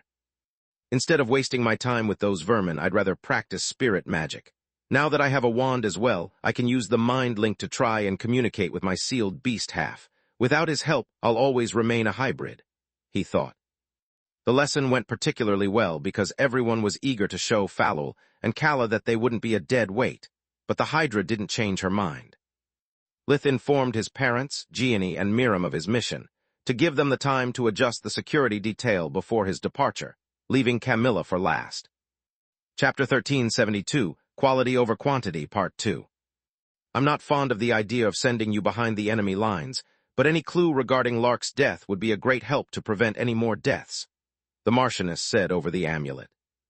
I know, even discovering which court took the hit job would point Gianni in the right direction. So far we got nothing, Lith said as images of Lark's defiled corpse flashed in front of his eyes. Please be careful. I'll reinforce the security of your home while you're away. In the case that something goes wrong, drop the mission. No information is worth your life, she said. Don't worry, I'll be careful, Lith out. Mom, who were you talking to? Wasn't that the voice of Archol Verhin? Brynja opened the door after knocking several times without receiving an answer. She was 22 years old, about 1.63 meters, 53, tall with silky blonde hair that looked like a golden waterfall and almost reached the floor. She wore a sapphire day dress that left her arms exposed and emphasized her sky-blue eyes. She had a lively face and a bright smile, even when insulting a friend of the family. Yes, but I'd really appreciate if you called him either Lith or Archmage Verhin, Miriam said with a sigh. Please, he's an asshole and an archmage, so Archol it is, Brynja pouted. First he preferred flat-board Ernest to me, and then he had the gall to ask a mere lieutenant out. On top of that, he never called me once. Was it too much to go on one date with me? Gods, you have a good word for everyone. I wonder why he avoided you all this time. The Martianess rolled her eyes, wishing that Brynja had taken more from her father and less from her mother's side. What do you mean? Brynja crossed her arms while tapping her foot in annoyance. That asking Constable Yavel out was just a date. Asking you out would have been a commitment. You came in too strong. He already had a girlfriend and was barely 13, yet you went this close to give him a betrothal gift on your first meeting. You should have waited for when they broke up, then offer to console him as a friend, and then see how things would go. You should have been more patient, Miriam said. That's rich coming from you, Brynja said with a scoff. There are still rumors going around that say you didn't elope with Dad so much as kidnapped him. Once you did the deed, his parents had to let you two marry. Compared to you, I went slow and steady. That was a completely different situation. The Marchioness blushed up to her years at the mention of that embarrassing part of her past. Your father had already accepted my feelings, but your grandparents were against him marrying a mere Marchioness. I simply liberated him from his golden cage and found a way for him to marry into my family. I didn't force myself on him. Her very stupid in-laws had no idea who she was nor why even the royals endorsed the marriage. Right, it was now Brynja's turn to roll her eyes in disbelief. Have fun with your paperwork, Mom. Aints is taking me out for dinner. Don't wait up. She closed the door behind, making Miriam wish she could go out on a date with her husband as well. Heavy is the hand that wields the pen. She grumbled, activating both water magic and air fusion to finish her work as fast as she could. Space. Verhin household at the end of the call. Camilla walked through Lith's door, looking like someone who had eaten needles for lunch. I know that you've made your decision, but I want you to know that I don't want you to go, she said. I kind of understood that the first 100 times you said that, Lith chuckled. Come on, Kami, what's so different from all the missions I did as a ranger? Those were missions for the kingdom, about people and things that you didn't care about, whereas this is personal, she replied while looking him in the eyes. I'm afraid that you might try too hard, do something stupid, and lose your life. I'm afraid that even if you succeed, you might get blinded by revenge and end up into a dark corner of your mind where no one can reach you. She tenderly said his face, too worried to care about stupid jokes. The difference is that this doesn't feel like you going to a mission so much as to war. I'm afraid of never seeing you again, and that even if you come back, you might lose a part of you forever. Lith had no answer nor quip to ease her worries. She was right about his obsession for revenge. Back on Earth, he had already sacrificed everything to avenge Carl. Once Lith learned the name of Lark's murder, he would know if all those years had truly changed him or not. They spent the night before his departure by holding and cuddling each other, hoping it wouldn't be their last. Space. Where are we going exactly? Lith asked Kala after calling Hogg to seal their deal and announce his coming to Lightkeep. As you know, undead cannot use dimensional magic easily, so they completely seal it within the premises of their cities. It allows them to exploit their superior physical prowess and to rob their enemies of a priceless advantage. It also means that there's no gate leading to the eclipsed lands. We can only warp close the nearest access and then walk until our destination, Kala said. I'm so sorry that I'm too weak to come. Nock waved a handkerchief in his pawn as a goodbye. Take your time and have a nice trip. Slow and steady wins the race. The bike was eager to have some quality time alone with his bed and the pantry. Having his mother back had been a pleasant surprise, at least until Kala had forced him on a diet, magical training, and to take care of his numerous offspring. I beg to differ, the White said while handing Falul a piece of paper listing his daily routine. Make sure he doesn't slack off. I don't care if Nock evolves, but I don't want him to act like a child anymore. Mom, he said in horror while noticing that the white of the paper was almost invisible under the black of the ink. Don't worry, I'll take good care of him. The Hydra had one of her golems cover Nock like a glove, tripling the effort necessary to even take a step forward. I'm going to turn you into a real bike or make you die trying. The warping array led them to the lair of Wace the Naga, the lord of the Tremen region. It bordered with the Keller region from the Empire's side and was the closest place to Lightkeep even though it was hundreds of kilometers away from it. Welcome to the Gorgon Empire, Lith, Wace said. I hope that once you're done with your business, we'd have time for a talk.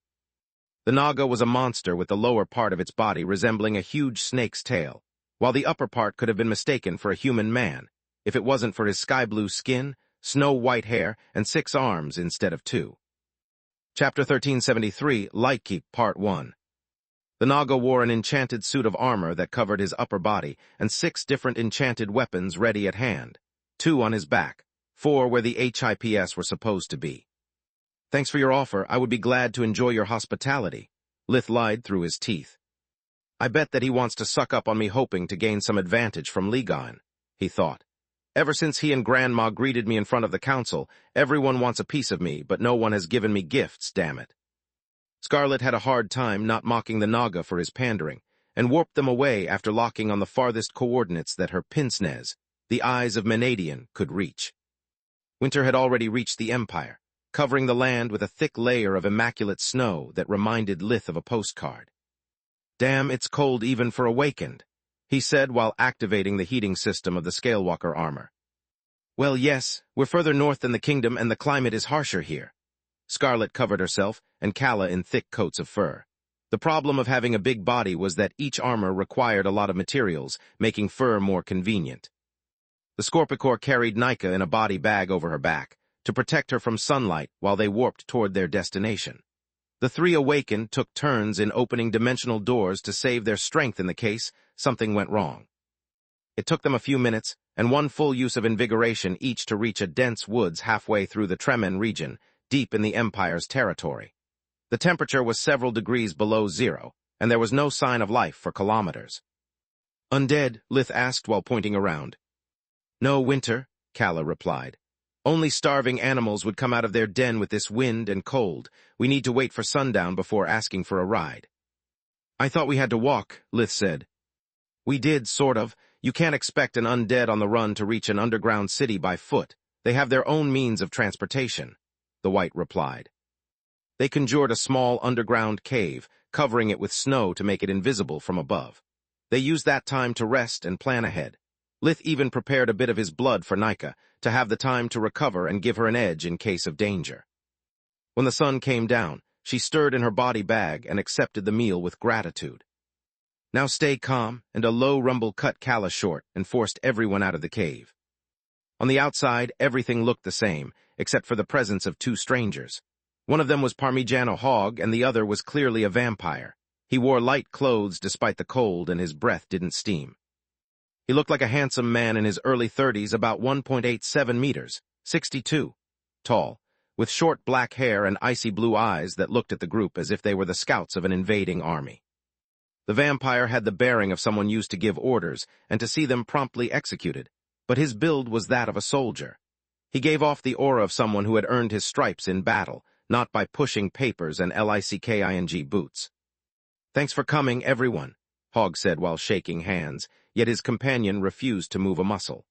"Lith has already told you about me and vice versa, so introductions are unnecessary except that for our host. Allow me to introduce to you Vladian Dragonborn, Vampire Firstborn, Elder of the Council and Lord of Lightkeep. Lord Vladian, these are Lith Verhin, Scarlet the Scorpicore, Calla the White, and Nika the Vamp." "Uncle Vladdy." Nika threw her arms around the Firstborn, cutting Hogg short and making everyone choke in surprise. "My little Robin, I'm glad to see you've grown out of your growling phase and have started to behave like a fine young lady," he replied. "I was just 1 week old back then," Nika blushed in embarrassment. "Nice to see you again, V-Man. How are you doing?" Calla raised one of her forelegs, exchanging a greeting similar to a fist bump. "I'm doing fine, thanks. You instead have continued with your crazy experiments about liquid. How can you do that to your children?" Vladian sensed several alterations in her life force that would ease the process of splitting her core in half. "They are old enough to live on their own," Calla snorted. "No cub is meant to stay with their mother forever." "I came here to smooth things over, and you guys already know each other," Hogg said after noticing that everyone else was as surprised as he was. "Of course, back when I gave birth to Nika, I knew nothing about raising a vampire. She would do nothing but snarl, bite, and cry like a cub, breaking my heart. Just like when I need a Forgemaster or a healer, I go to the best professional I know." Calla pointed respectively at Scarlet and Lith Solus, pissing off the Scorpicore. "When I needed help with my daughter, I asked the first vampire of Magur for help. Vladian taught Nika how to hunt, how to access her abilities, and how to deal with her hunger. All things that I couldn't do. Damn it, I'm a much better healer than the runt, but being away for 5 years made Calla reliant on him." Scarlet was unaware that it had been Solus to teach Calla all she knew about body sculpting, and to help her fix the damage her experiments caused on the White's body. Scarlet as her aunt, Calla for mother, and the frigging vampire Firstborn as her uncle, Nika's family is damn overpowered. Lith and Solus thought, wishing he had someone to guide him like that back when he was a kid. This is great. Let's get back to Lightkeep so we can bring them up to speed, Hogg said. Not so fast, Vladian shook his head. Calla and my little Robin can come, but I don't trust the other two, especially Verhin. He is a butcher who has killed so many of my kind that I can still smell their ashes on him. Lith was about to give Vladian a piece of his mind, reminding the firstborn that he had killed mostly in self-defense, when Nika chimed in, cutting him short. Lith has every right to follow me to Lightkeep, uncle. He's part of my herd. Vladian opened his mouth to object, but he smelled Lith's fresh blood from her mouth. The scent of the nectar from a quasi-violet cord, awakened whose life force's strength was between that of a human and an emperor beast, was intoxicating. Suspecting a ruse, Vladian used his breathing technique, Bloodborne, on her, and discovered that Nika's blood core was too powerful for a vampire of her age. On top of that, Lith's mana and life force comprised a huge chunk of it. What about the Scorpicore? He asked. Aunt Scarlet is Mom's teacher and her boss for the next 95 years. She can stop Mom from becoming a lick if she wants to, Nika replied. Chapter 1374, Lightkeep, Part 2. Vladian looked at the butcher, and at the council's lapdog with mixed feelings for a while, until Hogg tipped the scale for good. I vouch for them both on my life. They are Nika's family and the best manhunters of the kingdom. Scarlet even tracked Balker down to the middle of the Blood Desert with no clues but one of his thralls. They are our best shot to get to the bottom of this. If not for us, do it for the children. Fine, but I doubt that they will succeed where everyone else failed, and you too will be held responsible for their actions, Vladian said to Calla and Hogg. Succeed where everyone else failed is my legal middle name, pal, Scarlet said with a snort. Vladian raised his arms, and a sphere of earth enveloped them as they started to move through the ground like a bathysphere plunging underwater. Don't waste your time trying to track our movements. It's impossible, he said while compensating the increasing pressure on their eardrums with air magic. Fascinating, Scarlet said, as both the eyes of Menadian and Solus's mana sense proved to be incapable of seeing through the conjured sphere. It was comprised of so much mana that it blinded the mystical sense of both artifacts. Lith took his communication amulets out of his pocket dimension, along with everything he thought that he might need during their stay among the undead. If Calla is right and they block all kinds of dimensional magic, I'd better not give out the existence of my Omni Pocket, he thought. Welcome to Lightkeep, Vladian said, making Lith's mouth fall to the ground. They had left the forest less than 1 minute ago, yet they had already reached their destination. A bright light stronger than the winter sun blinded them the moment the sphere opened. Lightkeep was built underground, but it looked nothing like a cave. Lith had been expecting something like an old castle filled with dust and cobwebs, something straight out of Earth's horror movies, not a metropolis that rivaled in beauty with the forbidden city of Kalga. The cold, dark, and damp cave from his imagination crumbled in front of a city as bright as day that smelled like flowers. The ceiling was several hundreds of meters high, allowing the inhabitants of Lightkeep to decide whether to build their homes on the ground or on the ceiling. All the undead were capable of flight and of walking on walls like a spider, making it possible for them to expand the city from both above and below. Unlike Kalga, Lightkeep looked less like a modern city and more like an open-air museum. Every building had its own garden with perennial plants pruned with such mastery that the topiary creatures looked more like statues than plants. Every building had its windowless sides painted so that by looking at them from afar, one would see a landscape rather than the dull gray typical of stone cities. The buildings on the ceiling, instead, were painted to resemble a blue sky with a few fluffy clouds. Isn't it cruel towards undead to constantly remind them of what they have lost forever? Scarlet asked. The Scorpicore was amazed by the beauty of the undead city, mostly because the eyes of Menadian revealed to her that the living far surpassed the undead, yet none of them looked afraid. She could see humans, beasts, and even plants walking freely along the streets on their own with no supervision. Scarlet had a hard time believing how pacific Lightkeep was. You misunderstand our city, Scorpicore, Vladian said while shaking his head. The frescoes don't remind them of what's lost so much as of what all of them have to strive for, the final prize for achieving the full red blood core. Nothing is really lost to us, but to get it back again we need patience, effort, and sacrifice. The sight of the sky and the light allow the younger of us to not lose hope.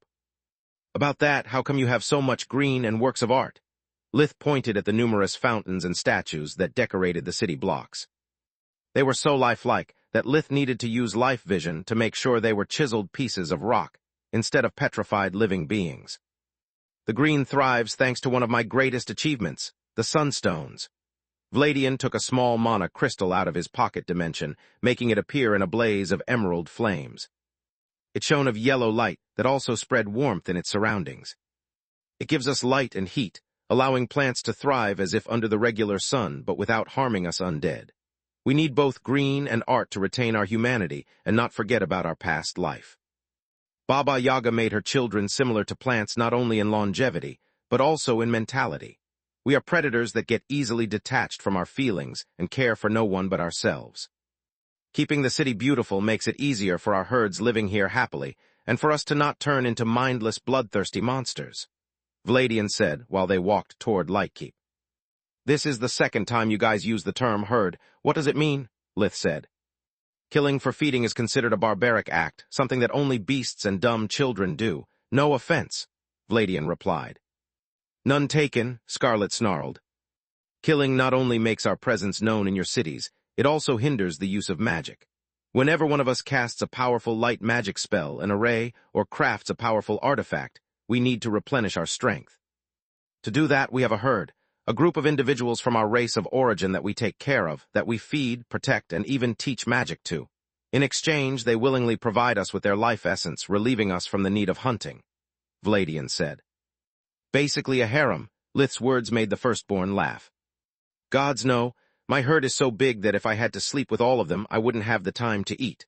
Sometimes I sleep with them, but I'm not romantically bound to them, nor they to me.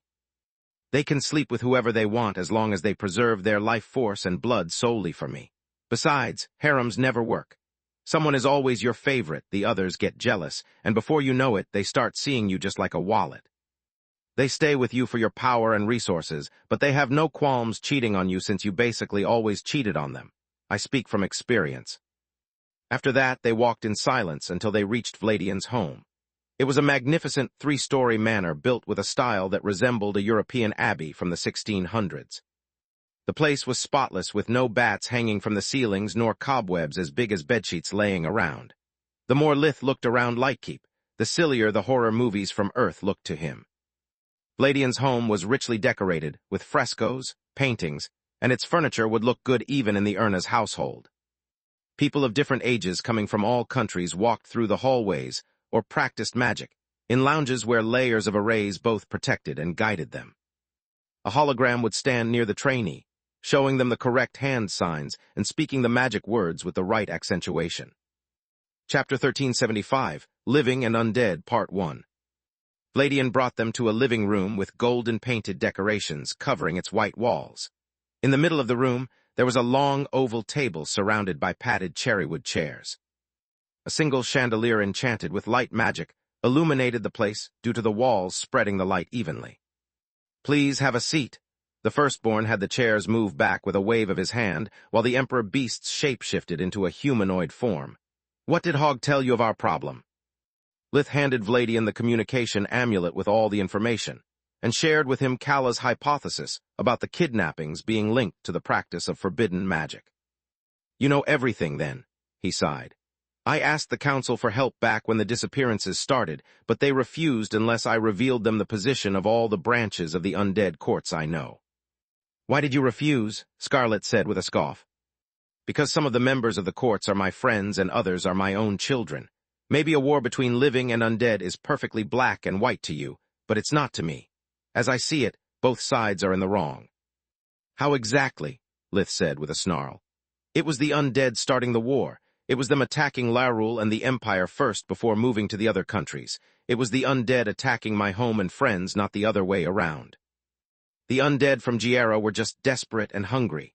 If struggling for survival is a crime, then everyone on Magur is a damn criminal. Vladian slammed his fist on the table, producing a powerful shockwave that was neutralized by the room before it could deal any damage. I blame Visa the Lick for exploiting their desperation just like Erlich did with their greed, but the courts have a good reason to exist.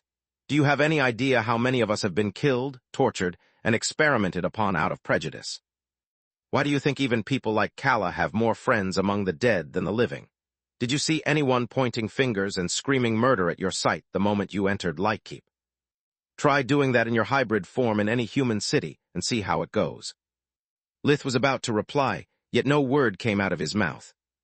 He's not completely wrong, Solus said. From the point of view of such an ancient creature, the courts may be wrong this time, but they have been wronged so many times in the past that it seems irrelevant to him. Arguing with him is pointless.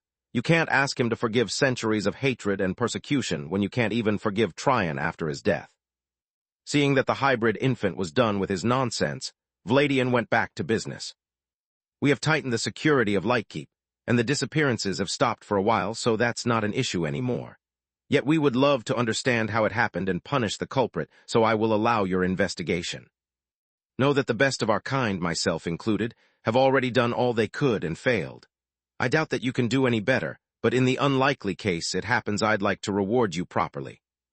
I'm willing to offer a white crystal to Kala for her experiments, the secret of vampire awakening to Nika, and the name of the one who sent the Bulker cards to Lith, he said.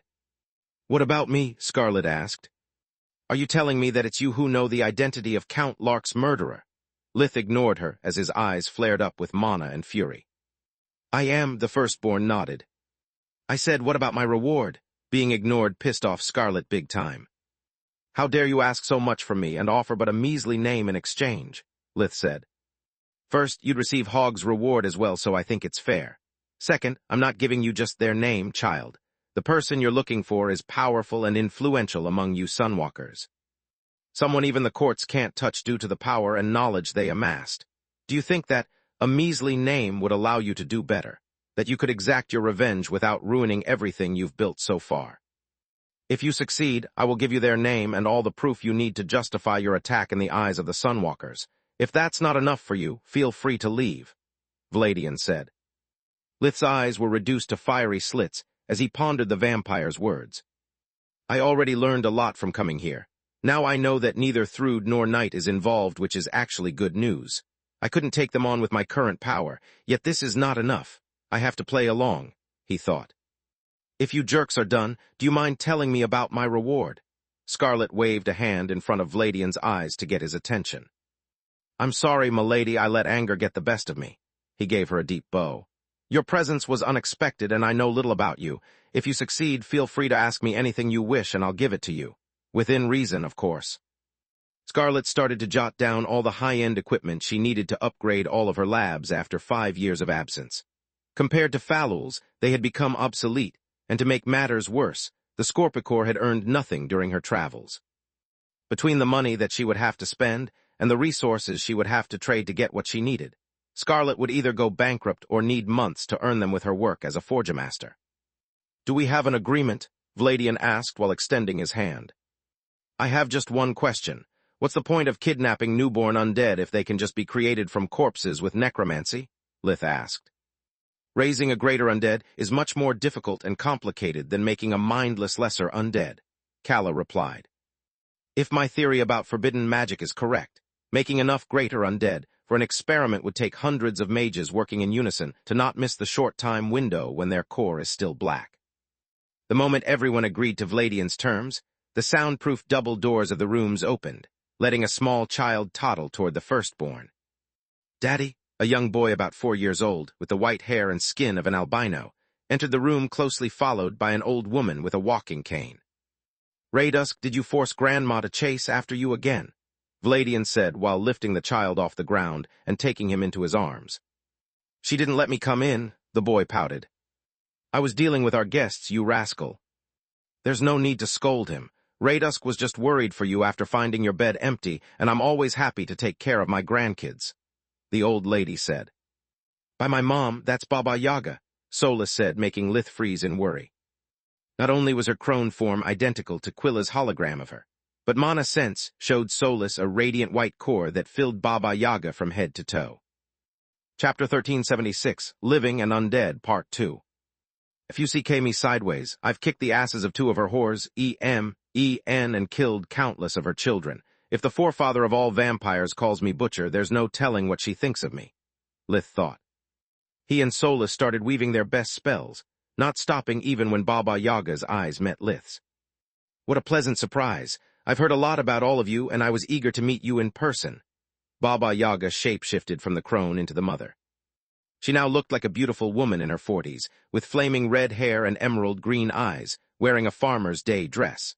Her voice was calm and wise. Her body had the reassuring aura typical of good mothers. "There's no need to conjure power, child. I'm not Silverwing, and our meeting will be peaceful as long as you don't force my hand," Baba Yaga said to Lith, who still didn't trust her and kept weaving new spells. "Raydusk is just like you, a hybrid. He's not someone raised by Vladian's core, but a child born from love. Do you really think I would put the blood of my blood into danger?" "Hybrid," Lith echoed as all the spells he had prepared faded away. The kid was defenseless, and his life force so weak that the pressure of conflicting high-tiered spells would be enough to kill him. "Yes," Vladian nodded while reassuring the child that had started crying in fear, making Lith feel like a bad guy. "His skin and hair are white because his two life forces have yet to stabilize. I'm only giving Raydusk human food, and the lack of nutrients makes his undead half drain the color out of him." "Is everything okay, Mother?" a deep rumbling voice said as a pitch-black minotaur walked in. The creature was 2.74 meters, 9, tall, with the head of a bull, the upper body of a bulky man, and the lower body resembled that of a bull, but capable of moving on 2 legs. He wore a suit of armor made of adamant and engraved with several white crystals that covered him from head to toe. Its enchantments and the runes that covered it made it a masterpiece that only the royal fortress armor outshone. "Nandi, what did I tell you about scaring the children?" The mother facepalmed as the entrance of the armored beast made the ground quake and Raydusk cry harder. "I'm sorry." The armor turned into a soft fleece, while the minotaur shapeshifted into a small calf with several small violet crystals on his forehead, chest, and hands. Nandi lapped the child's tears, inviting him to play. Raydusk laughed as the raspy tongue tickled him and quickly forgot about the scare. Vladian helped him to ride his mount that started trotting around the room the moment Raydusk safely sat on its back. "You must be Nandi. I've heard a lot about you." Lith stood up. All the undead in Lightkeep were nothing compared to Baba Yaga or to the abomination hybrid. They exuded no aura, yet their simple presence gave him the creeps. His paranoia commanded him to act, but his common sense stayed his hand. "I heard a lot about you as well," Nandi said. "Xenagrosh and the Master always talk about you, Lith." Nandi usually referred to Vaster as father, but having called Baba Yaga mother, it would cause a big misunderstanding. At those words, Lith inwardly cursed himself. After trying and failing multiple times to thank Xenagrosh for helping him to deal with Night and her army, he had completely forgotten about her after Lark's death. "What are you two doing here?" Lith asked. "Is the Master involved in the disappearances?" "Someone is kidnapping my children from one of the few places where those like Raydusk who carry my bloodline live, and is murdering them. I can feel their death like an astronomer can follow the lifespan of stars. Their light suddenly disappears, leaving behind an empty space in the night sky and making the world darker. Not even my tower allowed me to track the culprit, but I can at least make sure that this will not happen again. Nandi is here to help me. The Master was against him coming here," Baba Yaga said. "You're being paranoid, Mother." Vladian shook his head. "The arrays we laid are the life's work of more than one firstborn, and we have further reinforced them after the kidnapping started. There's no way." Suddenly, the room started to quake, yet it was nothing like when Nandi had spread his aura. The entire city of Lightkeep was trembling with such violence that even the arrays surrounding the Dragonborn household couldn't stop them. "What's happening?" Kala said while screams filled the air and people started running amok through the streets. "The children." Vladian didn't trust Nandi farther than he could throw him. The firstborn took Raydusk off his back and entrusted him to Baba Yaga before leaving the house so fast that he left behind a black and white blur. "Where?" Kala asked Scarlet, who tapped her pince-nez, pinpointing their host no matter how fast or far away he was. "Order and chaos," the Scorpicor blurted out in surprise as the eyes of Menadian informed her about how powerful the people in the room were and even picked up her future opponents. "Baba Yaga, leave the child to Kala and follow me. She's too weak to be of help, whereas you can make a difference." "Trusting a wannabe lick is the last thing I would do." The mother curled up her upper lip in disgust. "I'll stay here and protect the hybrid children. They are beyond unique, and it wouldn't surprise me if this is nothing but a rouse to get to them. Nandi, I'll need your help to fuel my tower. The city drains the geyser too much for it to sustain my hut as well." "Nika," Kala inwardly cursed her own weakness. "Yes, Mom. Please be careful." The White nodded to Lith and Scarlet in a silent plea to keep her safe. The young vampire had spent her years of loneliness doing nothing but drinking awakened blood and practicing magic. Nika already surpassed her mother, at least on the battlefield. Running is for morons. Scarlet dropped the young vampire on her back, compressing her legs like springs before taking off with a single flap of her wings enhanced by fire and air magic. And so is being slow. Lith shapeshifted into his hybrid form and disappeared in a silvery blur as he used air magic to fill his wings and complemented the effects of fusion magic. What the heck is going on? The arrays surrounding the city are supposed to negate air and dimensional magic. Despite her amazement, Scarlet followed his lead, increasing her speed by tenfold. She's right, you shouldn't be able to move this fast, Sola said. Someone has breached the arrays, then, Lith replied. It seems that Vladian isn't as strong as he thinks. This has never happened to Belias or any city of the kingdom. Wrong, he's very strong and the arrays are still in place. It's just that their owner has turned them off, Solis said. The bad news is that there's a traitor in their midst. The good news is that they just gave out their identity, Lith thought. Wrong again. Vladian is the city lord and the arrays bear his imprint. Chapter 1377, Ancestral Powers, Part 1. What the fuck? Lith and the firstborn vampire thought in unison, but for entirely different reasons. The former because Solis's words made no sense, and the latter because his own magical formations refused to obey his commands. Arrays were just permanent spells with no personality or will of their own, yet Vladian could feel their spite being thrown in his face as they defied him over and over. Did someone use forbidden magic to turn my own city into a cursed object? He thought as a cold shiver ran down his spine. If the field of arrays had really come to life, there was no telling the damage they might cause. The group only had to follow the echo of the desperate screams to discover that the Second Life Academy had been attacked. It was the place where recently turned undead learned how to feed on their victims without killing them. Even white ladies could spare a child's life after learning how to control both their hunger and the flow of life force. This doesn't make any sense. I reinforced the protections of the academy so much that they are on par with those of the city borders. Yet nothing had stopped the intruders from blasting a hole through its thick walls and arrays. The elders in charge of teaching were heavily wounded, and most of them would have been already dead if not for their powerful blood cores that granted them uncanny regenerating abilities.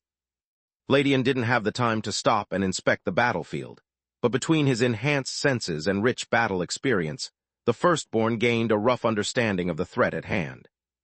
Without the arrays blocking them, by the time Vladian reached the rear guard of the invaders, they had already crossed the city borders, and they were throwing the newborn undead through huge dimensional corridors. More nonsense. If the dimensional ceiling array surrounding the city is down as well, why didn't they open the warp gates in front of the academy and wasted time coming here? Also, how can mere humans have inflicted such grisly wounds to my elders? He thought. Even from a great distance, Vladian could clearly see the humanoid figures manhandling the hostages, as if they were ragdolls even though some of the undead weighed over 100 kilos. The answer to all of his questions struck at the firstborn like a fist to the gut, and physically hit him much harder than that. The moment the kidnappers saw him, they cast the Tier 4 dimensional spell, Collapsed Space. Along with the big dimensional tunnels for the escape, the group had set up several dimensional fissures the size of a pinhole that created a path from the gates to the city. They were so small compared to the energy that radiated from the mass of bodies and spells in front of Vladian that his life vision had failed to notice the minuscule tears through the space around the city. Collapsed Space was true to its name, causing the dimensional spells to implode on themselves, and then explode outwards with energy comparable to several Tier 5 spells unleashed at the same time. Using dimensional magic in the middle of a collapsed space was akin to add more Tier 5 spells to the incoming volley, hence suicidal. On top of that, collapsed space made it impossible even for the best dimensional mage to track the kidnapper's escape point. Damn it, that's why! Vladian screamed in pain as the dimensional magic ripped his flesh apart along with the space it occupied, requiring the full strength of his full red blood core to keep the wounds from becoming fatal. They took their time coming here in order to set up a trap and cover their tracks. They couldn't do it inside the city because they failed to deactivate the dimensional stability array. The explosion that ravaged his body disappeared into thin air the moment it reached the city borders, where a magical formation kept the space stable to prevent cave-ins. That was a good move, but not good enough, Vladian snarled.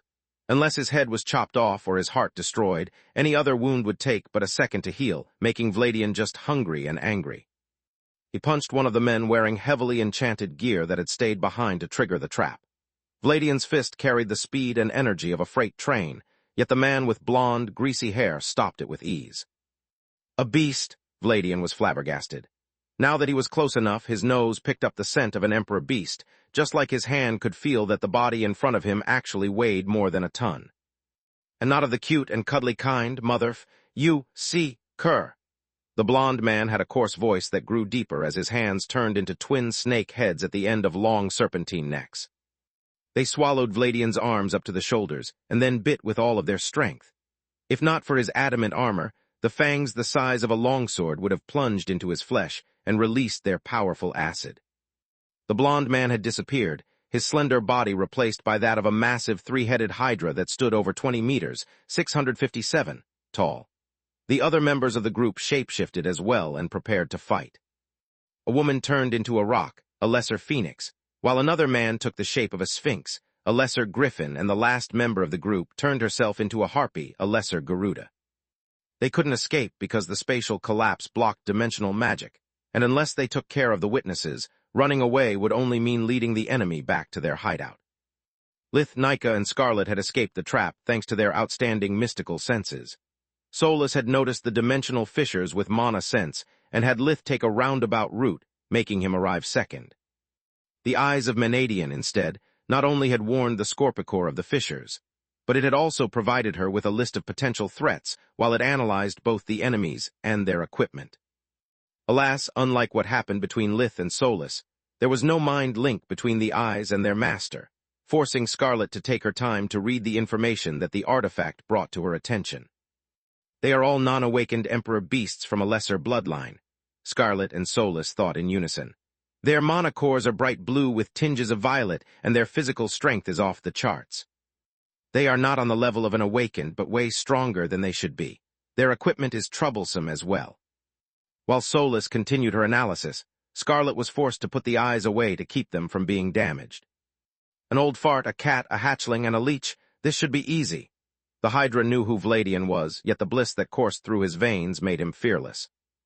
Chapter 1378, Ancestral Powers, Part 2. When the Hydra opened his third mouth to talk, using the other two to keep the opponent in place, he also hurled a burst of blue-violet fire that hit the firstborn from almost point-blank range. Since when can Hydras use origin flames? Vladian and the others thought in unison.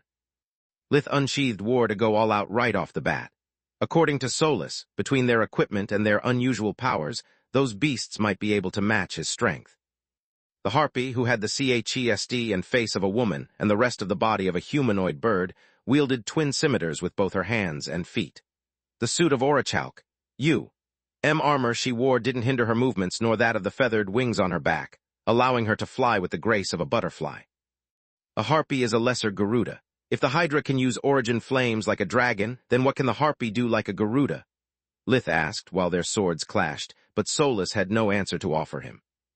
The creature was over 4 meters, 132, tall, but thanks to his hybrid form and the momentum from the charge, Lith managed to push her back with the sheer might of the impact. You're truly unlucky, child. Your dragon scent is drowned in human weakness, making you just a filthy hybrid. You're useless to us, otherwise you might have lived a bit longer, she said with a smug grin. She had blocked war by holding the curved blades in her hands into a X shape, using them as a hook to trap Lith, while the scimitars in her feet slashed at his defenseless lower body. The wormling didn't waste time with quips, letting his magic do the talking.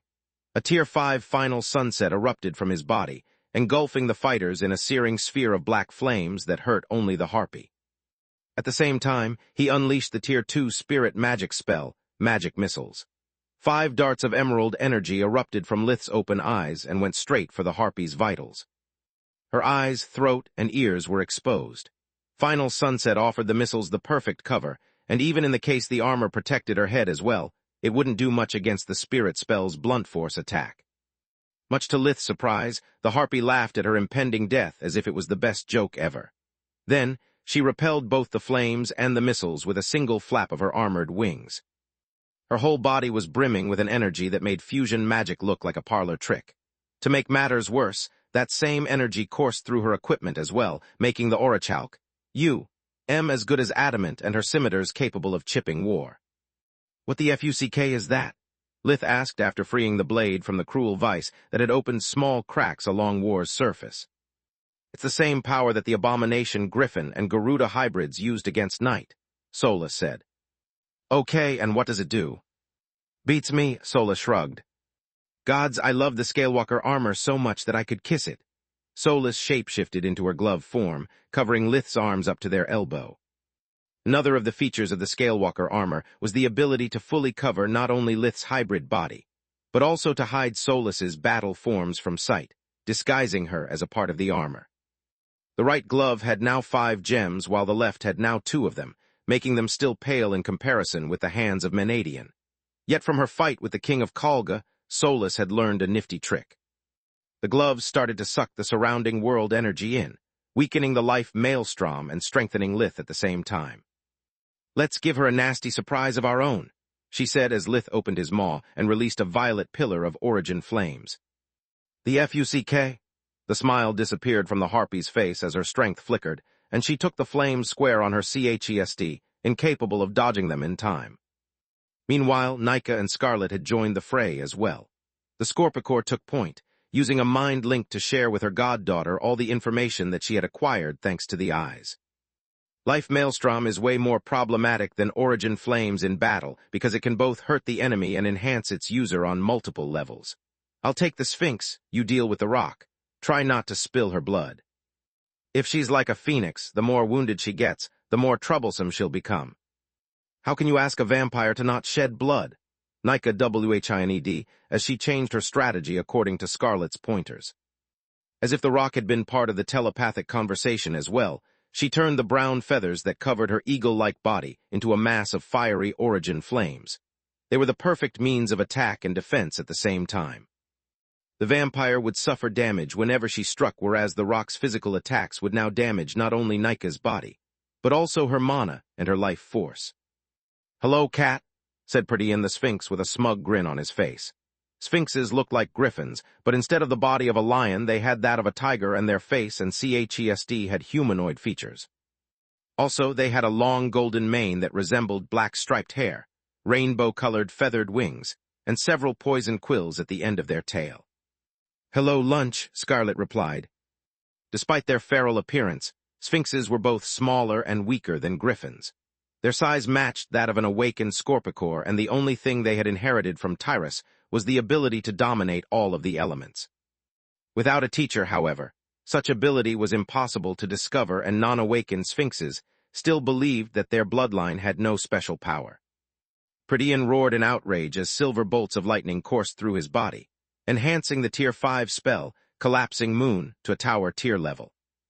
Me and my big mouth, never taunt unknown enemies, dumbass, Scarlet thought while activating the defensive spirit spell stored inside her necklace.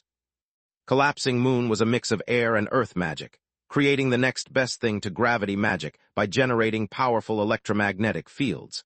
They weren't as destructive as distorted gravity fields, but they were much more manageable.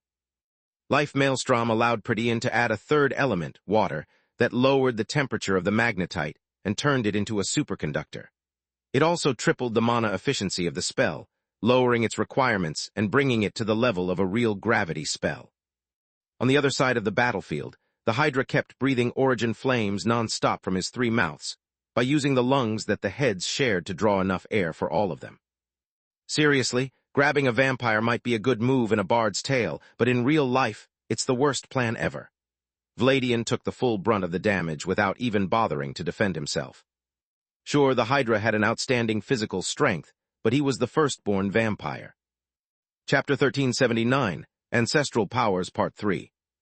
Vladian was one of the oldest undead on Magur, and his full red blood core made him even stronger than a violet-cored elder dragon. His body was comprised of both darkness and life force, each one playing a different role. The former was constantly draining the Hydra's strength through their physical contact thanks to vampiric touch, a skill that Lith had recreated years back as a student. The latter, instead, was so dense that it turned the firstborn's body into an unmovable object. If not for the adamant armor Vladian wore, Pradian's fangs would have shattered against his skin.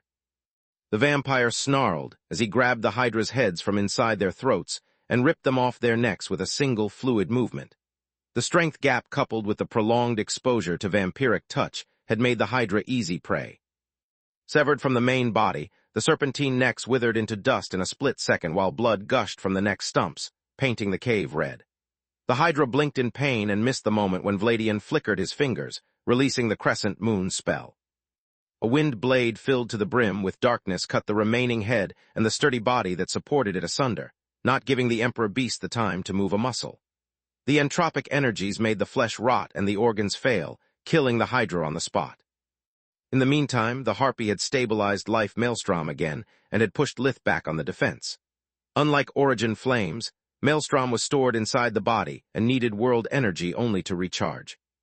Solus's hands form only hindered the Harpy's ability to refill with world energy, the mana organ that produced the Maelstrom, and had no effect on the silver lightning that she had already stored in her body. Unlike the Sphinx, who had just consumed more than half his reserve on a single spell, the Harpy preferred to use Life Maelstrom akin to fusion magic. It consumed little energy and boosted her equipment as well, turning her into an unstoppable force.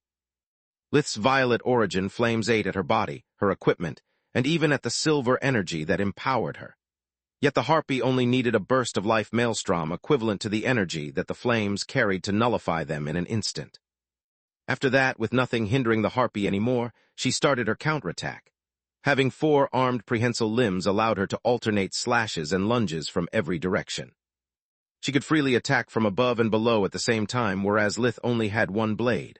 On top of that, War was now chipped, and blocking the endless onslaught of attacks covered the angry blade with cracks, making it wail in agony. "If you CK me sideways, I'm not going to let War end up like the Gatekeeper." Lith put the blade on his back while unleashing from his right hand a pillar of black flames. His Tier 5 holding ring condensed the final sunset into a powerful blast that deflected the incoming sword and burned the hand wielding it. The Harpy pulled the limb back while exploiting the momentum of Lith's spell for a crescent slash from below. Yet Lith's ring had 2 charges, so he only had to consume the remaining final sunset to shot a second pillar from his left hand, to deflect the blade wielded by the hind leg, while the first pillar kept chasing the enemy. The Harpy consumed a bit more Life Maelstrom to enhance her armor and withstand the attack, while her remaining limbs cut the wormling down. She clearly has no training with this power. Her movements are too wide, leaving a lot of openings. Lith thought as he intercepted the other attacks by emitting 2 more spells from his feet. He had more than 1 Tier 5 holding ring, and the second stored 2 Tier 5 battle mage spells, Frost Gale. Water magic made the temperature plummet, while air magic focused the cold wave and drained the heat from the victim. The Harpy screamed in pain as half of her body burned and the other half froze. She gritted her teeth, using Life Maelstrom to become even faster than Lith's awakened body.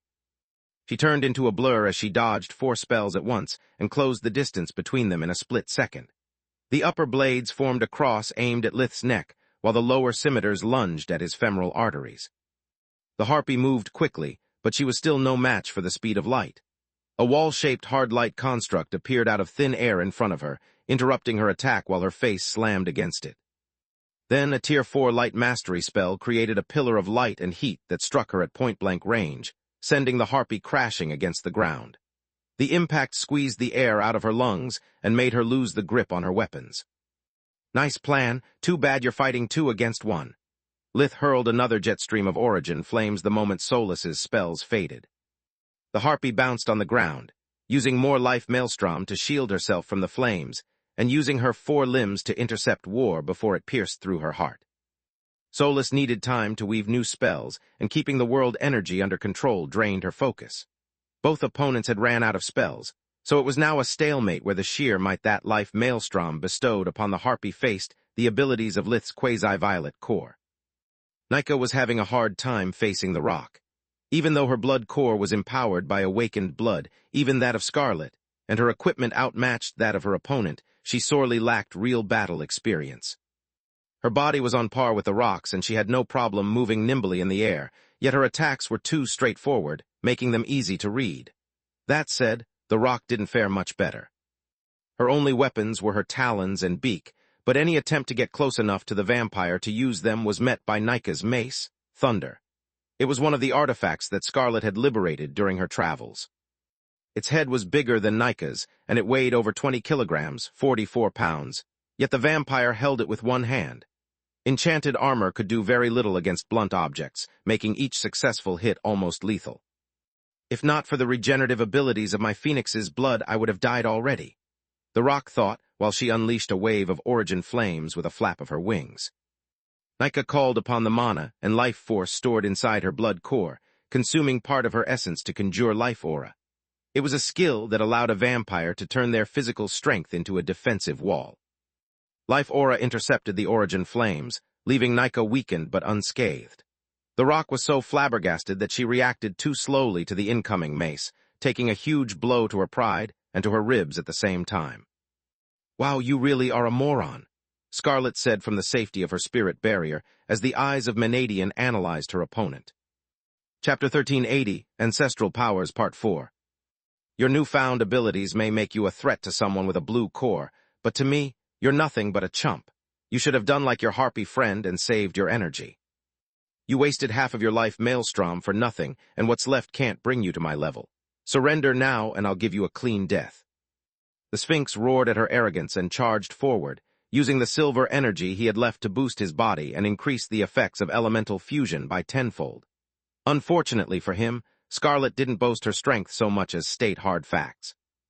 She had a bright violet core, a perfectly refined body, and over 300 years of battle experience, whereas her opponent was a non-awakened bright blue-cored individual greener than grass. She flew back, dodging all of his attacks as she gauged the enemy's timing.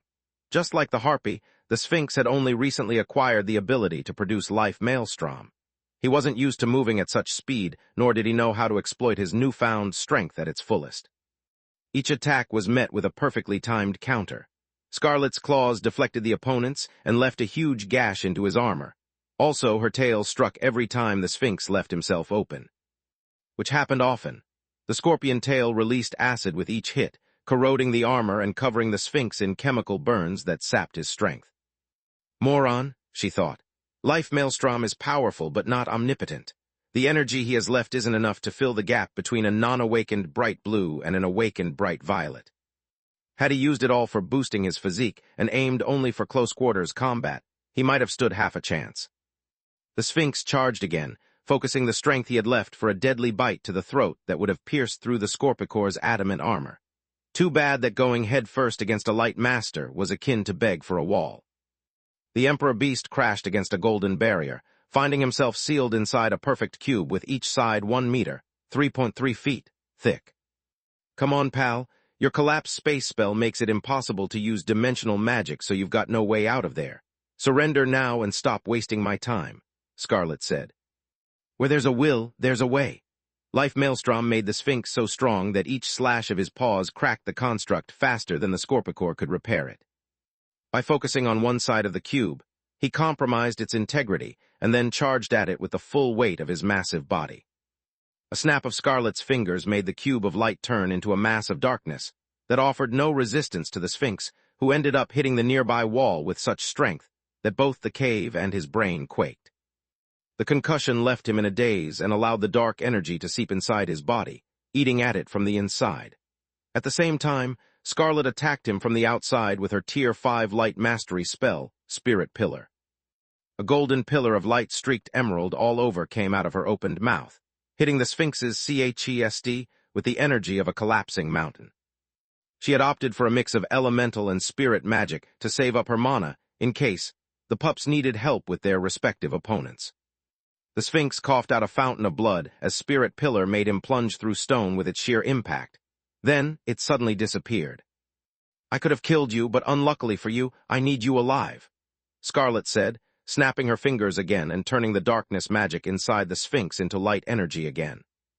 The healing spell mended all the wounds she had opened so fast that the Sphinx fainted out of exhaustion before he could utter a single word of surprise.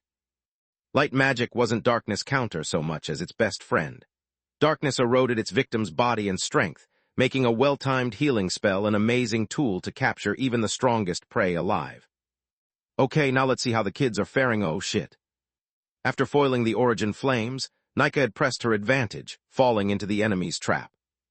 Undead had amazing powers, but, unlike living beings whose magical abilities consumed mana, and whose physical abilities took a toll on their bodies, all of an undead's abilities consumed the energy stored within their blood cores. No matter if they cast spells or boosted their physique, they needed to draw power from the same source, weakening them at twice the speed of a living being. Nika had fallen into a battle frenzy that her enemy was encouraging. Thunder was true to its name, producing a boom every time it hit due to the air magic boosting its speed, and the fire magic converting the kinetic energy of the impact against the armor into shockwaves that spread throughout the Emperor Beast's body, damaging her internal organs. At the same time, however, the rock attacked Nika from below with her talons infused with origin flames. They ripped through the vampire's armor and flesh, letting the flames move toward her heart and forcing Nika on the defense. Shit, if my heart gets destroyed, I'm dead for good. Her inexperience had made her arrogant, and arrogance led to fear, making Nika act without thinking. She focused on healing the ghastly injuries, and consumed too much energy of her blood core. She became so slow that the rock had an easy time ripping her limbs off one by one with her beak.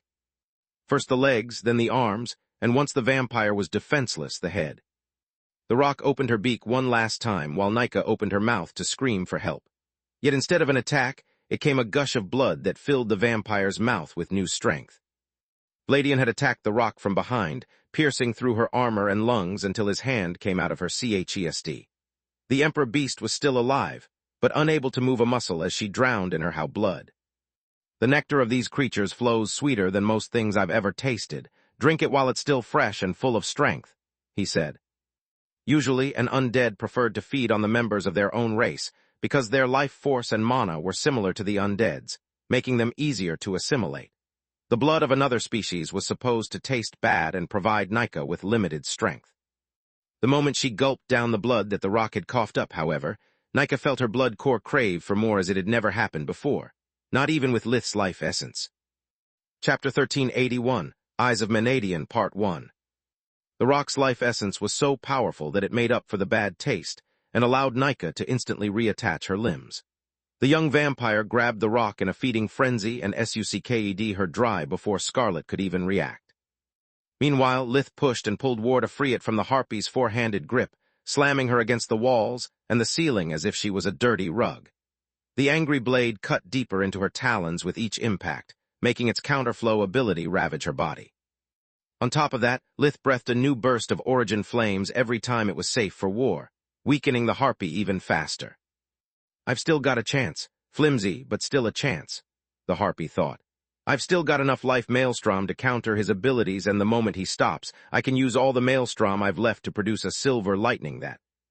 Her hopes crumbled as the Scorpicore's adamant-coated tail pierced through her armor and filled her lung with acid, making it collapse.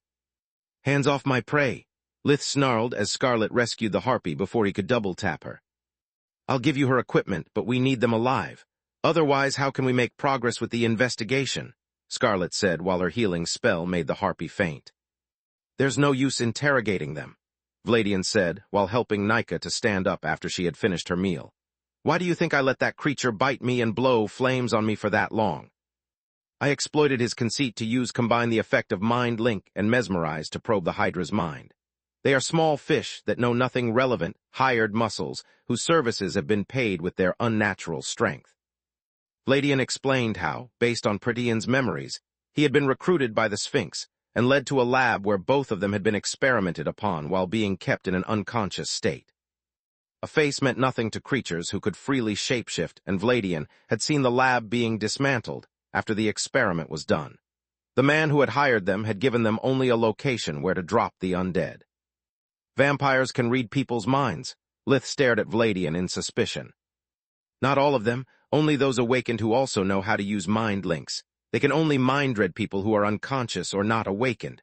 Those like us can counter such power with their own spirit magic, Scarlet explained. As for my prisoners, keep your hands off them. I have my ways to track people, but I'll explain it once we're back to the privacy or your home, not in the middle of nowhere. Vladian checked the status of Lightkeep's arrays before leaving and discovered that they were back to normal. How is this possible? Until a few moments ago, there was a malevolent will that defied my orders and turned the arrays off. I thought it was some kind of forbidden spell, but now there's no trace of it. Any idea? He asked. Scarlet shook her head in confusion. Not even the craziest of liches that she had met in the past had ever mentioned something like that. Nika had no clue as well, leaving Lith and Solus with their doubts. A malevolent will coursing through an array. Could it be some kind of domination? Solus asked. In theory, yes, but I doubt that even Falul could control something so big and powerful as a frigging city. There must be another explanation, Lith thought. Returning to Vladian's mansion took them but a minute. The firstborn took the time to assess the damage to the city and make sure that no one had died from injuries. The attack had produced no casualties, but the group could smell the fear of the citizens. How can people who live with the undead be scared so easily? Lith asked. There's no crime in Lightkeep. All they knew until now was peace. It's only natural for my fellow citizens to be afraid since never before had the sanctity of our home been violated, Vladian said. No crime at all, Lith was flabbergasted. Crime brews from ignorance and misery. Stay here long enough and you'll discover that in my city they have been eradicated long ago, Vladian replied. At their arrival, they found two women waiting for them. One was a human woman in her mid-20s, about 1.653, tall with long blonde hair held in a tress over her shoulder and clear blue eyes. She wore a black day dress with silver embroidery that emphasized her slender body as she held Raydusk in her arms. The other didn't look like anyone the group had ever seen before. She had hair of gold, eyes of silver, and 10 centimeters, 4 inches, long pointy ears that came out of her waist-long hair. She was about 1.75 meters, 59, tall, wearing a skin-tight hunter outfit that outlined her lithe body and delicate curves. She stared at Lith in a daze as much as he did with her. There was a longing in her eyes that worried Solus quite a bit. Is that an elf? Lith thought. It sure resembles those that Freya met in the Fringe. The face is on par with Tista, her ASS is tight, but she barely has a full B-cup. Seriously? Solus snarled in annoyance, cutting him short. Kidnapped undead, lesser species with powers they're not supposed to have, marvels of magic all around us, and you complain because a pair of BREASDS is too small for your liking. I have a girlfriend, but I'm not dead, he shrugged. Besides, I must have gotten too used to awakened standards. I mean, even you have. Lith realized his mistake only when it was too late. Pointing out that with Solus's petite body, her full C-cup was a sight to behold, would have meant to cross the boundaries of their relationship. Even I double dare you to complete that thought. Lysa, what are you doing here? It's not safe, Vladian said, saving Lith in the nick of time. If I'm not safe in my own home with your mother and sister, then there's no safe place on Magur, she replied. Sister, everyone echoed in unison. The firstborn and the elf couldn't have been more different. I apologize for my lack of manners. Everyone, this is Ilthin Demir, the firstborn Banshee. Ilthin, these are my honored guests Lith Verhin, Nika, and Scarlet. Nice to meet you. Ilthin gave them a small bow that they promptly returned. I've already met Lady Kala. As you have probably guessed, despite our differences, Vladian and I share the Red Mother's blood. It makes us family to each other. Yeah, sure. Save the pleasantries for later. Baba Yaga appeared in her mother form, dragging Nandi along until they reached the middle of the garden in front of the entrance to the mansion. Now that everything is settled and your certainties have crumbled, she threw a mean look at Vladian while she took a wooden hut out of her omni pocket. Let me show you kids how a proper protection is done. Nandi, my tower is useless without world energy to fuel it. Do your thing. Chapter 1382, Eyes of Menadian, Part 2. The Minotaur abomination nodded, conjuring every bit of world energy that wasn't drained from the city's defensive systems until magic stopped working inside Lightkeep. His body started to glow due to the power that he emulated inside the organic gemstones growing out of his forehead, chest, and hands. Then, Nandi drew in even the world energy from outside the city, generating a steady flow that he channeled into the wooden hut. The tower added its power to Baba Yaga's, allowing her to weave a creation magic spell. Suddenly, the network of arrays that surrounded Lightkeep became visible to the Nakedi, filling the air with countless runes perfectly spaced between them, so that each one of them would perform its duty without interfering with the others. Nice job, but a little sloppy. You packed a few intersections too much, creating several weak points here, and here. As the Red Mother spoke, several strings of runes lit up. A competent mage with enough power and mastery over arrays can use controlled surges of energy to overload those strings, temporarily turning your defensive systems off. To keep that from happening again, you need to redistribute the energy load and create release points. Even though the arrays were still active and under Vladian's control, Baba Yaga erased the faulty runes and replaced them with new ones. Even Lith and Solus, with their limited understandings of arrays, were capable of appreciating the mastery and ingenuity of her work. "It's amazing," the firstborn vampire said.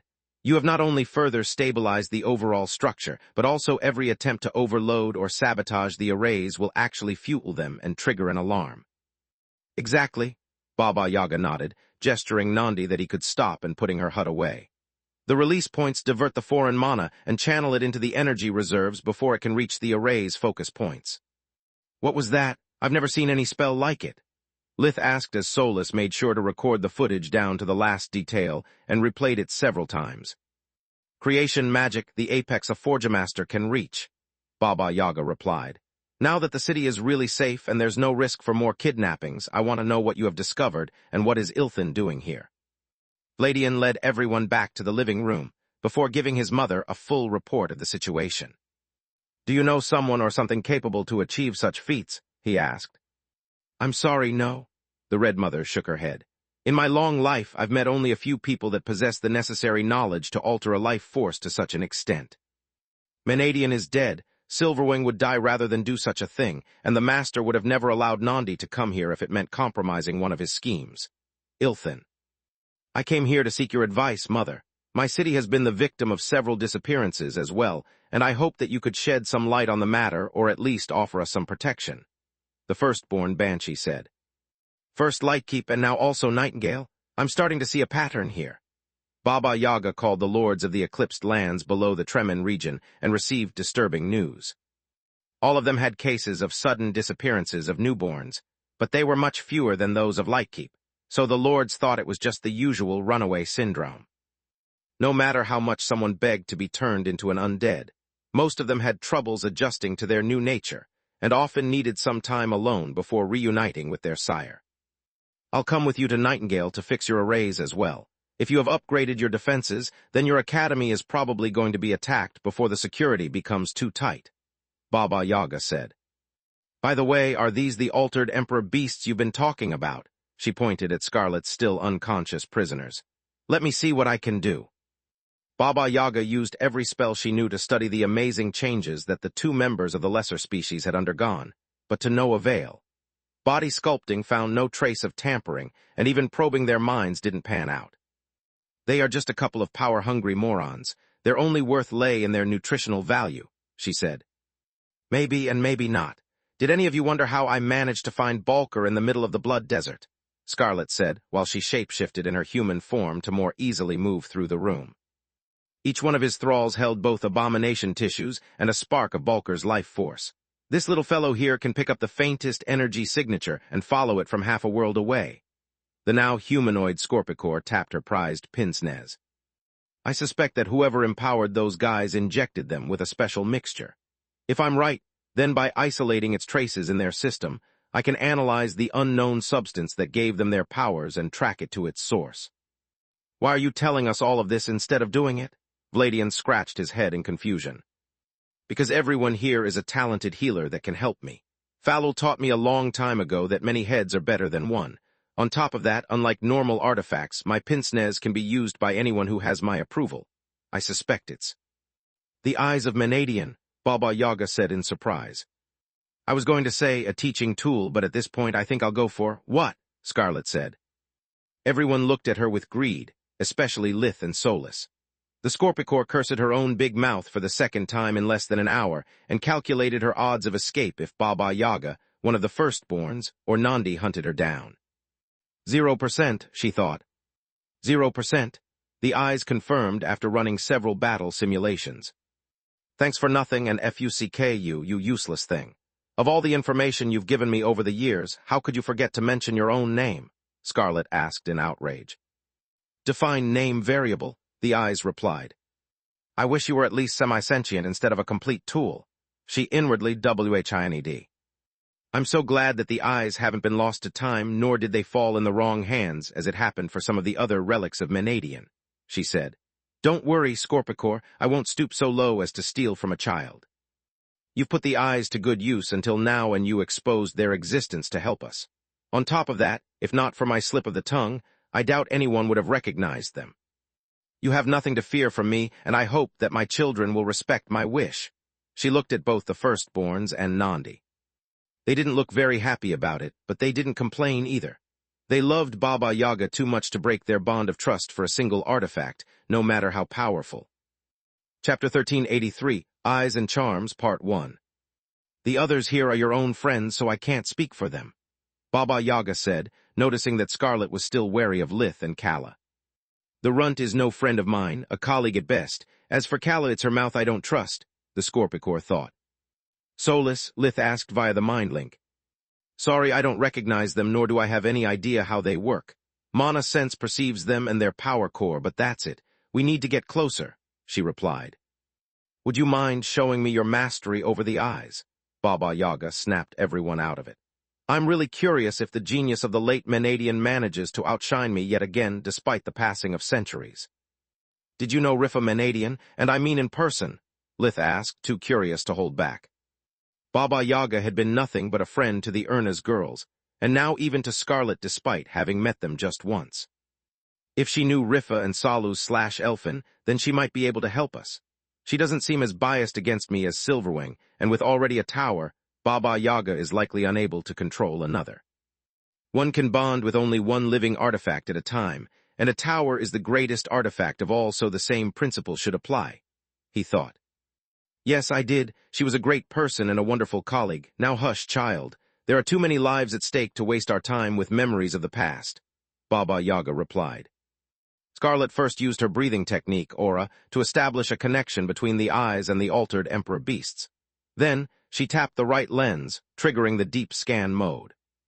Whatever it is, it didn't reach their skin. Before opening them up, there's something I want to try. Scarlet took blood and fur samples, cutting the hair and feathers into small pieces to expose their insides as well. I think we are onto something. Take a look at this and tell me what you see. She handed the eyes to the others, who took turns using them to study the fluids.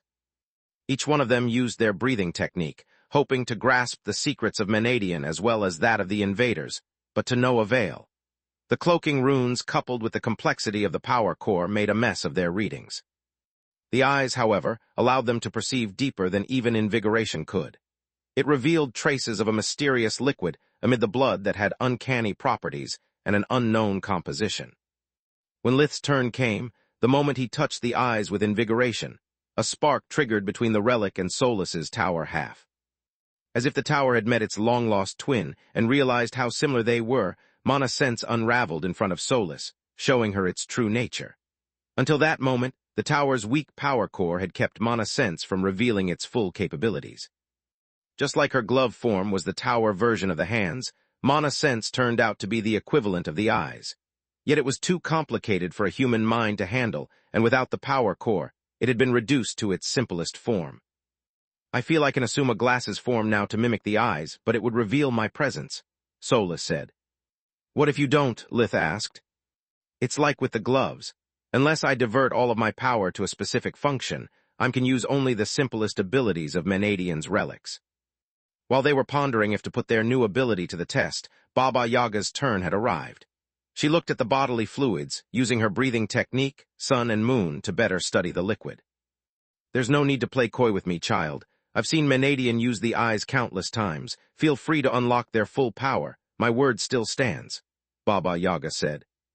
This is their full power, Lady Yaga. Scarlet shook her head.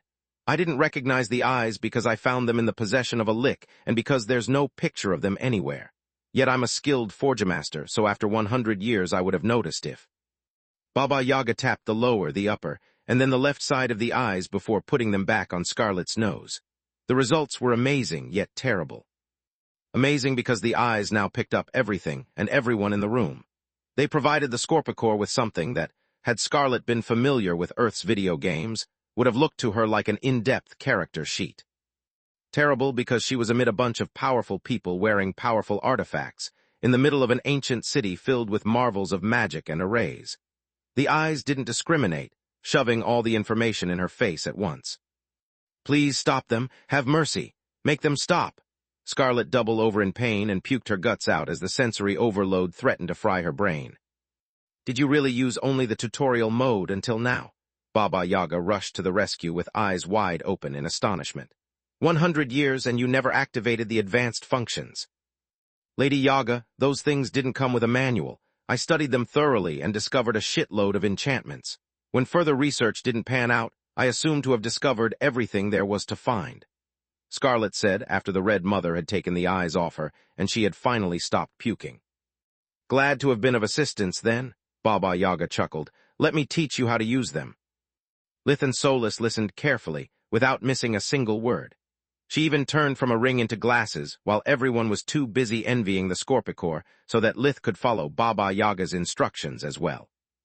Fuck me sideways. Your power core is so weakened that your glasses form displays even less information than the eyes in the tutorial mode, Lith said. Thank the gods and my mother for that. I'm not an operating system. What you call even less information is forcing its way through my brain and it hurts like hell. Without the power core, I can't handle so much data. I might lose my mind if this continues any longer. Solus shape-shifted back into a ring, shutting down even their mind link to give her wounded mind a moment of peace. The group worked together, taking turns with the eyes that allowed the convened mages to use their respective expertise to its fullest. Lith and Kala were the first to run out of things they could help with. Then Vladian left the group, and a bit later Ilthin followed suit. Scarlet, Baba Yaga, and Kala kept talking non-stop among them. Scarlet and Baba Yaga knew the eyes the best and could obtain countless information from them. Kala instead stayed behind to just listen to their brainstorming and learn as much as she could. Her mind absorbed their knowledge like a sponge, benefiting even from the things that were beyond her understanding. Lith kept a close ear to them, but with Solus still dizzy, it sounded gibberish to him. Chapter 1384, Eyes and Charms, Part 2. Can you spare a moment for me, please? The firstborn Banshee touched Lith's arm to get his attention, giving him a bittersweet feeling and making Solus worry even through her drowsiness. She had seen the longing in Ilthin's eyes too many times to not recognize it. At first, she had mistaken it for that she usually saw in Camilla's eyes, Floria's, and sometimes even her own, but now she knew better. That was how Lith looked at a juicy fillet steak after a long session of training. Sure thing, Lith said, wondering what the sparks he felt running under his skin were. Baba Yaga and Scarlet had stopped talking about the eyes and moved on to theories about the Emperor beasts that he failed to understand. I have no need to stay here anymore. They will dumb their discoveries down for me later, he thought while following the elf to the privacy of another room. First of all, allow me to thank you. You're everything Scylla told me about and more. Ilthin gave him a bow that made her look even lovelier, making Lith doubt his senses and circulate fusion magic to purge the sparks from his body. Thank me for what? Now she looked to him like any other pretty woman but Camilla would, easy on the eyes but indifferent on his heart. I'm not hard-headed like Vladian, nor do I consider you guilty for slaughtering our kind. On the contrary, I'm grateful for that. Ilthin sat on a gold-painted cherry wood sofa padded with red silk, patting on the cushion next to her in a come-hither sign. Okay, now you lost me, Lith said while sitting on an armchair instead. You and this war are showing to many members of the undead courts the errors of their ways. On top of that, you've exposed how Dawn doesn't hesitate to use her alleged subjects as lab rats for her sick experiments. If the elf was disappointed, it didn't show. Thanks to that, many of my brethren and even more of my children have abandoned the courts. Dozens of them reached the eclipsed lands in search of asylum. Scylla Ekna is among them, and she sends you her regards. Who? Lith racked his brain, trying to associate a face to the name. The first Banshee we met, Solus chimed in. The woman who ruler Arthur's Dawn Court branch, remember? Not a clue, Lith thought, failing to recognize her until Solus projected a quick recap of their meeting in his brain. Wait a second. Are you telling me that the undead courts and the eclipsed lands aren't just two sides of the same coin? Lith now could understand what had happened earlier and steeled his mind with spirit magic. They couldn't be more different, the firstborn said with a smile that would have made flowers bloom during a new ice age. The members of the undead courts are Baba Yaga's unruly children. She never meant for us to seek and dominate the outside world, only to live happily. In a way, they are an aberration not inferior to liches. I'm sure you've noticed how undead beasts and plants are a minority in the courts. But that's not because they are few so much as because most of them live in the eclipsed lands. After you slaughtered the army assembled in front of the Famer mines and defeated Night, many of my children came to their senses. I couldn't tell you any of this in front of Vladian without angering him. That's why I brought you here. Ilthin said. If you're so grateful to me, then why did you attempt to manipulate me earlier? Lith's voice was stone cold. I did. She sounded genuinely surprised. I'm not an idiot, and I know a banshee's favorite food. You tried to mesmerize me so that I would cheat on my girlfriend with you, or were those sparks in my arms just due to us being soulmates? Every single one of his words oozed sarcasm. I'm truly sorry, I didn't mean any of that. She blushed in embarrassment. Why should I believe you? I bet that if I sat beside you as you wanted, you'd have doubled the load and sucked the life out of me. Realizing how flirty she had been, Ilthin turned to a bright shade of purple up to her long ears. Because mesmerize if for vampires while a banshee charms. If I used it intentionally, you wouldn't have felt just sparks, she said. I know that apologizing any further is pointless, so allow me to warn you instead. Always be on your guard against both me and my children. Someone like you, who have reached the adult life without ever breaking a vow, is the rarest and tastiest delicacy to those of my kin. I'm pretty sure I defied my oath as a ranger and as a member of the Mage Association several times. What the heck are you talking about? Lith asked. A vow taken because mandatory for your job, or that's forced on you doesn't count. A real vow, what defines a cheater from a faithful person to those like me, is something that comes from the heart. Words in which you believed the moment you spoke them, but that temptation, boredom, or time turn into hot ere the moment you stop upholding them. I can tell you that you've never been unfaithful, Ilthin said, looking at him with admiration. Never, Lith echoed, wondering how his bond with Solus affected his relationship with Camilla. Never. Well, so far I've kept a big secret from my girlfriend. I might call you to vouch for me once I break it to her. Lith sighed in relief. The certainty of not being any kind of two-timing SCUM lifted a burden from his heart. I'm certain that it won't be necessary. The firstborn chuckled, glad to not have ruined everything off the bat. In the case I'm wrong and you need my help or you two break up, this is my contact rune. She left a runed business card in Lith's hand before walking out the room, swaying her HIPS in a way that Solus believed should have been listed among Tier 2 forbidden magic. I hope you realize that thing isn't a rune card so much as a meal ticket, Solus said with an edge in her voice that might have cut down mountains. I know, yet I don't remember you being so grumpy when Xenagrosh gave me one of those, Lith chuckled. Because she considered you like her cute little brother, while Ilthin would like to have you for dinner with a side of roasted potatoes and accompanied by a good red wine. Lith teased Solus, pissing her off big time until Baba Yaga walked through the door. I hope I'm not interrupting anything. Her mother form wore a warm smile that reminded him of Elena. Just the quarreling of the two sides of my brain. A banshee's charm is quite persistent, Lith said, pretending that he had yet to get rid of Ilthin's influence. My daughter can have that effect on men, and on women, and on anything in between. Baba Yaga sat down on an armchair right in front of Lith, taking a few deep breaths while she searched for the best possible opening line. Chapter 1385, Rebellious Phase, Part 1. Don't worry about the others, Baba Yaga said. Vladian is even more paranoid than you are. These walls keep anyone from overhearing us, even him. Whatever happens in here will stay between the two of us. When you put it this way, it sounds like a threat, Lith said while using life vision to check his opponent, yet she wasn't weaving any spell nor using fusion magic. I'll get straight to the point. I'm not interested in you so much as in Elfin. I'd like to speak with her. Now, she said, making Lith jump on his feet. How do you know that name? He asked as war appeared in his hands. The cracks had yet to disappear, and the adamant fragments stuck to each other as if they had been badly glued together. Please don't insult my intelligence. Dawn told me about your partner and how the three of you clashed until you merged with Elfin. Back then, I had no idea who such a cursed object might be, just like I failed to recognize Menadian's tower during the Battle of the Famer Mines. Yet during your last tribulation, when I saw that young woman fighting against the king of Kalga, everything became as clear as day. She was Elfin Althena Menadian, and she looked exactly like the last time I saw her, Baba Yaga said. Lith stared at her while weaving his spells, yet he said nothing. If I wanted to attack you, I would have already done it, Baba Yaga sighed. I'm not Lakra, and I'll not try to take her away from you. I just want to make sure that she's all right. How do I know you're telling the truth? Lith said, following his basic rule to trust no one unless strictly necessary. Use your brain, damn it.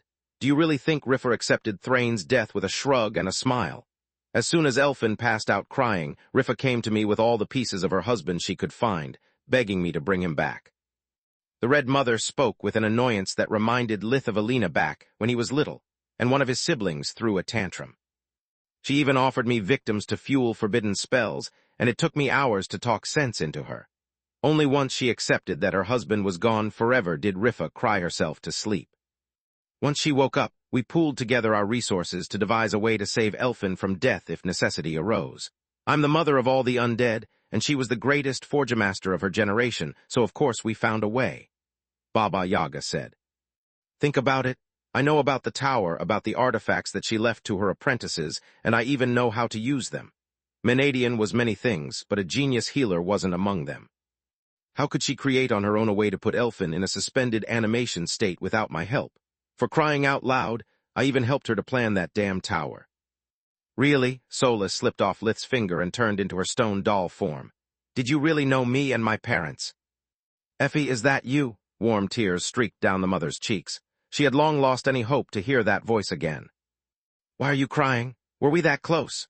Solus had no memories of Baba Yaga, and seeing an adult moved so much for a complete stranger felt really awkward.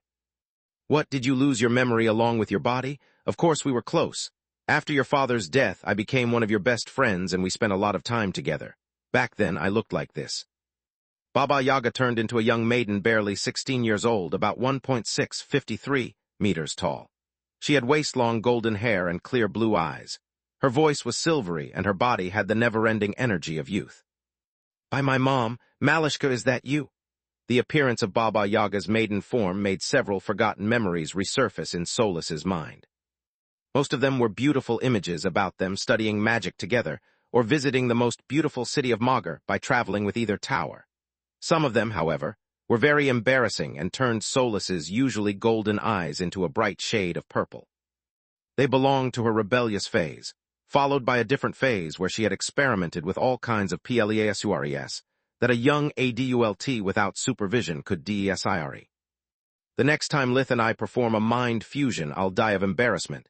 Aunt Loka's words now make much more sense. Gods, compared to me, Lith is a cloistered monk. He'll never let me hear the end of it. Solus wished to lose her memory again with all of her might, but Magur kept spinning with its usual indifference. Effie, the maiden hugged Solus, happy that not everything was lost. Don't let her touch you, Solus. She might use invigoration to steal the tower's secrets, Lith said in a hurry. My breathing technique is called Sun and Moon, you runt, and if I wanted to examine her body, no force on Magur could stop me, Baba Yaga replied with anger. Actually, someone can stop you. Me, Lith, I appreciate your concern, but Malishka is just hugging me. Malishka, neither of you can order me around. This is my body, my life. I'm the only one that has the right to decide whether to be examined or not, Solus replied. Do you really think you can help me, Malishka? Maybe, but to do it, you have to drop the cloaking spells of the power core first. Do you know how to do it? The maiden took a step back to look Solus in the eyes and show her how serious she was. I know how to do it, but I won't. Solus took a step back as well, delicately pushing Baba Yaga's arms away. What, why? When I opened to Aunt Loka, she tried to kill Lith. She said that it was the only way to free me, that my affection for him is nothing but the result of years of abuse and of the orders that he forced on me due to the master-servant bond we share, Solus said. Silverwing actually has a point. The maiden looked at Solus and then at Lith, wondering if her memory loss had been really caused by Menadian's disappearance or if it was the consequence of Lith's orders. Baba Yaga knew how a slave had only two choices, empathize with their master and survive, or resist until the slave's spell and the abuse broke them. Either way, they would lose their mind. No, she doesn't. This is all me. Lith has never given me an order. We always discuss everything together. Otherwise, a few seconds ago, I would have punched you in the face to escape from your embrace, Solus said. They have no mind link active now, so Lith can't control Effie. He might have ordered her things like protect and love me, but in that case, she would act much more passionately towards him. Chapter 1386, Rebellious Phase, Part 2. On top of that, she would never question his authority like that with respect. It takes an incredibly convoluted order to fix a single conversation, and there's always a loophole that Effie might exploit, Baba Yaga thought. That's why I don't want you to examine me. I had only good memories of Aunt Loca, and look how our reunion turned out. If you're half as reckless as I remember, then this can only end badly, Solus said. No need to be embarrassed. It's fine doing stupid things when you're young and angry with your mother. I was there to protect you from the wrong crowds and yourself, not to enable you. The maiden shook her head. Embarrassed, Lith echoed, making Solus's eyes turn purple again. Fine, Baba Yaga sighed. I won't examine you, but at least let me tell you what I think happened. Someone killed you, or at least went very close.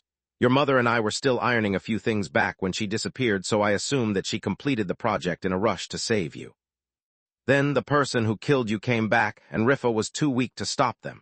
She probably sent you to a secret location where she planned to reunite with you after escaping, but she failed. Do you know who might have done it? Solus asked. Sorry, there were too many people that wanted the both of you dead. The fact that Rifa opened her house to anyone in need doesn't help either. One of her apprentices might have actually been a mole who lured you into a trap, Malishka said. What about you, young man? Will you allow me to examine your condition, or do you want to refuse my help as well? What good would it make? Lith asked. I'm the greatest expert about hybrids alive, and your condition is unique. There's nothing to fix with you, but I might be able to offer you some insight.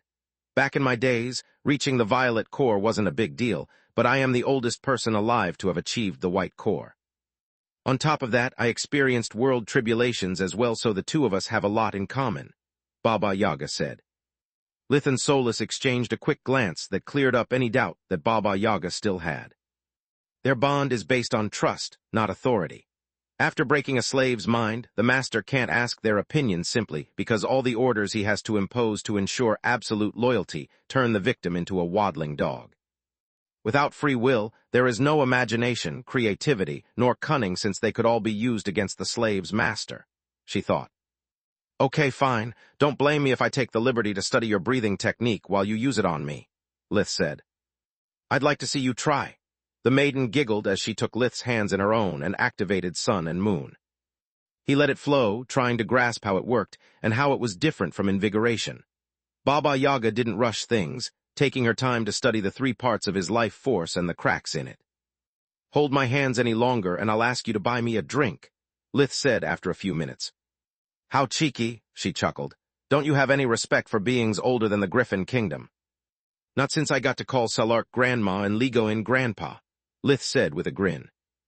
You should have seen his face during the blood resonance results. It was hilarious. Baba Yaga laughed so hard that it broke both the breathing technique and the physical contact. Once she managed to regain her cool, Baba Yaga turned into her mother form to look into Lith's eyes without getting neck pain. Did you learn anything useful from my breathing technique? She asked. Maybe only time will tell, he shrugged. He needed Solus's memory to replay the effects of sun and moon to study it properly and her mind to crack its secrets. Well, I sure did, Baba Yaga said, making Lith and Solus give her their undivided attention. I felt it the first time when I saw you on the Famer Mines, and now I'm sure of it. There's a great power within you. Something old like life itself, yet new. Something that never existed before and still doesn't. Yet this power is corrupt and dangerous. You wear heavy chains, young man. They made you strong in the past, but they also keep you from moving forward. You'll never bloom unless you get rid of them.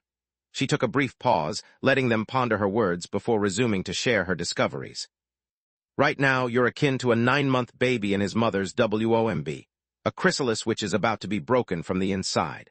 When the time comes, and you'll gain the power necessary to break free, don't try to resist nor to control its flow. You must become one with that power, but without letting it take over your mind, just like you did with Effie until now. What does this even mean?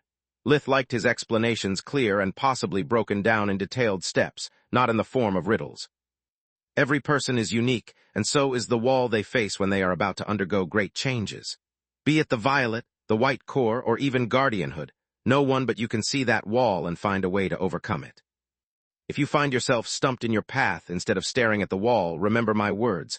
I can only hope that they'll make sense to you in your time of need, the mother said. I get that you like Solus, but why are you helping me? Silverwing wants me dead to free her beloved goddaughter from an eternity of slavery, whereas you've just given me clues that might bind Solus to me forever, Lith said. Lakra is young and ignorant, Baba Yaga replied. No matter how powerful you are, the unknown will always scare you. Lakra doesn't know you, she doesn't even understand you, so of course she's afraid of what you might do to someone she loves.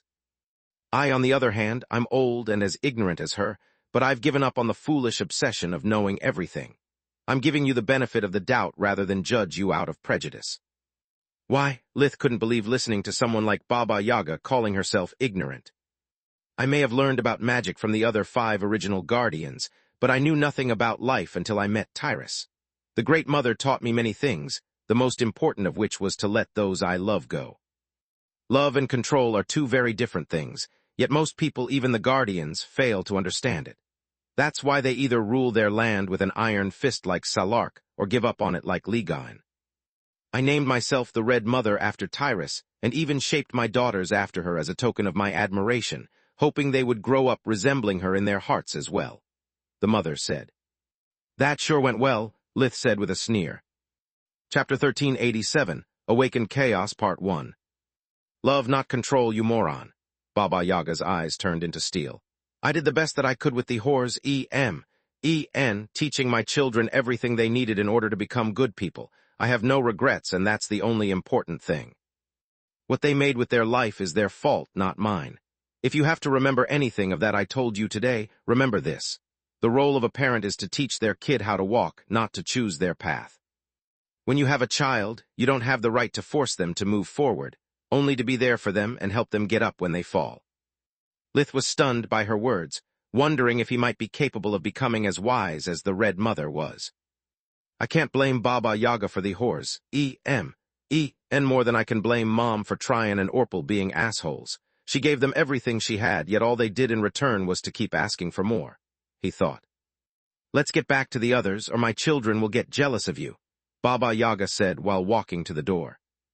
Jealous? You are centuries old and so are they, Lith blurted out in surprise. Millennia old, actually, but some things never change.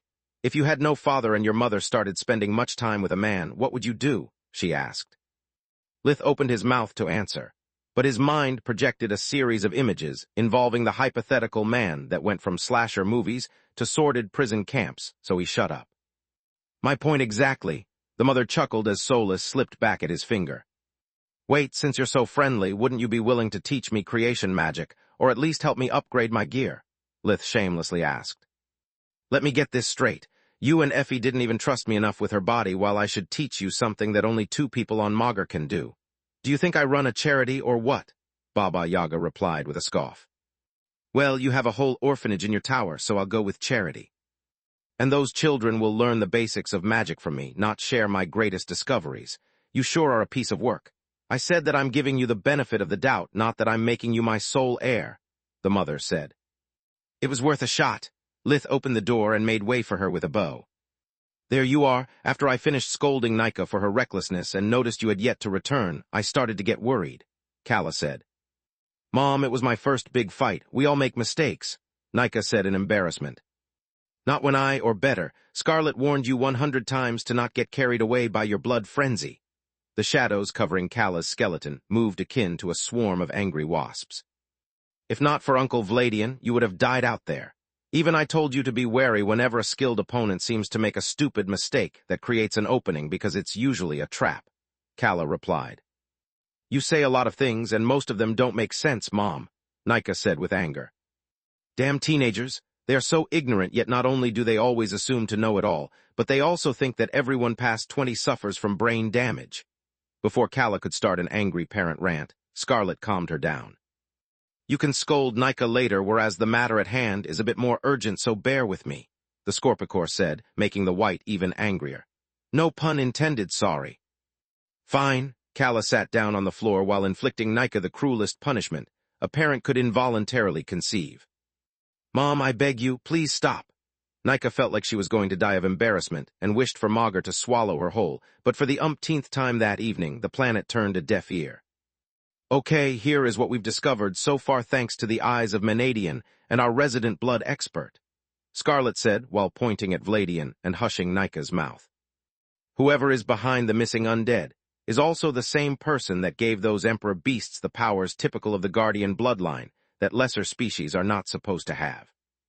We have no clue how they did it, but according to the eyes, their old and new physique is kept together by an unknown liquid of tremendous power. We call it ambrosia, and I think it might be derived from the undead.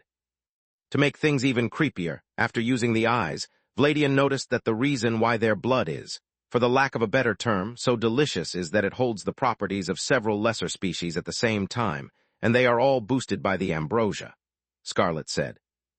While the others started to rack their brains to understand how the two phenomenons could be related, Nandi knew exactly how. Or better, he knew someone that would have no problem cracking that case. Mixing together different life forces, making several beings merge into one, and recover the powers of a bloodline are all things that I witnessed the Master do in the past. The Minotaur thought.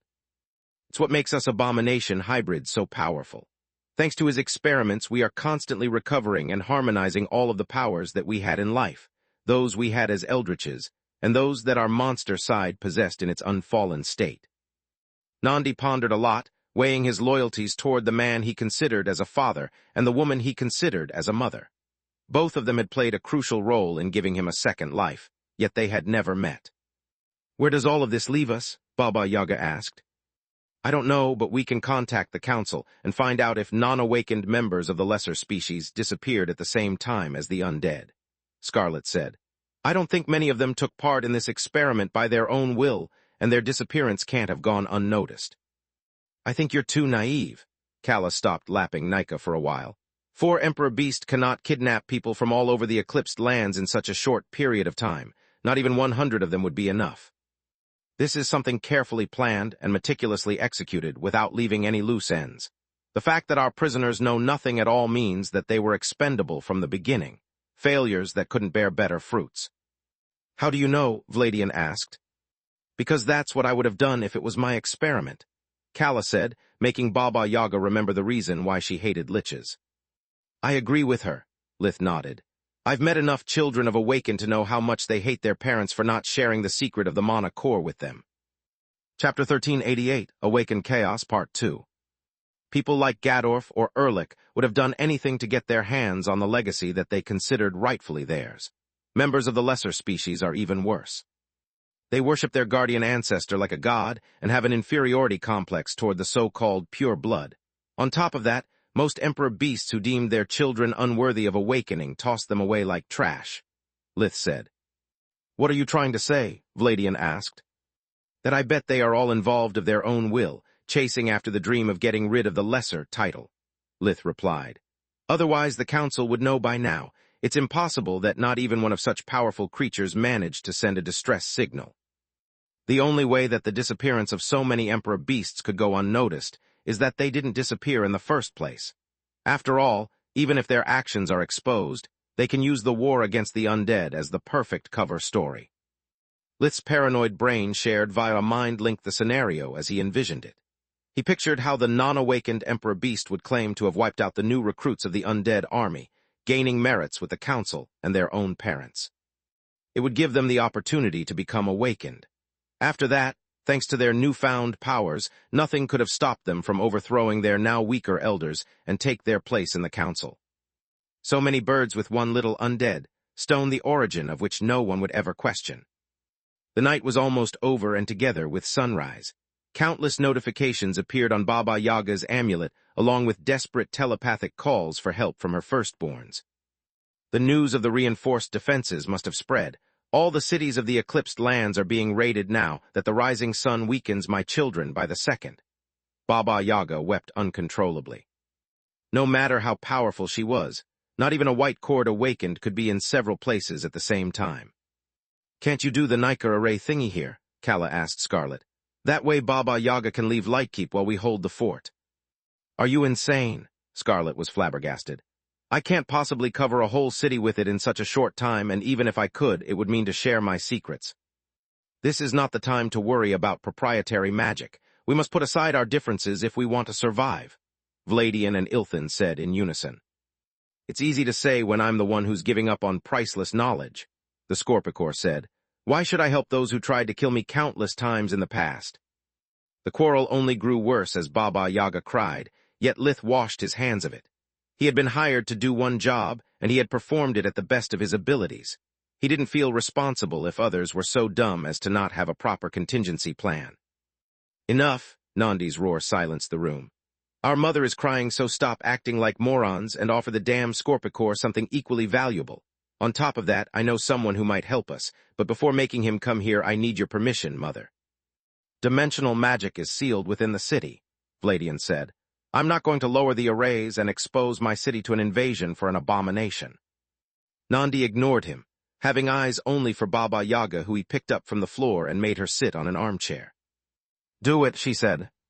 Nandi knelt down, joining his hands as if he was praying while a pitch-black aura exuded from his body. By the power of the blood ties that bind us, in the name of the oath of loyalty, I pledge to you I call you here, Master. With each word the Minotaur spoke, a melody filled the air, its volume increasing.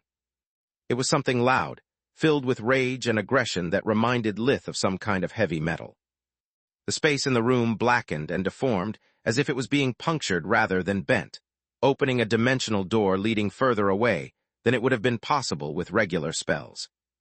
This is impossible, Vladian said. The entire city is surrounded by dimensional ceiling arrays, and my house is surrounded by several more. Reaching this depth with spirit magic is impossible even for a dragon. It's not impossible, it's just you being ignorant about chaos. You have no idea what dimensional magic can do once you replace darkness with chaos, do you? Nandi said. It took the portal a few seconds to fully form and let the small figure of Zagar Vaster step through it. He was a short man in his mid-60s, barely over 1.55 meters, 51, tall. Black hair has started to grow again on the top of his bald head, while the snow-white hair he had left on the sides had started to regain color, and so did his waxed handlebar mustaches. After becoming interim headmaster, he had slimmed down enough to not look like an egg anymore. He didn't wear his usual white robe, but a heavy black armor that Lith had never seen before. The Yggdrasil staff rested in Vaster's left hand, and an adamant short sword covered in mana crystals hung on his hip, ready to be drawn at any time. Father, Nandi welcomed him with a bow. Nandi, Baba Yaga, he gave a polite nod to them. Master, Baba Yaga looked back in her prime. No trace of her previous tears remained on her face. Professor, Lith said in astonishment. This time Vaster didn't bother wearing a cloaking device. Solus's mana sense could finally see the twin cores in his body. One was pitch black, while the other was deep violet and awakened. By my mom, the human core works as the counterpart to the black one, keeping it under control and allowing the professor to safely use the chaos energy. To do that, Vaster cannot use more mana from the black core than what he uses from the violet. Otherwise his body would collapse. Even with this cap to his strength, he has more than double the power of a deep violet cored individual. On top of that, if he finds a way to make them harmonize instead of clashing, the power output will be much bigger than the sum of its parts, Solus said. She had just described to Lith the secret of the power of the abomination monster hybrids. As Magur first and Kala later had explained to Lith, the problem with chaos was that it had no counterpart, hence balance was impossible. Or so everyone, even Magur, had thought until Vaster had found a way to couple the faulty black core with another core, equally faulty but capable of working as its counterpart, and of keeping it in check. While Magur had given Lith an Emperor Beast life force to keep his mana core from corrupting, Vaster had given the abomination monster hybrids, who didn't have a body, a second core, achieving the impossible. The Eldritches now had gotten their bodies back, and were no longer completely cut off from Magur. Chapter 1389, High Master, Part 1. Nice to see you, Lith. This meeting is long overdue, I know, but I never found the right moment to tell you the truth. To answer your questions, yes, I know you're an awakened. Yes, I'm the master of whom you might have heard about. Yes, I suspect that you stole the violet crystal during the military training, and yes, Xenagrosh works for me. She's the niece I told you about so many times. Anything else? Vaster said. How did you awaken? Lith asked. Nandi, my staff, and the breathing techniques from my children. Next question, he said with a chuckle. How did you get here so fast? Usually it takes you some time to make up an excuse and get away from your work. Nandi asked, and Vaster replied with a snap of his fingers. The air above the Minotaur's shoulder distorted, letting out a small black fox. Surprise, my spirit magic body is no fighter, but I can still use it to tail someone. Get it? Tail because it's a tail, Tezka said with the high-pitched voice of a small child. Have you been following me the entire time? Nandi said in outrage. Of course he did. Under my request, Vaster said. As long as you have conflicting loyalties, I have to keep an eye on you because even though you trust these undead, I don't. Show your powers to the wrong person and they will happily cut you apart to understand our secrets. Be honest with me. Have you sent Tezca after me for my own good or yours? Both, the two things aren't mutually exclusive, quite the contrary, Vaster replied. Now if we're done with the questions, tell me why I'm here. Lith and Solus were still too shocked to speak, just like everyone else in the room but Nandi and Baba Yaga. She explained the situation to Vaster, using hard light constructs to reproduce her findings without exposing the existence of the eyes. Nandi is right, this is very similar to my own work. The master looked at light mastery with envy and studied it thoroughly thanks to the staff. I've got bad news and horrible news. Which one do you want to hear first?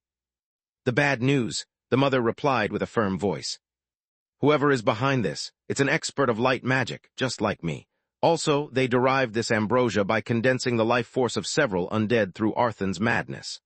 Vaster said, after studying the two emperor beasts with Bayonder's eye, his breathing technique. Are you sure of it? Baba Yaga clenched her fists in outrage.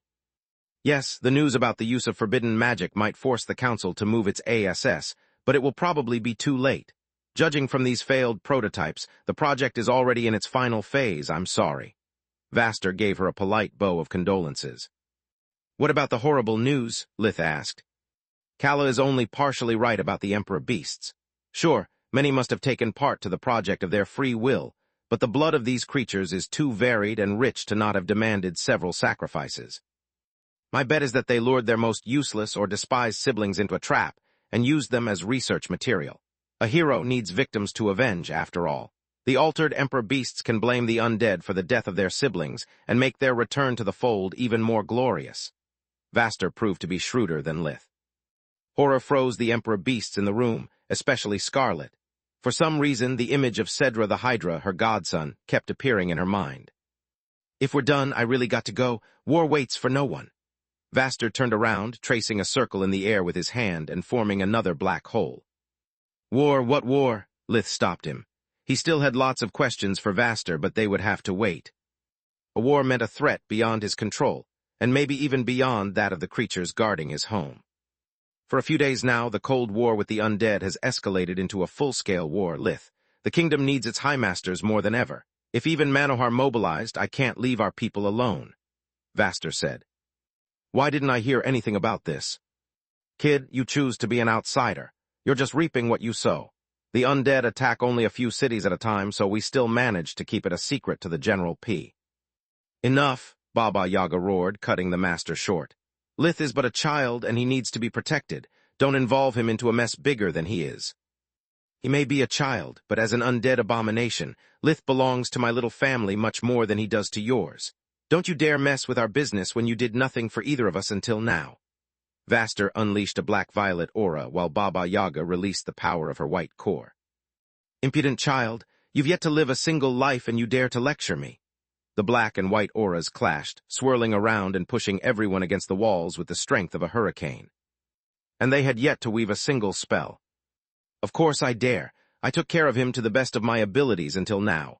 If Lith doesn't know the truth, he cannot protect his family nor can he prepare for what is about to come, Vaster snarled. Enough, Lith yelled, shutting both of them up and making the room quiet again.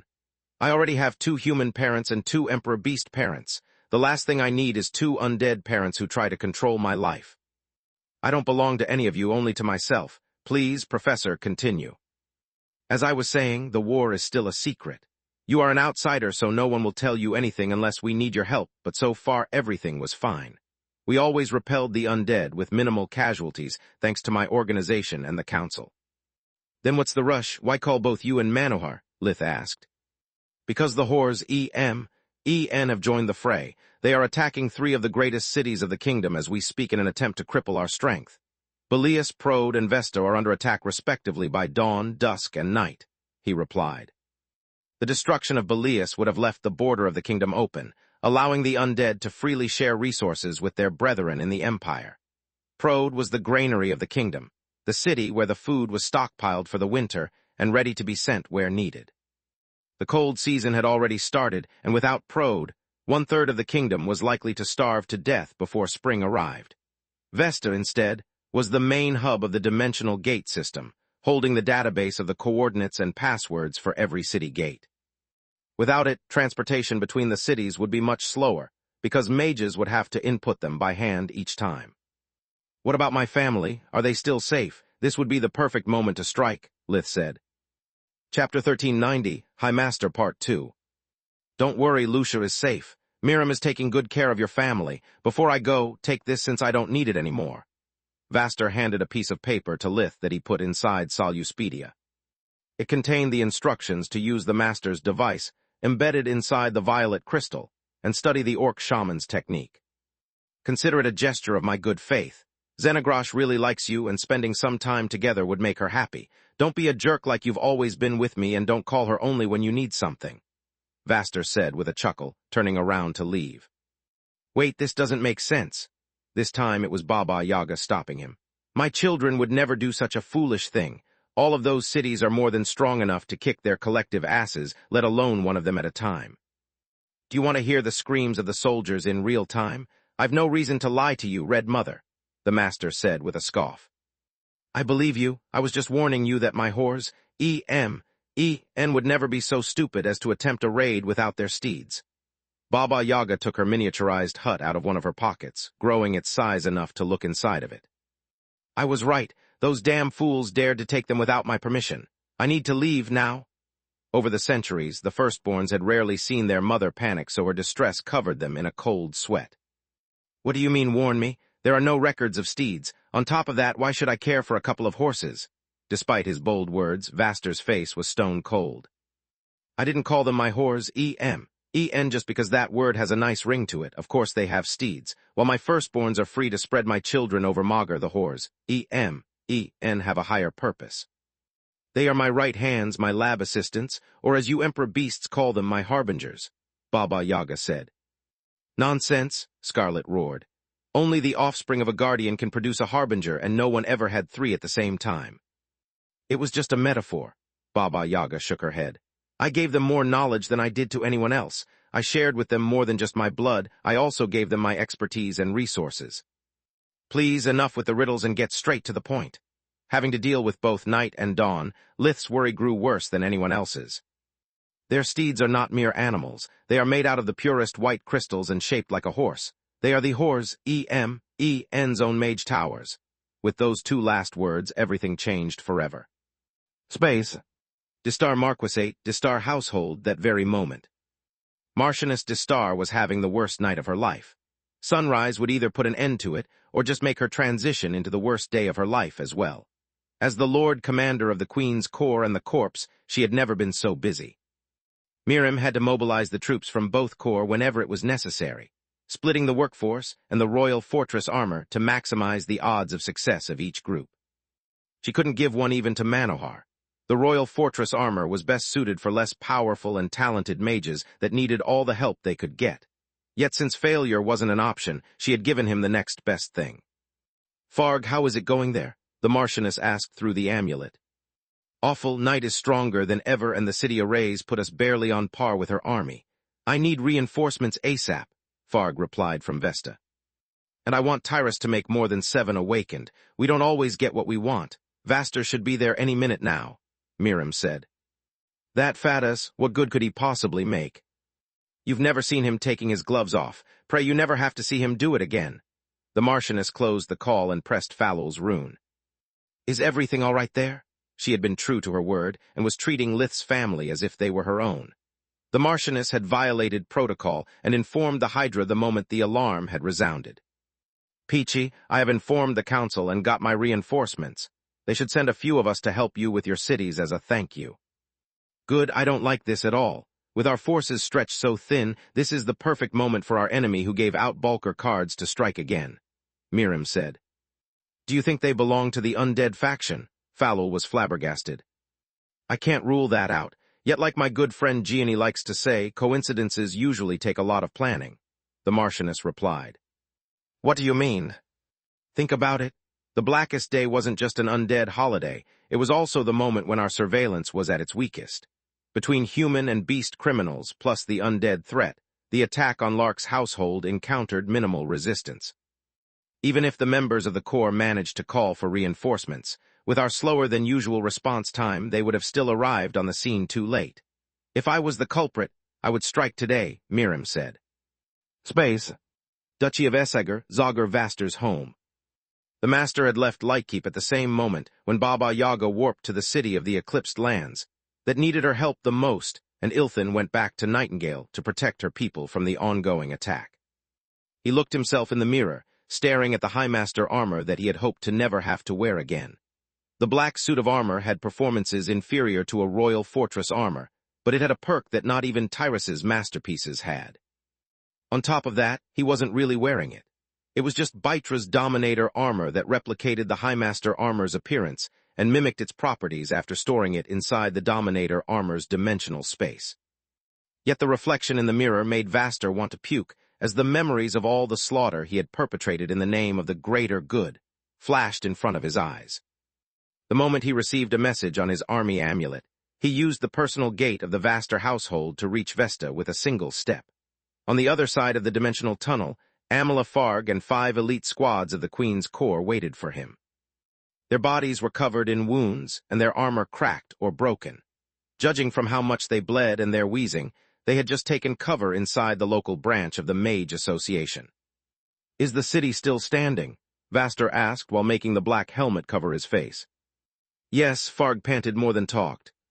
"Then it's time for our counterattack." The master stepped forward, using the Yggdrasil staff as a walking cane. "No, it's not." She held his arm to stop him. "We need some time to let the tonics take effect. Then we need to wait for the reinforcements and strategize." "You don't get it, girl." Vaster freed himself from her grip with a tug. "I'm the reinforcements." He typed the one-time code he had received from the royals, making the Highmaster armor and its wearer immune from the city arrays and the laws of the kingdom. Chapter 1391, The Third God, Part 1. Vaster walked through the reinforced door leading to Vesta's fortified walls. The city was fighting valiantly, but many fortified towers had been destroyed. The protective walls and arrays surrounding Vesta were filled with small cracks that spread faster than their self-repair spell could fix. What madness is this? The master walked along the elevated perimeter of the city walls, trying to understand what made the attack so dangerous that it required his presence. Then, while he looked at the swarm of undead that surrounded the city like ants at a picnic table, Vaster found his answer. Coated in a full suit of black crystal armor, Night led her troops on the battlefield, and every one of the undead was engulfed in a thin black aura. The power of her steed not only increased a horseman's physical and magical prowess, but it also allowed them to share their innate gift with undead that weren't their chosen. In Night's case, she was immune to darkness magic, and so were now her troops. Be they wands, cannons, or spells of any tier, the black aura surrounding the undead would become thicker on impact, neutralizing darkness with darkness. Baba Yaga's children were naturally resistant to all elements but weak to darkness. Otherwise, there would have been no need for war since the undead would have long conquered the whole Magar. "Hello, dwarf pig." Night floated in the sky, laughing as the night breeze made her long silver hair whip around as if she was the goddess of the storm. "The last time we met, you've killed a lot of my elders just to save a single sow and her piglets. You humiliated me in front of my court, and for that, I'm going to make sausages out of you and feed them to that whore." At those words, Vaster's eyes didn't burn with mana, nor did they turn into a death glare. They became as cold as perennial ice, the eyes of a Highmaster on the job. Once he wore that armor, love and hate became irrelevant. Only the mission mattered. With a wave of the Yggdrasil staff, Vaster conjured several Tier 5 Death Fog arrays in critical junctures of the battlefield.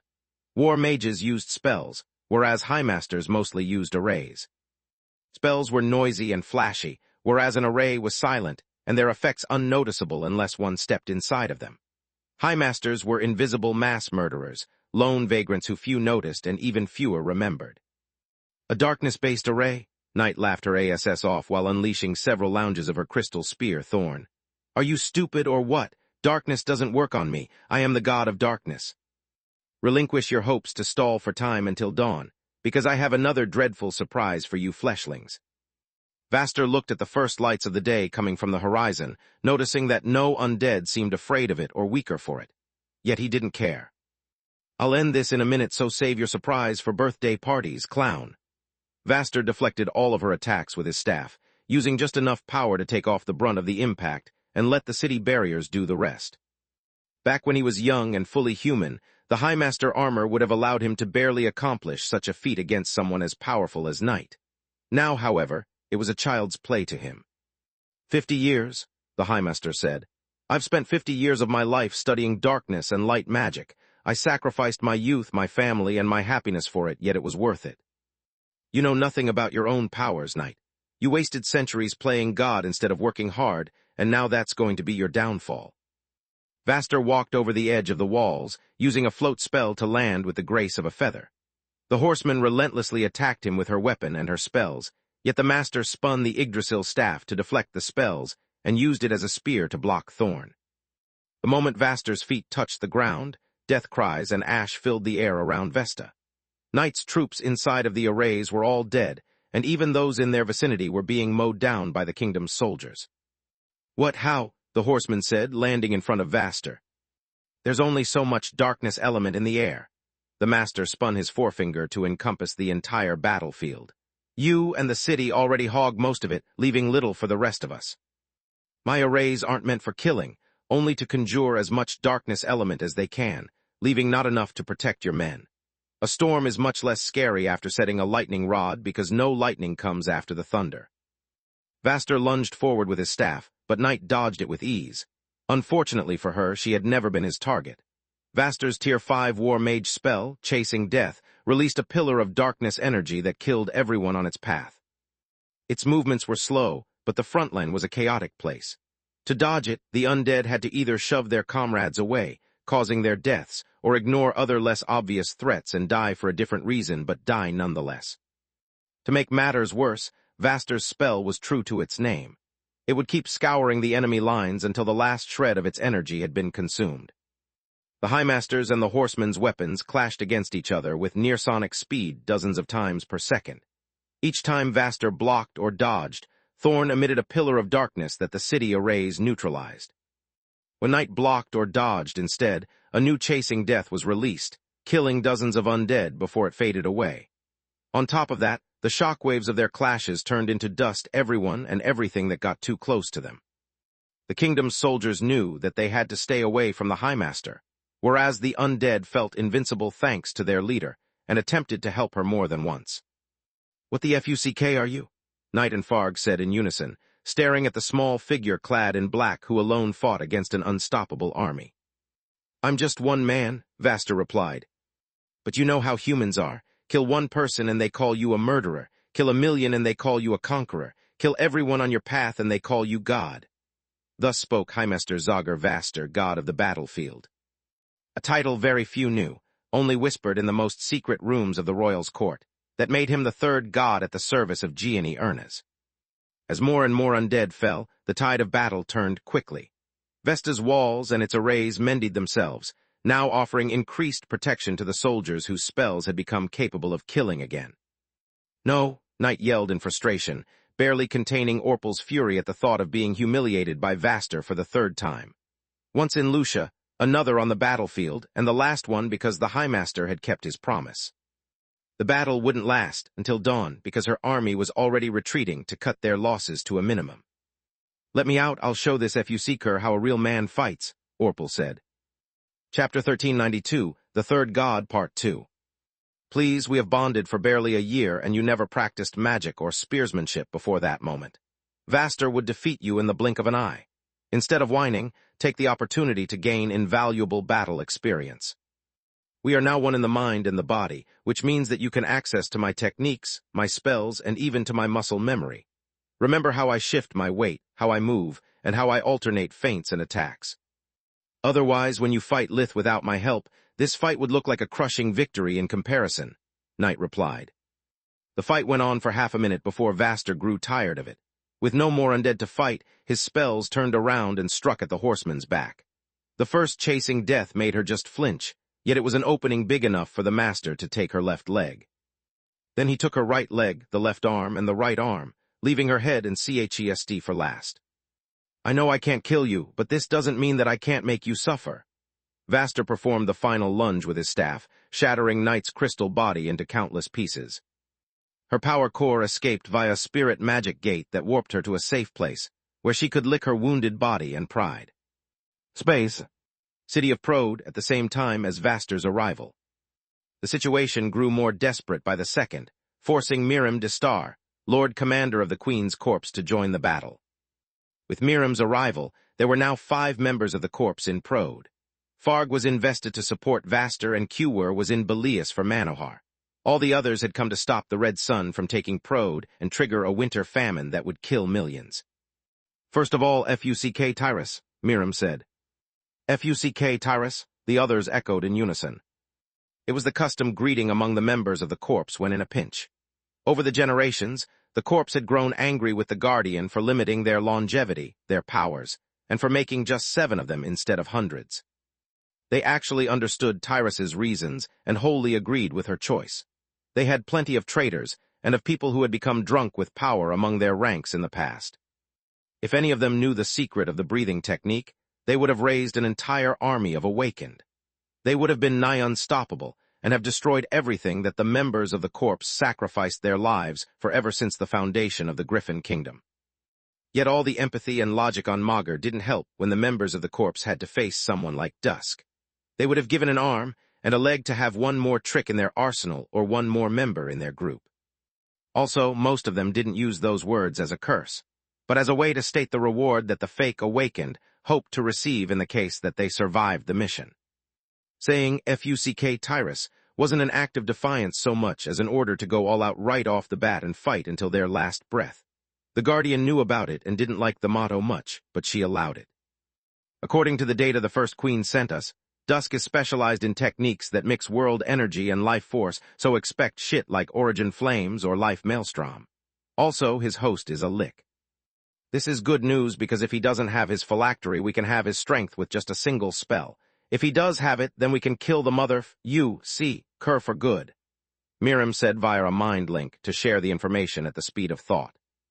He usually wears an armor made of Davros, so cantrips won't work on him. Only use tier 4 and 5 spirit spells, everything else is a waste of mana. Remember to use Prode as your shield. Don't get reckless and stick to its walls. The arrays will protect us and leave us free to focus on attacking. Is everything clear? She asked. Does any one of us have a royal fortress armor? Lepto asked. He was a blond man in his 30s with a face full of freckles. You wish. Royal Guards needs them more than we do. Anyone can wear them and gain the power necessary to protect strategic assets, whereas we're powerful even without them. Mirim handed each one of them a Featherwalker armor, Orion's latest breakthrough and improvement of Lith's Orichalk. Skinwalker armor. It was made of purified adamant, had a power core capable of coordinating and mixing several enchantments at the same time, and the wings on their back actually allowed the user to fly.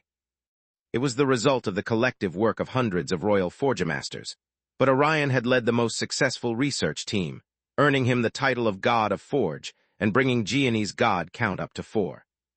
The members of the Corps imprinted their respective armor before wearing it, putting the rest of their clothes inside the Featherwalker armor's dimensional space. Once they were done, they hid their face under the helmets and walked to the city's commanding officer. What's our status? Mirim asked. We're losing badly, a weathered major of the army said. He was barely 50, yet his hair was dirty white and his face was full of deep wrinkles. The undead attacked an hour before sunrise, and so far they are unstoppable. Some are using an odd fire that no water can douse to eat at the arrays and jam their functions, while the foot soldiers are Fucking monsters. Even our allied emperor beasts are being tossed around as if they are ragdolls. Just like it happened for his sisters, the steed allowed the Red Sun to share his gifts with all of Baba Yaga's children in his vicinity, even though they wore no prism and weren't his chosen. In Dusk's case, he could grant each one of them one life force-related power at a time and change it according to the Cirque stances. He possessed all the powers belonging to the Guardian's bloodlines, and he was a master at using them. We'll take care of Dusk. You just make sure that none of his undead gets past the walls or interferes with our fight.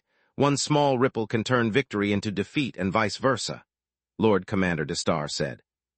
The moment the one-time code arrived, the members of the Corps activated the Highmaster ability of their armor, becoming immune to the city arrays and boosting all of their physical attributes. Then they drank the Mother Earth potion that Tyrus had given them for the emergencies, and went to face their enemy. The potion had the same name as Tyrus's breathing technique, because it also had the same properties. Chapter 1393, One Mind, Five Bodies, Part 1. The Mother Earth potion stimulated the mana and the auxiliary cores of the members of the corpse, so that they would absorb the surrounding world energy much faster than usual. For the next few minutes, every time one of the fake awakened had a moment of respite, their vitality and mana would constantly replenish as if they used a breathing technique. In theory, by taking turns to attack and defend, they were nigh invincible. In theory, the members of the corpse had those two words tattooed on some part of their bodies, as a constant reminder that when reality begged to differ, bad things happened. On top of that, the tattoo also worked as a multifunction potion. Tyrus had found samples of Hathorn's ink from the rubbles of Candria and had reverse-engineered her methods. The tattoo had the same properties of a nutrients, of a body-enhancing potion, and of a tonic at the same time. Tyrus didn't interfere directly with the affairs of the kingdom, but she shared with her subjects all of her knowledge that they could employ. While the corpse stepped on the battlefield, the Red Sun couldn't wait for the battle to end. He was currently performing the worst among the three whores, E.M., E.N., and had the greatest number of casualties. The worst thing about it was that most of the losses that his army had suffered were due to literal friendly fire. While Dawn's and Night's gifts were passive abilities, those that Dusk bestowed upon the undead required finesse and wisdom. He was renowned as the wisest of the whores, E.M., E.N., because his powers couldn't be just pointed and then shot at something. They were a double-edged sword that had to be carefully handled. The undead using origin flames often forgot that, unlike normal spells, the dragon fire could hurt even their user. A timely shield or spell shoved down their mouth would make the undead burn from the inside, killing them on the spot. Life Maelstrom was no better, since the only difference between its offensive silver lightning bolts and its empowering effects lay in the dose one employed. Most undead had become so high on Maelstrom after its first use that they would unleash it all at once and burst up like overinflated balloons. Giving these morons the power of the Leviathan bloodline is out of the question. They would decimate my army before its effects even reach Prode. Dusk thought with anger. To make matters worse, throwing pearls to swine is weakening me. All of my powers require world energy, and everything that my steed channels into my soldiers can't be sent to me. I wish Mom had bestowed unto me a weaker but easier-to-use power, as she did with my sisters. He looked at the horizon, waiting for the sunrise and the huge blow that it would deal to the enemy morale, sealing their victory. With a wave of his hand, the Red Sun conjured a veil of silver energy that floated in midair in front of the battalions of undead mages. They cast their spells through the life maelstrom, and their power increased tenfold. The barrage of Tier 5 spells turned into lesser versions of Tier Tower spells, hammering at the arrays until they cracked, and so did the city walls. Dusk's mastery over life maelstrom was so great that he was able to inject it even into the spells of others without making them go awry. Unlike the other whores, E.M., E.N., he preferred to play a supporting role and counter the enemy's strategy rather than match them in raw power. The northern front needed just another push to collapse. Dusk used the mind link that he had established with his generals before starting the siege to relay his orders. Suddenly, the space around him froze, making both him and Sunset crash onto the ground with the grace of a brick. "Who dares?" he roared the moment he recognized the effects of Ligon's trademark Antelic weapon, the Tier 5-dimensional spell, Sealed Space. It cut off all forms of energy flow from its area of effect, and in the case of liches, it would also break the link with their phylactery, having their combat strength. Tyrus had spared no effort in preparing the corpse to face even the toughest opponent. Unfortunately for them, Life Vision showed the corpse that despite the effects of Sealed Space, Dusk's power didn't falter. It was the clear sign that the lick had brought the phylactery with him. Unfortunately for the Red Sun, the same couldn't be said about his army. The spell cut off all kinds of energy flow, included that of the powers Dusk shared with them. The corpse had no blabbermouth in its ranks, so the only answer Dusk received was a volley of Tier 5 spirit spells. 2 sets of griffin fetters created a hexa-elemental bundle of emerald chains that wrapped themselves around horse and rider, pulling them apart. 2 sets of phoenix smash conjured blasts of emerald flames that eroded both matter and energy. Last but not least, Miriam's dragon maw split Sealed Space in half. Now that Dusk couldn't feed upon Sunset anymore, she sealed them both inside a hexa-elemental emerald cage. keeping them from dodging or blocking the incoming attacks. Dusk cursed as the mind link with his generals broke, leaving them clueless about his current predicament, and so did the link with his steed. Sunset wasn't a sentient relic, just a tool meant to enhance his powers.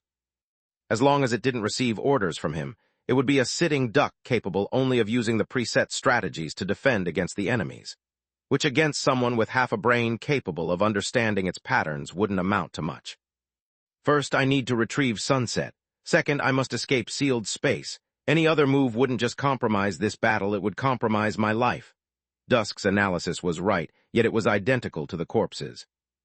Each set of griffin fetters pulled their respective victim in opposite directions, while Dragon Maw made the battlefield invisible to those inside, and strengthened the effects of the other spirit spells.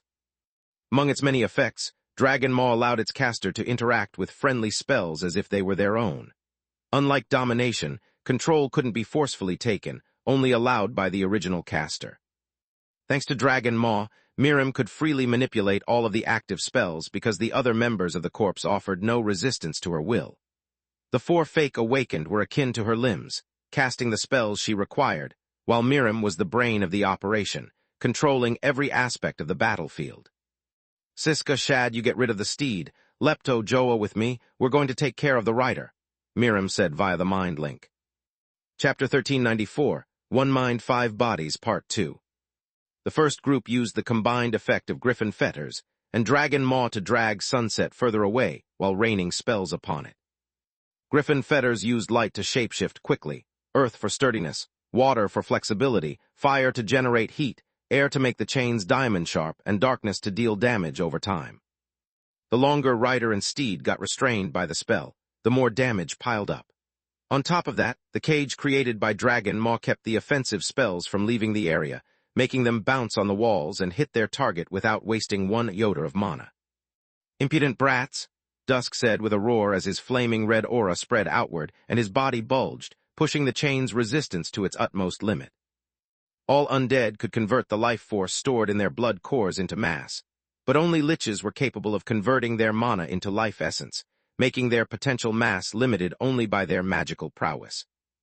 It gave Dusk the strength to move despite the restraints, and to shatter all of them with a single swing of Firebrand. He wielded the axe in a two-handed grip to exploit every bit of the power he had just consumed. What the fuck? The squad in charge of Dusk thought in unison. We knew that Firebrand is powerful, but that's too much. How did he escape to 3 combined Tier 5 spirit spells?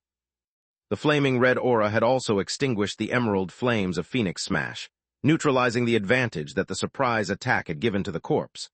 On top of that, it opened a crack in the second sealed space, allowing the horseman to communicate with his steed.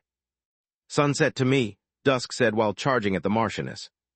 The brief exchange, and how the thoughts moved through the mind link mostly from her to the others, identified Mirim as the leader. Taking her out would make the rest of the battle much easier. He was as fast and strong as a dragon, too much for Mirim to react in time. Dusk had moved in a straight line, the quickest path to reach his target, yet it was also the easiest to predict. Lepto struck at Firebrand's tip with his mace, while Joa pulled the axe away thanks to the hooks at the end of her curved blades. The weapons of the members of the corpse had barbs that allowed them to take hold of enemy weapons and move them in every direction. Dusk was fast, but not faster than thought, giving Mirim the time to issue orders through the mind link. Her soldiers deviated Firebrand from its intended path, and she struck the axe with a downward slash of her polearm. The hit dealt no damage to the Davros, but it added so much momentum that the horseman found himself spinning uncontrollably in midair like a top.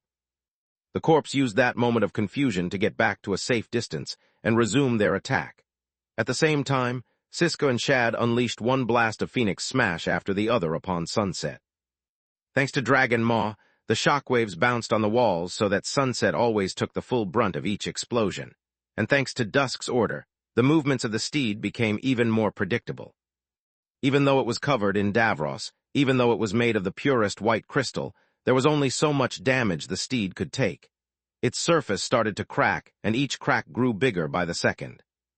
The Red Sun realized his mistake and ordered his steed to focus on the defense while he used Life Maelstrom to enhance every aspect of his being to the utmost limit. A spirit blink allowed him to appear in front of Mirim despite the city arrays. Watching at the fear in her eyes was just icing on the cake. His real purpose was to strike where she was at her weakest. Everyone expected people to move behind them, leaving them exposed. The exit point was too close for her polearm to be effective, and Dusk moved too fast for anyone to react properly. Dusk swung his axe in a downward slash, cutting off Miriam's right arm and her leg at the knee. His goal had been to cut her asunder, but the Marchioness had managed to move away just enough to save her life. Only darkness fusion kept her from fainting from the pain, while light fusion kept her from dying of physical shock. Lepto and Joa moved to stop him before the horseman could finish the job, but they moved in slow motion to his eyes. He breathed a violet burst of origin flames that engulfed Miriam and seeped inside her armor through the open wounds. She's dead, Dusk thought while looking at her dwindling life force. I know the corpse well and their members don't have any breathing technique.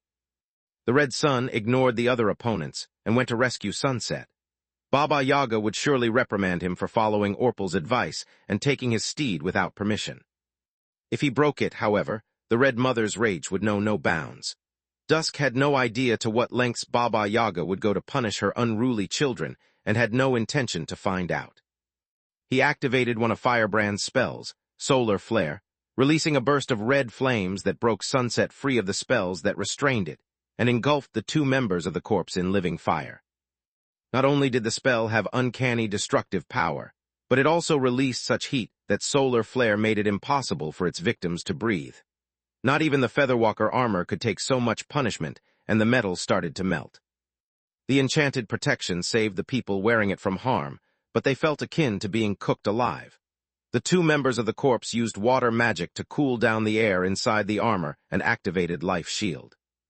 It was one of the spells imbued within the Featherwalker armor, which allowed its user to project outward the energy sheath that usually coated the adamant.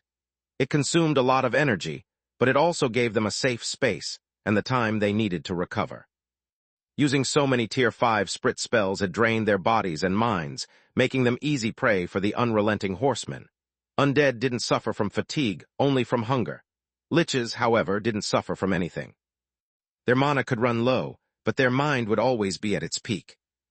Dusk jumped on Sunset's back, using its abilities to drain the world energy and recover his dwindling strength.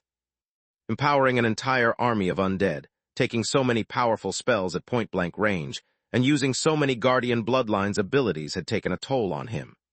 Dusk couldn't afford to waste time and use invigoration, but Sunset's enchantments made it akin to a breathing technique, yet without any drawback.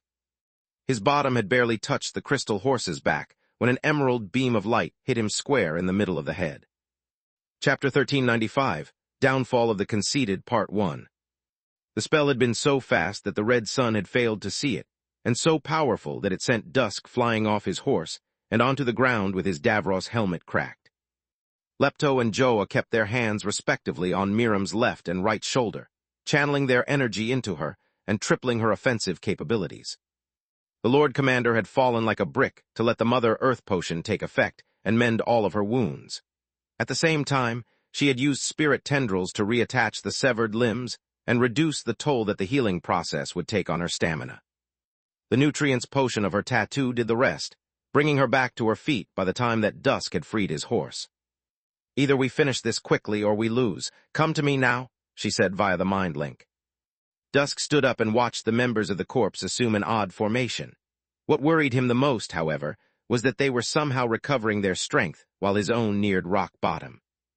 He cast the Tier 5 Gravity Spirit spell, World Crusher, to finish them off before the energy gap became unsurmountable. It was a hexa-elemental spell born from his centuries of experience combined with those of his Lick host. An emerald sphere that resembled Magus seen from space now trapped the members of the corpse at its core. The 6 elements produced a gravity 100 times stronger than normal that affected only the space inside the sphere. To make matters worse, fire burned the air to 1,000 degrees that alternated with cold waves of -200 degrees C, -328 degrees F. Air pressure reached 100 atmospheres. Light and earth made the sphere diamond-hard and darkness filled it with poison. After a few seconds, before the horseman exhausted his mana and World Crusher faded away, he had the spell implode on itself. Dusk combined gravity magic with the other 6 elements to produce an explosion that made the entire city of Prode quake. Victory is oh shit. Dusk raised his fist in the air in a triumphant gesture only to turn it into the retreat command. 4 of the members of the corps occupied the 4 corners of a 6-pointed star, while Mirim was at its center. Silverwing's bastion was meant for 7 people, but 5 were enough to block World Crusher. The first Magus had conceived Bastion to withstand a Guardian spell. Compared to that, Dusk's creation was nothing much. The 5 fake Awakened had used the formation to neutralize the elements while also conjuring a small sphere that had taken all the damage in their stead. Once cast, Bastion required little concentration, allowing the Mother Earth potion to work so that the longer Dusk used World Crusher, the weaker he would get while they would grow stronger.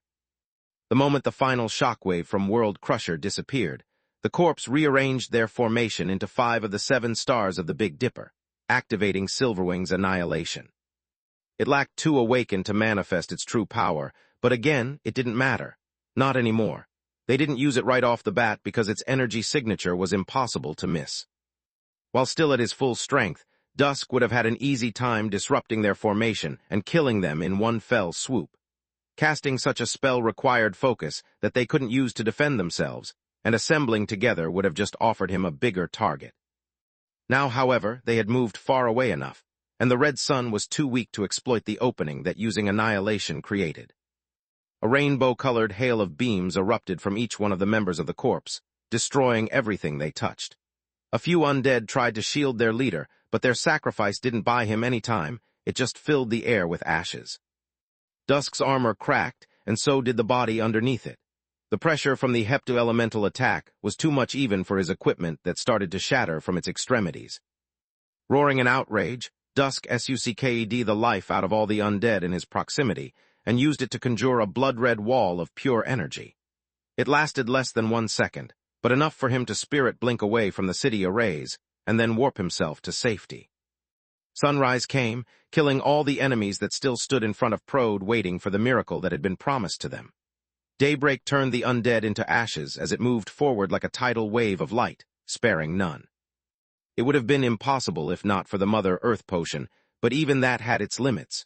Just like invigoration, every time it replenished their strength, Mother Earth lost part of its effectiveness until it had none. "We won," Mirim said once she washed her mouth of the bile filling it. "Go back home. No celebrating, drinking, nor SCX, go to sleep immediately. We're in no condition to fight we don't know what will happen next." Space. City of Valoran, right now. The lack of royal fortress armor forced the royals and their war council to sit together in the war room under the protection of the only 2 guards they had left. The royal couple was the last line of defense, a secret weapon that had to be kept as such. King Meron wore the Seaful's armor while Queen Silpha held the sword of Seaful. One would protect while the other would attack, leaving them free to adapt their strategy according to the Cirque, U.M. stances. Together with the royals, there were their most trusted advisors, their archons, and Camilla. Gianni had brought her along to keep her safe during the kingdom's darkest hour since Balker. Silpha kept receiving updates about the situation, making the sound of the notifications that popped on her amulet the only noise in the room. No one was in the mood to talk or joke. They only wanted to know whether the kingdom would live or burn. Vaster's quick victory overnight brought many smiles upon their faces, and when the corpse repelled Dusk as well, the people in the war room stopped holding their breath. Yet no one talked. News of Manohar's battle kept coming, and they weren't good. If Belias fell, the Griffin Kingdom and the Empire would suffer a 2-pronged attack that would weaken both countries at the same time. "Does any of you mind some music?" Camilla asked. She knew that Lith was far away playing detective, yet she couldn't stop staring at his contact rune on her amulet, afraid that it might disappear at any moment. "Quite the contrary, we could use a distraction," Silpha said, making everyone against it shut up. Camilla took what looked like a big egg with a flat bottom out of the inner pocket of her uniform. She pressed a small button making the top of the egg open and play what clearly was a love song. Chapter 1396, Downfall of the Conceited, Part 2. It was a slightly modified version of Hey, Soulmate by Locomotive. A sweet melody filled the air, making those present stare at the enchanted object with wonder. They had expected Camilla to sing or play an instrument, not to pull off the enhanced version of a rememberer. They were precious and expensive magical devices capable of storing precious memories in the form of holograms. They were well known throughout Garland, and even though they come with sounds as well, It was just a matter of adding a narrating voice or the chirping of birds. A full song and all of the instruments necessary to perform it was simply unheard of. "What is that thing?" Queen Silpha asked in amazement. "Just a trinket that Archmage Verhin gifted me for my birthday." Camilla lowered her eyes in embarrassment. Aside from the magical objects that she used for work and those she saw at Lith's house, Camilla knew nothing about artifacts. She didn't expect to raise such a fuss, or she wouldn't have taken the tuner out in the first place. Most of those people present inwardly griped at her words. Judging from the lyrics and from how expensive it was supposed to be, the tuner had to be a betrothal gift, which meant that neither the royals nor any of the noble families had any chance left to arrange a marriage between Archmage Verhin and one of their daughters. "It's a wonderful betrothal gift," Silpha said, asking the question on everyone's mind in an indirect way. "No, it's not. Also, Lith didn't pick this song, I did." Camilla blushed. She couldn't tell them that he usually listened to either very sad songs or something that seemed out of epic poems. She had long insisted before he played for her romantic or cheesy songs, and Lith had gifted her the tuner because she loved that melody, whereas he couldn't stand it. "It's amazing anyway," Silpha said, and the others nodded in agreement. "Every time I want to listen to a song I like, I have to call the whole damn orchestra. Lith could make a lot of money with it." Only in theory. The tuner had never been realized before because the forgemaster would need to be able to play every single instrument and to sing. Producing a melody required more than humming a tune. It needed to make everything flow in harmony. Lith couldn't tell a C from a C sharp, and neither could Solus, but she could extract the memory from his mind down to the smallest detail, making the impossible possible. "You're a lucky woman. My husband never wrote something this romantic for me." Silpha glared at the poor Maron, who had already too much work as a mage and a king to play music. "Lith didn't write it either. He collected several songs during his travels as a ranger," Camilla said, regretting her actions more by the second. "Weird, I'm a music enthusiast and I've never heard it before," Silpha shrugged. "Don't worry, child, such a gift requires a lot of thought. I'm certain that you too have." Another report from the amulet cut her short, bringing terrible news that made the song sound like a requiem. "Space. City of Belias right now." Outside the tall gray walls of the city, Krishna Manohar lay on his right knee as if he was in front of his mother.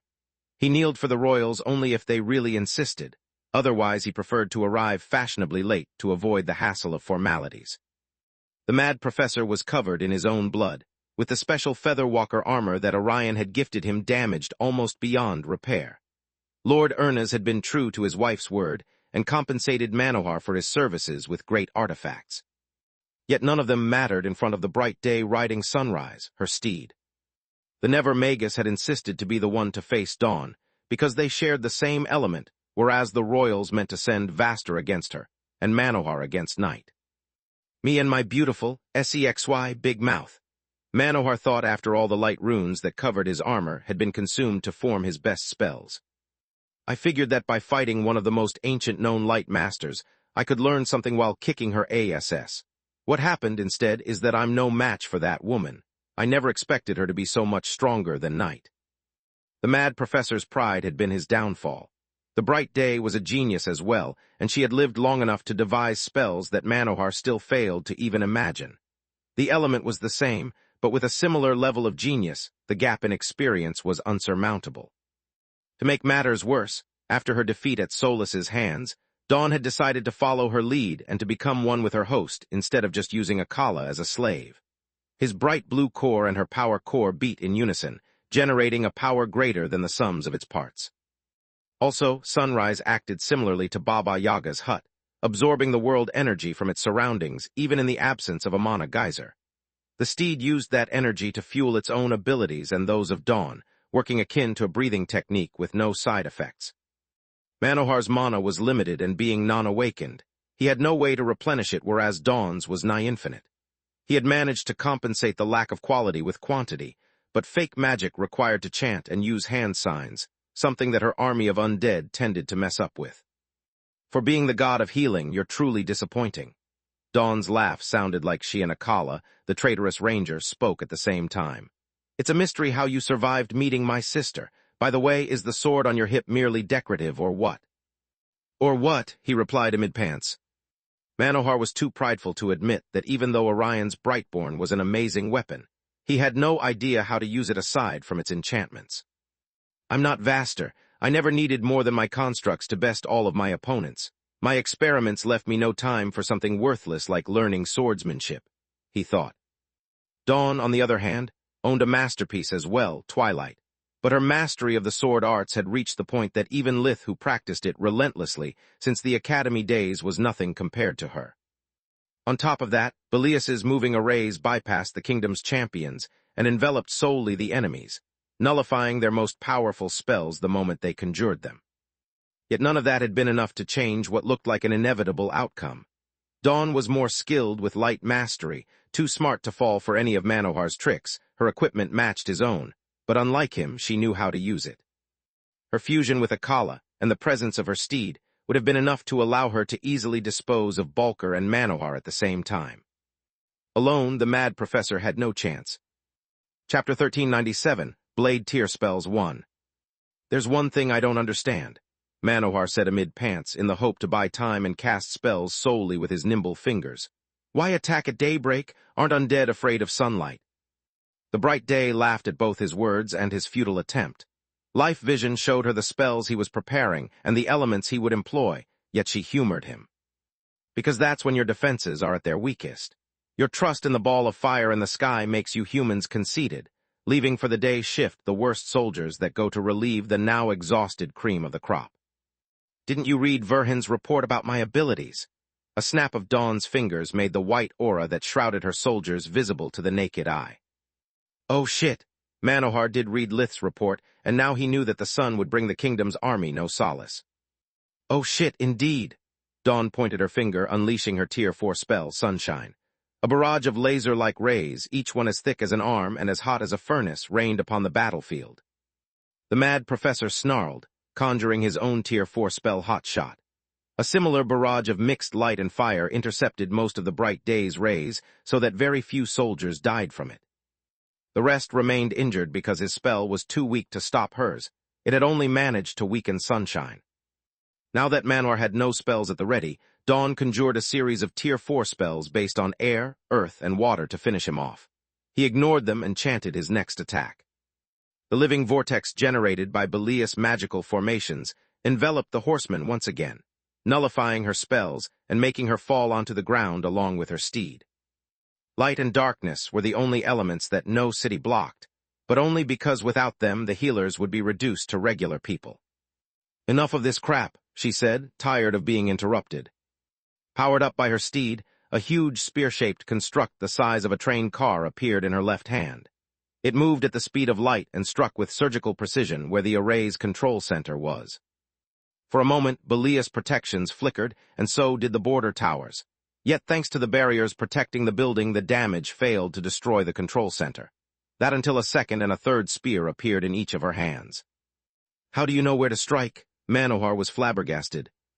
I'm not playing anymore. Read the damn report. Dawn threw the two spears while the god of healing was still casting, making the arrays crumble. Akala had worked as ranger of the Keller region for years. He didn't have the passcodes anymore, but he remembered well where every secret of the kingdom was kept, and he gladly shared them with his partner. Everyone will now suffer as you did for being unfairly treated, Dawn thought. Thanks, darling, he replied with mad fury. Now let's end this charade. Die!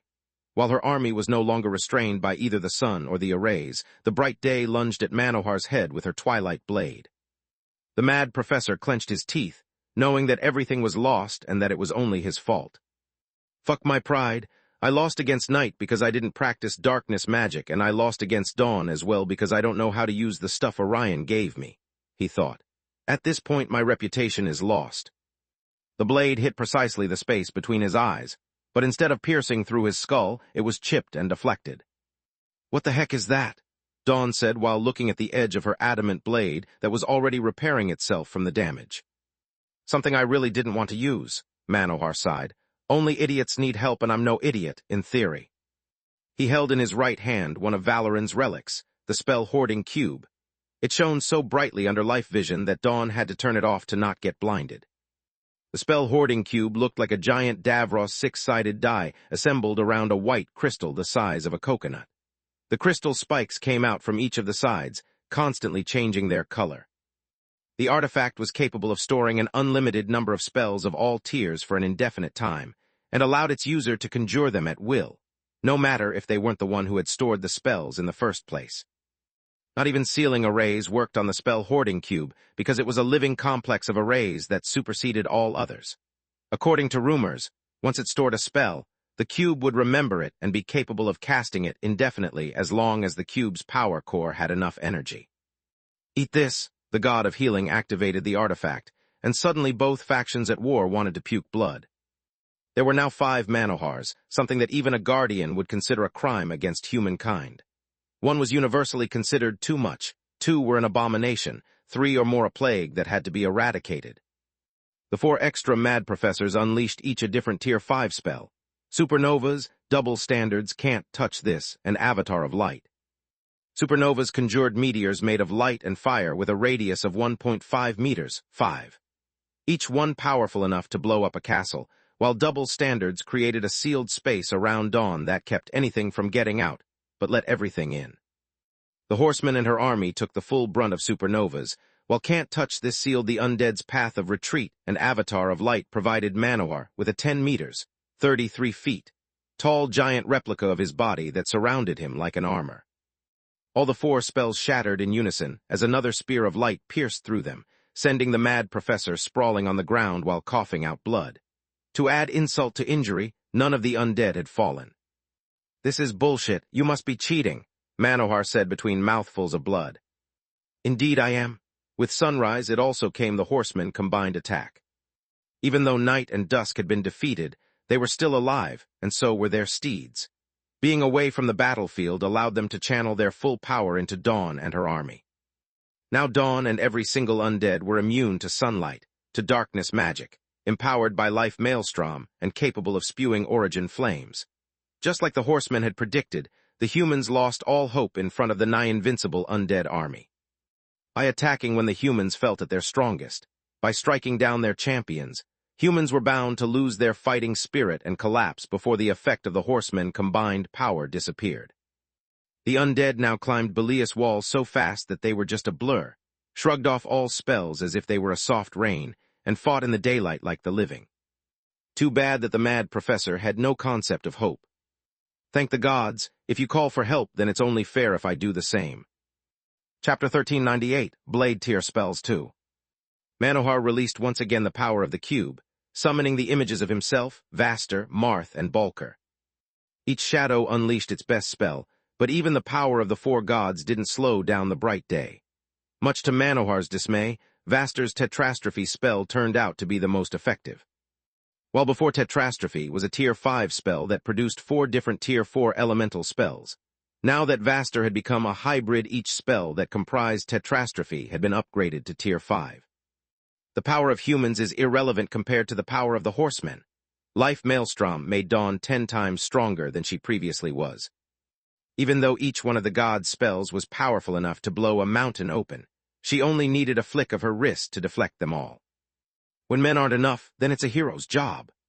Manohar had to suck his pride up for the 2nd time in a single day and recognize that maybe, just maybe, learning other elements and specializations wasn't such a waste of time after all. He tapped into the cube, calling upon the first spell that it had stored back after being created. A spell that it was forbidden to cast unless the people of the kingdom were in danger. The people, not the kingdom. Because according to Valoran, they were what made the Griffin Kingdom worth fighting for, not a bunch of lands and riches. "I knew you were a pompous jackass, but calling yourself a hero is beyond pathetic." Dawn lunged again with Twilight, knowing that even her equipment and her steed had their power increased tenfold by life maelstrom. "I wasn't talking about myself. I was just saying that it's a hero's job to do the impossible. For everything else, there are people like me," Manohar said as Dawn's blade stopped a millimeter away from his forehead and the momentum of her charge disappeared. The shadow of Valoran, the first king, had appeared in front of Manohar and held the twilight blade between his thumb, his index, and medium finger. Those conjured by the cube were supposed to cast their spell and disappear, whereas the king stopped looking at the bloodied plains with eyes veiled with tears. Manohar couldn't believe how much Valoran resembled Lith back at the academy. The first king had the same black hair, the deep-set eyes, the high forehead, and even the perpetual frown. The shadow depicted his true appearance, without the body refining. Valoran looked more like the guy next door than as a swimsuit model, but he exuded such nobility and power that both Manohar and Dawn blushed in arousal. There was something in him that made Valoran the father, the lover, and the friend they had craved their whole life. "How dare you to attack my children?" The first king's roar threw the undead behind him away from the city and back on the other side of the battlefield. At the same time, it healed the injured soldiers, bringing them back to their peak condition. "Wait, how did you do that?" Manohar asked, seeing his body healed and his mana replenished. Valoran ignored him, putting the griffin head-shaped helmet of the royal Amur on and holding the sword of Sifil with both hands. The artifacts were nothing but residual images, lost memories of the past. Yet the power the first king had left behind made them almost as good as the real deal, allowing everyone to see even the finest detail and the smallest rune that decorated his equipment. "Glory," the tip of the blade rose from the ground, in a delicate rightward arc. 2, the 7 colored white crystals on both sides of the sword lit up in unison, resonating with those on the armor and the king's white core. "The kingdom," Valoran executed one of his personal blade spells, True Griffin. Unlike normal spells that only relied on the mage's mana and willpower, the blade spell used the royal equipment to its fullest, as if every single one of their runes and crystals was a part of Valoran's body. The slash was so slow that regular humans and undead alike could appreciate its perfection, but also so masterful that it was impossible to dodge. A rainbow-colored line as thick as a hair flashed throughout the battlefield, putting an end to the war. Dawn's undead army disappeared in a giant ashen cloud as the horsemen fell to the ground, cut asunder. The king's slash had pierced through her masterpiece adamant armor, through the life maelstrom empowering it, and cutting even her crystal body in half. The horseman screamed in pain, feeling her life fading away while she did everything she could to mend the damage, but to no avail. Valoran turned toward Manohar as his body started to fade. "You are a horrible man, but since you're also the only one here, I'll entrust my message to you. Tell Sifil that I will always love her, and that letting me go was the best gift she could ever give to me." Warm tears streaked the first king's cheeks, but his voice was firm. "Sifil who?" Manohar asked in confusion. "You should know her as Tyra she is." "Tyrus who? I need a last name, pal. The only one I know with that name is a bothersome prick." Manohar cut him short. With no mouth left to speak, Valoran did the only thing a reasonable man could and gave the mad professor the finger. Without the arrays protecting Belias, Baba Yaga managed to arrive in the nick of time by following the blood link that she shared with all of her firstborns. "By the Great Mother, what did you do, you foolish child?" Sunrise was fine, but Dawn's crystal core was shattering as she spoke, forcing Baba Yaga to employ creation magic to save her. Manohar mistook the flashy spell for an attack, and the chicken-legged hut betrayed the Red Mother's identity more than any spell could. "I'm not holding back anymore. I want to go home, lady, so stay the heck away from me." The mad professor conjured another sealed spell in the cube, Valhalla. "Magur Almighty have mercy." Baba Yaga shuddered in fear as the shadows of the entirety of the first king's guard appeared for the first time in almost a millennium. Valoran was back, but this time he had brought along the 4 people that back in the day had helped him to unify the scattered lands and give birth to the Griffin Kingdom. Juria had been an army sergeant before joining him. After the end of the war, Valoran had bestowed upon her the name Ernaz, and she had founded the Knights Guard Corps. She was a brown-haired woman, 1.8 meters, 511, tall with a muscular build that vaguely resembled Floria. After Lakra Silverwing had spread her legacy, Juria Ernaz's personal spells had become the foundation of the Mage Knight specialization. She had invented the full guard spell to always be where her liege needed her to be. The version taught at the academies was nothing but a pale imitation, since only a bright violet-cored individual like her could cast the real deal. Agram Jernov, a battle-hardened assassin who, after hearing the wannabe king make a recruitment speech, had gotten tired of his life of crime and solitude. Chapter 1399, When All Are One. Jernov had slaughtered everyone in the underworld that knew his face before following Valoran. He was a short, blond man, barely over 1.5 meters, 5, tall with a baby face. Even after the king had awakened him, Agram had refused to learn magic for a long time, favoring the abilities he had trained his whole life over some improvised skills. Even though Valoran had bestowed upon him the Myrock name along with a royal pardon to cleanse his rap sheet, the Jernoff household still had its place in the council. The hidden assassin specialization that Nana once took had been derived by recreating his personal spells with Silverwing's legacy. Among the many things Gianni had inherited from him, there was the ability to take down men twice her size with one hand, the same Ogram had even before awakening. Firewall the Hydra, master of all elements. She was renowned for her beauty, her rainbow-colored hair, and for having laid the foundations of both the battle mage and war mage specializations.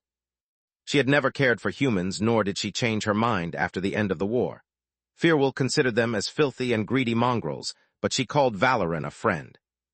She followed him to make sure that his good heart wouldn't be his downfall, since Tyrus would protect Valoran the man, but she left the future king to bear the burden of his own decisions. Tessa the Dryad, who would evolve into a Titania during the war. She taught her companions how to respect Magur and was the first master warden of the kingdom. Both the warden and the high master specializations came from her. At night before a battle, she would walk as silent as a leaf carried by the wind and as deadly as nightshade. Tessa would poison the land and the water, cleansing them only after her army occupied them. She considered the living and the dead to be the same. It took only so much to turn them both into an excellent fertilizer, putting useless trash to good use. Tessa followed Valoran because he didn't promise her a utopia, only to do the best he could to protect the forests from the greed of man. He never lusted her body, nor did he lie to her, and that earned him more than her loyalty. It earned Valoran her respect. Seeing their faces almost moved Baba Yaga to tears, but her survival instinct kicked in, leaving no place for nostalgia. She instantly recognized the When All Are One formation that had almost killed her and destroyed her tower during their first meeting. It was Tessa's original spirit array that allowed them to share their minds, their skills, and even their powers. The Red Mother back then didn't lose because she faced the 5 founding heroes of the kingdom. She lost because the When All Are One formation made them into a group of 5 7-headed hydras with a white core, and a body so powerful that it would put a dragon to shame. Baba Yaga had come out alive only because Valoran had stayed his hand and took his time to talk to her. Once he had discovered that the reason why she was there was to protect her children from the humans, the king had let her go with his apologies. The humans blamed the undead for the famine and were trying to exterminate them, yet Tessa was the one behind the plague that made crops rot. She had done it on Valoran's order to turn the tide of a battle that would have lasted months otherwise. He knew that waging a war was a dirty job, but Valoran hated to cause the suffering of innocents, no matter their race. Before the spirit array fully formed, Baba Yaga warped away, bringing her daughter with her and doing everything she could to save her. Dawn was still alive only because True Griffin had cut a corner of the crystal core, and thanks to Akala. As long as a cursed object had a host, they could sacrifice them to heal any kind of wounds, since their energy signatures would become identical. A host was akin to an extra life to a horseman, a disposable tool that yet Dawn refused to let go of. It was the reason why she had survived Sinmara's attack, and yet now she was in so much pain. Sacrificing her old host had given her the power to resist even the Elder Phoenix's best attacks, forcing her to seal Dawn instead of destroying it. Please, Mom, save him. I'm finally changing. I'm finally learning. Akala makes me more than I've ever been. The bright day said amid gasps of pain. Shush, child. First, I'm going to bring you back to health, but after you've recovered, I'm going to kick your ass big time. From the top of the strongest mana geyser she knew, Baba Yaga used her considerable skill to fulfill her daughter's wish. Meanwhile, on top of Valoran's castle, Tyrus wept tears of joy at the sight of her long-lost love and friends. Salark was there as well, offering to her fellow guardian her embrace and support. Salark noticed that there wasn't grief in Tyrus's heart anymore and rejoiced for it. Ilium Balker, instead, felt incredibly awkward looking at the two women's intimacy, yet he was also amazed by the events he had just witnessed by sharing Salark's eyes. He had no idea why the overlord of the Blood Desert had brought him along, but he was certain that there had to be a hidden meaning to it. My liege, I don't mean to ruin this moment for you two, but why am I here? He asked. I brought you with me for the same reason Ligan always has Milia accompanying him, to teach you something, and because human history needs a human witness to be properly passed on, Salark replied. A guardian's perception of events is so different from mortals that our chronicles are shallow at best. What do you mean? How do you feel after watching Valoran's fight? The Overlord knew that answering a question with another question was rude, but it was the only way to make Balker understand. I'm shocked out of my brain. He was simply amazing, a true god of the battlefield. What he did with his equipment was completely unheard of. Also, I'm a little disappointed because I remembered him to be much more handsome in portraits. No offense, he replied. None taken, Tyra shook her head. Do you know what I felt instead? Nothing but nostalgia for my old friend, Salark said. What you call amazing is trivial to me, and with my knowledge, what Valoran did with his equipment is just a parlor trick. As for his appearance, I still find him one of the most attractive men I've ever seen. What, how? I mean, even I'm much better looking than that? Balker was flabbergasted. Do you really think that after centuries of life, after gaining the power to alter my appearance and that of others at will, I might be attracted by a mere empty shell? In the span of a few seconds, Salark shapeshifted into countless men and women. Some were beautiful, others hideous, yet all of them retained her charisma. Chapter 1400, When All Are One Too. When someone lives as long as we do, the only thing that matters is the content of someone's character. Valoran was nothing but a poor farmer-turned-soldier who spent the first part of his life struggling to have 3 hot meals a day. Do you really expect someone coming from a hard life to be handsome and well-built? What you saw in paintings was the result of body refinement and not what brought Tyrus to him. The only thing that mattered was his heart. Seeing that something ethereal like character didn't get through Balker's thick human skull, Salark sighed. Then she gave him a practical reason to believe her words.